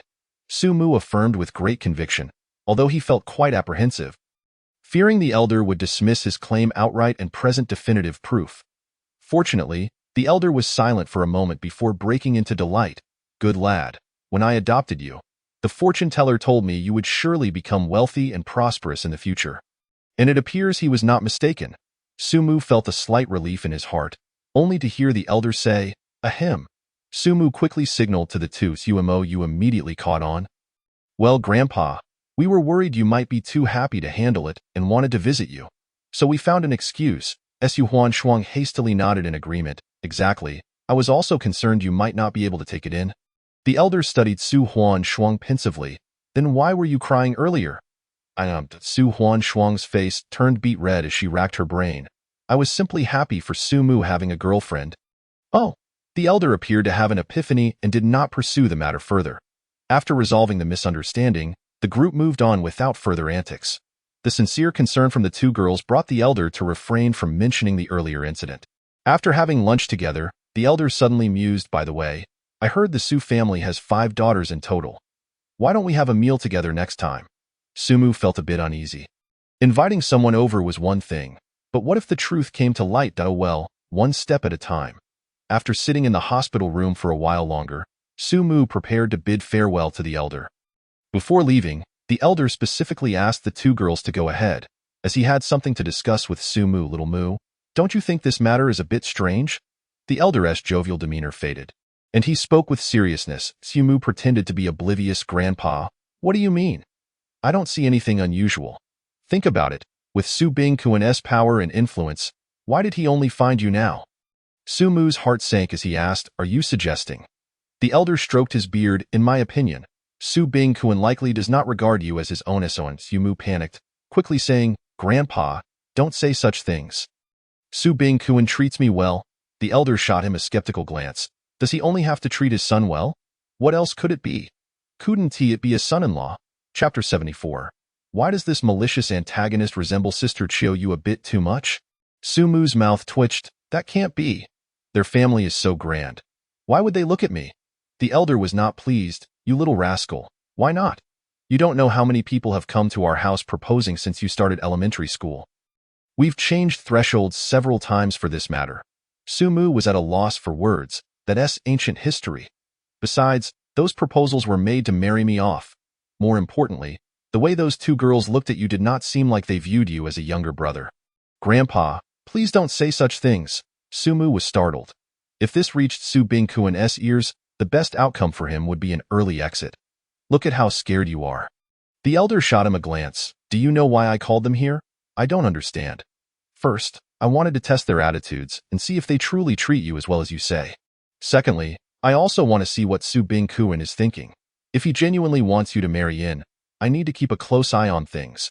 You truly are. Su Mu felt both warm-hearted and helpless. He contemplated whether to reveal the truth to him when a nurse entered to change his dressings. The elder waved his hand. All right, hurry along. In a couple of days, I'll be having minor surgery. So inform them about the meal. Su Mu agreed. thinking it best to wait until this matter concluded before saying anything, and then he walked toward the door. Meanwhile, in the corridor, the two girls exchanged awkward glances. Suddenly, Suemo Yu broke the silence. Huan Shuang, why did you come here alone without telling us? Su Huan Shuang inwardly cursed herself, looking elsewhere. I just found out that Sumu's grandpa was hospitalized. So I came by to check, Su Huan Shuang pouted. It seems someone did too. Suemo Yu's face flushed. I was just testing Sumu's identity during our first meeting. It was merely a joke. Please, are you trying to fool a child? Su Huan Shuang scoffed, clearly unconvinced, at her age. Pretending to be Su Mu's girlfriend was rather embarrassing. Hearing this, Suemo Yu immediately bristled. Although she rarely voiced it, she was quite sensitive about age. After all, she and Sumu had a full 5-year difference. Compared to her other sisters, she dreaded the thought of conversing with Sumu, fearing an age-related distance would arise. She huffed, what do you know? The more mature a woman is, the more men like her. Not like certain people who are barely 2 years younger than me, yet always act like they are on stage. That's called youthful charm, Su Huan Shuang retorted, and I have plenty of male fans who adore me. I've never heard anyone say I'm trying to appear younger. Humph. Suemo Yu raised her head proudly, casting a glance at her without speaking. Just as the two were about to spark a heated exchange, Sumu emerged from the hospital room. Observing the scene, he asked, Sisters, what are you two up to? Suemo Yu hurried to Sumu's side. Nothing, your sister Huan Shuang was just throwing a tantrum. Su Huan Shuang quickly moved to Sumu's other side and linked arms with him. Don't listen to your big sister's nonsense. She's just upset about her age. You? Suemo Yu was about to retort when Sumu pulled her back. All right, sisters, don't you want to know what Grandpa just told me? The two immediately perked up, abandoning their bickering and leaning in with interest. Grandpa said you two are beautiful and kind-hearted, and it's evident you treat me well. He hopes I can listen to my sisters more. Upon hearing this, both girls couldn't suppress the smiles that crept onto their faces. Actually, I haven't done much. It's mainly because Sumu is obedient. Exactly. Sumu is so adorable.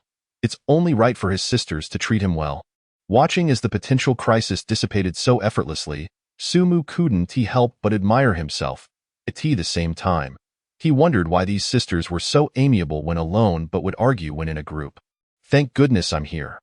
Otherwise, this family would fall apart sooner or later. Sumu held one person's hand while walking down the corridor, attracting the sparkling eyes of the nearby nurses, who gazed at her with envy. How wonderful it would be if I, too, could be led by such a charming young lady. Observing this scene, Suemo Yu and Su Huan Shuang couldn't help but let out a smug little hum. Their lips curling upwards even more, he reached out to the figure behind him and gently tapped her shoulder. Sister Mingyu, what are you up to? Sumu, you startled me, she pouted, a hint of grievance in her expression. Sumu chuckled softly. Sister Mingyu, weren't you the one sneaking around? And what brings you to my room? As Sumu opened the comic, he heard Su Mingyu continue, by the way. The editor messaged me yesterday. The comic's release has been quite successful, and the sales of the physical copies are also impressive. They're currently organizing a signing event for a well-known author, and I think I could participate. Sumu's gaze settled on the comic as he nodded gently. That sounds wonderful. I believe you should give it a try. Hearing this, Su Mingyu's face lit up with joy, and she quickly added, could you accompany me? Huh? Sumu looked up in surprise. Su Mingyu hurriedly explained. The editor mentioned that if both of us attended the event together, it could generate some buzz and attract more attention. When is it? Sumu pondered for a moment. The midterm exams are in 2 weeks, but I should have time next week. Unable to contain her excitement, Su Mingyu exclaimed, then I'll inform the editor. You can't back out now, of course. Seeing her so elated, Sumu couldn't help but smile. He felt a sense of satisfaction. If it had been the old Su Mingyu, she would have undoubtedly rejected the idea of attending a live signing event without hesitation. But now, while she still needed someone to accompany her, at least she was willing to participate. His attention returned to the comic, which he found quite intriguing. Previously, the experiences they had in the restaurant had been vividly illustrated, fitting seamlessly into the narrative, almost sweet enough to be cloying. As he flipped to the latest page, he suddenly expressed surprise. Sister Mingyu, doesn't this vile female antagonist bear a striking resemblance to Sister Chiuyu? Is there? Su Mingyu quickly snatched the sketchbook and hid it behind her back. You must be seeing things. All beautiful girls share some similarities. Is that so? Sumu scratched his head, unsure after just a fleeting glance. It must be, Su Mingyu insisted, then took a few steps back. I need to contact the editor, so I won't disturb you any longer. With that, she swiftly turned and dashed toward her room. Sumu watched her retreating figure, feeling somewhat puzzled, but didn't dwell on it, and instead proceeded to Su Bingkuen's room. You mean to say that today, Imoyu accompanied you to see your grandfather and even mentioned that you are my biological son? In the room, Sumu nodded. There was little he could do. From the moment Imoyu secretly visited the old man, this secret was becoming increasingly difficult to keep. He just hadn't anticipated that the revelation would unfold so dramatically. Naturally, he hadn't shared this part with Su Bingkuen. He hadn't expected that Su Imoyu and Su Han Shuang would actively seek to meet him. This should indicate that they valued family ties more. Right? Su Bingkuen rested his chin on his hand, deep in thought that it seems so. Sumu quickly concurred, adding, my grandfather expressed a desire to have a meal together. What do you think? Absolutely. Su Bingkuen readily agreed, his enthusiasm even surpassing Su Mu's expectations. Given how much your daughters value this, it would be quite cold of me not to attend. Thank you, Mr. Su. Su Mu exchanged pleasantries before preparing to leave when Su Bingkuen suddenly called out to him. Wait, there's something I need to discuss with you. After listening to Su Bingkuen's plan, Su Mu nodded slightly. This is a good opportunity to assess the closeness between my daughters and me, as well as to see how they would react if I were to leave them. I assent it. Quite feasible. Good, Mr. Su. I will do my utmost to cooperate. Excellent. By the way, I plan to announce the dinner invitation during dinner. Is that all right? Of course. However, if the other daughters disagree, there's little I can do. Rest assured, if there's any dissent, I will persuade them to dinner. The Su family gathered neatly around the dining table, with even Su Qiuyu present. Whether it was fortunate or unfortunate, she found herself seated next to Su Mu, and a mere glance from the corner of her eye revealed his flawless visage. Is this a deliberate attempt to make my life difficult? She lamented inwardly. That moment, someone poked her shoulder from the other side, and upon turning, she saw Su Mingyu. What's wrong? Su Mingyu looked at her with eager eyes and tentatively suggested. Sister, I noticed you fidgeting in your chair. If you're uncomfortable, I can swap seats with you. No need. Su Qiuyu firmly rejected without a second thought. Oh, boo-hoo. The seat swap plan has failed. I guess I'll just have to secretly admire Sumu here. Su Qiuyu felt a wave of irritation. She couldn't comprehend why she was so adamantly refusing Su Mingyu's offer when she didn't even want to sit there. She wanted to retract her words immediately, but the thought of Su Mingyu sitting next to Su Mu, openly admiring him, filled her with frustration. It was as if a cherished toy she couldn't bear to touch was being snatched away by someone else. Forget it, it's best not to say anything. It's not that I don't want to, it's just too troublesome. Su Qiuyu lowered her head and began to eat seriously. As all were seated, Su Mu stood up, exchanged glances with Su Bingkuen, and began to speak. Sisters, there's something I'd like to discuss with you. In brief, Su Mu introduced the background of the situation and recounted the events of the day, omitting the parts concerning Su Imoyu and Su Han Shuang, and instead focusing on his grandfather's wish to meet everyone, seeking their opinions. Upon hearing this, the lively dining table fell into a brief silence. Su Imoyu and the others who were in the know immediately expressed their support, while the others were still reeling from the staggering revelation. Su Mu has a grandfather? The three were taken aback. Since he hadn't mentioned it before, they hadn't considered it. Now, the sudden proposal to meet left them all flustered, especially Su Mingyu, who felt both anxious and excited. If I can leave a good impression on Su Mu's grandfather, our relationship will surely grow closer. After a moment of silence, Su Qingwan was the first to speak up. I agree, but what about the timing? Su Mu replied, my grandfather is scheduled for surgery soon, so the earliest would be in 2 weeks. I agree too. Su Mingyu timidly raised her hand, fearful that Su Mu might think she didn't want to go to tea that moment. The only one left to voice her opinion was Su Qiuyu, and Su Mu looked expectantly at her. Sister Qiuyu, what do you think? Su Qiuyu's expression was complicated. Truthfully, she wanted to go, for the same reasons as Su Mingyu. It was also a splendid opportunity to learn more about Su Mu's past. Had this been a few days ago, she would have undoubtedly agreed without hesitation. However, she had now resolved to keep her distance from Su Mu, so why not seize this opportunity to cut ties completely? This way, no lingering feelings would remain.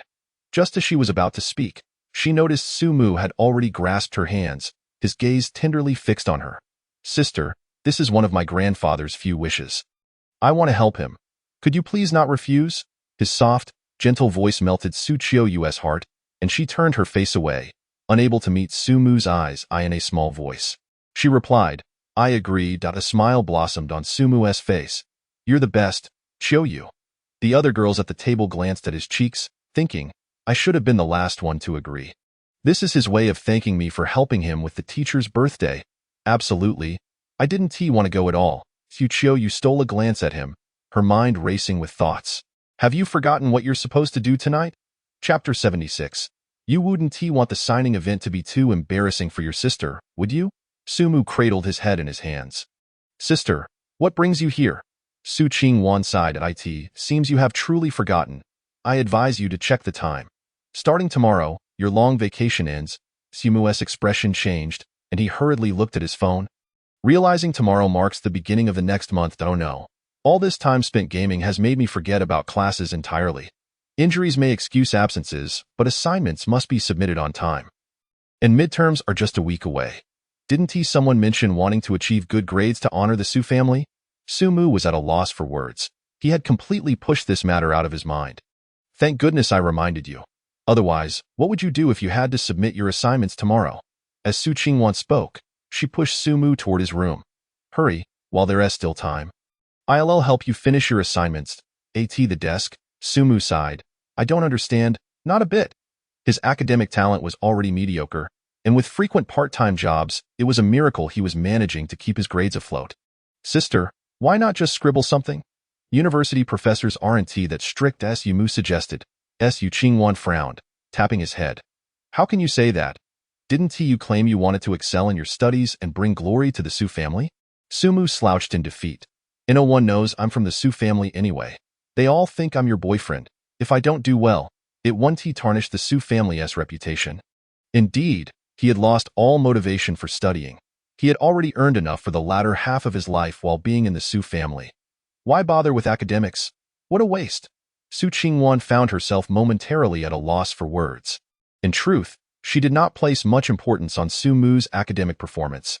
Even if Sumu's brother were a reckless wastrel, she would willingly support him. However, the crux of the matter lay in this. If Sumu's brother had no desire to study, what justification remained for her to visit his room alone and tutor him late into the night? No, that simply wouldn't do. I must devise a plan. Yes, his grandfather. Su Qingwan had initially come to inquire about this very issue, and it served as a perfect entry point. Are you not concerned that your grandfather would be saddened by your poor grades? Not at all. Grandfather has always said that the less one worries, the longer one lives, which is why he never inquires about my academic performance. Su Qingwan was rendered utterly speechless. She wished to find another reason, but Sumu seized her hand. Sister, I know you mean well, but you've been attending classes during the day and tutoring me at night. It's truly too taxing, and I feel quite pained for you. Su Qingwan stood frozen in place, initially believing Sumu to be feigning indifference, only to realize that she had misjudged him in that instant. Her heart swelled with emotion as she gently patted Sumu's head. You, my dear, are simply too understanding, of course. Sumu chuckled inwardly, only to hear Su Qingwan continue. If you truly care for your sister, then you must study twice as hard and spare me your worries. Sister, please. Su Qingwan's lips curled into a playful smirk. Oh, Sumu, no matter how sweetly you speak, I shall not easily relinquish my hold on you. Why is the venue not yet prepared? The teachers are about to arrive, and over there, hurry and hang up the banner at the signing event. Several staff members were bustling about. Witnessing this scene, Wang Cheng felt a twinge of anxiety. He was responsible for the event's organization and arrangements. The fact that everything was still not ready was truly exasperating. Just then, a woman approached. It was Lu Ran, the editor who had previously asked Su Mu for a photograph. She pointed to the banner that had just been hung, perplexed. Director Wang, why does it only welcome Long Outyin? This artwork is subpar, and yet his name is singled out. I have no idea, Wang Cheng replied with a glance. What can I say? His father is the sponsor, to be frank. If it weren't for their financial support, this signing event wouldn't even be possible. Even so, we can't focus solely on him. What about the other artists who have been invited? I had already considered that, he said, beckoning her to follow him behind the exhibition stand. There's another stand? Indeed, this stand is for the other artists, while that stand is exclusively for Long Outyin. Problem solved, wouldn't you agree? Lu Ran clicked her tongue. It seems you truly are resourceful, but with all the renowned artists here, who would bother to go over there for Long Outyin? Wang Cheng grinned slyly. I have my connections.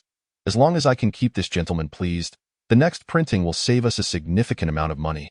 All right, stop dawdling. Head to the entrance and make sure to greet any arriving artists. Oh, Lu Ran hurried off, eager to secure the best spot for her idol. Meanwhile, Su Mu, there are so many people here. Su Mingyue clung to Su Mu's side, trembling at the sight of the throngs. Su Mu was equally astonished by the crowd, even spotting several cosplayers. Upon inquiring, he learned that a comic convention was being held simultaneously. He wrapped an arm around Su Mingyue's shoulders, offering comfort. Don't be afraid. I'm here, with my brother by my side. I'm not scared. Su Mingyue nodded, inching closer to Su Mu. Being with her brother felt wonderful. Suddenly, a voice called out to them. Hey there, miss. Are you cosplaying? You're so beautiful. What character are you portraying? You must have done your makeup, but your outfit seems quite ordinary. The cosplayer remarked with curiosity. Su Mu forced a smile. Is it possible that I simply look this way? The cosplayer was momentarily taken aback, then her face lit up with joy. Such a stunning lady. May we take a photo together? I am a boy. Before Su Mu could finish, Su Mingyue, displeased, tugged at him, pulling him away. Su Mu, those flashy women look like trouble. You mustn't talk to them. Su Mu couldn't help but chuckle. All right, just take it easy. Upon reaching the entrance, they encountered Lu Ran, who had been waiting. As she approached, she extended her hand for a handshake, but Su Mingyue only allowed her to shake hands with her, forbidding her from touching Su Mu. It must be said that Su Mingyue had certainly become quite bold in this regard. While the three engaged in conversation, Director Wang Cheng was approached by an unexpected guest. Ha, Brother Wang. The stand you've prepared for me is rather grand. Wouldn't you say? A man dressed in traditional Hanfu laughed heartily. Director, why does he call you Brother Wang? Long Xiao has recently developed a fondness for cultivation novels. It's quite normal. With that, Wang Cheng stepped forward with a welcoming smile. Naturally, with Long Xiao's immense popularity, a grandstand is essential. Long Outyin nodded. Indeed, sharing a stand with others would only overshadow their efforts. Nearby staff members scoffed. What a blowhard. That childish scribble wouldn't even secure first place in a kindergarten. As Long Outyin took his seat at the stand, Wang Cheng breathed a sigh of relief. He discreetly signaled, and a throng of eager supporters rushed forward, surrounding him. Fortunately, this esteemed figure was relatively easy to please. Wiping away the sweat on his brow, he made his way to the other side of the stand. In truth, he held little hope for the signing event, as this year's comic sales had not been particularly impressive. Even the most renowned artists under his banner had seen a decline compared to previous years. The only standout was a comic about sibling romance, but even with its backing, the turnout for signatures was unlikely to be significant. Right? As he reached the back of the stand, Wang Cheng was taken aback. The stand was packed with onlookers, all their eyes fixated in one direction. Su Mingyue. Is that the emerging artist? Wang Cheng scanned the crowd, noticing that their attention was not solely on her, but also on the person beside her. This person is stunning. Wang Cheng found himself momentarily entranced. Quickly shaking his head, he realized, wait a moment, this individual isn't on the guest list. He promptly called over Lu Ran. Who is that beside Miss Su Mingyue? How did she get on stage? That's her brother. I allowed them to appear together since their comic themes align so well. Director Wang, didn't I mention this to you? You told me it was her brother. But this is her brother. Lu Ran tilted her head in confusion. Wang Cheng's eyes widened in disbelief. Are you saying that such a beautiful girl is a boy? Upon receiving confirmation, Wang Cheng's worldview shattered. Quietly, he retreated to a corner, pulling out a long-stashed video, feeling oddly unamused at this moment. Ha, no rush, everyone. Take your time, there's enough for everyone. Long Outyin feigned nonchalance as he signed his name on the book, gazing at the lengthy queue before him, reflecting, truly, there is no one else in this world who can rival my talent and good looks. Could you sign this for me? Of course, but wait a moment. Did you come by earlier? Long Outyin furrowed his brow, scrutinizing the familiar face before him. The individual hesitated, having been a plant from the start, and now, on the second round, had been recognized. Haha, I admire your talent and simply wanted another signature. I see. You must be quite charming, Long Outyin replied with a slight smile. However, I'm afraid I can only offer one signature per person. With that, he waved for the next individual. However, this did not bode well. For upon calling the next person, he discovered that the line was filled with familiar faces. Even he could sense that something was amiss and, filled with indignation, he immediately sought out Wang Chung for an explanation. Yet, as he passed his own stand, he noticed the one behind him was swarmed with people, creating a stark contrast to his own stand, which was populated solely by plants. I must see who possesses greater popularity than I. Long Outyin seethed, making his way forward. At that moment, Su Mingyue, standing on stage, felt overwhelmed by the crowd. Initially, she had been quite pleased. After all, these were her fans. However, upon witnessing them asking if they could have Su Mu's autograph, take photos with him, and even reaching out to touch him, she felt a surge of anger. She swiftly pulled Su Mu into her embrace, casting a vigilant gaze at the crowd. He is my brother. You must not touch him. Strangely enough, although she had felt terrified surrounded by so many people, the moment it involved Su Mu, she felt an influx of strength. The onlookers were momentarily stunned, then erupted into cheers. Most of them were familiar with Su Mingyue's works and naturally had a fondness for sibling romances. Seeing the author so protectively display her affection for her brother only heightened their delight in witnessing this intimate moment. Many enthusiastically chanted, "Kiss him! Kiss him!" Su Mingyue was taken aback. She had prepared herself to fiercely resist these women, yet instead of encroaching, they merely cheered. Hearing the crowd's raucous encouragement, Su Mingyue glanced down at the Su Mu she had pulled close. "Sister Mingyue, please let me go. I can't breathe." Su Mu struggled between her arms. Su Mingyue's face flushed crimson, and she quickly loosened her grip, allowing Su Mu to emerge from behind. He panted and complained, "Sister, could you please give me a heads up next time?" Rather than dwelling on this matter, Su Mingyue replied, "Su Mu, listen, listen? To what?" Su Mu perked up his ears, only to realize the surrounding crowd was erupting in a frenzy of playful jeers. Startled, he exclaimed, "Sister, these fans are utterly insane." "No, they are merely drawing us into the roles of characters from a comic," Su Mingyue explained, shaking her head. "But we are in reality." He protested, "Is reality not permissible?" Su Mingyue mused inwardly. She slightly pursed her rosy lips, gazing at Su Mu with eyes brimming with affection. Articulating each word, "Su Mu, you wouldn't want your sister's signing event to be a disaster, would you?" Su Mu's body tensed. "Sister, what do you mean?" Su Mingyue feigned a somber tone. "If we do not comply, these fans will likely be deeply disappointed, and their enthusiasm for purchasing books would diminish greatly, causing all the hard-earned fame I have gathered to vanish. Is it really that serious?"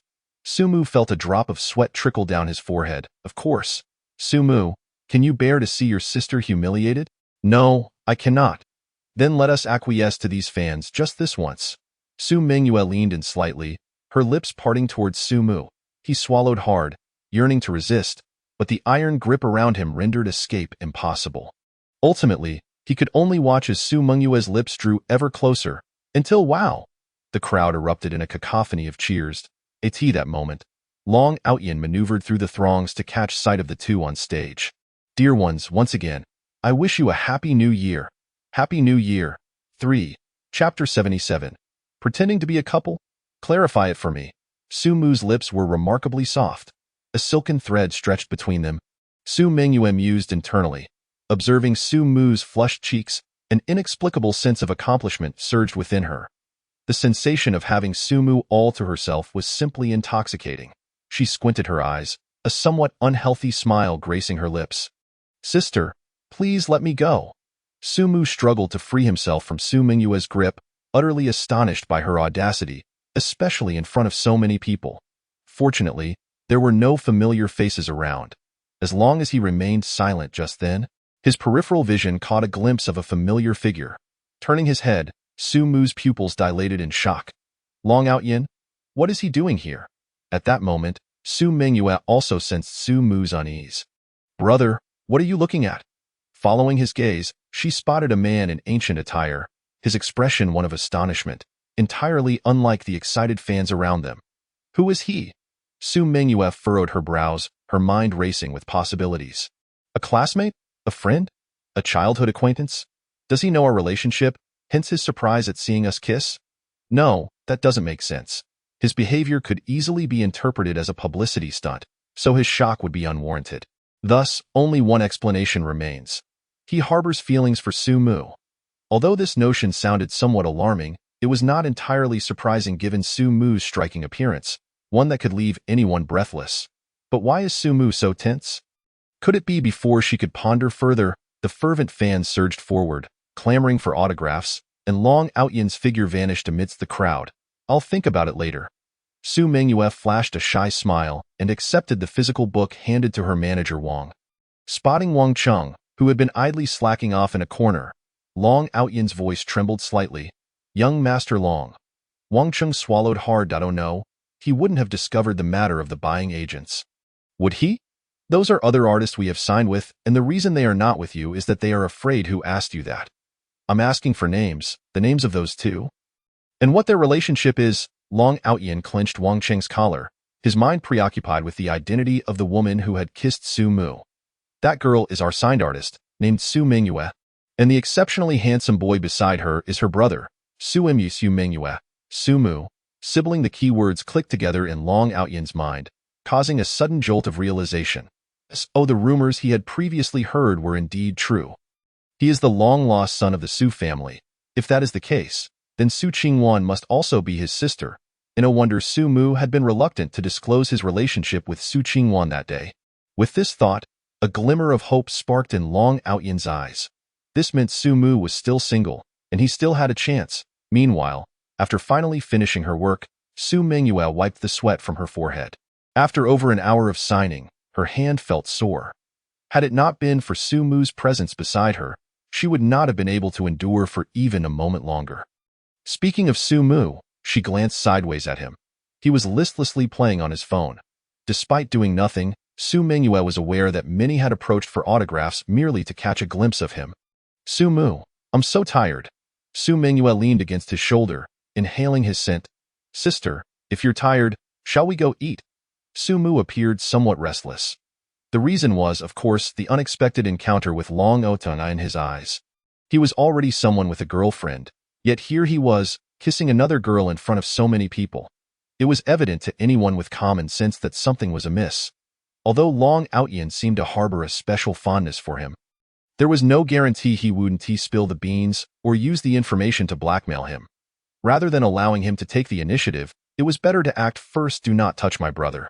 Just then, Su Mingyue swatted away a hand that sought to caress Su Mu, pulling him to his feet. Come on, let's go eat. A few minutes later, Lu Ran set down two exquisite meals before them. This is the artist's exclusive resting area. The fans cannot enter, so you can relax. Su Mingyue nodded, her gaze directed at her, the meaning unmistakable. Once Lu Ran awkwardly left, Su Mingyue shifted her bowl closer to Su Mu. Here, have some of mine, sister. I can't finish this much. Su Mu replied helplessly. That's fine. I'll have some of yours too. The phrasing struck him as rather odd, but before he could dwell on it, Su Mingyue picked up her chopsticks and deftly placed a morsel from her bowl to Su Mu's lips. Ah! Su Mu was surprisingly accustomed to this, having done the same last time they were out together, so he did not exhibit much resistance, as Su Mingyue continued to feed him a few more bites, just as Su Mu was beginning to relax and enjoy her attentions. Unexpectedly, Su Mingyue suddenly asked, Su Mu, do you know that boy from earlier? A chill ran down Su Mu's spine, and he looked up at Su Mingyue. Sensing an underlying coldness in her gazed eye before he could finish, a figure approached the table. It was Long Outyan. Su Mu. There you are. Su Mingyue's expression hardened as she grasped Su Mu's hand. Retorting, you, who are you? It was impossible for her not to feel apprehensive, but when it came to Su Mu, she refused to let anyone take him away. Long Outyan, unfazed, extended his hand. You must be his sister. Pleased to meet you, I'm Long Outyan. His classmate Su Mingyue's vigilance remained unyielding. A classmate, you say? So, what business do you have with my brother? Actually, I wanted to him, Long Outyan. Su Mu interjected hastily, you should just give up. I've told you I'm not interested in men. Then how about being friends? Long Outyan's spirits visibly sank, a hint of reluctance in his demeanor. In that case, if Su Mu runs into trouble at school, He wants he need to pretend to be in a relationship with you, and I could help him. This guy is being deliberate. Sumu felt a surge of frustration. Before he could react, Su Mingyue shot to her feet, gripping Long Outyan's collar. Sister, pretending to be in a relationship? Wait, clarify this for me. The sudden shift left both of them momentarily speechless. At that moment, Su Mingyue appeared far from the timid girl she had been earlier. She resembled a female tyrant. Chapter 78. The two who sneaked away. Su Mingyue shot him a cold glance. Don't change the subject, sister. Why don't I explain? Sumu quickly volunteered, eager to take the reins. Whatever he said was undoubtedly better than hearing it from someone else. Su Mingyue shook her head. I want to hear how he explains it. Long Outyan broke into a cold sweat, retreating slightly. I can say it. Just don't hit me. Su Mingyue clicked her tongue. Hurry up. That's it. That's it. You can leave. The murderous intent that had enveloped Su Mingyue dissipated in an instant as she released her grip and waved Long Outyan off. Well, I still want to talk to Sumu. The menace returned. Su Mingyue shot him a glare. I'll leave right away. Long Outyan felt a jolt of fear and turned to flee. Reflecting on his attempts to engage Sumu, he realized he had been remarkably unlucky every single time. The first instance was a public rejection. The second involved an inexplicable fainting spell, only to awaken and discover a striking woman lying on the bed, her visage resembling that of a beaten swine. And the third transpired before she could utter a few words, as a formidable woman seized her fate by the throat. Could this be a celestial reminder? No, dear Sumu, I shall not concede. How terrifying. I must take my leave. As the crowd dispersed, Su Mingyue resumed her seat, her demeanor returning to its original grace, her sparkling apricot eyes gazing at Sumu with an expression of reproach. Gasp! Sumu inhaled sharply. She had only witnessed such a stark contrast in Su Mingyue's comics. To her astonishment, the real person exhibited this side as well. What a revelation! This girl possesses a hint of Yandere potential. Sumu, are you not going to offer an explanation? Sumu collected her thoughts and sighed. Sister Qingwan, the situation is as follows. After a brief recounting of events, Su Mingyue's gaze grew increasingly icy. Sister Qingwan, how could she act in such a manner? Sister Mingyue, I too bear some responsibility. Sumu lamented. No, dear Sumu, you are the victim. You are blameless, Su Mingyue consoled. How could she possibly hold Sumu accountable? Especially since, even if Sumu were to admit fault, she could discern that the instigator was none other than Su Qingwan. After all, she is Sumu's sister. How dare she? Sister Mingyue, Sister Qingwan merely wished to assist me. There is no need for such anger. Su Mingyue felt a twinge of grievance. Sumu, your innocence has been tarnished, and you are not angry? Sumu felt a pang of guilt at her words. It isn't that serious. The earlier intensity she displayed was only possible during extreme emotional upheaval. Now, having regained her composure, she lacked the courage to confront Su Qingwan alone. Therefore, the most prudent course was to leverage the support of others. Especially since it appeared that the other sisters also held a fondness for Sumu. Of course, she hoped it wouldn't turn out like with Sister Qingwan. This must be the hospital where Sumu's grandfather resides. Su Qingwan glanced at her phone, clutching a basket of nutritional supplements as she entered the building.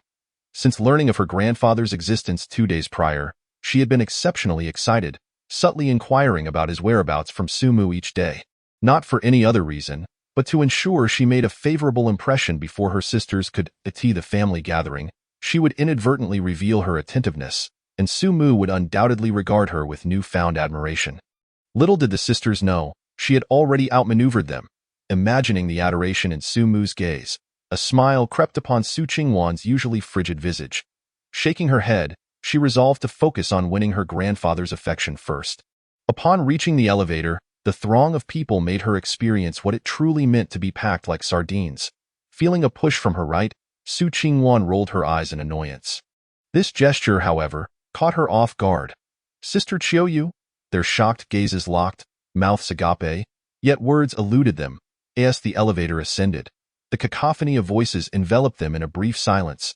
They lowered their heads, each pondering the same question. What was this woman doing here? As the elevator continued its ascent, the number of passengers dwindled until only the two remained. Sumu's grandfather's hospital room was on the top floor. She was undoubtedly headed there. A glance exchanged between them conveyed their unspoken understanding. Finally, Su Qingwan could no longer contain herself and broke the silence. Sister Qiuyu, what brings you here? Su Qingwan's tone dripped with sarcasm. Let us drop the pretense. I am merely curious why you were so hesitant about the gathering before sneaking off to this place. Su Qiuyu's face flushed crimson. Su Qingwan's words struck a nerve. Despite her resolve to distance herself from Su Mu, she found herself swayed by her inner voice. At this moment, she still had an opportunity to reconsider. For she knew that if she could win over their grandfather, her relationship with Su Mu would deepen. But she did not desire such a fate. Yet, as the saying goes, having come this far, one might as well see it through. She had already purchased the gifts. Perhaps it was best to take a look, if only for her peace of mind. Originally, she had consoled herself with this thought until she encountered Su Qingwan. What ulterior motives? I cannot comprehend. Despite her words, the blush adorning Su Qingwan's cheeks betrayed her. Just then, the elevator reached the top floor, and the doors slid open. Both women exited with a huff, resolute in their determination not to appear inferior to one another. Uncertain of their grandfather's exact room, they approached the nurse's station for assistance. To their surprise, a nearby nurse, idly passing time, murmured upon hearing the name. That old grandfather must be quite fortunate. A few days ago, several radiant young ladies visited him, and now 2 more have arrived. Both women were taken aback. What? Someone visited beforehand? What did you say? Someone came before us, Su Qiuyu asked in a hushed tone. The nurse regarded them quizzically. Yes, are you not relatives? As the nurse sensed their intense curiosity, she felt a shiver run down her spine. Why did she have to speak so freely? Lowering her gaze, she decided to remain silent. However, her silence did not deter the 2 women. As Su Qiuyu observed her prolonged hesitation, her icy demeanor intensified, her gaze as cold as death. Speak? The nurse remained tight-lipped. It was not that she was unafraid. In fact, she was terrified, but she feared inciting the wrath of the powerful figures behind them. Oh, how difficult this was for her.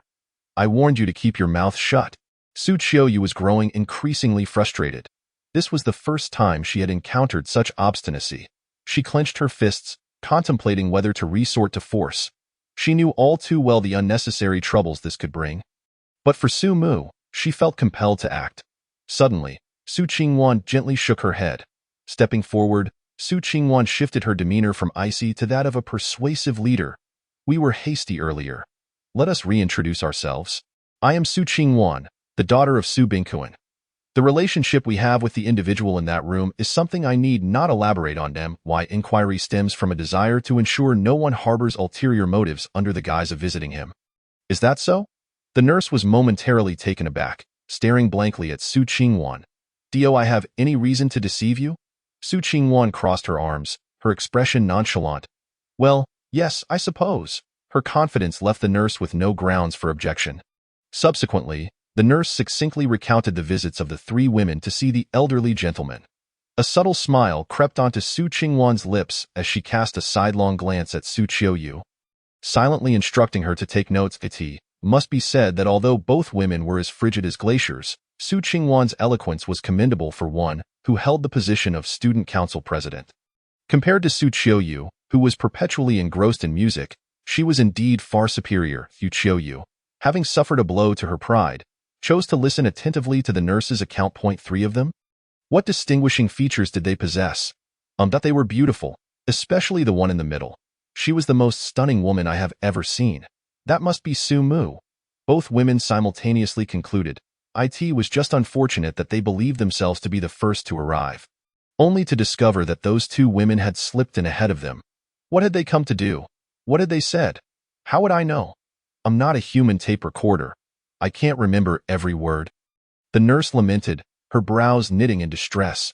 However, there was one thing that left a lasting impression on me.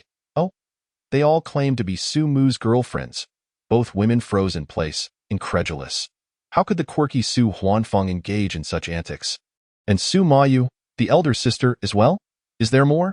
They could not suppress their curiosity as they processed this unexpected revelation. The nurse contemplated for a moment, recalling the scene of the 2 women confronting each other at the door, and said, there was also. Throughout the morning, the 2 women had gathered much information.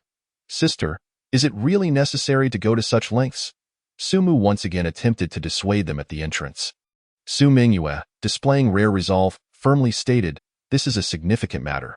How could we not take it seriously? Su Mu, this time you must heed my words. Your sister will take charge, but I don't believe it's such a big deal." Su Mu protested. Yet, Su Mingyue was undeterred. She dashed inside, calling out to her sisters. After a brief search, she found that Su Qingwan and Su Qiuyu were absent, while Su Mayu and Su Huanfeng were at home. And Su Bingkuan was nowhere to be found. Were there only two? Su Mingyue felt a twinge of disappointment. "What is it, Sister Mingyue?" Su Huanfeng yawned, clearly still groggy from sleep. Su Mingyue wasted no time. Once everyone was present, she recounted her experiences. "Sisters, this is the situation. I do not understand why Sister Qingwan would act in such a manner." After finishing, she feigned a somber demeanor, lowering her head with a sigh. The two women opposite her clenched their teeth in anger. It was already unbearable that Su Qingwan spent every day commuting to school with Su Mu, but now it seemed she was not satisfied. Su Mayu slammed her fist on the table. "This is outrageous. Does Qingwan not realize she is Su Mu's sister?" Su Huanfeng chimed in, "Exactly. Such a chaotic hierarchy. Imagine the consequences for Su Mu if word got out." In that moment, the two women seemed to completely forget that just days prior, in the hospital, they had eagerly proclaimed themselves to be Su Mu's girlfriends. Su Mingyue lowered her head and chuckled discreetly, while Su Mu, unable to bear the sight, attempted to defend Su Qingwan. "Sisters, there are hidden circumstances in this matter. And no need to say more. Su Mu, even if there are hidden circumstances, can she justify such actions?" Responded one of the sisters. "Moreover, this hidden circumstance is merely a tool she wielded for her own gain. Su Mu, you are simply too naive to be deceived." The two engaged in a heated discussion, with even Su Mingyue occasionally fanning the flames, leaving Su Mu feeling utterly at a loss for words. "I believe Qingwan must be subjected to appropriate punishment. It is essential that she understands the consequences of her misdeeds. I have yet to devise a suitable punishment. I am simply concerned for Su Mu." As the three continued their spirited debate, an unexpected sound of footsteps echoed from the entrance. The individuals seated on the sofa turned their gazes, only to see a familiar figure appear before them. "Speak of the devil, and he shall appear." Su Mingyue thought to herself, her heart leaping with joy. The show was about to begin. Chapter 80. Are you all so innocent? As Su Qingwan entered, she paused momentarily upon seeing the group on the sofa. She had been worried about locating them for a confrontation, but it seemed fortune had smiled upon her. They were all present without her needing to search. Following closely behind, Su Qiuyu shared her sentiments.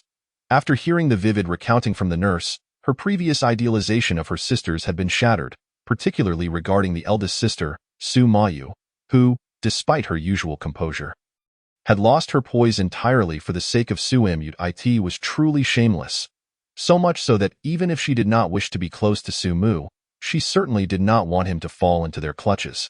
After all, witnessing them stick together daily was already irksome for Su Qiuyu.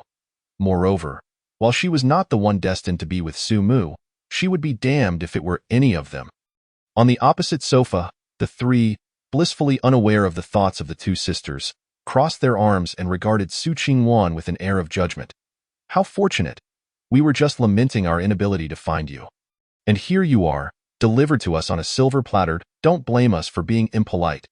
As Su Qingwan approached, the tension in the air became palpable, with their gazes intertwining like a powder keg ready to explode. "Sisters, is there something we can discuss amicably? Why are you all so hostile?" Su Mu rose to ease the situation. Caught in the middle, he felt most uncomfortable. He had accompanied Su Mingyue to a book signing event, only for this uproar to ensue. Had he known, he would have rather not attended. Suddenly, Su Mayu spoke up. "Su Mu, I just remembered. I seem to have left an important document at the company. Could you fetch it for me?" "Huh?" Su Mu was taken aback, wondering how the conversation had shifted so abruptly. "Su Mu, this document is quite important. You must hurry." Yes, it cannot wait." The two supported her insistently. And Su Mu realized they were attempting to distract him. He quickly glanced at Su Qingwan, only to hear her echo the same sentiment. "Since the eldest sister has said so, you should go quickly." Even the typically reserved Su Qiuyu voiced her agreement. A sense of unease washed over Su Mu. "What? You all wish to divert me as well. He attempted to voice his concerns, but was abruptly interrupted by the butler rushing in. Young master, the master is looking for you. What does he want? He did not specify, only that you should come at once. Where is he? He asked me to bring you to him at tea that moment. Sumu felt a headache coming on point. One side called for him, while the other was filled with sisters on the brink of eruption. Sisters, it seems I must step out for a moment. He quickly made his decision, for he understood that he could not appease their grievances. If not today, then another day would suffice. Very well, go ahead. The 5 women internally cheered at this timely intervention. Oh, Sumu, do not worry. Realizing the hour was late, they urged him to depart promptly. All right, Sumu sighed, hoping they would heed his words. As the roar of the car faded into the distance, the atmosphere at home grew tense. The amiable expressions from moments ago turned cold in an instant. They divided into 2 camps, casting glances at one another, igniting sparks of conflict. Humph! We know all your dirty little secrets, and yet you dare to act so high and mighty. Sumayu arched an eyebrow, breaking the silence. Qingwan, do you understand why the 3 of us are here? I do not know, nor do I wish to, Su Qingwan replied coolly. All I know is that certain individuals engage in unsavory activities behind my back. Oh. Su Mayu was taken aback momentarily before realizing she was being accused of gossiping behind Su Qingwan's back. A look of disbelief crossed Su Qingwan's face. I am guilty of wrongdoing? Are you mistaken? Humph, denial, is it? Su Hanshuang interjected. I tell you, the incident where you pretended to be Su Mu's girlfriend at school has already been disclosed by Mengyue. What? Su Qingwan exclaimed in shock.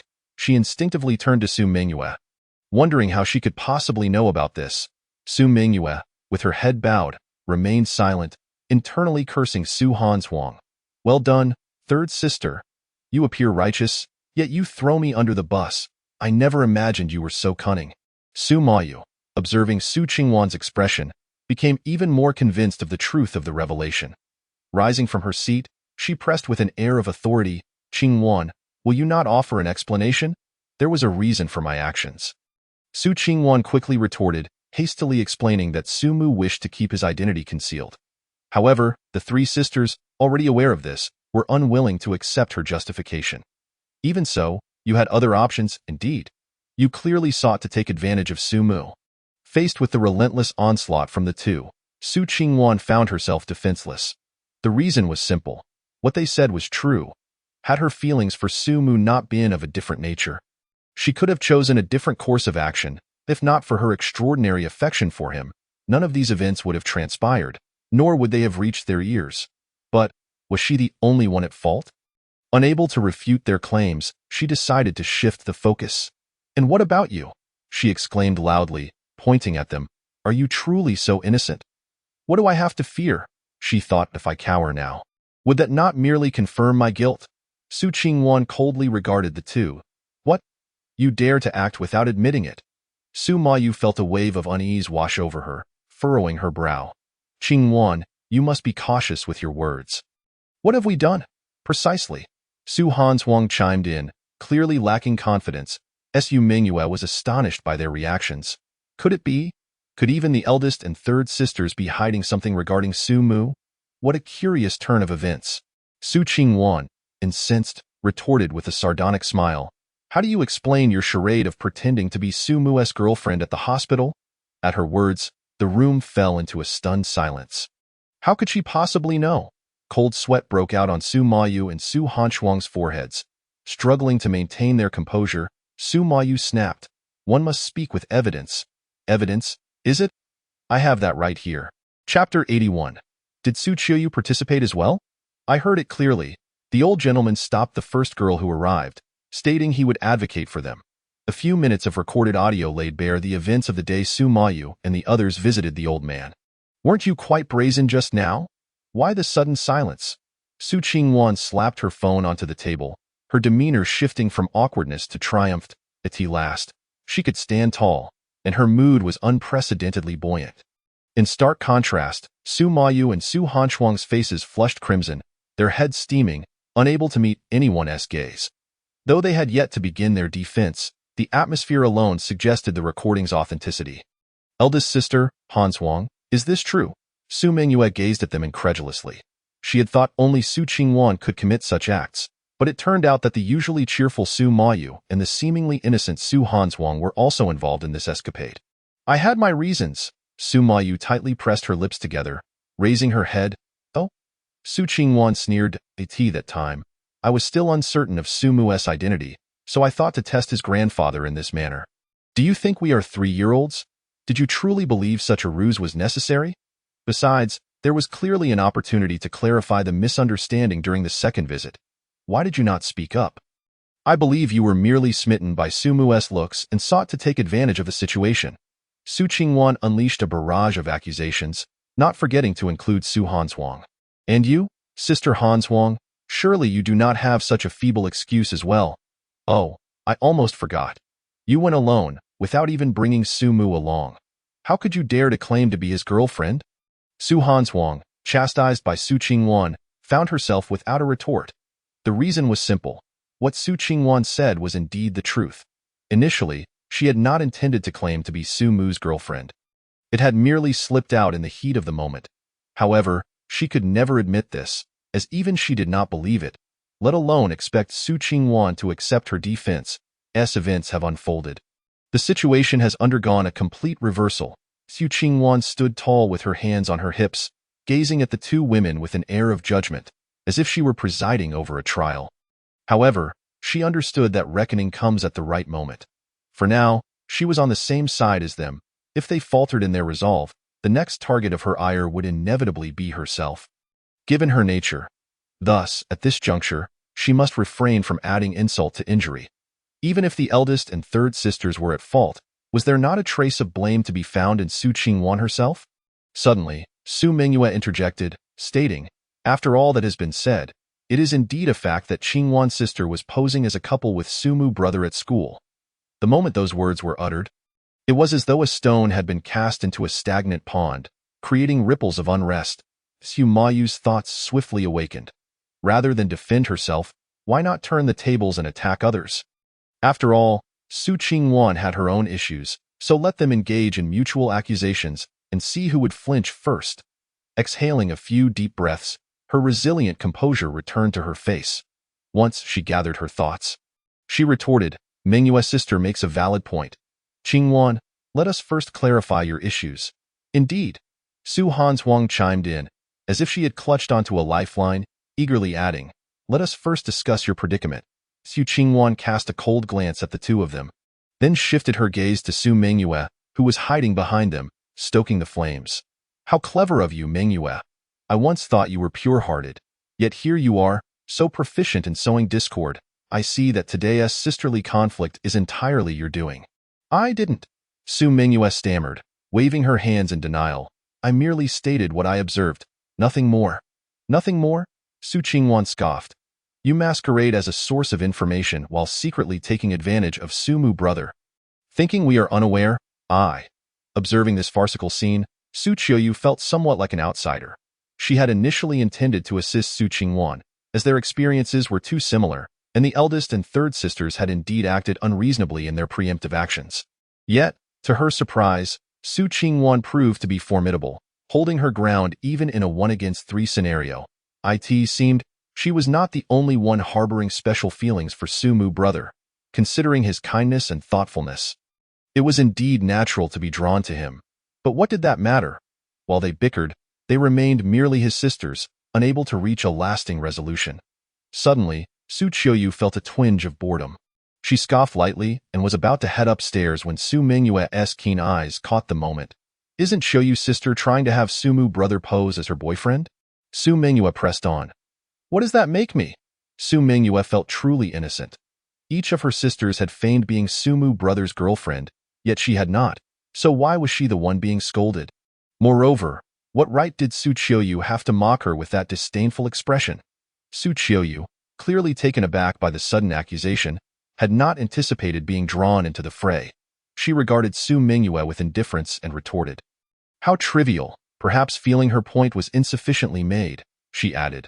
What does it matter if you all quarrel? Su Mu brother will never be yours. The gazes of several individuals instantly converged upon her. With only Su Qingwan wearing a complex expression, Was this supposed to draw fire away from me? Yet, it seemed rather self-sacrificial. What do you mean? Is Sumu brother perhaps yours? Su Mayu approached with a stern countenance. Su Qiuyu, flustered, attempted to clarify. I meant to say, what use is it to compete over an empty title? None of you can truly become his girlfriend. But you are competing as well. Su Hanswang stepped forward. Just as her words fell, her phone chimed with an incoming call. Su Qiuyu, feeling as if a weight had been lifted, hurriedly answered, only to hear a nurse's voice on the other end. Miss Su Qiuyu? The elderly gentleman in the ward is very grateful for your gift today and would like to know your names. The nurse's voice, neither too loud nor too soft, reached the ears of Su Mayu and Su Hanswang standing beside her. Their expressions shifted slightly as they quickly realized Su Qiuyu had accompanied Su Qingwan. So, did you not claim to have come to a realization? Chapter 82. It is time for you to depart. Su Qiuyu's fair face turned visibly red. She cleared her throat twice. I merely went to take a look. Just want to take a look? Why not inform us? Were you planning to slip away? Su Qiuyu opened her mouth, wanting to argue but found herself at a loss for words. Seeing her speechless, Su Mayu no longer pressed the matter, turning to address the group. Since everyone has their issues, let us not point fingers at one another. From this moment forth, let us consider these matters resolved. As if they never occurred, a brief silence enveloped the room, as the gathered individuals tacitly refrained from speaking. Although none wished to let the other off the hook so easily, it seemed the most prudent course of action for the time being. Given that they were not without their own blemishes. Very well, if you choose not to speak, I shall take it as unanimous consent. Su Mayu clapped her hands. Thus, to prevent such occurrences in the future, I propose we each regulate our words and actions, ensuring we do not engage in any improper conduct. The others remained silent, prompting Su Mayu to continue. Excellent. As the eldest daughter of the family, your sister, I shall take it upon myself to oversee your conduct. You? Su Qiuyu frowned. Who else is more suitable than I? I disagree. You are merely bullying the younger ones. Su Qingwan countered. Disagreement is not valid. Su Mayu placed her hands on her hips, asserting, I am the eldest and my word is final. I will inform Sumu brother of this matter, and from now on, if you wish to venture out alone with him, you must report to me. With that, she turned on her heel and prepared to leave. Yet, at that moment, a hand suddenly grasped her wrist. Su Qiuyu, what are you doing? I disagree. Su Mayu chuckled. Your disagreement doesn't mean you can take over. I could. Dream on. Then you shan't leave. This is insubordination. Su Mayu attempted to shake free, but Su Qiuyu remained steadfast. As the tension escalated, Su Mingyue hastily interjected, Sisters, let us speak civilly. Let us not resort to blows. As soon as she finished speaking, Su Qingwan advanced towards her. You were the one who reported us, weren't you? Qingwan's sister, what do you intend to do? Su Qingwan, known for her vendettas, gazed at Su Mingyue's delicate and pretty face. A flicker of mischief igniting within her. Such a beautiful sister would surely cry for a long time if struck. Su Zong, did you summon me? Following the butler into the grand building of Su Corporation, Su Mu encountered Su Bing reclining in his exclusive office chair. You're just in time. I was contemplating where to select as our camping site. Su Mu raised an eyebrow. Is that the sole reason for your summons? Is there any other? Moreover, a family outing is not a trivial matter, Su Bing declared with utmost seriousness. Su Mu sighed. While he spoke the truth, it seemed rather inappropriate given the rising tensions at home. Do you have any ideas? I do. First, I believe we need not travel too far. A location we can reach in a day would be ideal. Su Mu nodded in agreement. Additionally, it should boast scenic views and convenient transportation. As we have many supplies to prepare for camping, why not simply have them airlifted? Su Mu suggested, employing the mindset of the wealthy. But camping is all about the sense of ritual. Having others do it defeats the purpose. Su Bing shook his head. Su Mu rolled his eyes. Indeed, the affluent often enjoyed spending money in ways that seemed burdensome. What do you think of this place? Su Mu glanced at the map he had brought, which depicted a small mountain in the eastern part of the city, known for its splendid sunrise views, and thus gained some notoriety. That sounds great, he readily agreed. After all, he was not the one footing the bill. So his agreement was the least he could offer. So, is that all you came to discuss? Of course not. That is merely the prelude. Su Bing straightened his posture, adopting a serious demeanor. Su Mu, how long have I hired you? Almost 2 months, I believe. Yes, just a brief 2 months, and the surprises you've brought me have exceeded my expectations. To be honest, I initially held little hope for you. Sumu smiled softly. I must admit, I did not foresee it either. Regardless, you have indeed made a remarkable contribution to our family. My daughters have come to regard me as their true father. As he spoke, a glimmer of satisfaction flickered in Su Bing's gaze. Sumu discerned the underlying sentiment in his words and ventured. Thus, it is also time to consider your departure. Su Bing lamented. I have observed how their bonds with you have deepened over these days. If you were my biological child, that would be one thing. However, you are merely my employee, and there will come a day when you must leave. I fear that if you stay any longer, my daughters will find it difficult to part with you. Sumu offered a wry smile. Suzong, I understand that I am but a minor character in this grand narrative. I never intended to climb the social ladder. Rest assured, should I leave, I shall sever all ties with the Su family. There's no need for such harshness. Su Bing replied with a hint of reluctance. In truth, I rather like you. Him, of course, I refer to your character. I will cover all of your grandfather's medical expenses, and additionally, when you depart, I will provide you with an extra 1 billion. That sum will ensure your lifelong comfort. Thank you, Mr. Sood. Sumu nodded, uncertain whether to feel joy or sorrow. His initial intention in coming here was to earn money, and receiving such an exorbitant reward far exceeded his expectations. Yet, upon realizing that the cost of this reward involved sacrificing his relationship with his beloved sisters, he suddenly felt a pang of reluctance, even knowing that such a relationship was both false and unsustainable. Perhaps it is simply human nature to be so sentimental. After all, parting is always the most difficult. Observing this, Su Bingkuan patted him on the shoulder, saying, I understand that you might find it hard to accept at first.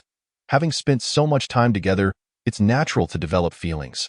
That's why I hope you can prepare yourself early. Sumu responded with a faint smile. I'm fine, don't worry, Mr. Su, I will manage my emotions. His sisters were all exceptional women, especially coming from the Su family. He was merely an ordinary person, and some dreams were better left unpursued. Sumu silently followed behind, recognizing this not as maturity, but as a clear acknowledgement of reality. Chapter 83. Stop it. What are you doing? On the way back, Su Bingkuan continued to analyze the situation. Actually, what I mentioned was just a rough timeline. Whether we should proceed depends on how this camping trip goes. If our family can function as usual without you, that would be ideal. However, if something unforeseen arises, I will consider my options. Sumu acknowledged with a hum, fully aware that this was merely a comforting statement. His mood had settled considerably. He understood that this separation was inevitable, and all he could do was let things unfold naturally. Taking out his phone, he was more concerned about his sister's well-being. Although he had warned them not to quarrel before leaving, he couldn't be certain of what they might do. Should he send a message? He glanced at the chat group named Sisters, Brothers. The latest message was still the one Su Hanshue had sent yesterday with the I'll punch you sticker. Sumu typed out a message. Sisters, what are you all doing? Is something wrong?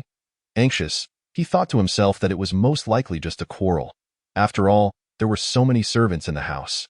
It shouldn't be too serious, right? One of the servants nodded. They're all at home. The young lady seemed to be discussing something in the living room and asked us all to come out. Su Bingkuan's expression brightened. Could it be that they already know? In contrast, Sumu felt a twinge of anxiety. Could something truly be amiss? Su Bingkuan took the lead, pushing open the door, only to be rendered speechless. Unlike the usual harmonious atmosphere, the living room was unusually lively today. Su Qingwan was holding Su Mingyue's head down.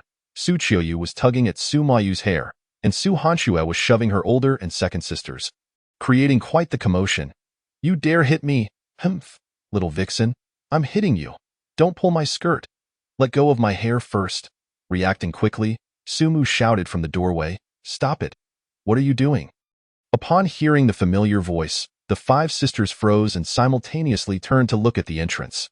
The moment they saw the two of them, their expressions turned to stone. Su Qiuyu was the first to react, quickly releasing her grip, and the others followed suit, obediently lowering their heads and standing still. At this moment, Su Bingkuan finally snapped back to reality. Witnessing such a chaotic yet comical scene, he felt a surge of indignation, almost collapsing on the spot. What on earth are you all doing? Are you plotting a rebellion? Su Bingkuan's voice boomed, and Sumu silently gestured for the butler to discreetly close the door. The five sisters stood there, exchanging glances without uttering a word. Su Binkuin was genuinely furious. If it had been just a minor squabble between two, it might have been bearable, but this was a full-blown family brawl. In a fit of impulsive anger, he decided to play along. Oh, you don't want to talk, huh? Very well, we shall do nothing but wait here. With a huff, Su Binkuin settled into a staring contest with the five sisters. Su Mu, standing behind him, rubbed his forehead in exasperation. He never expected things would escalate to this point. What began as a simple matter had turned into a physical altercation. Was it really necessary? Had he known, he wouldn't have stepped out. However, it was pointless to dwell on that now. The primary task at hand was to pacify Su Binkuin. With a glint of inspiration, Su Mu began, "Dad, this is all my fault." Su Binkuin was baffled. "What does this have to do with you?" He looked skeptical. "You're telling me a cake could incite this kind of chaos? Impossible." "It's true. That cake was exceptionally delicious." Su Mayu chimed in eagerly. "Exactly. We were just arguing over the cake." The other sisters quickly followed her lead. "It's just a cake. We could always send someone to buy another." The sisters were momentarily at a loss for words. Su Mu, quick on his feet, added, "That cake was a limited edition. By the time I bought it, there were hardly any left. But I think I heard someone calling me a vixen." "Dad, you misheard. I was calling her a little greedy cat." "Oh, really?" Despite knowing the truth, Su Binkuin found it hard to pin down any faults in their collective denial. Ultimately, he had calmed down, realizing this group of children clearly didn't wish to divulge any more details. Seeing their willingness to admit fault, he decided to let the matter slide. "Fine. To think you all would quarrel over something so trivial. It's just a cake shop. Anyway, I'll buy it tomorrow."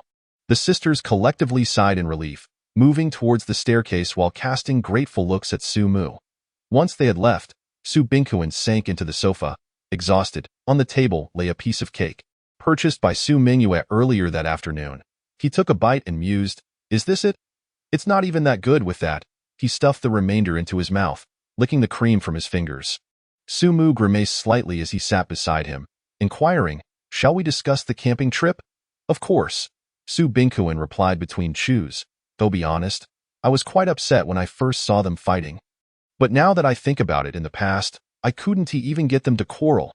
As for conflicts, they are inevitable in life. At least they acknowledge this family. That satisfies me. You're not going to pursue it?" Su Binkuin, with a self-aware expression, said, "I would like to, but given their demeanor, do you think I could ask? However, based on my understanding of them, it's likely for a particular person." "No, surely not," Su Mu replied anxiously. "I wouldn't want anyone else's man to take advantage of my daughters." "Oh, really?" Su Binkuin gestured with a mock hand chop across his neck. For some inexplicable reason, Su Mu felt a shiver run down his spine. Chapter 84. "That's quite a high demand, sister." "Dad, what are you talking about?" Su Mayu, now dressed, stood at the top of the staircase, looking at him curiously. "We were talking about you," Su Binkuin replied grumpily. "I am worried that one day you might end up with a pig." Su Mayu's face flushed. "Dad, don't say such things. I'm not even dating." She hadn't heard the entirety of his statement, only catching the word marriage, which left her momentarily dazed. She instinctively glanced at Su Mu, wondering if she would ever truly marry with him around. Meanwhile, the other sisters began to emerge from their rooms, and Su Binkuin quickly called for the dishes to be served. A few minutes later, they all gathered at the dining table, and Su Binkuin was finally able to share his grand camping plan. Climbing, camping, watching the sunrise, yay! Su Hanshue was the first to express her enthusiasm, her vibrant energy making her particularly fond of outdoor activities. "I agree. Our family should definitely have a team-building outing." Su Mayu nodded in support. Su Qiuyu merely responded with a hum. She did not have any particular expectations for camping, but she wouldn't oppose it either. Su Qingwan thought for a moment about the dates, confirming it would be after their midterm exams, and expressed her support. The remaining sister, Su Mingyue, glanced at Su Mu, and seeing his calm demeanor, ultimately decided to agree after some internal struggle. As the most socially anxious among them, she was likely the only one reluctant to go out. But the thought of Su Mu being there encouraged her to agree. Thus, Su Binkuin's camping plan received unanimous approval. Naturally, Su Binkuin was overjoyed, feeling this further solidified his position in his daughters' hearts. At that moment, only Su Mu and Su Mingyue remained at the table. Su Mingyue had intended to embellish the story, But upon meeting Sumu's gaze, she felt unable to deceive him. Ultimately, she chose to reveal part of the truth. So, Qingwan and Xiuyu secretly went to the hospital and discovered what happened with Mayu and Hanxue. Sumu rested his chin on his hand, gradually unraveling some of the confusion in his mind. However, it was perplexing that they would squabble over such a trivial matter. Their hearts seemed far too small. Moreover, why was Su Qingwan venting her frustrations on Su Mayu? What was the meaning of her pressing down on Su Mengyue's head? As he pondered, Su Mengyue began to cry, "Woo-woo, Su Mu. My head has been squished by Qingwan. You must stand up for me." Sumu gently patted Su Mengyue's head, reassuring her, "Don't worry, Mengyue. I will go find Qingwan to seek justice for you. First, let me see where you're hurt." Su Mengyue obediently lay in his embrace, whispering, "Maybe we should just let it go. I'm afraid Qingwan might feel unhappy. I possess a sense of propriety. This matter originated from me, and it is my responsibility to address it," Su Mu declared with unwavering determination. Such a responsible brother, Su Mu, is truly captivating. Su Mengyue gazed at him with sparkling eyes. Gently caressing Su Mengyue's forehead, he discerned that her injury was not severe, with hardly any trace remaining. Evidently, Su Qingwan had exercised restraint. After soothing Su Mengyue for a bit, Su Mu simply allowed her to recline on his lap as he tenderly arranged her hair. The fragrance emanating from Su Mu enveloped Su Mengyue's senses. Although she intended to dissuade him further, sleepiness soon washed over her mind before she could voice her thoughts. Thanks to Su Mu's comforting position, she quickly drifted into slumber. After lightly rising, Su Mu covered her with a blanket and proceeded upstairs. He intended not only to visit Su Qingwan's room but also to check on the others. He held deep affections for them, and it was precisely for this reason that he wished for the five sisters to part ways without animosity after his departure, hoping that he would not be the cause of any rift between them. Knock, knock. Who is it? Su Qingwan's voice was particularly frigid today. Su Mu. In an instant, her cool tone turned slightly frantic. Come in? Please. Upon entering, Su Mu was met with the sight of Su Qingwan clad only in safety shorts, with visible scratches marring her thighs. What brings you here? I came to inquire and to assist you with your wound. Su Mu replied, producing the iodine solution he had prepared in advance. In truth, Su Qingwan's injury was not grave. Yet Su Mu's actions warmed her heart, tinged with guilt. They had agreed not to quarrel. Yet her momentary impulsiveness had led to a conflict among the sisters. Su Mu placed her leg upon his lap and began to treat her wound. He refrained from asking for details. Instead, speaking to himself, I heard from Mengyue that there may be some discrepancies in perspective, but that is of little consequence, for I do not intend to blame you. I do not believe anyone is truly at fault in this matter. If someone must bear the blame, I feel it should be me. If only I had not concealed my identity as a member of the Su family at school, if I had informed you beforehand that you had accompanied us, if I had maintained a better distance. Do not say any more, Su Qingwan interrupted, covering his mouth. Tears shimmered in her eyes as she gazed tenderly at Su Mu. Sister has never blamed you. Nor has anyone else, so please do not fault yourself, all right? But you all, this was merely an accident. I assure you, it shall never happen again. Su Mu blinked, extending his pinky. A promise. All right, a promise. A smile blossomed on Su Qingwan's face. At the moment their fingers touched, an electric sensation coursed through her body. She gazed at Su Mu's face, thinking to herself, how wonderful it is to have him around. All right, the disinfection is complete. In a few days, the bruises will heal, Su Mu declared as he stood. After reminding her to rest well, he turned to leave, intending to visit the other 3 rooms. Just then, Su Qingwan suddenly called out to him from behind. Su Mu, will we still be the same at school as before? After everything that has transpired, he found himself fearless. Not to mention the prospect of being a couple. Even the idea of a fiancé would not astonish him. Su Qingwan, however, appeared unusually bashful. In truth, I do not mind at all. I have come to terms with it, as long as you are my brother.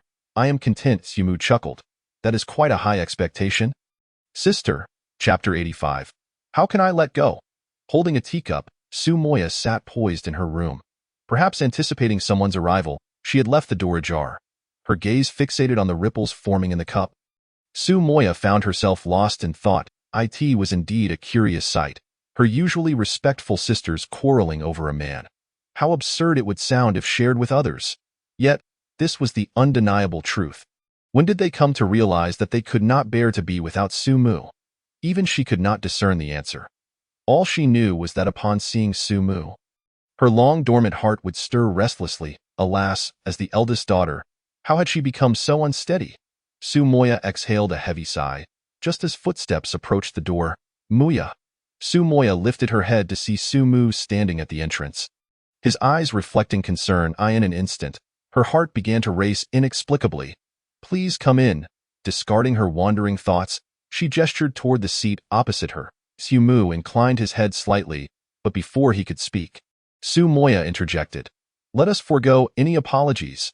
This is not your fault. Su-mu was taken aback, smiling as he replied. Sister truly understands me. While I may not be a perfect elder sibling, I would never allow my brother to shoulder the blame. Su-moya's tone was laced with self-reproach, prompting Su-mu to shake his head.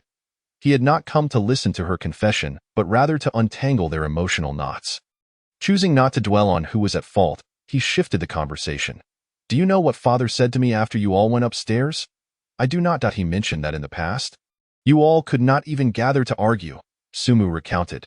These changes were what truly mattered to him. In comparison, mere quarrels were trivial. Therefore, dear sister, there is no need for you to feel guilty. Consider it from another perspective. You all have done remarkably well. Father and I have never blamed you. Su-mu spoke earnestly, weaving a comforting narrative that left Su-moya momentarily speechless. So, father is not actually angry? Su-moya asked incredulously. Su-mu nodded firmly. Indeed. Otherwise, why would he merely offer a few words of admonition? In truth, he is secretly pleased. As his words faded, Su-binkuin, from a nearby room, suddenly sneezed, wiping his nose. He muttered, Who is speaking behind my back? Now it all makes sense. Su-moya felt her guilt diminish significantly. Grasping Su-mu's hand, she said, Thank you, Su-mu. If it were not for you, I fear I would have struggled to sleep these past few days. Su-mu smiled and then inquired, Is your leg still painful? It no longer aches. I can feel the autumn rain easing up. That is good to hear. I shall visit Chiyoyu next. Although father may not be angry, he hopes for you all to reconcile and not allow a momentary conflict to tarnish your sisterly bond. With that, Su-mu prepared to rise, but Su-moya clutched his hand and asked, And what about you, Su-mu? What are your thoughts? Su-mu turned his head. Naturally, I do not wish for your relationship to become strained. Especially not because of me, Su-moya smiled, feeling at ease. Fear not. As long as Su-mu is here, even if there are rifts, they will surely mend. Why does everyone seem to place their hopes solely on me?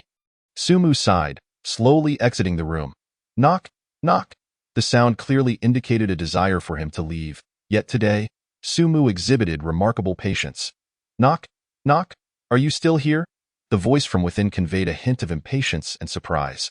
I shall remain here until Chiyoyu opens the door. Moments later, Chiyoyu reluctantly poked her head out. Come in.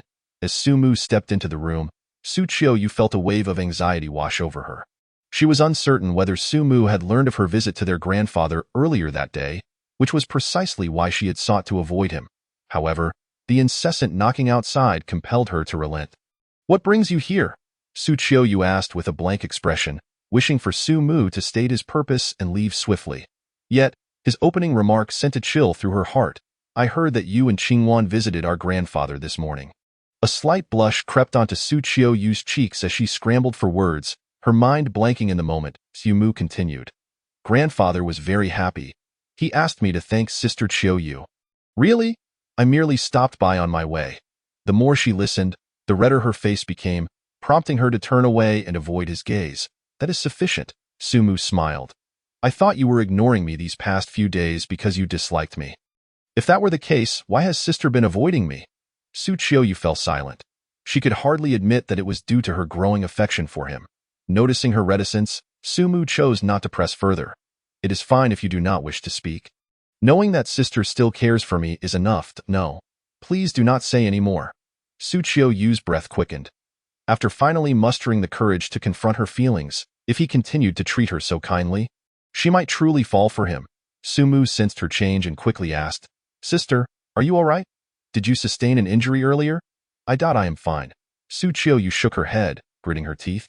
Just finish what you have to say and leave. I need to rest. Mu hesitated for a moment, but ultimately nodded. Given her distress, it was best not to intrude further. Understood, I shall take my leave. Su Qiuyu turned her back to him, her tone unremarkable. As Su Mu departed and the sound of the door closing echoed behind him, Su Qiuyu could no longer contain her emotions. After a long silence, overwhelmed by fatigue, she gazed in the direction Su Mu had left and softly murmured, "How can I ever let you go?" Chapter 86. An imminent disruption of routine on her bed. Su Huanshuang felt a twinge of anxiety. Given her understanding of Su Mu, he would undoubtedly come to inquire about the situation that evening, and it was not out of the realm of possibility that he might confront her. She was not so much afraid of how Su Mu would treat her, but rather concerned that this incident might tarnish her image in his eyes. What if Su Mu's younger brother ended up disliking her because of this? The thought made Su Huanshuang, who was usually fearless, tremble slightly. Please, no.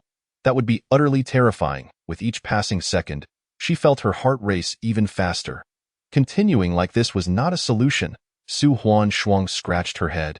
In the past, she could consult her sisters about such vexing matters, but now…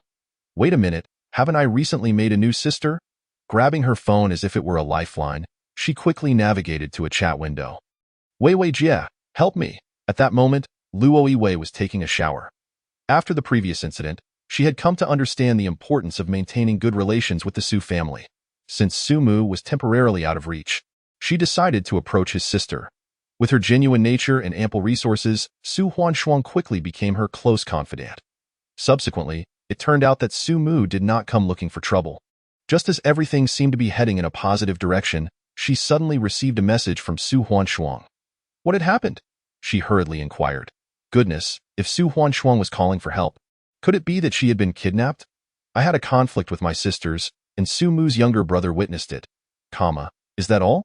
Luo Yiwei's lips twitched. Why not just explain it clearly to him? But I can't.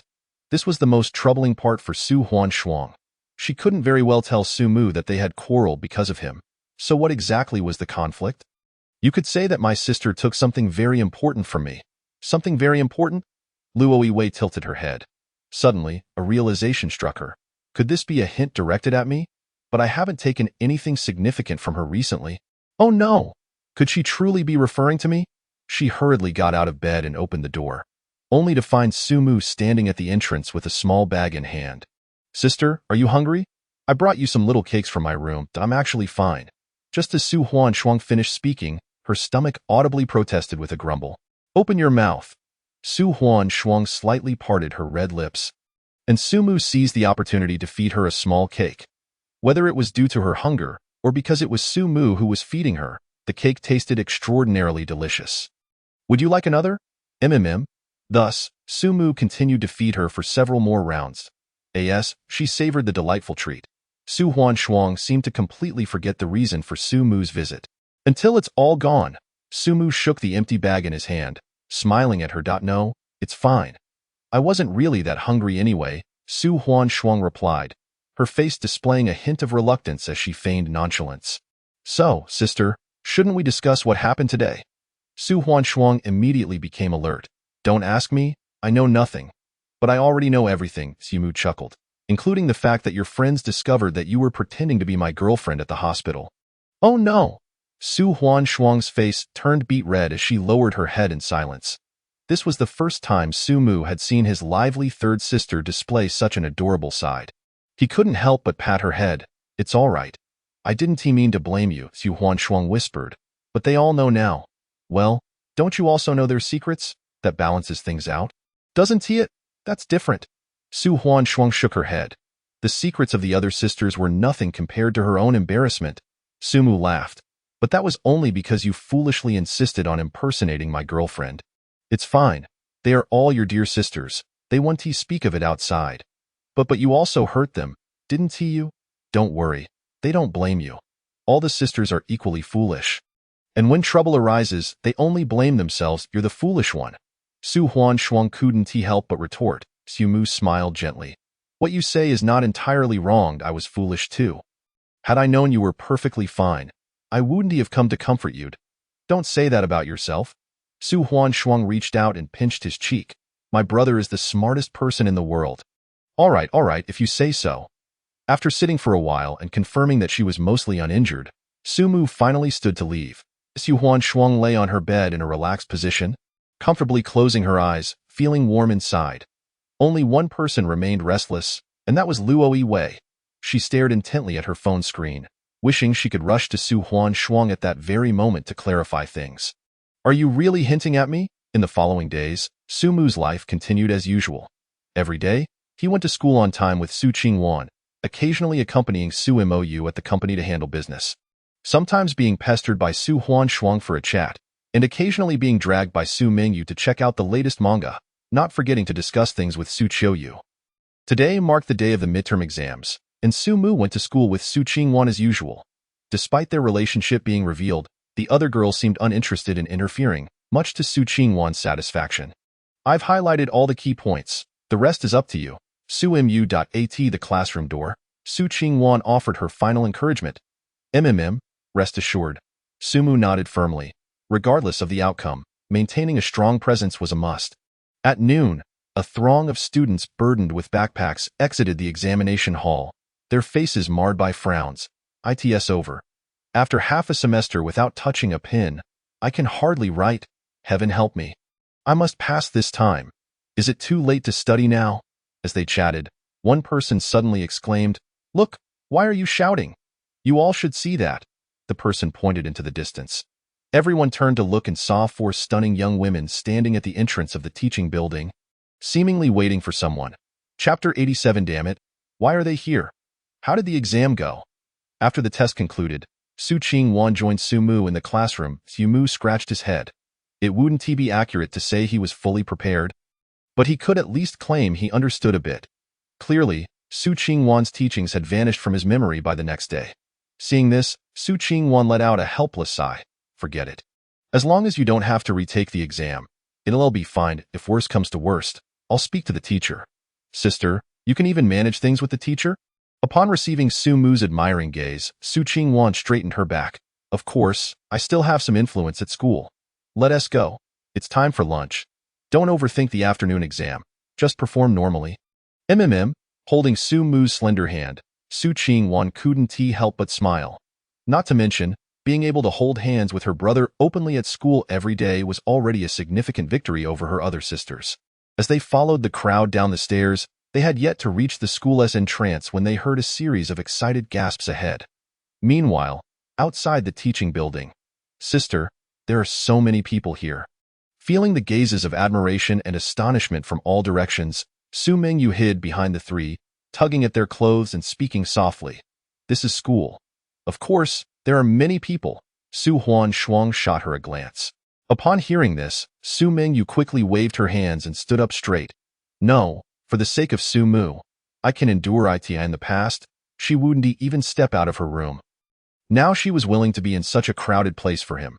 As the attention on them grew, Su Mou said softly, Listen, sisters, we are waiting here in front of so many people to help prove that Su Mu is our biological brother. Not just Su Qingwan's boyfriend. Rest assured, sister, we will definitely confront Su Qingwan about her schemes. Su Mou, wise and calculating, shook her head. Don't rush. Su Mu just said the other day that we should all get along. We shouldn't confront Su Qingwan directly. For now, we just need to show enough intimacy with Su Mu to spark speculation among those around us. Once the rumors start to spread, we can secretly disseminate the news that Su Mu is the Su family's biological son. At that point, even if Su Qingwan tries to play tricks, it will be futile. Brilliant idea, eldest sister. Just then, they spotted two familiar figures darting out of the teaching building. If there are any confessions, we'll just walk away and ignore it. Understood? Sumu nodded. I got it. Su Qingwan glanced at the entrance and saw no signs of any confession. Just as she was about to breathe a sigh of relief, she suddenly heard someone calling her name. Qingwan Mei, Su Mu, over here. Su Qingwan looked over and her expression changed instantly. Her four sisters were standing under a nearby tree, smiling and waving at them. Damn it! Why are they here? Didn't he expect this, did you? Surprised, aren't you? The four of them approached the two with smiles. It is indeed quite unexpected. Su Qingwan forced a smile, asking how her sisters had the time to visit the school today. Today is your midterm exam day. So of course we came to cheer you on. Aren't you happy? Happy, of course. In front of Sumu, Su Qingwan had to maintain her FAAD.as long as you're happy. SUMO, you said, naturally linking arms with Su Qingwan. Let us go to the cafeteria. I'll treat you to whatever you want. The cafeteria? Su Qingwan's expression suddenly turned somewhat grim in just a short span of time for greetings. The overly intimate demeanor of her four sisters towards her and Su Mu had already attracted the attention of numerous onlookers, even sparking discussions. If they were to head to the cafeteria, this matter would surely spread like wildfire throughout the school overnight. What if some busybodies traced the matter back? Wouldn't her identity as Su Mu's girlfriend be jeopardized? Upon realizing this, Su Qingwan suddenly understood the malicious intent behind their actions. So, this was your true objective. Thus, she hastily replied, perhaps we should skip the cafeteria. It tends to be quite crowded, and I fear there won't be enough seats. Do not worry, dear sister. We have already anticipated this and have reserved seats in advance. All you need to do is place your orders, came the response. How infuriating. They had even thought of this. Su Qingwan gritted her teeth in frustration, wanting to resist, yet she saw Su Hanxiang directly placing her hand on Su Mu's shoulder. Su Mu, let us hurry. Otherwise, we shall end up queuing. Watching as Su Mu was unexpectedly pulled towards the cafeteria by Su Hanxiang, Su Qingwan felt she had no choice but to follow. Thus, the five stunning young women surrounded Su Mu as they walked towards the cafeteria. Surely, I am not mistaken. Those four girls are blatantly vying for her boyfriend in front of Su Qingwan. Did you not hear them calling him Su Mu, dear brother? There might be some underlying circumstances. That makes sense. I noticed those four girls bear a slight resemblance to Su Qingwan. Could they possibly be sisters? Who cares? All I know is that those four girls are all campus beauties on the same level as Su Qingwan. If I could just snag one for myself, I would gladly live in a mansion and drive a luxury car. Come on, I have diabetes. Let me sweeten the deal for you. Upon entering the cafeteria, Su Qingwan's expectations were confirmed. A multitude of fiery gazes fell upon them, filled with envy, astonishment, and, most notably, curiosity. Wasn't Su Mu Su Qingwan's boyfriend? How had he suddenly gathered so many women around him? Instinctively, Su Qingwan tightened her grip on Su Mu's hand, aware that if she did not act soon, her status as his girlfriend would be lost. Just then, Su Hanxiang pointed towards a pork knuckle rice dish nearby. Su Mu, dear brother, is this delicious? It's decent, Su Mu replied casually, mentioning that he often had it before joining the Su family. Then let us go take a look. Su Hanxiang exclaimed excitedly, pushing Su Mu along. I want to go too. Su Mingyue hesitated for a moment before following suit. Su Qingwan intended to catch up as well, but Su Qiuyu and Su Mayu intercepted her at that moment. Qingwan, let us check over there. You guys? Su Qingwan frowned, fully aware that this was a direct challenge against her.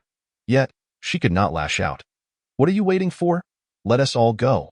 Chapter 88. Unveiling the Truth. 10 minutes later, the group settled at a central table in the cafeteria. Observing Su Mu sitting across from her, Su Mayu realized his earlier gesture was a reminder to avoid internal strife. Humph, can we really be blamed? Clearly, Su Qingwan was monopolizing him. It was only Su Mu's kindness that allowed her to take advantage. After a brief venting of her emotions, Su Mayu glanced into her bowl, picked up her chopsticks, and was about to feed Su Mu when she realized someone had anticipated her move. Is it tasty? Seeing Su Mu eat the meat slice she had offered him, a crescent moon smile appeared on Su Mingyue's face. Try mine too. Su Hanxiang chimed in defiantly. In an instant, Su Mu's mouth was stuffed full by the chopsticks of several girls. Ugh, Su Mu shook his head in protest, signaling them to cease their relentless feeding. Su Mu, dear brother, how can you be full so soon? Su Hanxiang said playfully, putting down her chopsticks. Su Mu shot her a glare. You're the one who stuffed me the most. You might as well have inserted a funnel in my mouth. Su Qingwan was taken aback. Then why are you still here? Su Hanxiang pouted. If you're not doing well, just quit studying. After all, I can support him. You? What utter nonsense. Su Qingwan's expression darkened. If anyone were to support him, it should be her. All right, Su Mu interjected, exasperated. Can you all let me have a moment to rest at noon? Already prepared. Su Qiuyu proclaimed. The presidential suite is just across from your school. A mere 2-minute walk away. Su Mu opened his mouth to protest. It's just a midterm exam. It's not that serious. To be honest, He had never received such treatment even for the college entrance examination. Su Hanxiang crossed her arms, retorting, "Of course, we want the best. Otherwise, someone will claim we hindered your performance. Do not be so sarcastic." Su Mu tapped her on the head. "Now lead the way." With the envious gazes of the crowd upon them, the group exited the cafeteria. Behind them, whispers ensued. Given the current situation, could Su Mu possibly be supported by multiple women? Impossible. Absolutely impossible. How could he be supported by 5 women simultaneously? Unless he can perform 7 times in one night. 7 times? How about 70 times? That's absurd. Is he even human? Nothing is impossible. Can you imagine a boy being this handsome? That is true. In the hotel room, Su Mu did not engage in much conversation with them and simply lay down to sleep. Su Mingyue had initially wanted to chat with him more. But recalling his exam in the afternoon, she ultimately held back. Yu Qingwan cast a cold gaze at the others. "You all don't plan on staying until the afternoon, do you?" "Of course. We keep our promises, rest assured. While cheering for Su Mu, we will also cheer for you." "Who wants your encouragement?" Su Qingwan haughtily turned her head away and strode into the adjacent room. In the afternoon. When Su Mu awoke, it was no surprise that the 4 had not left. He had roughly guessed their intentions. To expose his true identity, leaving Su Qingwan unable to exploit her position as his girlfriend any longer. To claim that he felt no internal turmoil would be a lie, as revealing his identity meant that he would face significant public scrutiny after leaving the Su family. However, since this matter was beyond his control and he had already earned enough money, he was indifferent to public opinion. Thus, he decided to let Su Bingkuan worry about it. Ding ding ding, the exam bell rang, and Su Mu sat on the edge of the bed, catching a glimpse of the 4 sisters gazing longingly. It seemed they had done their homework before coming. Su Mu even suspected that this position had been arranged by them. Upstairs, in the same position and with the same perspective, Su Qingwan immediately spotted her 4 sisters downstairs. However, unlike Su Mu, she was not in a leisurely mood. Seeing their eyes fixated on the room below, she understood they were watching Su Mu. How infuriating. Why was it that I cannot see anything? Transforming her fury into determination, Su Qingwan focused intensely on the test paper, writing with such vigor that she nearly punctured the page. The teacher at the podium twitched at the corner of his mouth, wondering if such fervor was truly necessary for a mere exam. "Ma Yue, since this morning, the gazes upon us have not ceased. I even saw a few people circling the flower bed just to see us." "I see." Su Mayu nodded. "By now, roughly half the students and teachers in the school should have noticed us. It's time to spread the word." She subtly gestured, and her employees promptly received the signal. Soon, a piece of gossip began circulating on the campus forum. With many students currently in exams, once they completed their tests, this gossip would surely trend. Su Mayu smiled as she glanced at the headline. Shocking. Su Mu, who grew up in an orphanage, is actually the long-lost son of the Su family in Jiangxing. Isn't that an explosive title? Just as Su Mayu had anticipated, the news quickly gained traction, reaching the top of the trending list. When numerous examinees finished and checked their phones, they were left in astonishment. So, Su Qingwan was not Su Mu's girlfriend, but his sister. Given Su Qingwan's previously cool demeanor, this revelation was far more believable than their being a couple. Noticing the surprised gazes of others, Su Mayu smirked. "Everything is proceeding according to my plan." Crafting this piece of news had taken considerable effort. She had to provide ample evidence while concealing the source, and most importantly, make it eye-catching. However, she did not anticipate that this sensational news would not only become widely known within the school but also begin to circulate in society. And, as fate would have it, it reached the ears of someone completely unexpected. Beloved readers, how are you? Have you been keeping warm lately? I accidentally caught a cold, but thankfully, it's just a headache, and I should recover soon. I hope everyone stays healthy and safe. Chapter 89. Where did Su Mu go wrong? At this moment, Su Bingkuan was seated in the chair of the president's office at his company. Ever since the incident involving a betrayal by a close friend, he had become more attentive to the group's affairs, occasionally stopping by to check on things. However, it must be said that Su Mayu's business acumen was truly impressive. After entrusting her with management, everything was handled meticulously. After scrutinizing for a while, he found no faults, so he idly began browsing on his phone. As usual, he scrolled through the headlines, and after reading some gossip, he stifled a yawn, preparing to put his phone down when suddenly a shocking headline caught his eye. Shocking.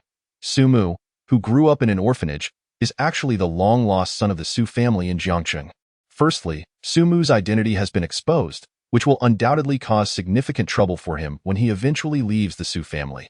Secondly, this audacious brat dares to masquerade as a couple with his daughter at school. Such insolence is intolerable. Su Bingkuin immediately slammed the table, intending to give Su-mu a good lecture. However, upon reflection, he realized that this was merely a rumor, perhaps a misunderstanding on his part. Exercising patience, he scrolled through the comment section again. And to his dismay, he could no longer remain composed. The most liked comment featured a picture of his 4 daughters, accompanied by the text, "Witnessed with my own eyes, Su-mu's sisters are waiting for him after school. I said none of those girls are here today. Turns out, they've all gone to Su-mu." Regardless, he had initially intended to observe further, but it seemed evident that Su-mu must go. Otherwise, his daughters' hearts would surely be captivated by him. After the examination, Su Qingwan was busy organizing her backpack when she suddenly sensed peculiar gazes directed her way. Before she could comprehend the situation, her close friend Yun Shuang bounced over, patting her shoulder. "Qingwan? Quite the secret keeper, aren't you? Even I was kept in the dark. What secret?" Su Qingwan asked, perplexed. Still pretending. Yun Shuang rolled her eyes and handed over her phone. Su Qingwan cast a glance and her expression changed drastically. "Damn, who did this?" Upon checking the comments, she quickly understood. "Ah, so this is how we're playing it. Su-mu, don't forget. I have leverage against you too." Meanwhile, downstairs, Su-mu learned of the news in a similar manner.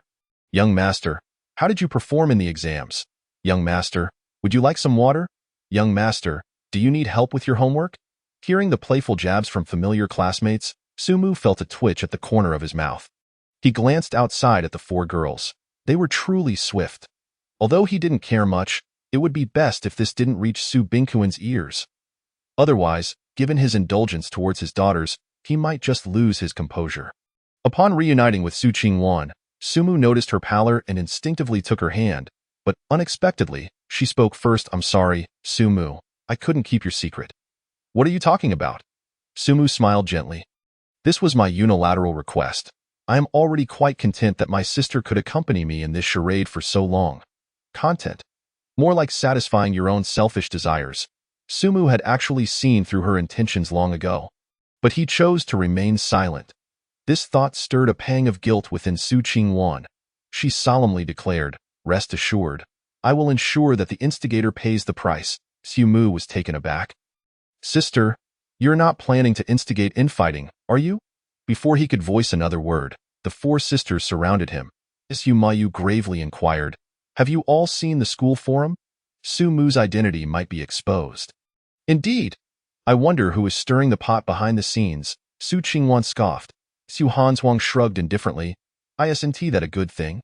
I reckon no one will dare bully Su-mu anymore." Listening to their bickering, Su Qiuyu turned to Su-mu, noticing his lack of excitement, and asked, "Aren't you happy, Su-mu?" At this, everyone's gaze fell upon him. Su-mu scratched his head and resorted to his usual excuse. "I'm just worried that I won't be worthy of the Su family." "What nonsense are you spouting?" Su-mu pinched his cheek. "You are our beloved brother. What is there to be unworthy of?" "Exactly. Are you just worried about your grades?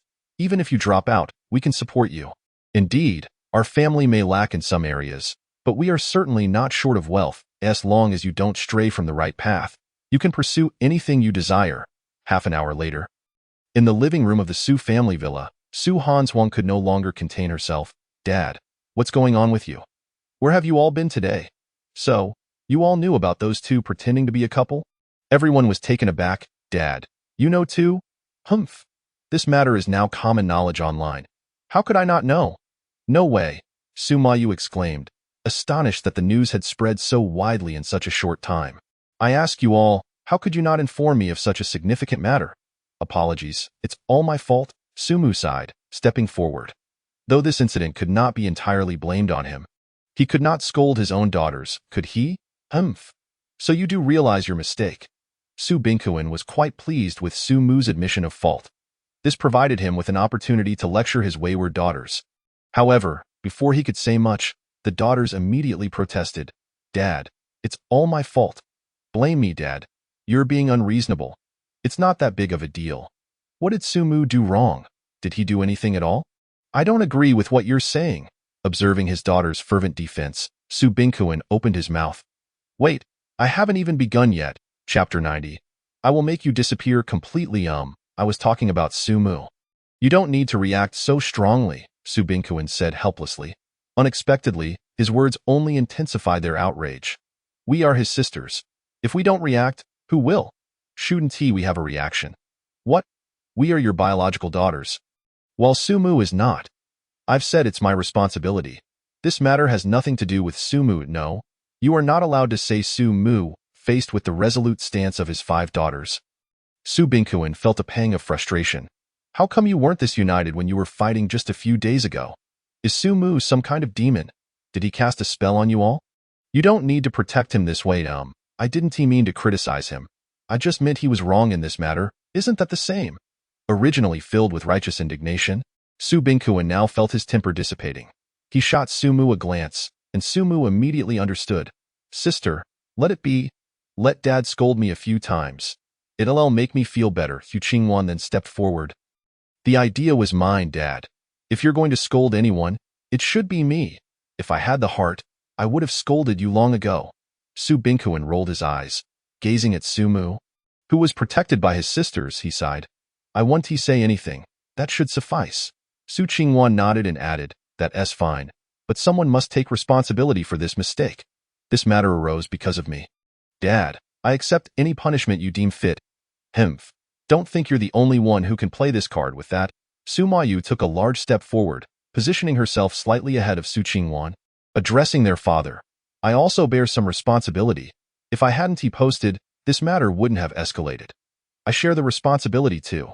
Su Hanshuang, though not entirely clear on why, still stepped forward. Then I also. Me too. You all. The sisters replied in unison, inadvertently pulling Su Mu into their collective accountability. Su Mu could only shoot a glance at Su Bingkuin, and once his sisters had retreated for reflection, he quietly stepped forward. Mr. Su, I apologize. Su Mu sincerely lowered his head. When his sisters were present, he addressed their father as Dad, but in their absence, it was Mr. Su. This was not mere cleverness, but a matter of social grace. Su Bingkuin scrutinized him closely, wondering what it was about this young man, beyond his beauty, kindness, and sweet voice, that made his daughters so protective. He sighed deeply. Alas, Yumu tilted his head. Is that all? Su Bingkuin shot him a glare. What else would you like? Not that. I just feel like that wasn't your usual self. Sumu shrugged. Wait, you don't think this matter is over, do you? Huh? Sumu was taken aback, then warily replied. You're not planning to deduct my allowance, are you? I thought you were a good person. Do you think I need your petty money? Su Bingkuin scoffed. Then what do you intend to do? What I want is for you to completely disappear from this world. Sumu's expression shifted dramatically as he hastily grabbed his phone. Don't come any closer. If you do, I'll message my sister. Su Bingkuin replied nonchalantly. Rest assured, it's not what you think. I mean, once you leave, you must vanish entirely from their world. Sumu cautiously inquired. So, is there any difference? The difference is, you don't have to die. After your work is done, I will arrange for an accident that will ensure Sumu ceases to exist, and you will assume a new identity to live anew. Is it really necessary to go this far? Yes, is it really necessary? Su Bingkuin clasped his hands behind his back, contemplating this very question until just moments ago. However, witnessing his daughter's fierce defense of Sumu solidified his resolve. It is necessary, he declared resolutely. You must have realized by now, they rely on you far too much.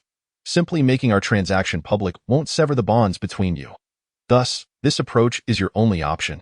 It is the only way. Sumu fell silent for a moment before asking, how can I be sure you genuinely want to kill me?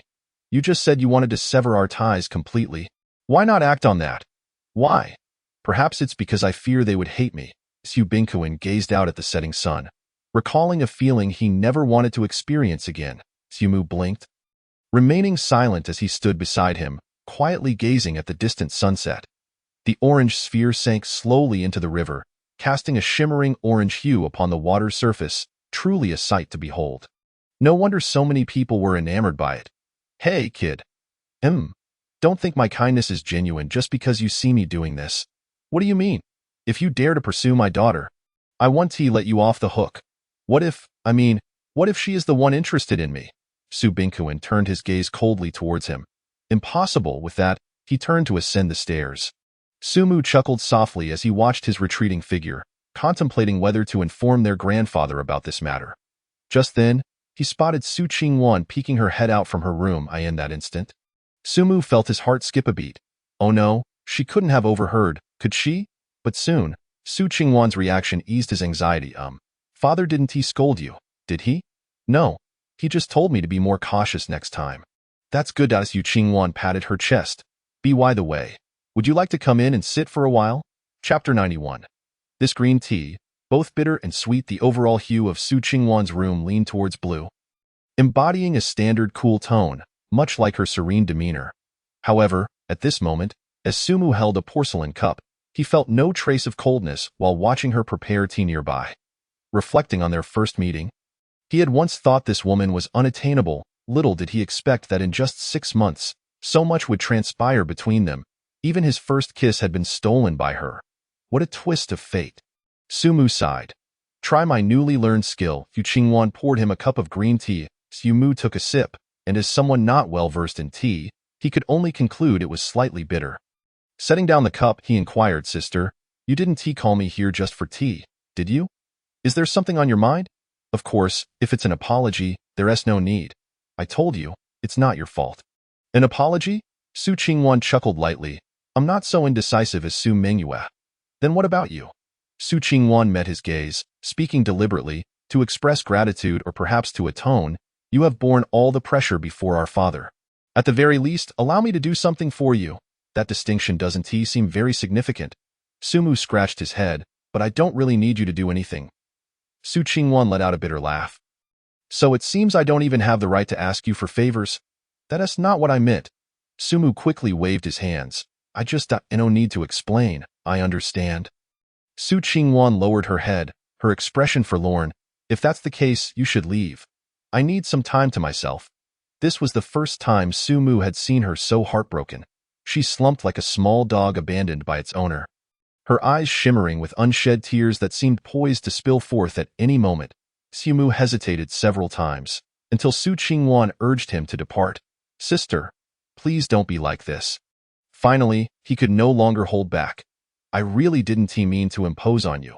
If you truly feel guilty, just do something you want to do. Upon hearing this, a cunning smile crept onto Su Qingwan's face. Unseen by Sumu. That's what you said.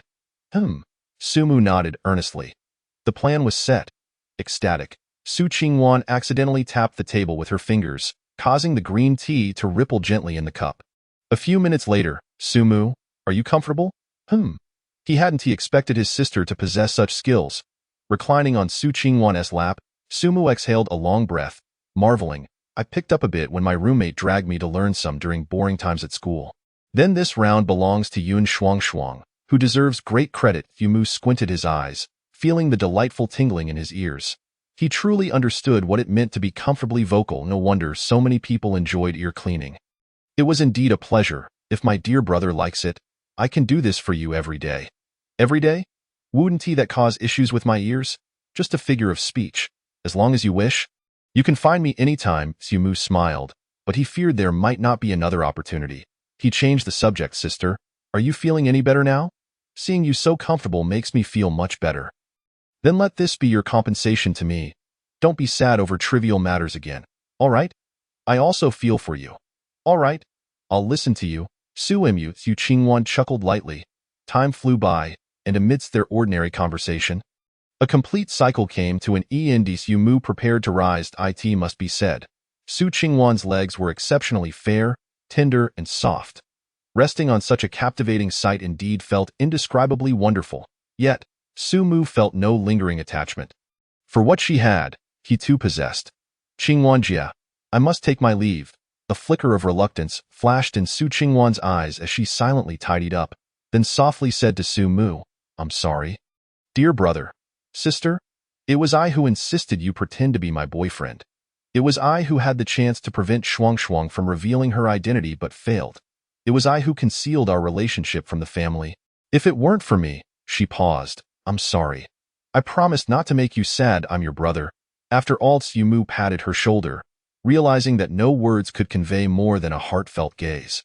Indeed, Su Qingwan smiled gently. After all, we are siblings. Even if we pretend to be a couple, it can be interpreted as me helping you conceal your identity. As for the intimacy we shared earlier, it can conveniently serve as proof of our strong sibling bond. Exactly. Su Mu nodded slightly, pleased that she could think this way. That's so. To express my gratitude, Su Qingwan's lips drew near. The moist contact of her lips left a faint mark on his cheek, the minty scent of her shampoo filling his nostrils as Su Qingwan laughed softly before him. Tio, express my gratitude. Such an act is permissible, right? Su Mu stared at her in astonishment, momentarily speechless, while Su Qingwan, seemingly unfazed, helped him to his feet. All right, I've given you my gratitude and compensation. You may leave now. Su Mu felt a twinge of loss as he stood and slowly exited the room. The term siblings is indeed quite useful, Su Qingwan murmured to herself. It can deceive others and even oneself. She glanced down at the unfinished green tea Su Mu had left behind and finished it in one gulp. How bittersweet indeed. With less than a week until the camping trip, Su Bingkuin still had two matters to attend to. Point one was to attend a gathering invited by the old man, and the other was, Mr. Su, how about you finish your business first before calling me? Almost done. Almost done. But I've already been waiting here for half an hour. Just then, the sound of a toilet flushing echoed from the restroom, and Su Bingkuin emerged, looking pale. I had a stomach upset yesterday. I'm fine now. So, what's the urgent matter that you called me for? No rush. You'll understand once you accompany me to meet someone. Su Bingkuin waved his hand, signaling Su Mu to follow. After a considerable time in the car, they finally stopped in an inconspicuous alley. Following Su Bingkuin into a building, Su Mu finally met a man dressed in a suit and tie. Su Bingkuin led him to sit across from the man. Mr. Zhou, this is him. The man glanced at Su Mu before asking, how do you wish to die? Chapter 92. What if his daughter finds out? Su Mu looked at Su Bingkuin, utterly perplexed. The other party cleared his throat awkwardly. Mr. Zhou, there's no need to be so serious, and your tie is knotted incorrectly. Mr. Zhou simply tugged at his tie and grinned. I thought I'd add a touch of professionalism. Let us get down to business. Your request is to fake a death to escape, which isn't overly difficult. However, I also need to deceive my daughter. No, it's best if everyone believes he is truly dead. That adds a bit of difficulty. Accidents like car crashes, drownings, or being struck by falling objects. Know that in a city, any incident involving a body will be scrutinized. Mr. Zhou scratched his head. If your daughters insist on identifying him, they may spot inconsistencies. Su Bingkuin responded gravely. That is exactly what I fear. This fake death must remain unknown to them. Have you considered disappearance or abduction? Su Bingkuin shook his head. No, they would investigate. If they uncover the plan, it would be exposed. If they can't find anything, it raises further questions. That is true. Mr. Zhou raked his fingers through his hair, losing a few strands in frustration. Su Bingkuin, displeased, remarked, don't you have a better solution? Mr. Zhou looked troubled. Mr. Su, I'm a killer. Playing real is my forte. You want me to play fake, and I'm at a loss. Just then, Su Mu timidly raised his right hand. I have an idea. A fire. As long as the flames are sufficiently fierce or last long enough, the bodies will be unrecognizable. You're a genius. Mr. Zhou exclaimed, slapping the table in admiration. How did I not think of that? Su Bingkuin also nodded slightly. This method was feasible and posed low risk of being uncovered. Mr. Zhou wasted no time. In that case, I'll arrange this right away. After much effort to venture out, I might as well pay a visit to your grandfather. Su Mu understood that this was an attempt to prepare his grandfather in advance. He had no objections to this. After all, the matter would have to be addressed with the old gentleman sooner or later. Clarifying everything in front of both of them would save future troubles. Carrying 2 boxes of milk, Su Bingkuin stepped into the elevator. It must be said that as the wealthiest man, he adeptly navigated the intricacies of human relationships, despite the significant disparity in status. He did not neglect the necessary courtesies. Upon entering the hospital room, it was evident that Su Mu's grandfather was quite pleased. He straightened up and noticed a middle-aged man beside Su Mu approaching to greet him. You must be Su Mu's grandfather. And you are? Su Mu introduced, the head of the Su family, Su Bingkuin. The old man immediately understood, casting a glance at Su Mu with a slightly perplexed expression. Their relationship did not resemble that of a father and son. Before he could voice his confusion, Sumu promptly elucidated the entire situation. So you are not his biological father. He hired you to work for him. Indeed, Sumu nodded. The old man suddenly realized. Understanding many of his earlier questions, he thought to himself, how could Su Bingkuin, a wealthy tycoon, have sought out Sumu for 18 years right under his nose? Seeing that the old man did not display excessive surprise, Sumu continued, the reason I am telling you this now is that this charade will soon come to an end. What, are you going to make this pretense a reality? Su Bingkuin's lips twitched as he quickly clarified, no. It is not that. Sumu has performed his duties exceptionally well and has met my expectations. So you intend to expel Sumu from the Su family? The old man interjected, the term expel is inaccurate. Sumu was never truly a member of the Su family. Upon hearing this, the old man chuckled. What about your daughters? Are you going to reveal the truth to them as well? We came here precisely to discuss this matter with you, Sumu interjected hastily.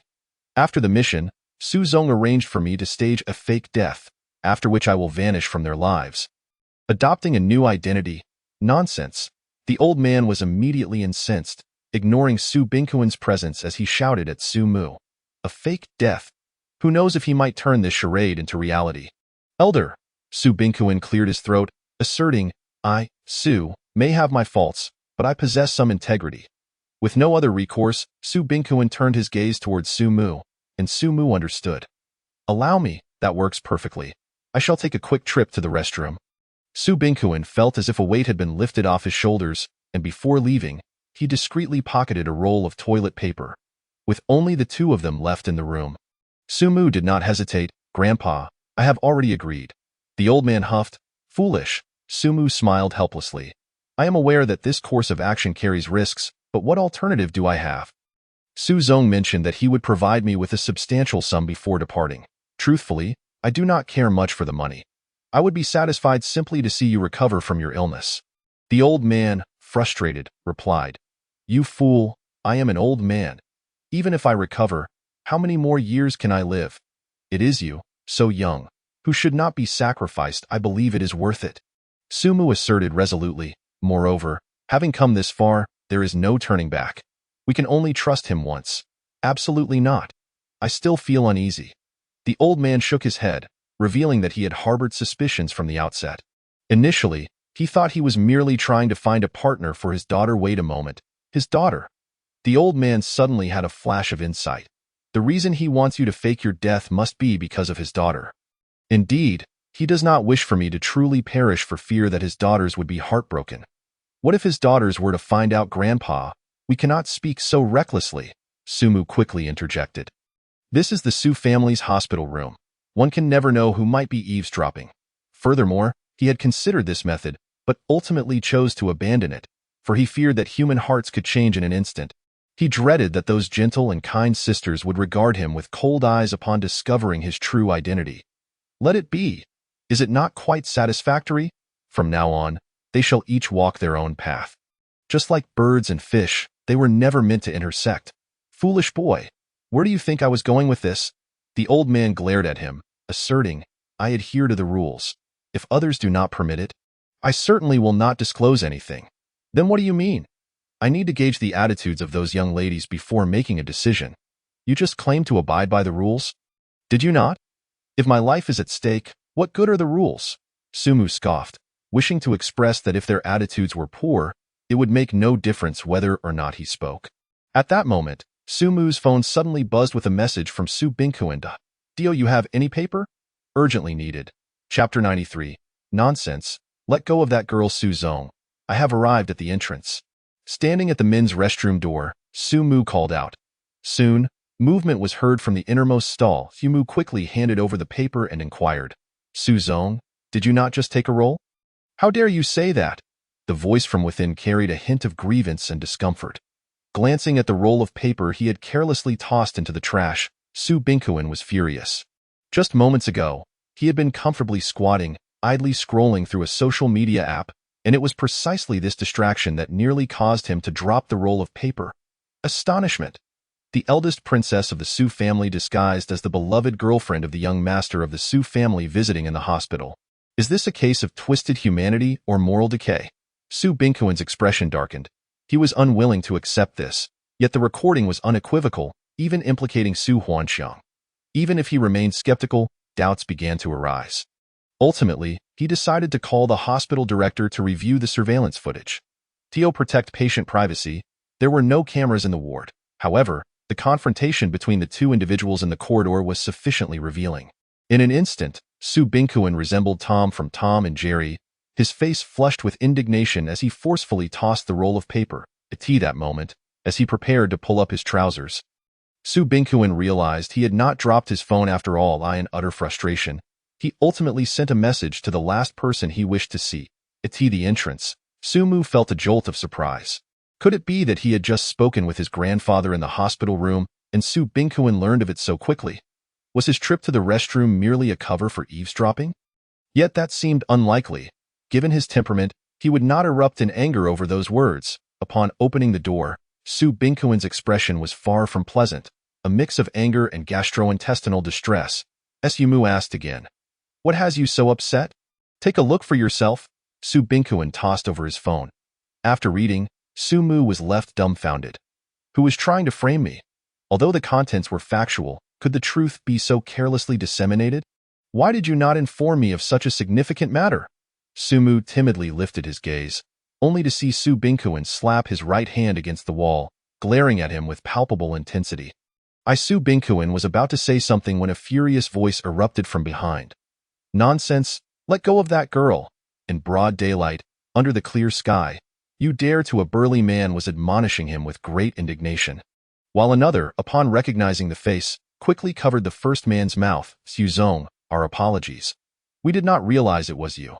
We were merely passing by." The man with his mouth covered momentarily stunned, then quickly responded, "Oh, a misunderstanding, a misunderstanding. Please continue, we will stand guard outside for you." Both men wore sorrowful expressions. "Xuzong, we were just being foolish. We have learned our lesson and will not speak out of turn again. Please spare us. You two better get it straight. This is a men's restroom, a men's restroom," Su Bingquin bellowed. Hearing this, Sumu felt a flicker of gratitude. He never expected anyone would go to such lengths to affirm his gender. The two burly men nodded repeatedly. "Yes, yes, whatever you say. Don't just say he is a man. Even if you claim his gender is an armed helicopter, they would believe it." Su Bingquin, seeing their reaction, was left speechless, ultimately stating, "His name is Sumu. He is Myaso, and is he not the one recently trending online? The one pampered by 5 sisters?"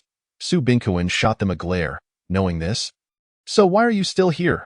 This Sumu scratched his cheek, overwhelmed by the abundance of information and unsure where to begin. "Forget it. Rather than asking you, I might as well investigate myself." Su Bingquin sighed, unprepared to waste time. "Xuzong, what should we do now?" Isn't my daughter spoiling you? Then let her be separated from you for a few days. I want to see if they can't live without you." Sumu nodded. After all, he was at fault and had little to say. After instructing that there should be no contact with them for the next couple of days, Su Bingquin hurriedly departed. Sumu felt a tinge of worry. Would he be furious if he learned that his other daughters were involved as well? Su family group building.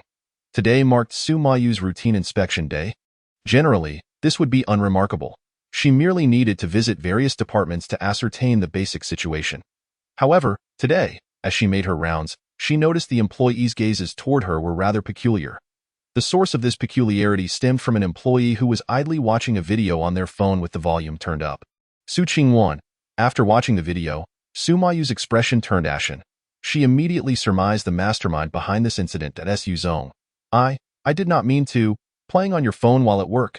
I am deducting half a month's performance bonus." Su Mayu stated coldly. Suddenly, she could no longer attend to her inspections. Handing the documents to her assistant, she turned and strode toward the elevator. She was incensed. "Su Qingwan, you had better pray that Su Mu is not at home, or I shall pull your hair out by the roots." Then she spotted several younger sisters standing side by side in the hall. Before them stood a man whose expression was colder than her own. Her father. Su Bingquin. Chapter 94. I want to see Su Mu marry a wife. Su Mayu's heart sank. Had she been discovered? Given the widespread nature of the gossip, she had been somewhat prepared, but what was the situation with her other sisters? Dad, what is going on? Step over here and stand. Rarely did the contrite Su Mayu choose to comply obediently. Next, she watched as Su Bingku and began to play the video she had just heard. The audio featured Su Qiuyu and Su Mu masquerading as a couple at a gala, while the video directly captured Su Mingyue kissing Su Mu at a signing event. Since the other sisters were only just learning about this, they all cast furious glances at Su Minji. Su Mingyue trembled. You all have nothing to say. Su Bingkuan, hands on hips, emanated an aura of silent authority. The four sisters exchanged glances, and Su Mayu was the first to step forward. Dad. I was wrong. Humph. Wrong about what? Su Bingkuan asked coldly. Wrong to hide the fact that I was pretending to be Su Mu's girlfriend to investigate his true identity. This? Su Bingkuan was momentarily at a loss for words. Su Qiuyu quickly followed suit. Dad, I was also wrong. Wrong about what? Su Bingkuan seamlessly shifted the topic. Wrong to conceal from you that I was pretending to be Su Mu's girlfriend to fulfill my teacher's wishes. Su Bingkuan fell silent. How did she also have a reason? Although it couldn't be deemed reasonable, it seemed somewhat justifiable. Dad, I was wrong too, Su Hanshuang added. You wouldn't have a reason as well? Would you? Su Hanshuang chuckled foolishly. I just misspoke. Does that count as a reason? Su Bingkuan felt as if the world was closing in on him, and then he heard Su Mingyue weakly murmur. I was also wrong. It was because, don't say any more though? Su Mingyue lowered her head, obediently sealing her lips. Su Bingkuan had initially anticipated seeing them speechless, yet he was taken aback by their well-reasoned justifications, making him feel as though he were the villain in this tale. No, how do you explain your quarrel in the corridor? Su Bingkuan seized the opportunity. And why did each of you speak so authoritatively without informing me? The sisters fell silent. Ultimately, they knew they were in the wrong regarding this matter. If you remain silent, I shall take it as an admission of guilt. Have you considered the immense consequences your actions could bring to the Su family? Su Bingkuan went on at length. And the sisters were astonished to discover that these were all his words. Indeed, the reasons Su Bingkuan articulated were ones they had all used against one another. After a quarter of an hour of incessant lecturing, Su Bingkuan took a sip of water and looked at his silent daughters. He felt a flicker of satisfaction. At the very least, they were still listening to him. Dad, we acknowledge our mistakes. You may punish us? Su Hanshuang quickly interjected as he paused. In-law. One cannot penalize the many for the actions of the few, she thought, believing that their father would at most symbolically confine them for reflection. So she felt no fear. You are all my daughters. You've grown up so much, how can I punish you? Indeed. The sisters felt a rush of joy, and Su Hanshuang couldn't help but leap in delight. However, Su Mu felt a pang of guilt, having spent the past few days in the hospital nursing his grandfather. He has already told me not to contact you. What? The sisters' expressions instantly fell. Su Bingkuan looked displeased. What do you mean by what? You can't endure even 2 days without him? What will you do in the future? What future? I meant. If I go on a business trip, how will you manage? Su Hanshuang blinked playfully. We will miss you. Su Bingkuan's mouth twitched. Why did he find her words so unconvincing? Upstairs, Su Qingwan couldn't help but stifle a laugh at the scene. She had merely wished to exact revenge for that day. Yet, unexpectedly, she found herself enjoying the moment. Truly, the heavens were aiding her. Little did she know, the next moment, Su Bingkuan turned his gaze toward her. And you are no exception. What? That night, the moonlight cascaded over the Su family's villa, enveloping the night in silence. 5 distinctly different young women gazed at the starry sky, unable to sleep, each pondering the same name. 2 days later, Dad, sister, you have arrived. Su Mu, who had eagerly descended the stairs to greet them, smiled as he watched the group alight from the car. Today marked the occasion for a meal between the two families.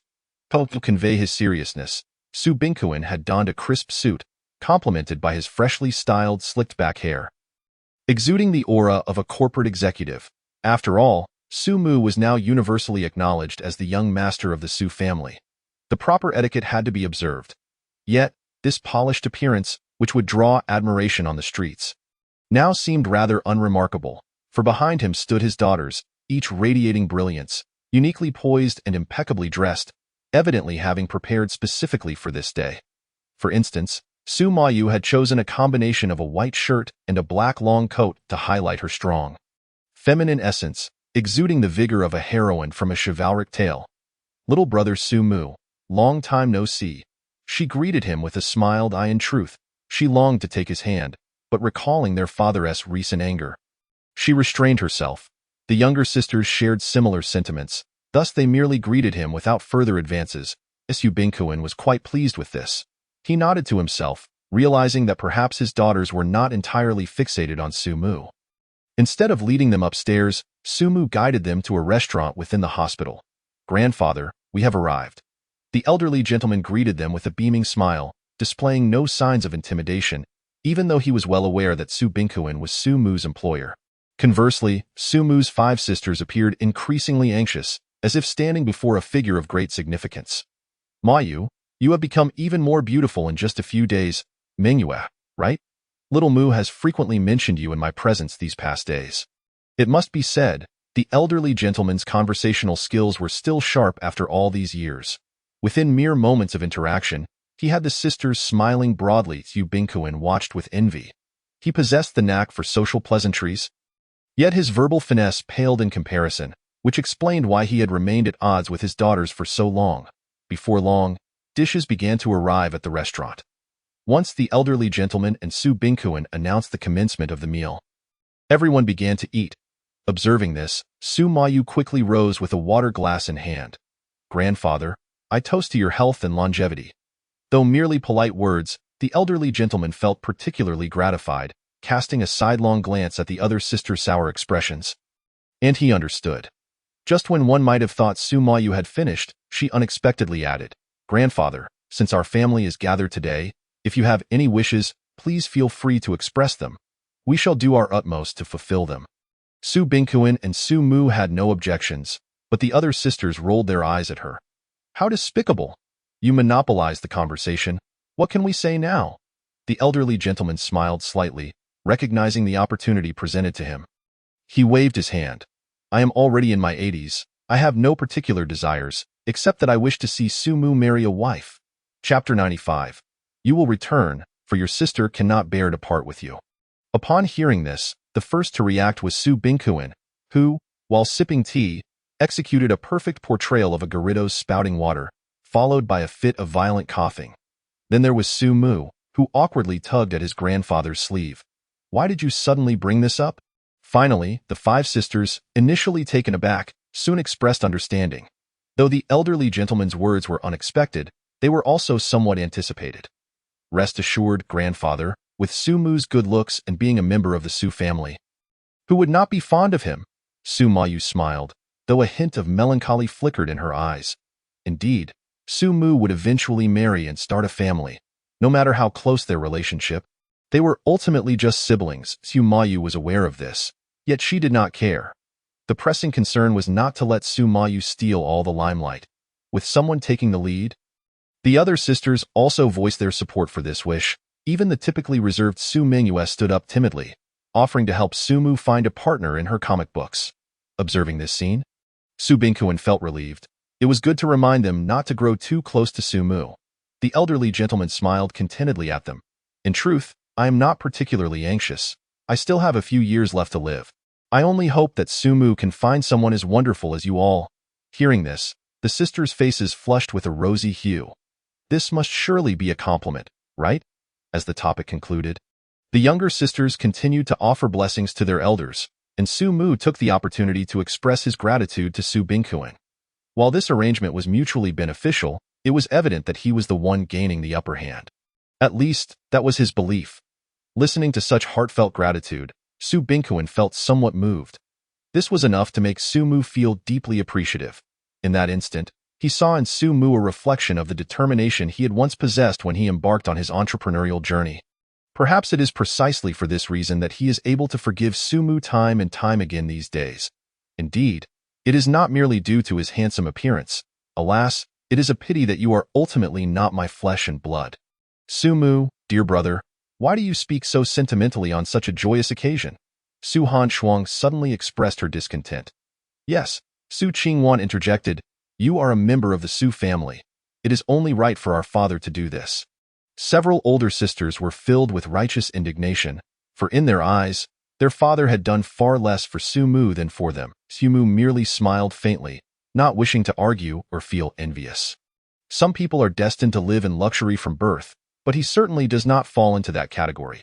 As the meal came to an end, the old gentleman waved goodbye to everyone, his face glowing with satisfaction from the delightful banquet. You all go ahead. I will have a chat with Sumu. Very well. The sisters reluctantly bid farewell. Walking through the hospital's flower bed, Sumu inquired, Grandfather, should we inform my sisters about the hiring matter? No need to mention it. The old gentleman shook his head. As for that so-called fake death plan, you should execute it as well. You agree? Sumu was taken aback, not anticipating his grandfather's decisiveness. The old gentleman smiled slightly. Of course, I cannot let you face difficulties alone. Sumu pouted. You didn't say that last time. Last time, I was unaware of their attitudes. This time, I can rest assured. Rest assured about what? Sumu shook his head. Hold on, there's another matter. Won't you come along with me? If you do that, your fake death will be exposed. Who cares?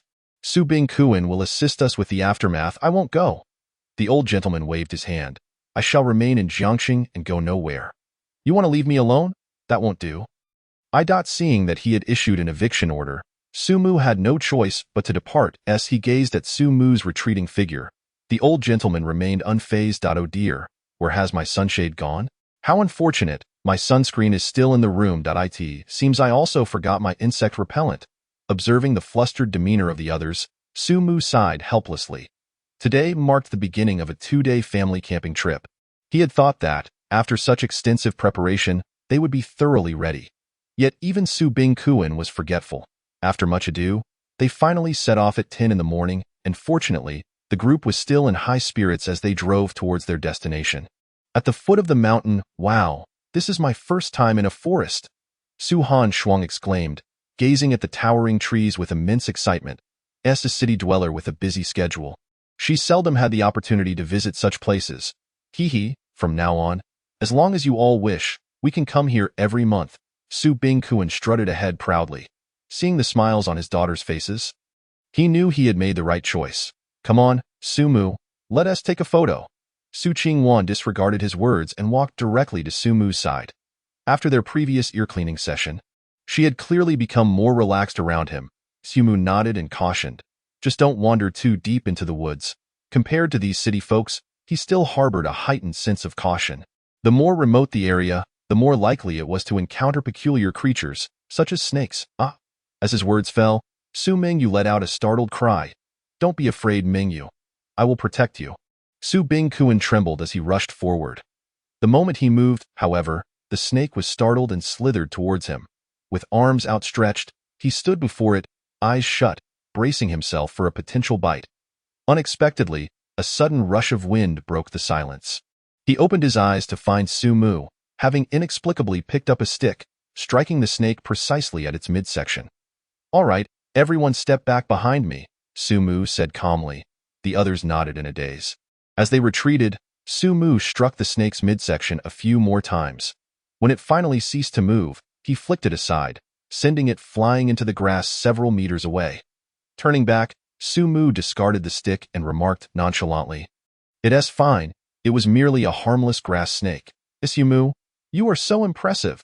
Su Mingyu rushed to his side with admiration gleaming in her eyes. The other sisters were equally envious. And in that moment, Sumu became the center of their attention. He waved his hand dismissively, saying, It's not unusual to encounter snakes in this area. However, they are not very common. We should stick to the main path. And we should face no further issues, Su Bingkuin nodded repeatedly. He had initially pondered whether to keep Sumu from participating in the camping trip, allowing him to feign death instead. But he was ultimately glad that Sumu had come along. Still feeling uneasy, he picked up his phone. For safety's sake, I will call in a few professional teams to clear the area. Sumu clicked his tongue, noting how wealthy individuals always seem to flaunt their affluence in unexpected ways. The group finally reached the mountain's summit, with the sun directly overhead.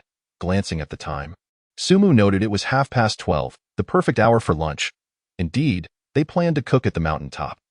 Although Sumu believed it best to consume pre-prepared food at such a time, he was too lazy to voice his thoughts since they were eager to prepare a meal. Setting down his backpack, Sumu retrieved a white cloth to spread on the ground. Finding a suitable spot, he lay down. He had no intention of participating in the cooking. Firstly, he found it bothersome, and secondly, it was Su Bing-kuen's explicit request that he take on a more peripheral role during the camping trip, ostensibly to allow his daughters to adapt to his absence. Ultimately, the main purpose was to prevent Sumu from overshadowing him, thus facilitating his interactions with his daughters and enhancing their bond. Sumu, aren't you coming to help? Suchiyo noticed his actions and called out. Sumu shook his head and turned over. Didn't you say last time you wanted to learn how to cook? Now is your chance to let me taste your culinary skills. I'm tired and will rest for a bit. She was determined to create a dish that would astonish Sumu with her lifelong culinary learning. Meanwhile, the other sisters, having overheard their conversation, were similarly inspired. Thus, the young women expertly began to pull out their ingredients and commence their cooking. Su Bing-kuen observed with delight. The children were more sensible than he had anticipated, neither pestering Sumu nor requiring his instructions as they began preparing their meal independently. Progress indeed. Do you need any help? I can lend a hand, he offered. All the girls shook their heads, wishing for Sumu to enjoy only their hand-prepared meals. If anyone else were to assist, the sense of occasion would be lost. Su Bing-kuen bore no ill will and cheerfully went about setting the table. With his eyes closed, Sumu remained oblivious to the commotion around him. Having stayed up late the previous night, he soon fell asleep. Time passed, and he was awakened by a gentle breeze. Upon waking, he was immediately struck by an odd aroma wafting from behind him. It was the scent of something charred. Alarmed, he exclaimed, "What are you all doing? Is this really cooking?" Sumu sprang up and rushed to their side. To his astonishment, he found that the girls' barbecue grills were all blackened, with only Su Bing-kuen's remaining clean, as his grill had not ignited, leaving his ingredients uncooked at that moment. Suchiyo suddenly brandished a skewer of unknown charred substance towards Sumu. Sumu, dear brother, I've grilled this for you. Would you like to try? Before Sumu could respond, Su Mingyu also presented her skewer. Mine is ready too. Try my grilled shrimp. This is authentic South American white shrimp. Quite precious. Precious, you say? My beef skewers are from Argentina. Try mine first. Watching as the sisters eagerly thrust their charred skewers before him, Sumu couldn't help but twitch his lips. Thank goodness they announced the names of the ingredients. Otherwise, he would have genuinely thought they were serving him skewers of charcoal. Do you think these are edible?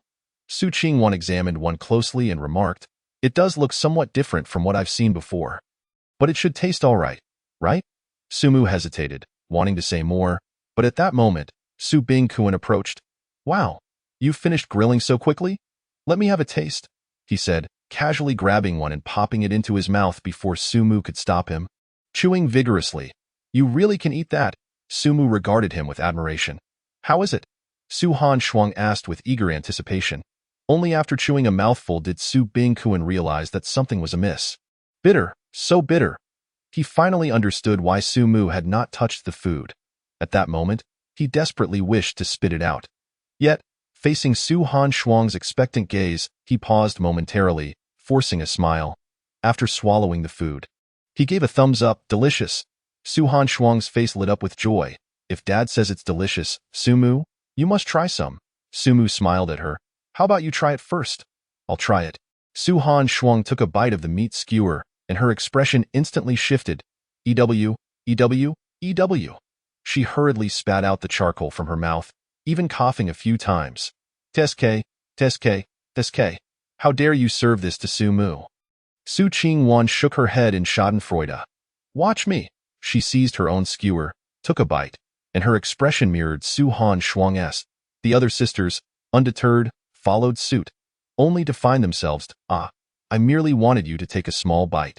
Why did you have to take a whole mouthful? Sumu distributed water to the group.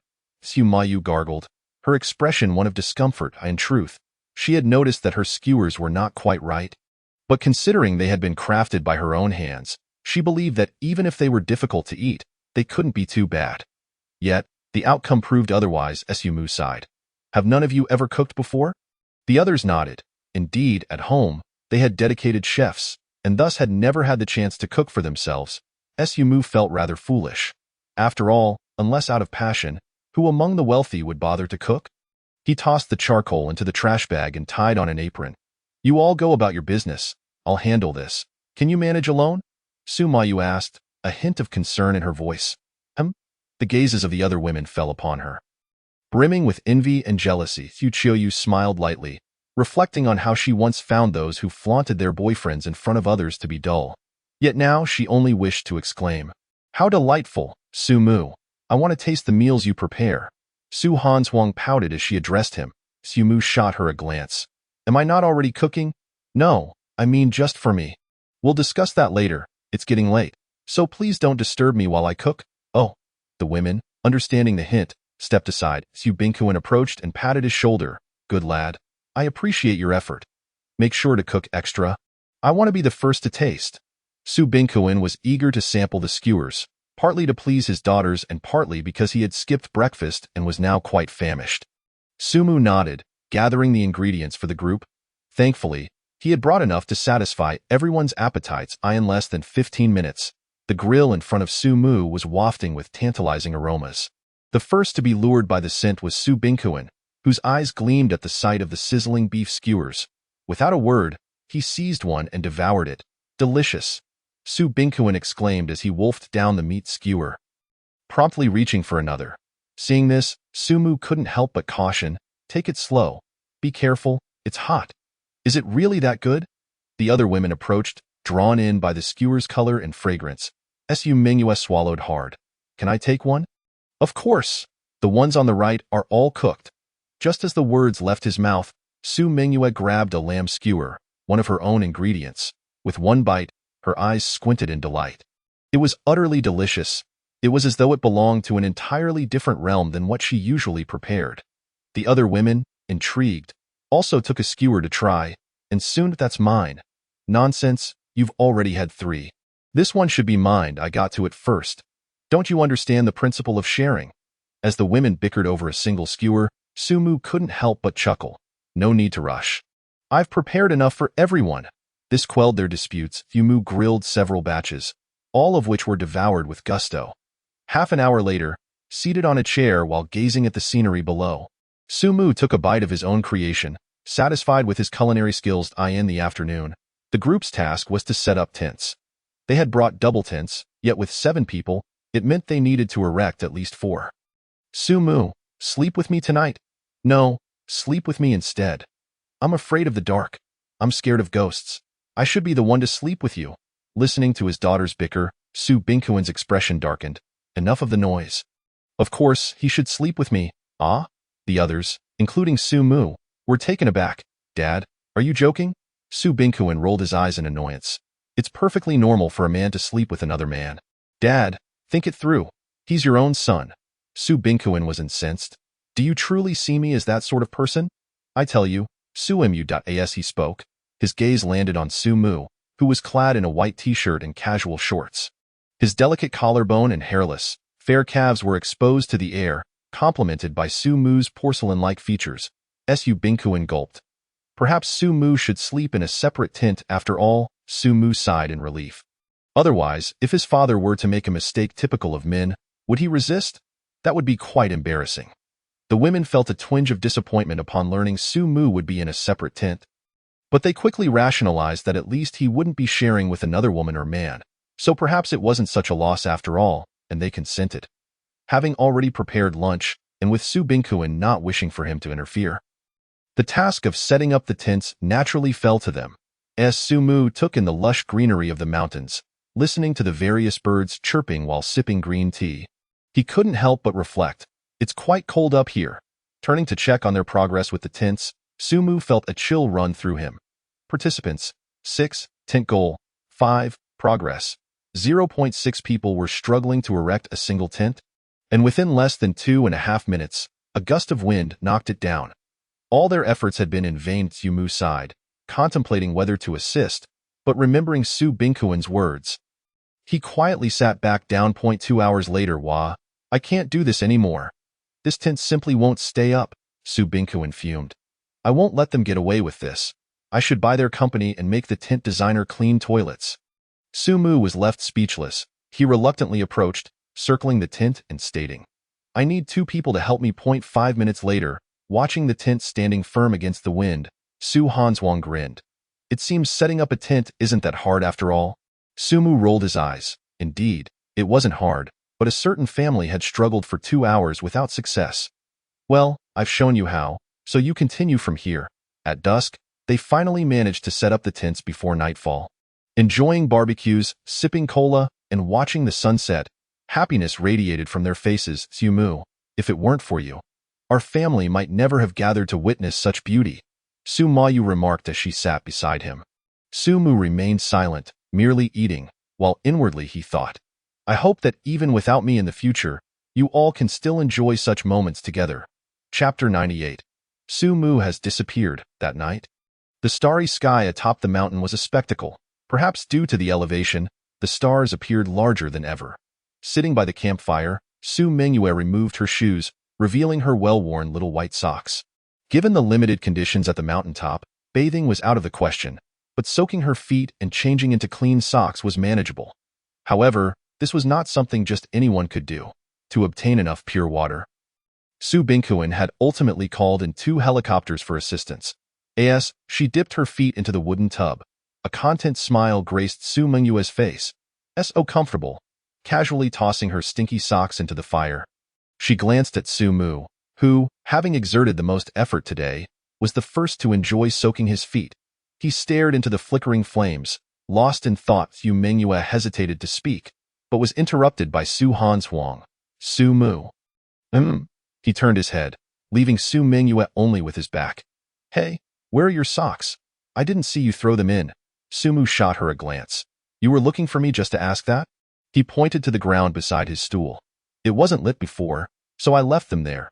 A simple statement drew the attention of everyone nearby to the area beside his stool. In the dim light of the fire, they could only discern vague outlines, yet even so, it quickened their heartbeats. Su Bingkuin was the first to look away, scoffing at the triviality of the conversation. He swallowed hard, thinking there was nothing noteworthy about a man's belongings. The other women, however, each had their own thoughts, none daring to voice them. Sumu silently sighed with relief. Otherwise, with Su Mayu's character, she would have dragged him into stargazing. As he returned to the tent, he spotted Su Qingwan approaching. Heading to bed? Yes. All right, good night. Su Qingwan expressed some regret but showed understanding. Whose socks were left out? She asked casually, picking one up and tossing it into the fire amidst the astonished gazes of everyone. Noticing their wide-eyed stares, Su Qingwan questioned, Is there a problem? Su Mingyue pointed at the burning fire. You just threw in Su Mu's. In an instant, regret washed over Su Qingwan. What have I done? She glanced at her right hand, which had discarded the socks, wondering if it was too late to retrieve them. Inside the tent, as soon as Sumu entered, he unzipped his sleeping bag and lay down. Fatigue was one reason. Another was that he didn't wish to have too much interaction with the Su family sisters at this moment of parting. Closing his eyes, he quickly drifted off to sleep. Meanwhile, Su Bingkuin was listening to his daughters share amusing anecdotes from their lives. Watching them laugh heartily filled him with a warm sense of happiness. I told you, even without Su Mu, they can still be just fine. It's a pity that Su Mu isn't here, Su Mingyue whispered from the side. Su Mayu comfortingly patted her shoulder. Let him sleep. There will be plenty of opportunities in the future. Just don't trouble him next time. After all, the highlight that everyone eagerly anticipates is the sunrise tomorrow morning. The next day, Sumu. The sun is about to rise. Su Han Shuang hurriedly rushed to Su Mu's tent, wishing to awaken him. However, after calling out a few times, she was stopped by Su Qiuyu. Third sister, let him sleep a little longer. Su Qingwan also stepped forward. Indeed, there will be plenty of opportunities in the future. Su Han Shuang pondered for a moment, nodding with a hint of disappointment. It's such a pity that Su Mu will miss out on such a beautiful view. Su Moyu smiled and comforted her. What does it matter? In the future, as a family, we will see even more breathtaking sights together. That is true. As long as the family is together, they can enjoy as many views as they wish in the days to come. At that moment, in the distance, Su Bingkuin called out, Hurry over, the sun is about to rise. Everyone hurried over, and Su Bingkuin was adjusting his camera, positioning his daughters against the backdrop of the sun to capture a family photo. Next time, he must include Su Mu. Yes, Su Bingkuin approached. All right, I've set the countdown. Say cheese. Facing the slowly rising sun, the sisters of the Su family smiled sweetly. Through the gaps in the tent, Sumu also smiled. It seems they are doing just fine without me. By noon, after breakfast, the group prepared to descend the mountain. At this moment, Sumu had already awakened, and Su Qiuyu said to him earnestly, "Next time, I will definitely learn to cook." Imagining her diligently studying culinary skills, Sumu couldn't help but chuckle. "All right, I look forward to it. And me?" Su Han Shuang exclaimed, pulling out her phone to show Sumu their group photo under the dawn. "You must be in it next time." "Certainly." In the following days, Sumu's life continued as usual.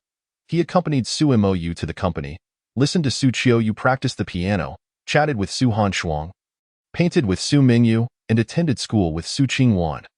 The sisters were as happy as before, yet they failed to notice the slight strain in Sumu's smile. One day, feeling quite bored, Su Mou laid on the living room sofa scrolling through her phone. Today, her father had rarely taken the initiative to inspect the company, allowing her to enjoy some leisure time at home. Originally intending to bond with Sumu, she forgot he had class today. In her boredom, she settled for watching videos until a shocking news report caught her attention. A shop in Jiang City had suddenly caught fire. Thick smoke billowing, and witnesses saw a young girl mistakenly enter the premises, leaving her safety uncertain. A fire in the city. That girl is so unfortunate.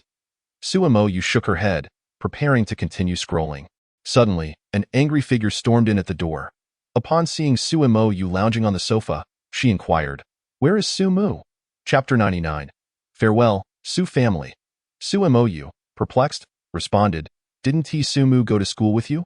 Su Qingwan huffed lightly. "Even if you want to cling to him, there should be a limit. He is still in school." Su Mou innocently spread her hands. "I truly haven't seen him. I've been home all morning. You can ask the butler at the door." "Then where is Su Mu?" Su Mu, who had finished class earlier than Su Qingwan, was contemplating where to eat lunch. Suddenly, he received a call from Su Bingkuan. He was informed that an unexpected arrangement had been made, and he needed to follow the instructions given over the phone to a nearby shop, where someone would escort him to the airport. After hanging up, he sighed. This day had finally arrived. There was no sense of relief, nor was there melancholy at the thought of never seeing them again. Only a deep-seated regret and an inexplicable sentiment towards them. Ultimately, parting was inevitable. Glancing back at the familiar campus, Sumu revealed a meaningful, bittersweet smile. Taking a deep breath, he buried all emotions deep within, and then strode forward. 10 minutes later, upon arriving at the shop as arranged, Sumu saw Mr. Zhou from that day, who was moving a burlap sack shaped like a person. Startled, Sumu instinctively took a couple of steps back, only to see Mr. Zhou looking up and calling him, "What are you dawdling for? Come help." You're not going to kill someone, are you?" Mr. Zhou chuckled. "My gun does not harm the nameless. I wouldn't go so far as to kill someone for this. This is an unidentified body purchased by M.R.S.U. from the hospital. Hurry up and lend a hand. We need to head to the airport soon." "Oh." After assisting for a while, Mr. Zhou tossed a bag of clothes to Sumu. "Hurry and change, then give me your discarded clothes." Sumu opened the bag and looked inside, his face filled with confusion. "Why is it women's clothing?" "What?" Sumu immediately called Su Bingkuan. "Oh, little Su. You know that finding a handsome guy like you is difficult. If I give you a male identity, I fear my daughter will find you in no time." It made sense, but that I'll pay more. "Here's the deal. I happen to have a property in Yinjing. It's yours." Sumu agreed, as it was far less troublesome than staying in a hotel and buying meals. He felt that Su Bingkuan had anticipated his call. Whatever, he would deal with the identity issue later, as he wasn't in a hurry to find a girlfriend. Ignoring the excess fabric in the women's clothing, Sumu changed and handed his own clothes to Mr. Zhou. "And my phone, campus card. Anything that can prove my identity." Sumu hesitated for a moment. "Should I delete the records on my phone?" Mr. Zhou paused for a moment. "Perhaps not. But wouldn't it be too embarrassing if someone found it?" "Don't worry, I'll make sure it's unrecoverable." With his assurance, Sumu finally felt at ease to hand it over. After completing all this, he walked alone to the back door. Mr. Zhou fiddled around inside for a while before coming out, demonstrating how to lock the door from the inside by climbing through the window. Seeing Sumu's astonished expression, Mr. Zhou felt a sense of accomplishment and shrugged. Just a little trick to create a secret room. Sumu rolled his eyes. "Do you think this is Detective Conan? Hurry up and get in the car. Mr. Su has already bought your plane ticket." Mr. Zhou skillfully drove an inconspicuous Wuling Hongwang, taking Sumu aboard. He first applied a light makeup on him before heading towards the airport. The two remained silent during the ride as Yumu looked at his reflection in the mirror. He still looked beautiful, but his demeanor and eyes were markedly different from before, overall appearing 3 points less attractive. At the airport, Su Bingkuan had been waiting for a long time. He handed Su Mu a new phone, an ID card, and a key. Once you arrive in Yinjing, go to this address. That house will be yours from now on. Su Bingkuan patted his shoulder. Thank you, Mr. Su. Sumu nodded, accepting everything. Su Bingkuan then produced a plane ticket.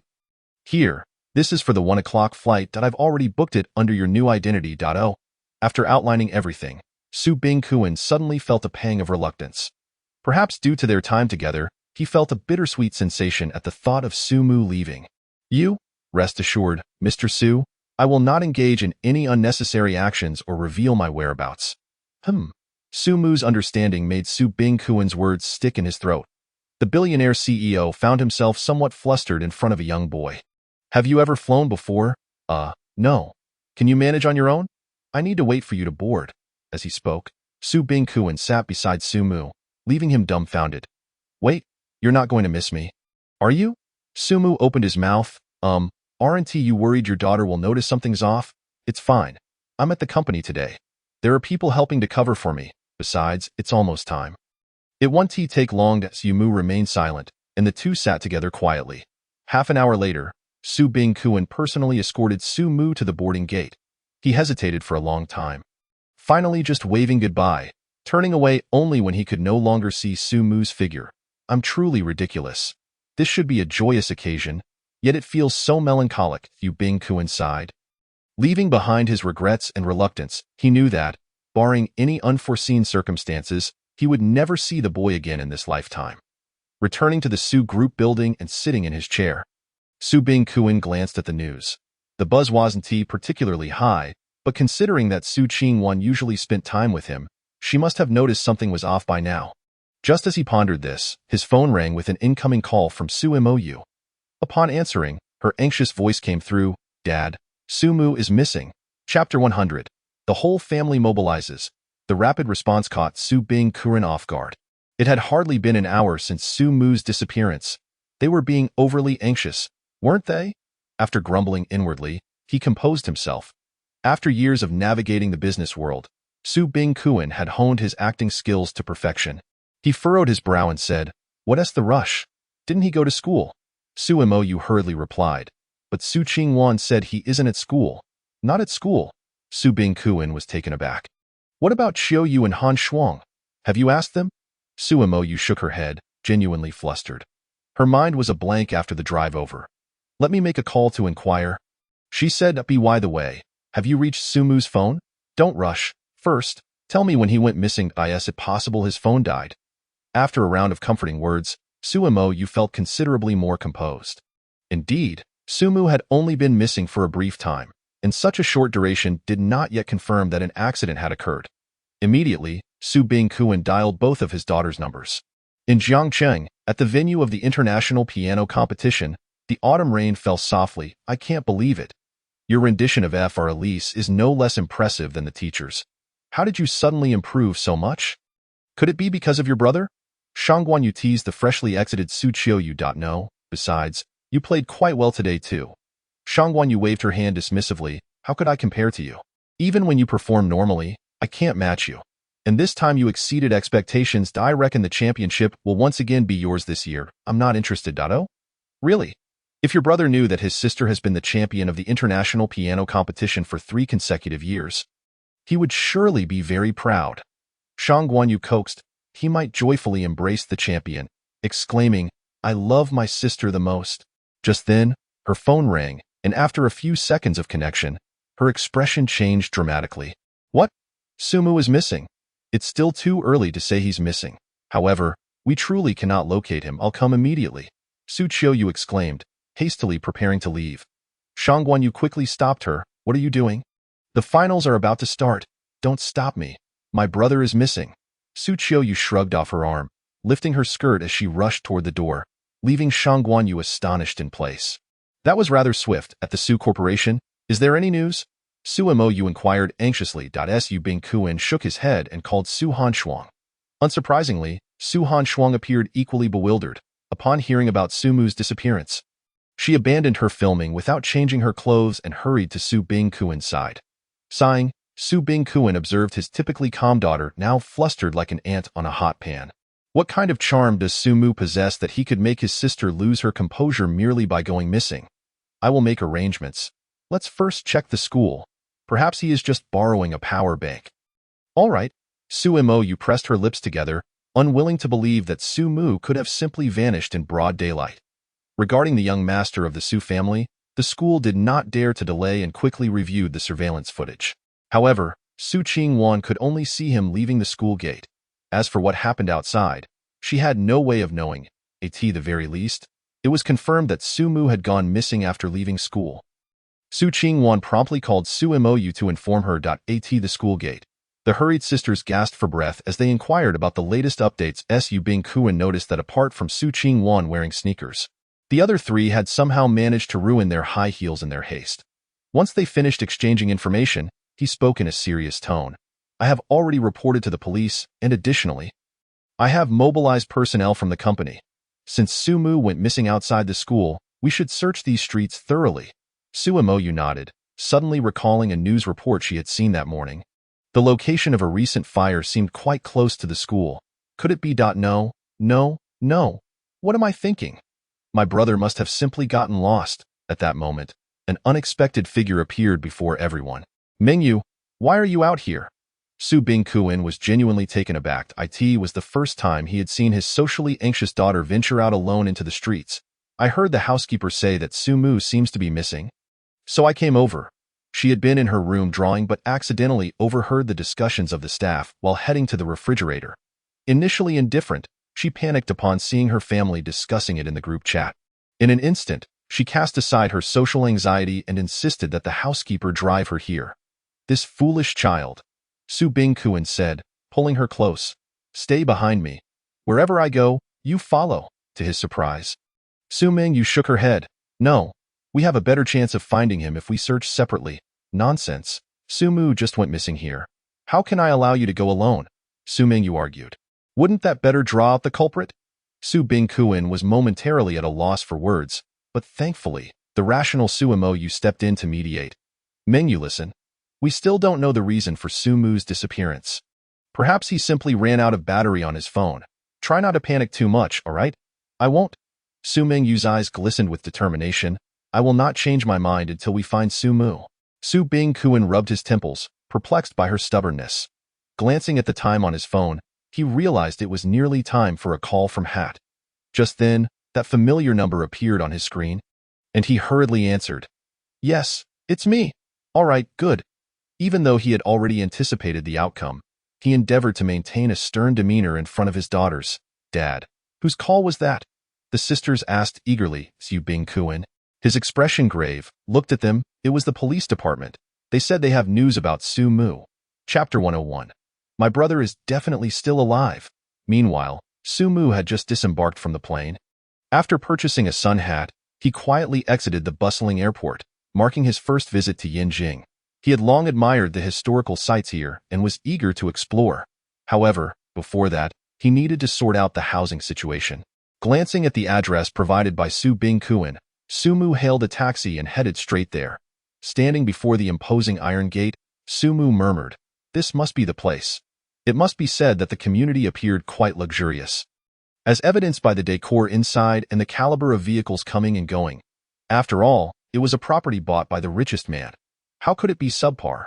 Following the clues given by Su Bingkuin, Su Mu arrived at a tall building. While waiting for the elevator, a petite girl struggled to maneuver her suitcase, limping as she approached. It was evident that one of the wheels on her suitcase was broken. Heave-ho-as she tugged and pulled, she suddenly slipped. Oh no! Are you all right? Su Mu reacted swiftly, catching her. The girl stared blankly for 2 seconds before waving her hand. I'm fine. Really? Oh. Su Mu quickly released her. His assistance was instinctive. He wasn't keen on engaging much with others at the moment, and besides, being a boy, he didn't want to take advantage of her. Thank you, big sister, the girl said, her voice soft and sweet. Su Mu was about to correct her but suddenly remembered his new identity, so he simply kept quiet. Big sister, what were you about to say? the girl asked, her curiosity unabated. Su Mu replied coolly. Nothing. This, however, did not quell her enthusiasm. Oh, which floor do you live on? Sumu glanced at her, thinking to himself that she talked a lot for someone so young. He opted for silence. She was about to ask another question when the elevator doors opened. Sumu pressed the button for the 6th floor and looked back at her. The girl blinked and tilted her head. Big sister, why did you press the button for me? Aren't you going to press it? After a moment, she realized, Big sister, you live on the 6th floor too? What a coincidence. Sumu rolled his eyes, thinking, did you not notice that I don't want to talk to you? Exiting the elevator, Sumu stepped ahead, only to discover that this floor housed only 4 units. Unluckily, it seemed the girl was headed towards Unit 301. Sumu scratched his head, unsure if this was fate, and opened the door. Stepping inside before her, the furnishings were complete, and aside from a layer of dust from disuse, Sumu felt quite satisfied. He glanced at the time. It had been 7 or 8 hours since he had gone missing. He wondered how his sisters were faring. At the police station, Uncle Wang. I've heard you have clues about Sumu. As soon as she entered, Sumo Yu rushed to the man in uniform before her. His name was Wang Shengli, and he shared a deep bond with Su Bingkuan as they hailed from the same village.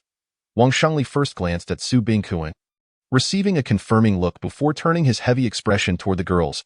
Well, I do have news about Su Mu, but Su Han Shuang, nearly frantic, interjected. But what? Hurry and tell us. But it's not good news, Wang Shengli sighed. Today, there was a fire at the corner of the North Street by the Jiangcheng University gate. While we were attempting to rescue, we discovered a severely burned corpse. We found these on the body. Wang Shengli produced a plastic bag containing a half-burned phone and a deformed campus card. Based on these items, we can preliminarily deduce the identity of the deceased. It might be impossible, Su Qiuyu retorted loudly. My brother was clearly at school. How could he possibly be there? Su Imoyu shook her head vehemently. Yes, Uncle Wang. You are being too hasty. This type of mobile phone is abundantly available on the market. And at Jiangda University, every student possesses a campus card. To determine the identity of the deceased based solely on this is rather too imprecise. Wouldn't you agree? The women nodded in agreement, and it was precisely for these reasons that they were reluctant to believe that the person in question was Su Mu. Wang Shengli let out a bitter smile. I anticipated this reaction from you. Very well, please follow me. He led them to a computer, where the screen displayed footage of Su Mu entering a shop. This was the surveillance video from this morning, clearly showing that shortly after Su Mu entered, a fire broke out, and he did not emerge from within. No, wait a moment. Didn't you say this morning that the victim was a girl? Su Imoyu questioned, her voice trembling. Initially, the appearance was such that anyone would think it was a girl, but later identification revealed a fabrication. All of it a fabrication. Su Qingwan interrupted, suggesting that perhaps Su Mu's brother exited through the back door. Hastily leaving behind these items, Wang Shengli sighed. I understand your feelings, but regrettably, we have checked, and the back door was locked. There is no possibility of it being opened. No, I refuse to believe it. Su Mu was perfectly fine this morning. How could this be?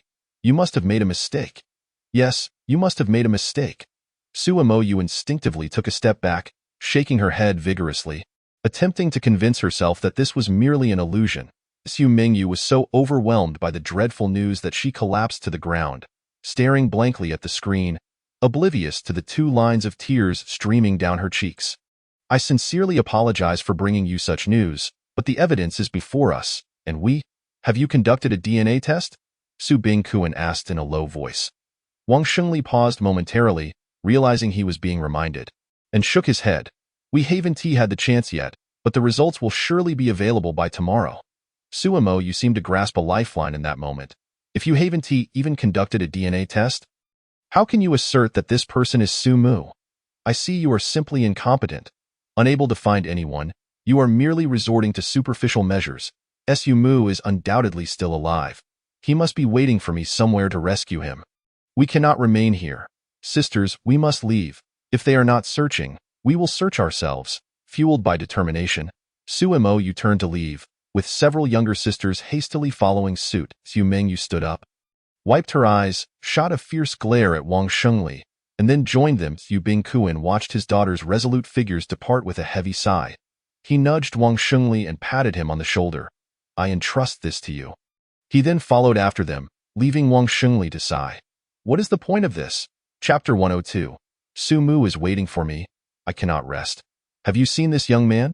Are you certain you haven't tea? Please take another look. No, really, I was just passing by. I must be on my way. On the street near Jiangxing University, yet another passerby fled in terror at the sight. Though be honest, it is hard to blame him. After all, anyone confronted by a blood-soaked woman brandishing a photograph would feel fear. Moreover, the woman's tone was infused with a fervent obsession, as if she was convinced that others had encountered the girl in the photograph. What a pity that such a beautiful girl is clearly deranged. The surrounding pedestrians sighed inwardly, hastening to escape, fearful of being targeted by her gaze. Xu Bingkuan observed his nearly frantic daughters from a distance. His heart filled with compassion. It had been nearly 6 hours since they left the police station, and they had become like robots, endlessly repeating their inquiries to passers-by along the nearby streets. They seemed oblivious to hunger and fatigue. One would finish questioning and immediately move on to the next. After exhausting one block, they would swiftly move to the next. Perhaps they should take a break. Su Bingkuan could not help but suggest. He approached the nearest Su Qingwan to stop her, only to be forcefully brushed aside. Let go of me, Sumu's brother is still waiting. I cannot rest. After hours of speaking and without drinking water, Su Qingwan's voice had lost its usual clarity, now sounding like the hoarse croak of a witch from a fairy tale.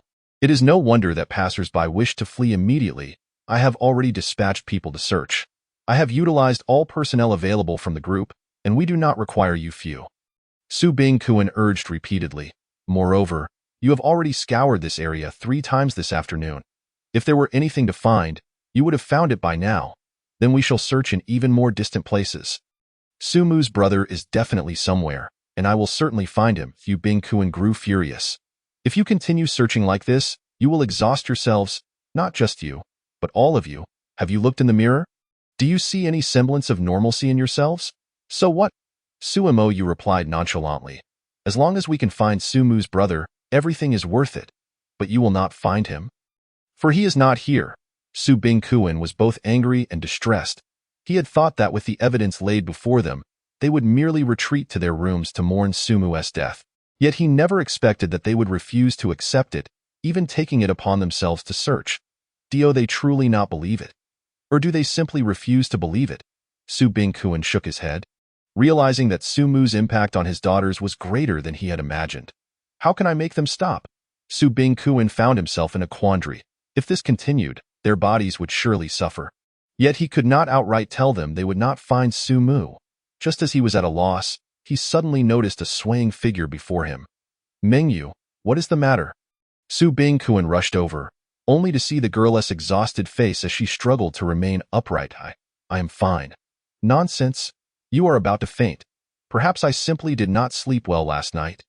Su Mengyu rubbed her eyes, insisting, It's all right, I still need to find Sumu's brother. What are you searching for when you are in such a state? Su Bingkuan waved his hand, signaling 2 nurses to lift her onto a stretcher. During this, Su Mengyu struggled desperately, but she had no strength left, her voice barely a whisper. I don't need it, Dad. I want to go. I am not tired. Hearing his daughter's feeble cries, Su Bingkuan's expression darkened. Enough. Take them away. As expected, the girls had long since run out of resistance, allowing the nurses to carry them onto the stretcher. Su Bingkuan looked at their furious eyes and sighed. Rest assured, I will send people to search. As long as you all recover, I will not hinder you in anything. After calming the girls, Su Bingkuan's face bore signs of aging. I hope they can recover soon. At that moment, an employee approached. Mr. Su, should we continue searching? Su Bingkuan pondered for a moment. Yes, expand the search area and deploy more personnel. We must make the performance convincing. Moreover, this is also an opportunity to earn my daughter's favor, so why not take advantage of it? Sumu opened his phone to search for news about himself, but found nothing. He then searched for the fire in Jiangxing, but only a few scant reports appeared. It seemed that Su Bingkuan had deliberately suppressed the news. Perhaps this was for the best, the less attention, the lower the chance of being recognized. While walking down the street, Gurgle Fumu rubbed his stomach. Having gone several hours without food, he was quite hungry. He glanced at the fridge, which was completely bare. Understandably, how could there be food stocked in a place that had been uninhabited for so long? It seemed he would have to venture out. After changing his shoes, Sumu opened the door, only to find a girl standing at the entrance. The girl smiled brightly. What a coincidence. Are you heading out too? The girl continued as she followed him. Are you going out for a meal? I am as well. Shall we go together? Sumu remained silent. I just saw a restaurant that looks incredibly delicious. Let us go try it. Hey, are you listening to me? Are you listening? Sumu turned around with an expression of disbelief. Miss? Why do you keep talking to me? I saw you alone and thought I'd keep you company. How about that? Isn't it thoughtful of me? No need to thank me, thank you, but I do not require it. The girl panicked. Ah? Please don't. Can I treat you to a meal? No need. Why not? I'm not a bad person. I would like to ask you, why do you persist in following me even after I have declined you? Standing at the elevator, Sumu placed his hands on his hips and stared at her. I am new here and alone, and I wanted to find a companion. Then why did you choose me? Because you helped me earlier, so I feel you are not a bad person, Sumu.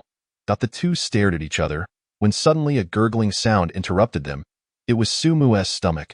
His face flushed. All right then, you mentioned a particularly delicious place, so let us go eat first.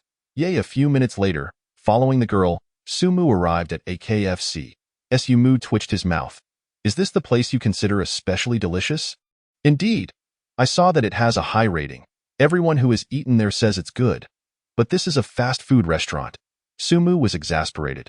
He should have known better than to trust this girl. She clearly lacked life experience. There don't seem to be many people. Let us hurry inside. Sumu hesitated for a moment, but then rubbed his growling stomach. Fast food it is, after all. It can't be that bad. Can it?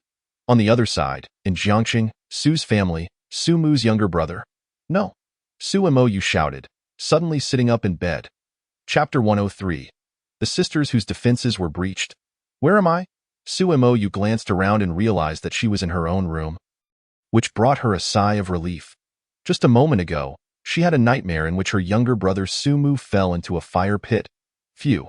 How could I have such a strange dream? Sumu wiped the cold sweat from her forehead, her expression suddenly shifting.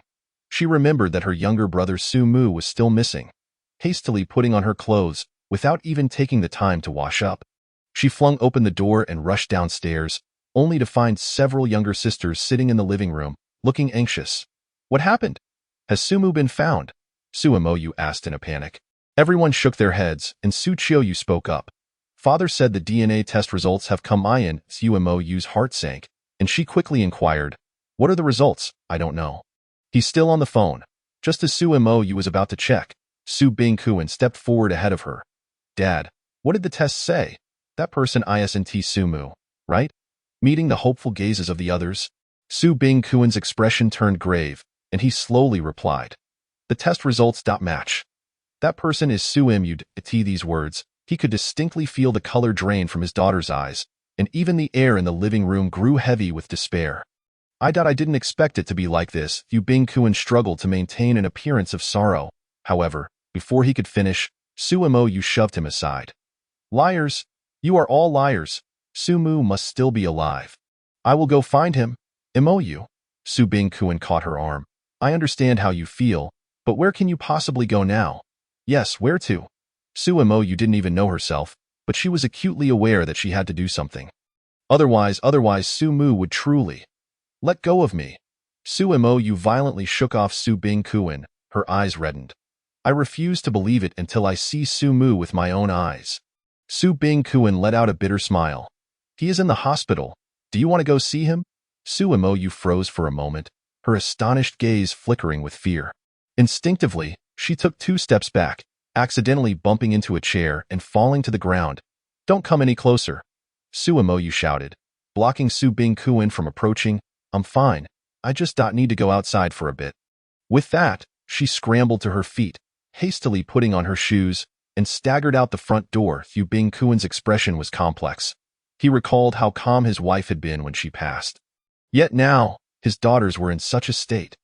Turning around, he glanced at his remaining daughters, who, unsurprisingly, were no better off than Sumu. Su Mingyu trembled all over, hugging her shoulders tightly, burying her face in her arms.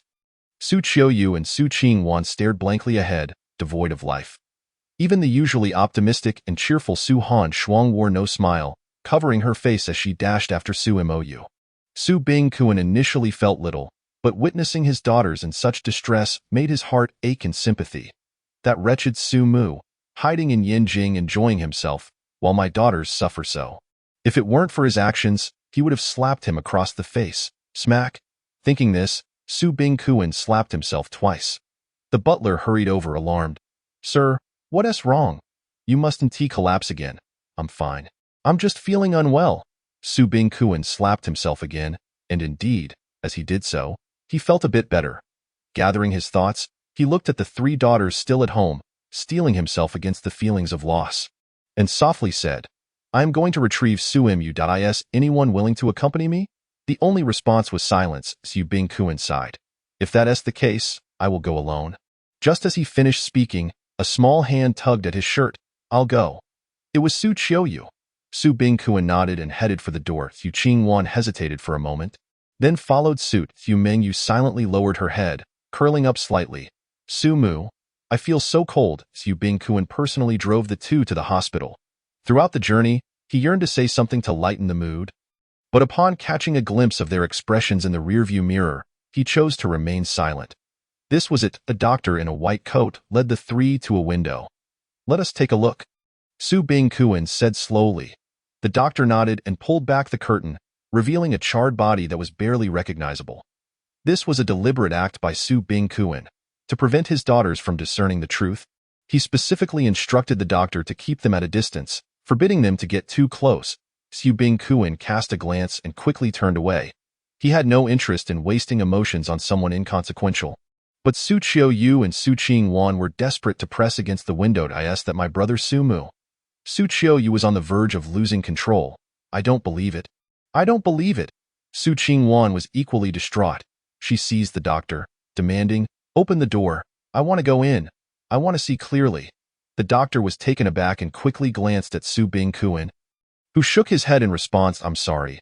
I understand your feelings, but I cannot open the door. Going in recklessly poses a health risk. Moreover, it is also to prevent family members from becoming overly emotional. What utter nonsense. He is my brother. Su Qingwan shouted with all her might. I know, but rules are rules. I don't care about any rules. Open the door for me. Su Qingwan seethed, nearly ready to devour the doctor whole. Qingwan, Su Bingkuan called out to her. Enough. What would going in accomplish? Su Mu is already dead. I don't care. He is my brother. Can't I even take a close look at him? Even if he is dead? Su Bingkuan suddenly felt a familiar itch in his hand. Had he known, he would have opted for immediate cremation. Why can't we look? He exchanged a glance with the doctor, who quickly understood. We truly cannot, but I can bring you a little closer. He made a call, and soon someone inside pushed the gurney closer to the window. Fu Qingwan was no longer resistant. Or perhaps she had simply run out of the energy to resist as she gazed at the charred remains, barely recognizable as human. Her mental defenses finally shattered. Collapsing to the ground, she wailed uncontrollably. Su Mu. My brother, Su Bingkuan was contemplating how to console her when suddenly his phone rang. Sir, it's bad. Chapter 104. Do I have to summon Su Mu back? Sir, it's terrible. Something major has happened. The butler's breathless voice came through. Su Bingkuan hurriedly asked, What happened? Miss Mengyu has attempted to cut her wrists. What? Su Bingkuan nearly dropped his phone in shock. Is she okay? Hurry and take her to the hospital. She is already on the way. Fortunately, it was discovered early, and she hasn't lost much blood. The doctor said there is no immediate danger to her life. But you need to tell me everything at once. But Miss Mengyu is emotionally unstable, and the doctor cannot administer a sedative. Su Bingkuan's face turned ashen. Immediately assign someone to watch over her 24 hours a day. I'll resolve this matter quickly and head over. Hanging up the phone, Su Bingkuan turned his gaze toward the floor where Su Qingwan was sobbing uncontrollably. He crouched down and patted her shoulder. You heard what I said earlier. You are all my children, and I do not wish to lose any of you. The floor is cold. Please get up. Su Mu. Brother, Su Qingwan was oblivious to his words, her sobs unceasing, tears cascading onto the floor, her hands unable to wipe them away. Watching her cry without any sign of stopping, Su Bingkuan's face twisted in anguish. Feeling utterly helpless, he recalled how Su Qingwan had never cried even when she fell from the roof as a child. Yet now, smack, suddenly, a loud slap interrupted the continuous wailing. Feeling the sting on her face, Su Qingwan was momentarily stunned, her gaze lifting to meet the tear-stained face of Su Qiuyu, whose eyes were wide with fury. Tears welling but held back, she glared at Su Qingwan and shouted, "Enough!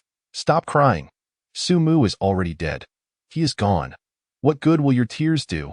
You will never see him again." Never again, Fu Qiuyu sniffled, unsure if her words were directed at Su Qingwan or herself. Yet upon uttering Su Mu is dead, her taut face could no longer contain the flood of tears. Exhausted, she sank to the ground, facing Su Qingwan in a wordless exchange. Having fled the Su family estate, Su Mo drove around with Su Hanshuang. The two shared a tacit understanding. Remaining silent, Su Hanshuang gazed quietly out the window while Su Mo drove aimlessly. Unknowingly, whether by intention or instinct, Su Mo found herself on the street where the fire had occurred. She paused for a few seconds, took a deep breath, and stepped out of the car.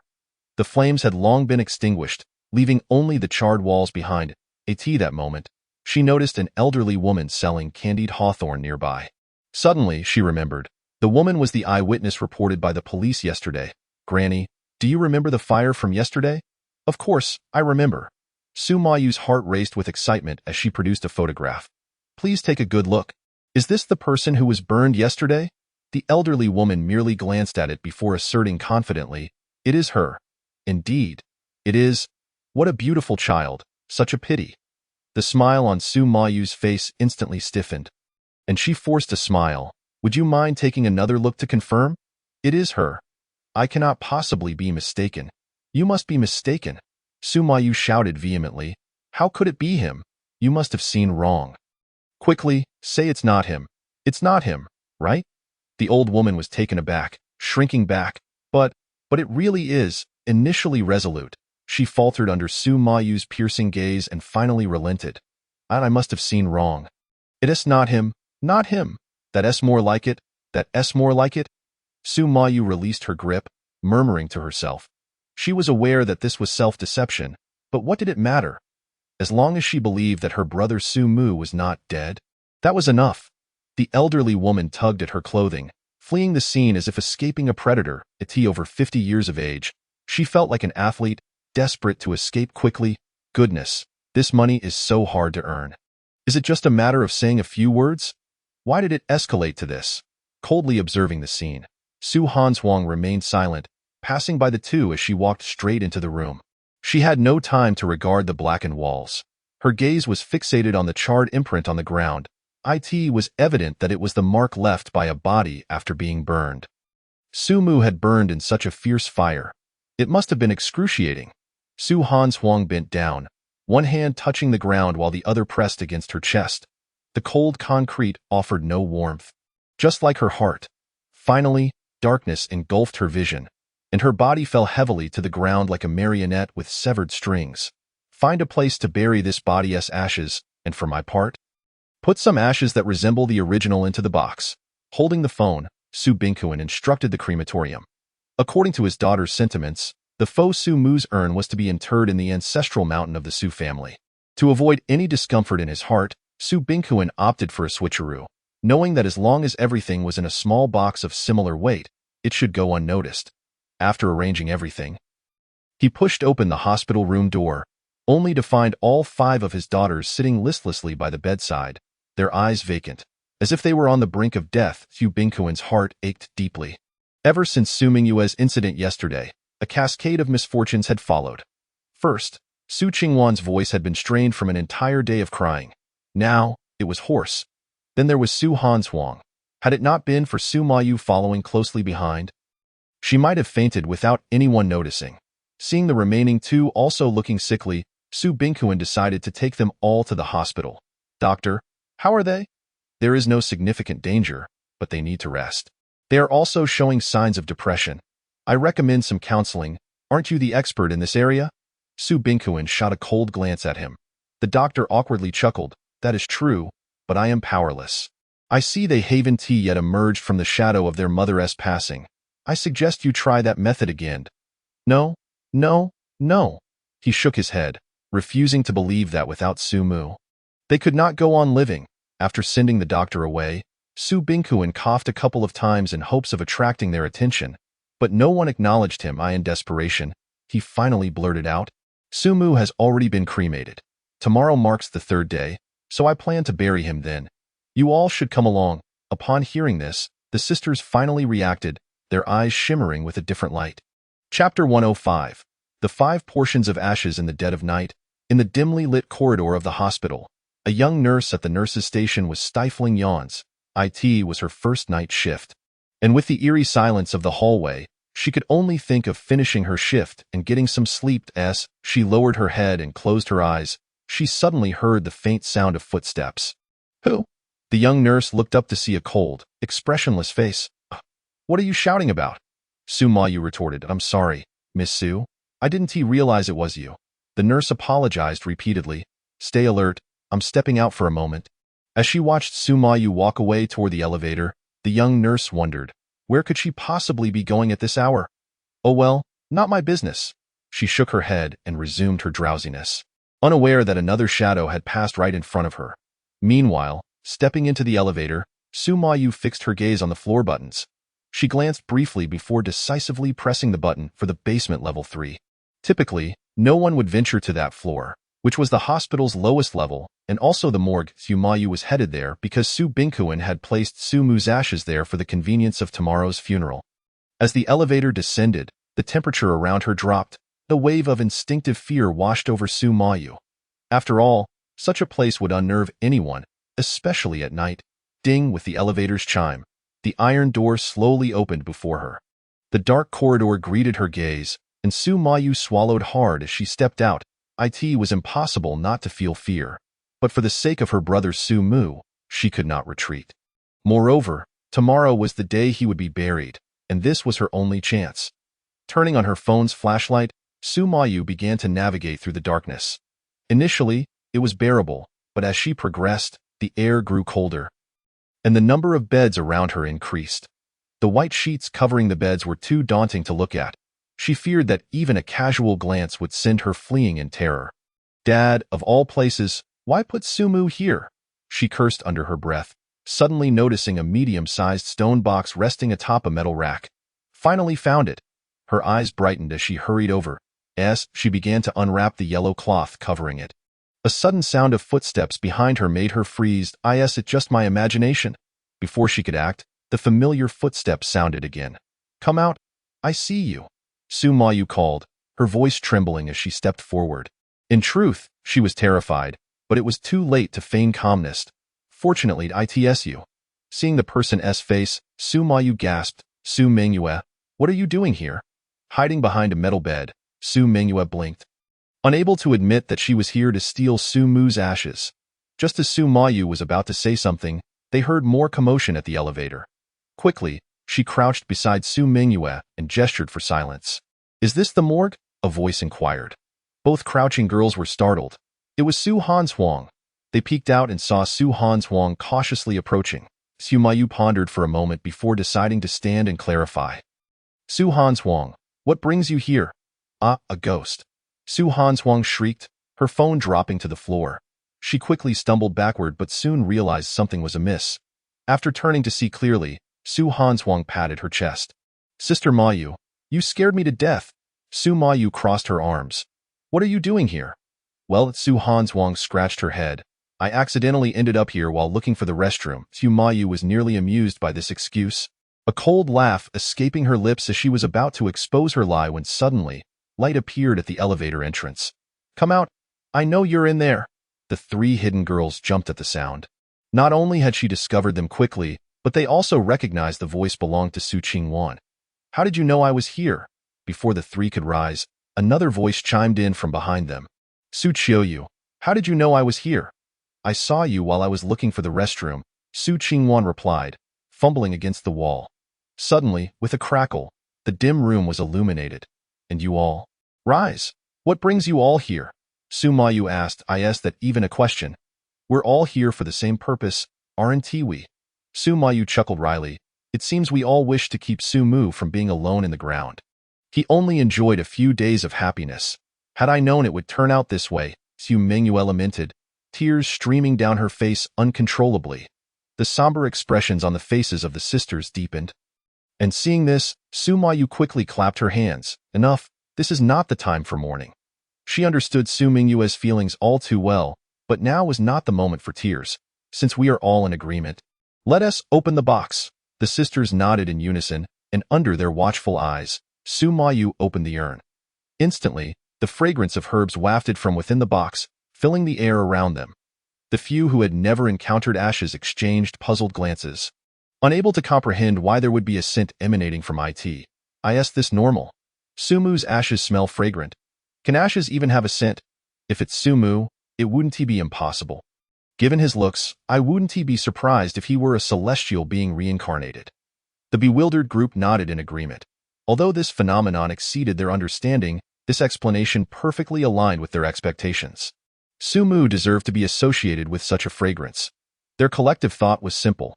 Rather than allowing Sumu to be alone underground, they would accompany him in this manner in a short while. The box filled with plant ashes was nearly empty. Let us leave a little for Sumu, shall we? To ensure his peace in the afterlife, with the tacit consent of those present, Sumo gently closed the lid. Sumu, may you find solace on the other side. Meanwhile, far away in Yinjing, Sumu sneezed. Achoo. He sniffed. Who is thinking of me? Chapter 106. Is this not merely plant ashes? The next day, Su Bingkuin gathered his daughters, preparing to depart for the funeral. Theoretically, as the only son of the Su family who had passed away, this funeral should be grand, if not lavish. Yet, Su Bingkuin understood that this was not a familial affair. The deceased was not truly gone, hence he contemplated handling the matter discreetly. Coincidentally, his daughters were equally disinclined to have irrelevant individuals attending Su Mu's funeral. Thus, they all agreed to share a single black car to the Su family cemetery. Carrying the urn, Su Bingkuin took the lead. He furrowed his brow. Something felt amiss. Was yesterday's box truly this light? A sudden alarm struck his heart. Could it be that he had picked up the wrong one? That should not be the case. There was but one box, and he had placed it there himself. Should he open it to check? But what's wrong? The leading Sumo inquired. Yes, nothing. Su Bingkuin hastily shook his head. In such circumstances, to open the box would invite the ire of his daughters. Never mind. Let us proceed step by step. Observing this scene, the daughters behind him sighed in relief. It seemed their father was also handling the urn for the first time and had not noticed anything unusual. Upon placing the urn in the prepared grave, Su Bingkuin conducted the ceremony as per tradition. During the proceedings, he was pleasantly surprised to see his daughter's expressions had improved compared to the previous day. I told you, Sumu had only been in the Su family for 2 months. How deep could the feelings truly run? Unbeknownst to him, the young women's quick recovery was due to their unwavering resolve to face death. Returning home, in the following days, Su Bingkuin felt life gradually returning to normal. Aside from the solemn expressions on his daughters' faces, their behavior remained unchanged. He nodded in satisfaction. This was quite a fortunate turn of events. On the second floor, Su Qiuyu sat at her vanity in a black dress. Today marked the day of the International Piano Competition's revival round. Recalling the words spoken by Shang Guanyu, Su Qiuyu found them quite reasonable. Yumu had once encouraged her to pursue her path in piano with vigor. If she could win the championship for 3 consecutive years, it would be an unparalleled achievement. Only by obtaining such honor could she honor Sumu's spirit. Yumu, wait for me. I will win the championship and prove it to you. And then we can be together forever. A sorrowful smile graced her reflection in the mirror. Since they could not be together in life, at least they could share eternal rest in death. Perhaps this was her last small selfish desire. The competition venue. Shang Guanyu looked anxiously at Su Qiuyu. Due to Su Bingkuin's efforts to keep the news under wraps, Su Mu's death had not yet spread widely. Su Qiuyu, disinterested in explaining, simply shook her head. It doesn't matter. I'm here to compete. How long until it starts? You arrived just in time. The losers group begins in 5 minutes. Sorry, but since you didn't participate last time, I ended up in the winners group. It's fine. As long as the championship ends up with me. How arrogant. Very well. I shall await your performance. Su Qiuyu pursed her lips. The announcement for the contestants' entrance sounded. She hurried towards the stage, but after a couple of steps, she turned back and handed Shang Guanyu a wooden box. Take care of this. Shang Guanyu was puzzled. What do you need to bring that for the competition? She looked down and noticed it was quite exquisite. Wait, what is that scent? Is that not plant ashes? At Jiangcheng University, in the Academic Affairs Office, Su Qingwan was addressing Su Mu's enrollment issues. Watching the staff typing away at the keyboard, she silently gazed at the small wooden box in her arms. I am sorry, Su Mu. You must be feeling quite lonely down there these days. Don't worry, I will join you soon. But before that, I must fulfill your wishes. Almost done? Su Qingwan impatiently asked. Just a moment, replied the staff member with a smile. She had never encountered such a peculiar request, to change all subjects' grades to 100 before withdrawal. What purpose could that serve? It was outrageous that the school authorities even agreed. As she silently grumbled, she continued her work, feeling somewhat clumsy as it was her first time. Suddenly, another figure appeared at the door. Shaoli, why haven't you given me the documents I asked for yesterday? I am sorry, I forgot. Just a moment. The individual was unhurried, taking a seat beside Su Qing Wan. If catching a whiff of a certain scent, the person turned their gaze toward the box Su Qingwan held. Classmate, why do you have plant ashes in that box? Plant ashes? Su Qingwan was taken aback. Indeed, did you not put it in yourself? Upon hearing this, Su Qingwan's expression turned to one of shock, and her mind raced with thoughts. After a moment, she made a startling decision and opened the box, placing it before the individual. Take a good look and tell me what this truly is. The person, taken aback by Su Qingwan's seriousness, examined it closely and confirmed. This is indeed plant ashes, however, it is mixed with some rare wood. Otherwise, it wouldn't still carry such a fragrance. Su Qingwan's pupils widened. So, it is not cremated remains.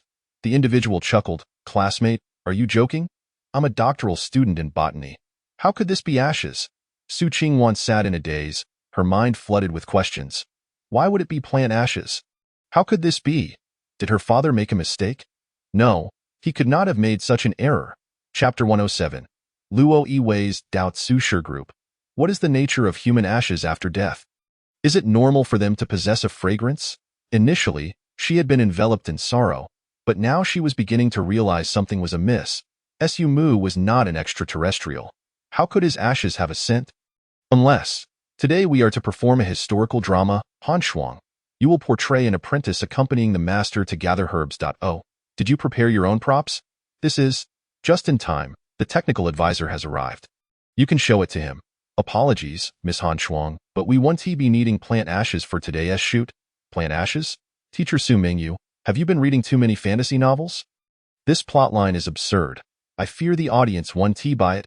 Absurd? Su Mingyu tilted her head, glancing at the text sent by the editor. Clutching the exquisite little box, she tapped it thoughtfully, a glimmer of excitement flashing through her vacant eyes. Could it be, perhaps, that inside, there lies not Su Mu? Wow! We're flying! We're flying! The girl on the roller coaster squealed excitedly to Su Mu beside her. Hold on tight. Be careful not to fall with a rumble. A few minutes later, Su Mu disembarked the ride, feeling utterly disenchanted. The swift turns and sudden flips nearly left him dizzy. Meanwhile, the little girl beside him was brimming with enthusiasm. Kaiwei, let us ride again. No, I'm a bit tired. Let us go eat something instead. Eat? Yes. The little girl hopped excitedly, pulling Su Mu along. Observing her familiarity and taking his hand, Su Mu's lips twitched. How was it that just a few days had passed, and she had become so comfortable? After succumbing to the temptation of accompanying the girl to KFC, he found himself entangled with her. Every day, he would encounter her waiting at his door, and she would occasionally knock on his at first. Su Mu was quite reluctant to engage with her. Having just arrived in Yinjing, he suspected someone might be orchestrating this situation. However, upon witnessing her lack of life experience, he was certain this was no setup. Theo used the trash bin. You need to line it with a bag first. The seasoning for instant noodles must be opened before adding. The clothes in the washing machine need to be taken out to dry. Oh, Kaiwei, you're so clever. So, who are you, really? Don't your parents worry about you being out here alone? The girl pouted. Displeased, don't underestimate me. I'm already an 18-year-old adult. 18? An adult who can't even make instant noodles or hang laundry. Her cheeks flushed. Well, that's because I wasn't allowed to do these things at home. Otherwise, I would have known how. Tisk, you must be quite pampered. Your parents must be exhausted. Su Mu inquired further. You seem to have run away from home. Why is that? I want to become a star and earn my own money. But my parents opposed me, so in a fit of anger, I ran away. Just for that? Sumu chuckled, shaking his head. What a spoiled young lady. Did you not attempt to communicate with them? Perhaps they only want what is best for you. I know, but they said I could never succeed. I ran away to prove myself. Well, he had asked all the necessary questions and had nothing more to say. Zhang Kaiwei, you are truly a kind-hearted individual. I am grateful to you, and once I achieve fame, I shall repay your kindness. Sumu could not help but chuckle and replied, I eagerly anticipate that. By the way, my name is Huaqingqing. When I become successful, feel free to seek my autograph. Certainly. At that moment, Sumu remained blissfully unaware of the significance of that name. Observing the young girl contentedly gnawing on a drumstick, Sumu found it utterly amusing. Suddenly struck by a thought, he inquired, by the way, didn't you mention a few days ago that you had arranged to meet with the director? When will you be seeing him? Huaqingqing waved her hand dismissively. It's still early. He won't be available until the 16th. Sumu glanced at his phone. But today is the 16th, ahem. Huaqingqing abruptly spat out the drumstick from her mouth. Oh no. Oh no. What time is it? Am I still on time? Sumu shot her an exasperated glance. You're asking me? It's 1:30. When is your meeting? Upon hearing this, Huaqingqing instantly relaxed. At 2:30. Phew. Thankfully, I still have an hour. Noticing her composed demeanor, Sumu couldn't help but ask, aren't you going to prepare? Prepare? Oh right, Kaiwei. What should I be preparing for? Sumu. Never mind. Let her be. At this rate, she has no chance at the interview anyway. Might as well enjoy some good food. Kaiwei, are you joining? You are so beautiful. Perhaps you could also become a star. Huaqingqing appraised him, and she had to admit, Sumu was the most stunning woman she had ever encountered. If Sumu were to hear this, she would undoubtedly correct her internally, I am a man, I will go. Sumu nodded, but not for the interview. I am merely concerned you might get abducted. Humph. I am not that foolish. Huaqingqing feigned anger, hands on her hips, her rebellious tuft of hair also silently protesting. Sumu smirked. I wonder who almost got whisked away for a mere ice cream. Huaqingqing's cheeks flushed, and her rebellious tuft of hair fell flat. That was an accident. At Yinjing Airport, a plane gradually descended, and Luo Yiwei descended with a suitcase in tow. The reason she had traveled such a great distance in haste was to meet someone of great importance today, the eldest daughter of the Hua family. Huaqingqing. For ordinary individuals, this name might seem foreign, but for someone of her stature, not knowing the Hua family would be a grave misstep. They were a prestigious family in the capital, not the highest echelon, but on par with the Su family of Jiangxing, a group that one must not offend. Huaqingqing was the cherished jewel of the current head of the Hua family. She was here specifically to direct her. Rubbing her eyes, Luo Yiwei felt a wave of fatigue wash over her. It was not merely from the long journey, but due to the recent events that had left her somewhat unsettled. Not only was there the unexpected invitation from the Hua family, but also the shocking news of Su Mu's demise. When she first heard this news, she was utterly bewildered. How could someone as formidable as Su Mu have perished so inexplicably in a fire? It seemed implausible, however. Observing Su Hanshuang's demeanor, which did not appear feigned, she could only bury her doubts deep within and refrain from further inquiries. Yet, in the depths of her heart, she remained convinced that Su Mu could not have died so easily.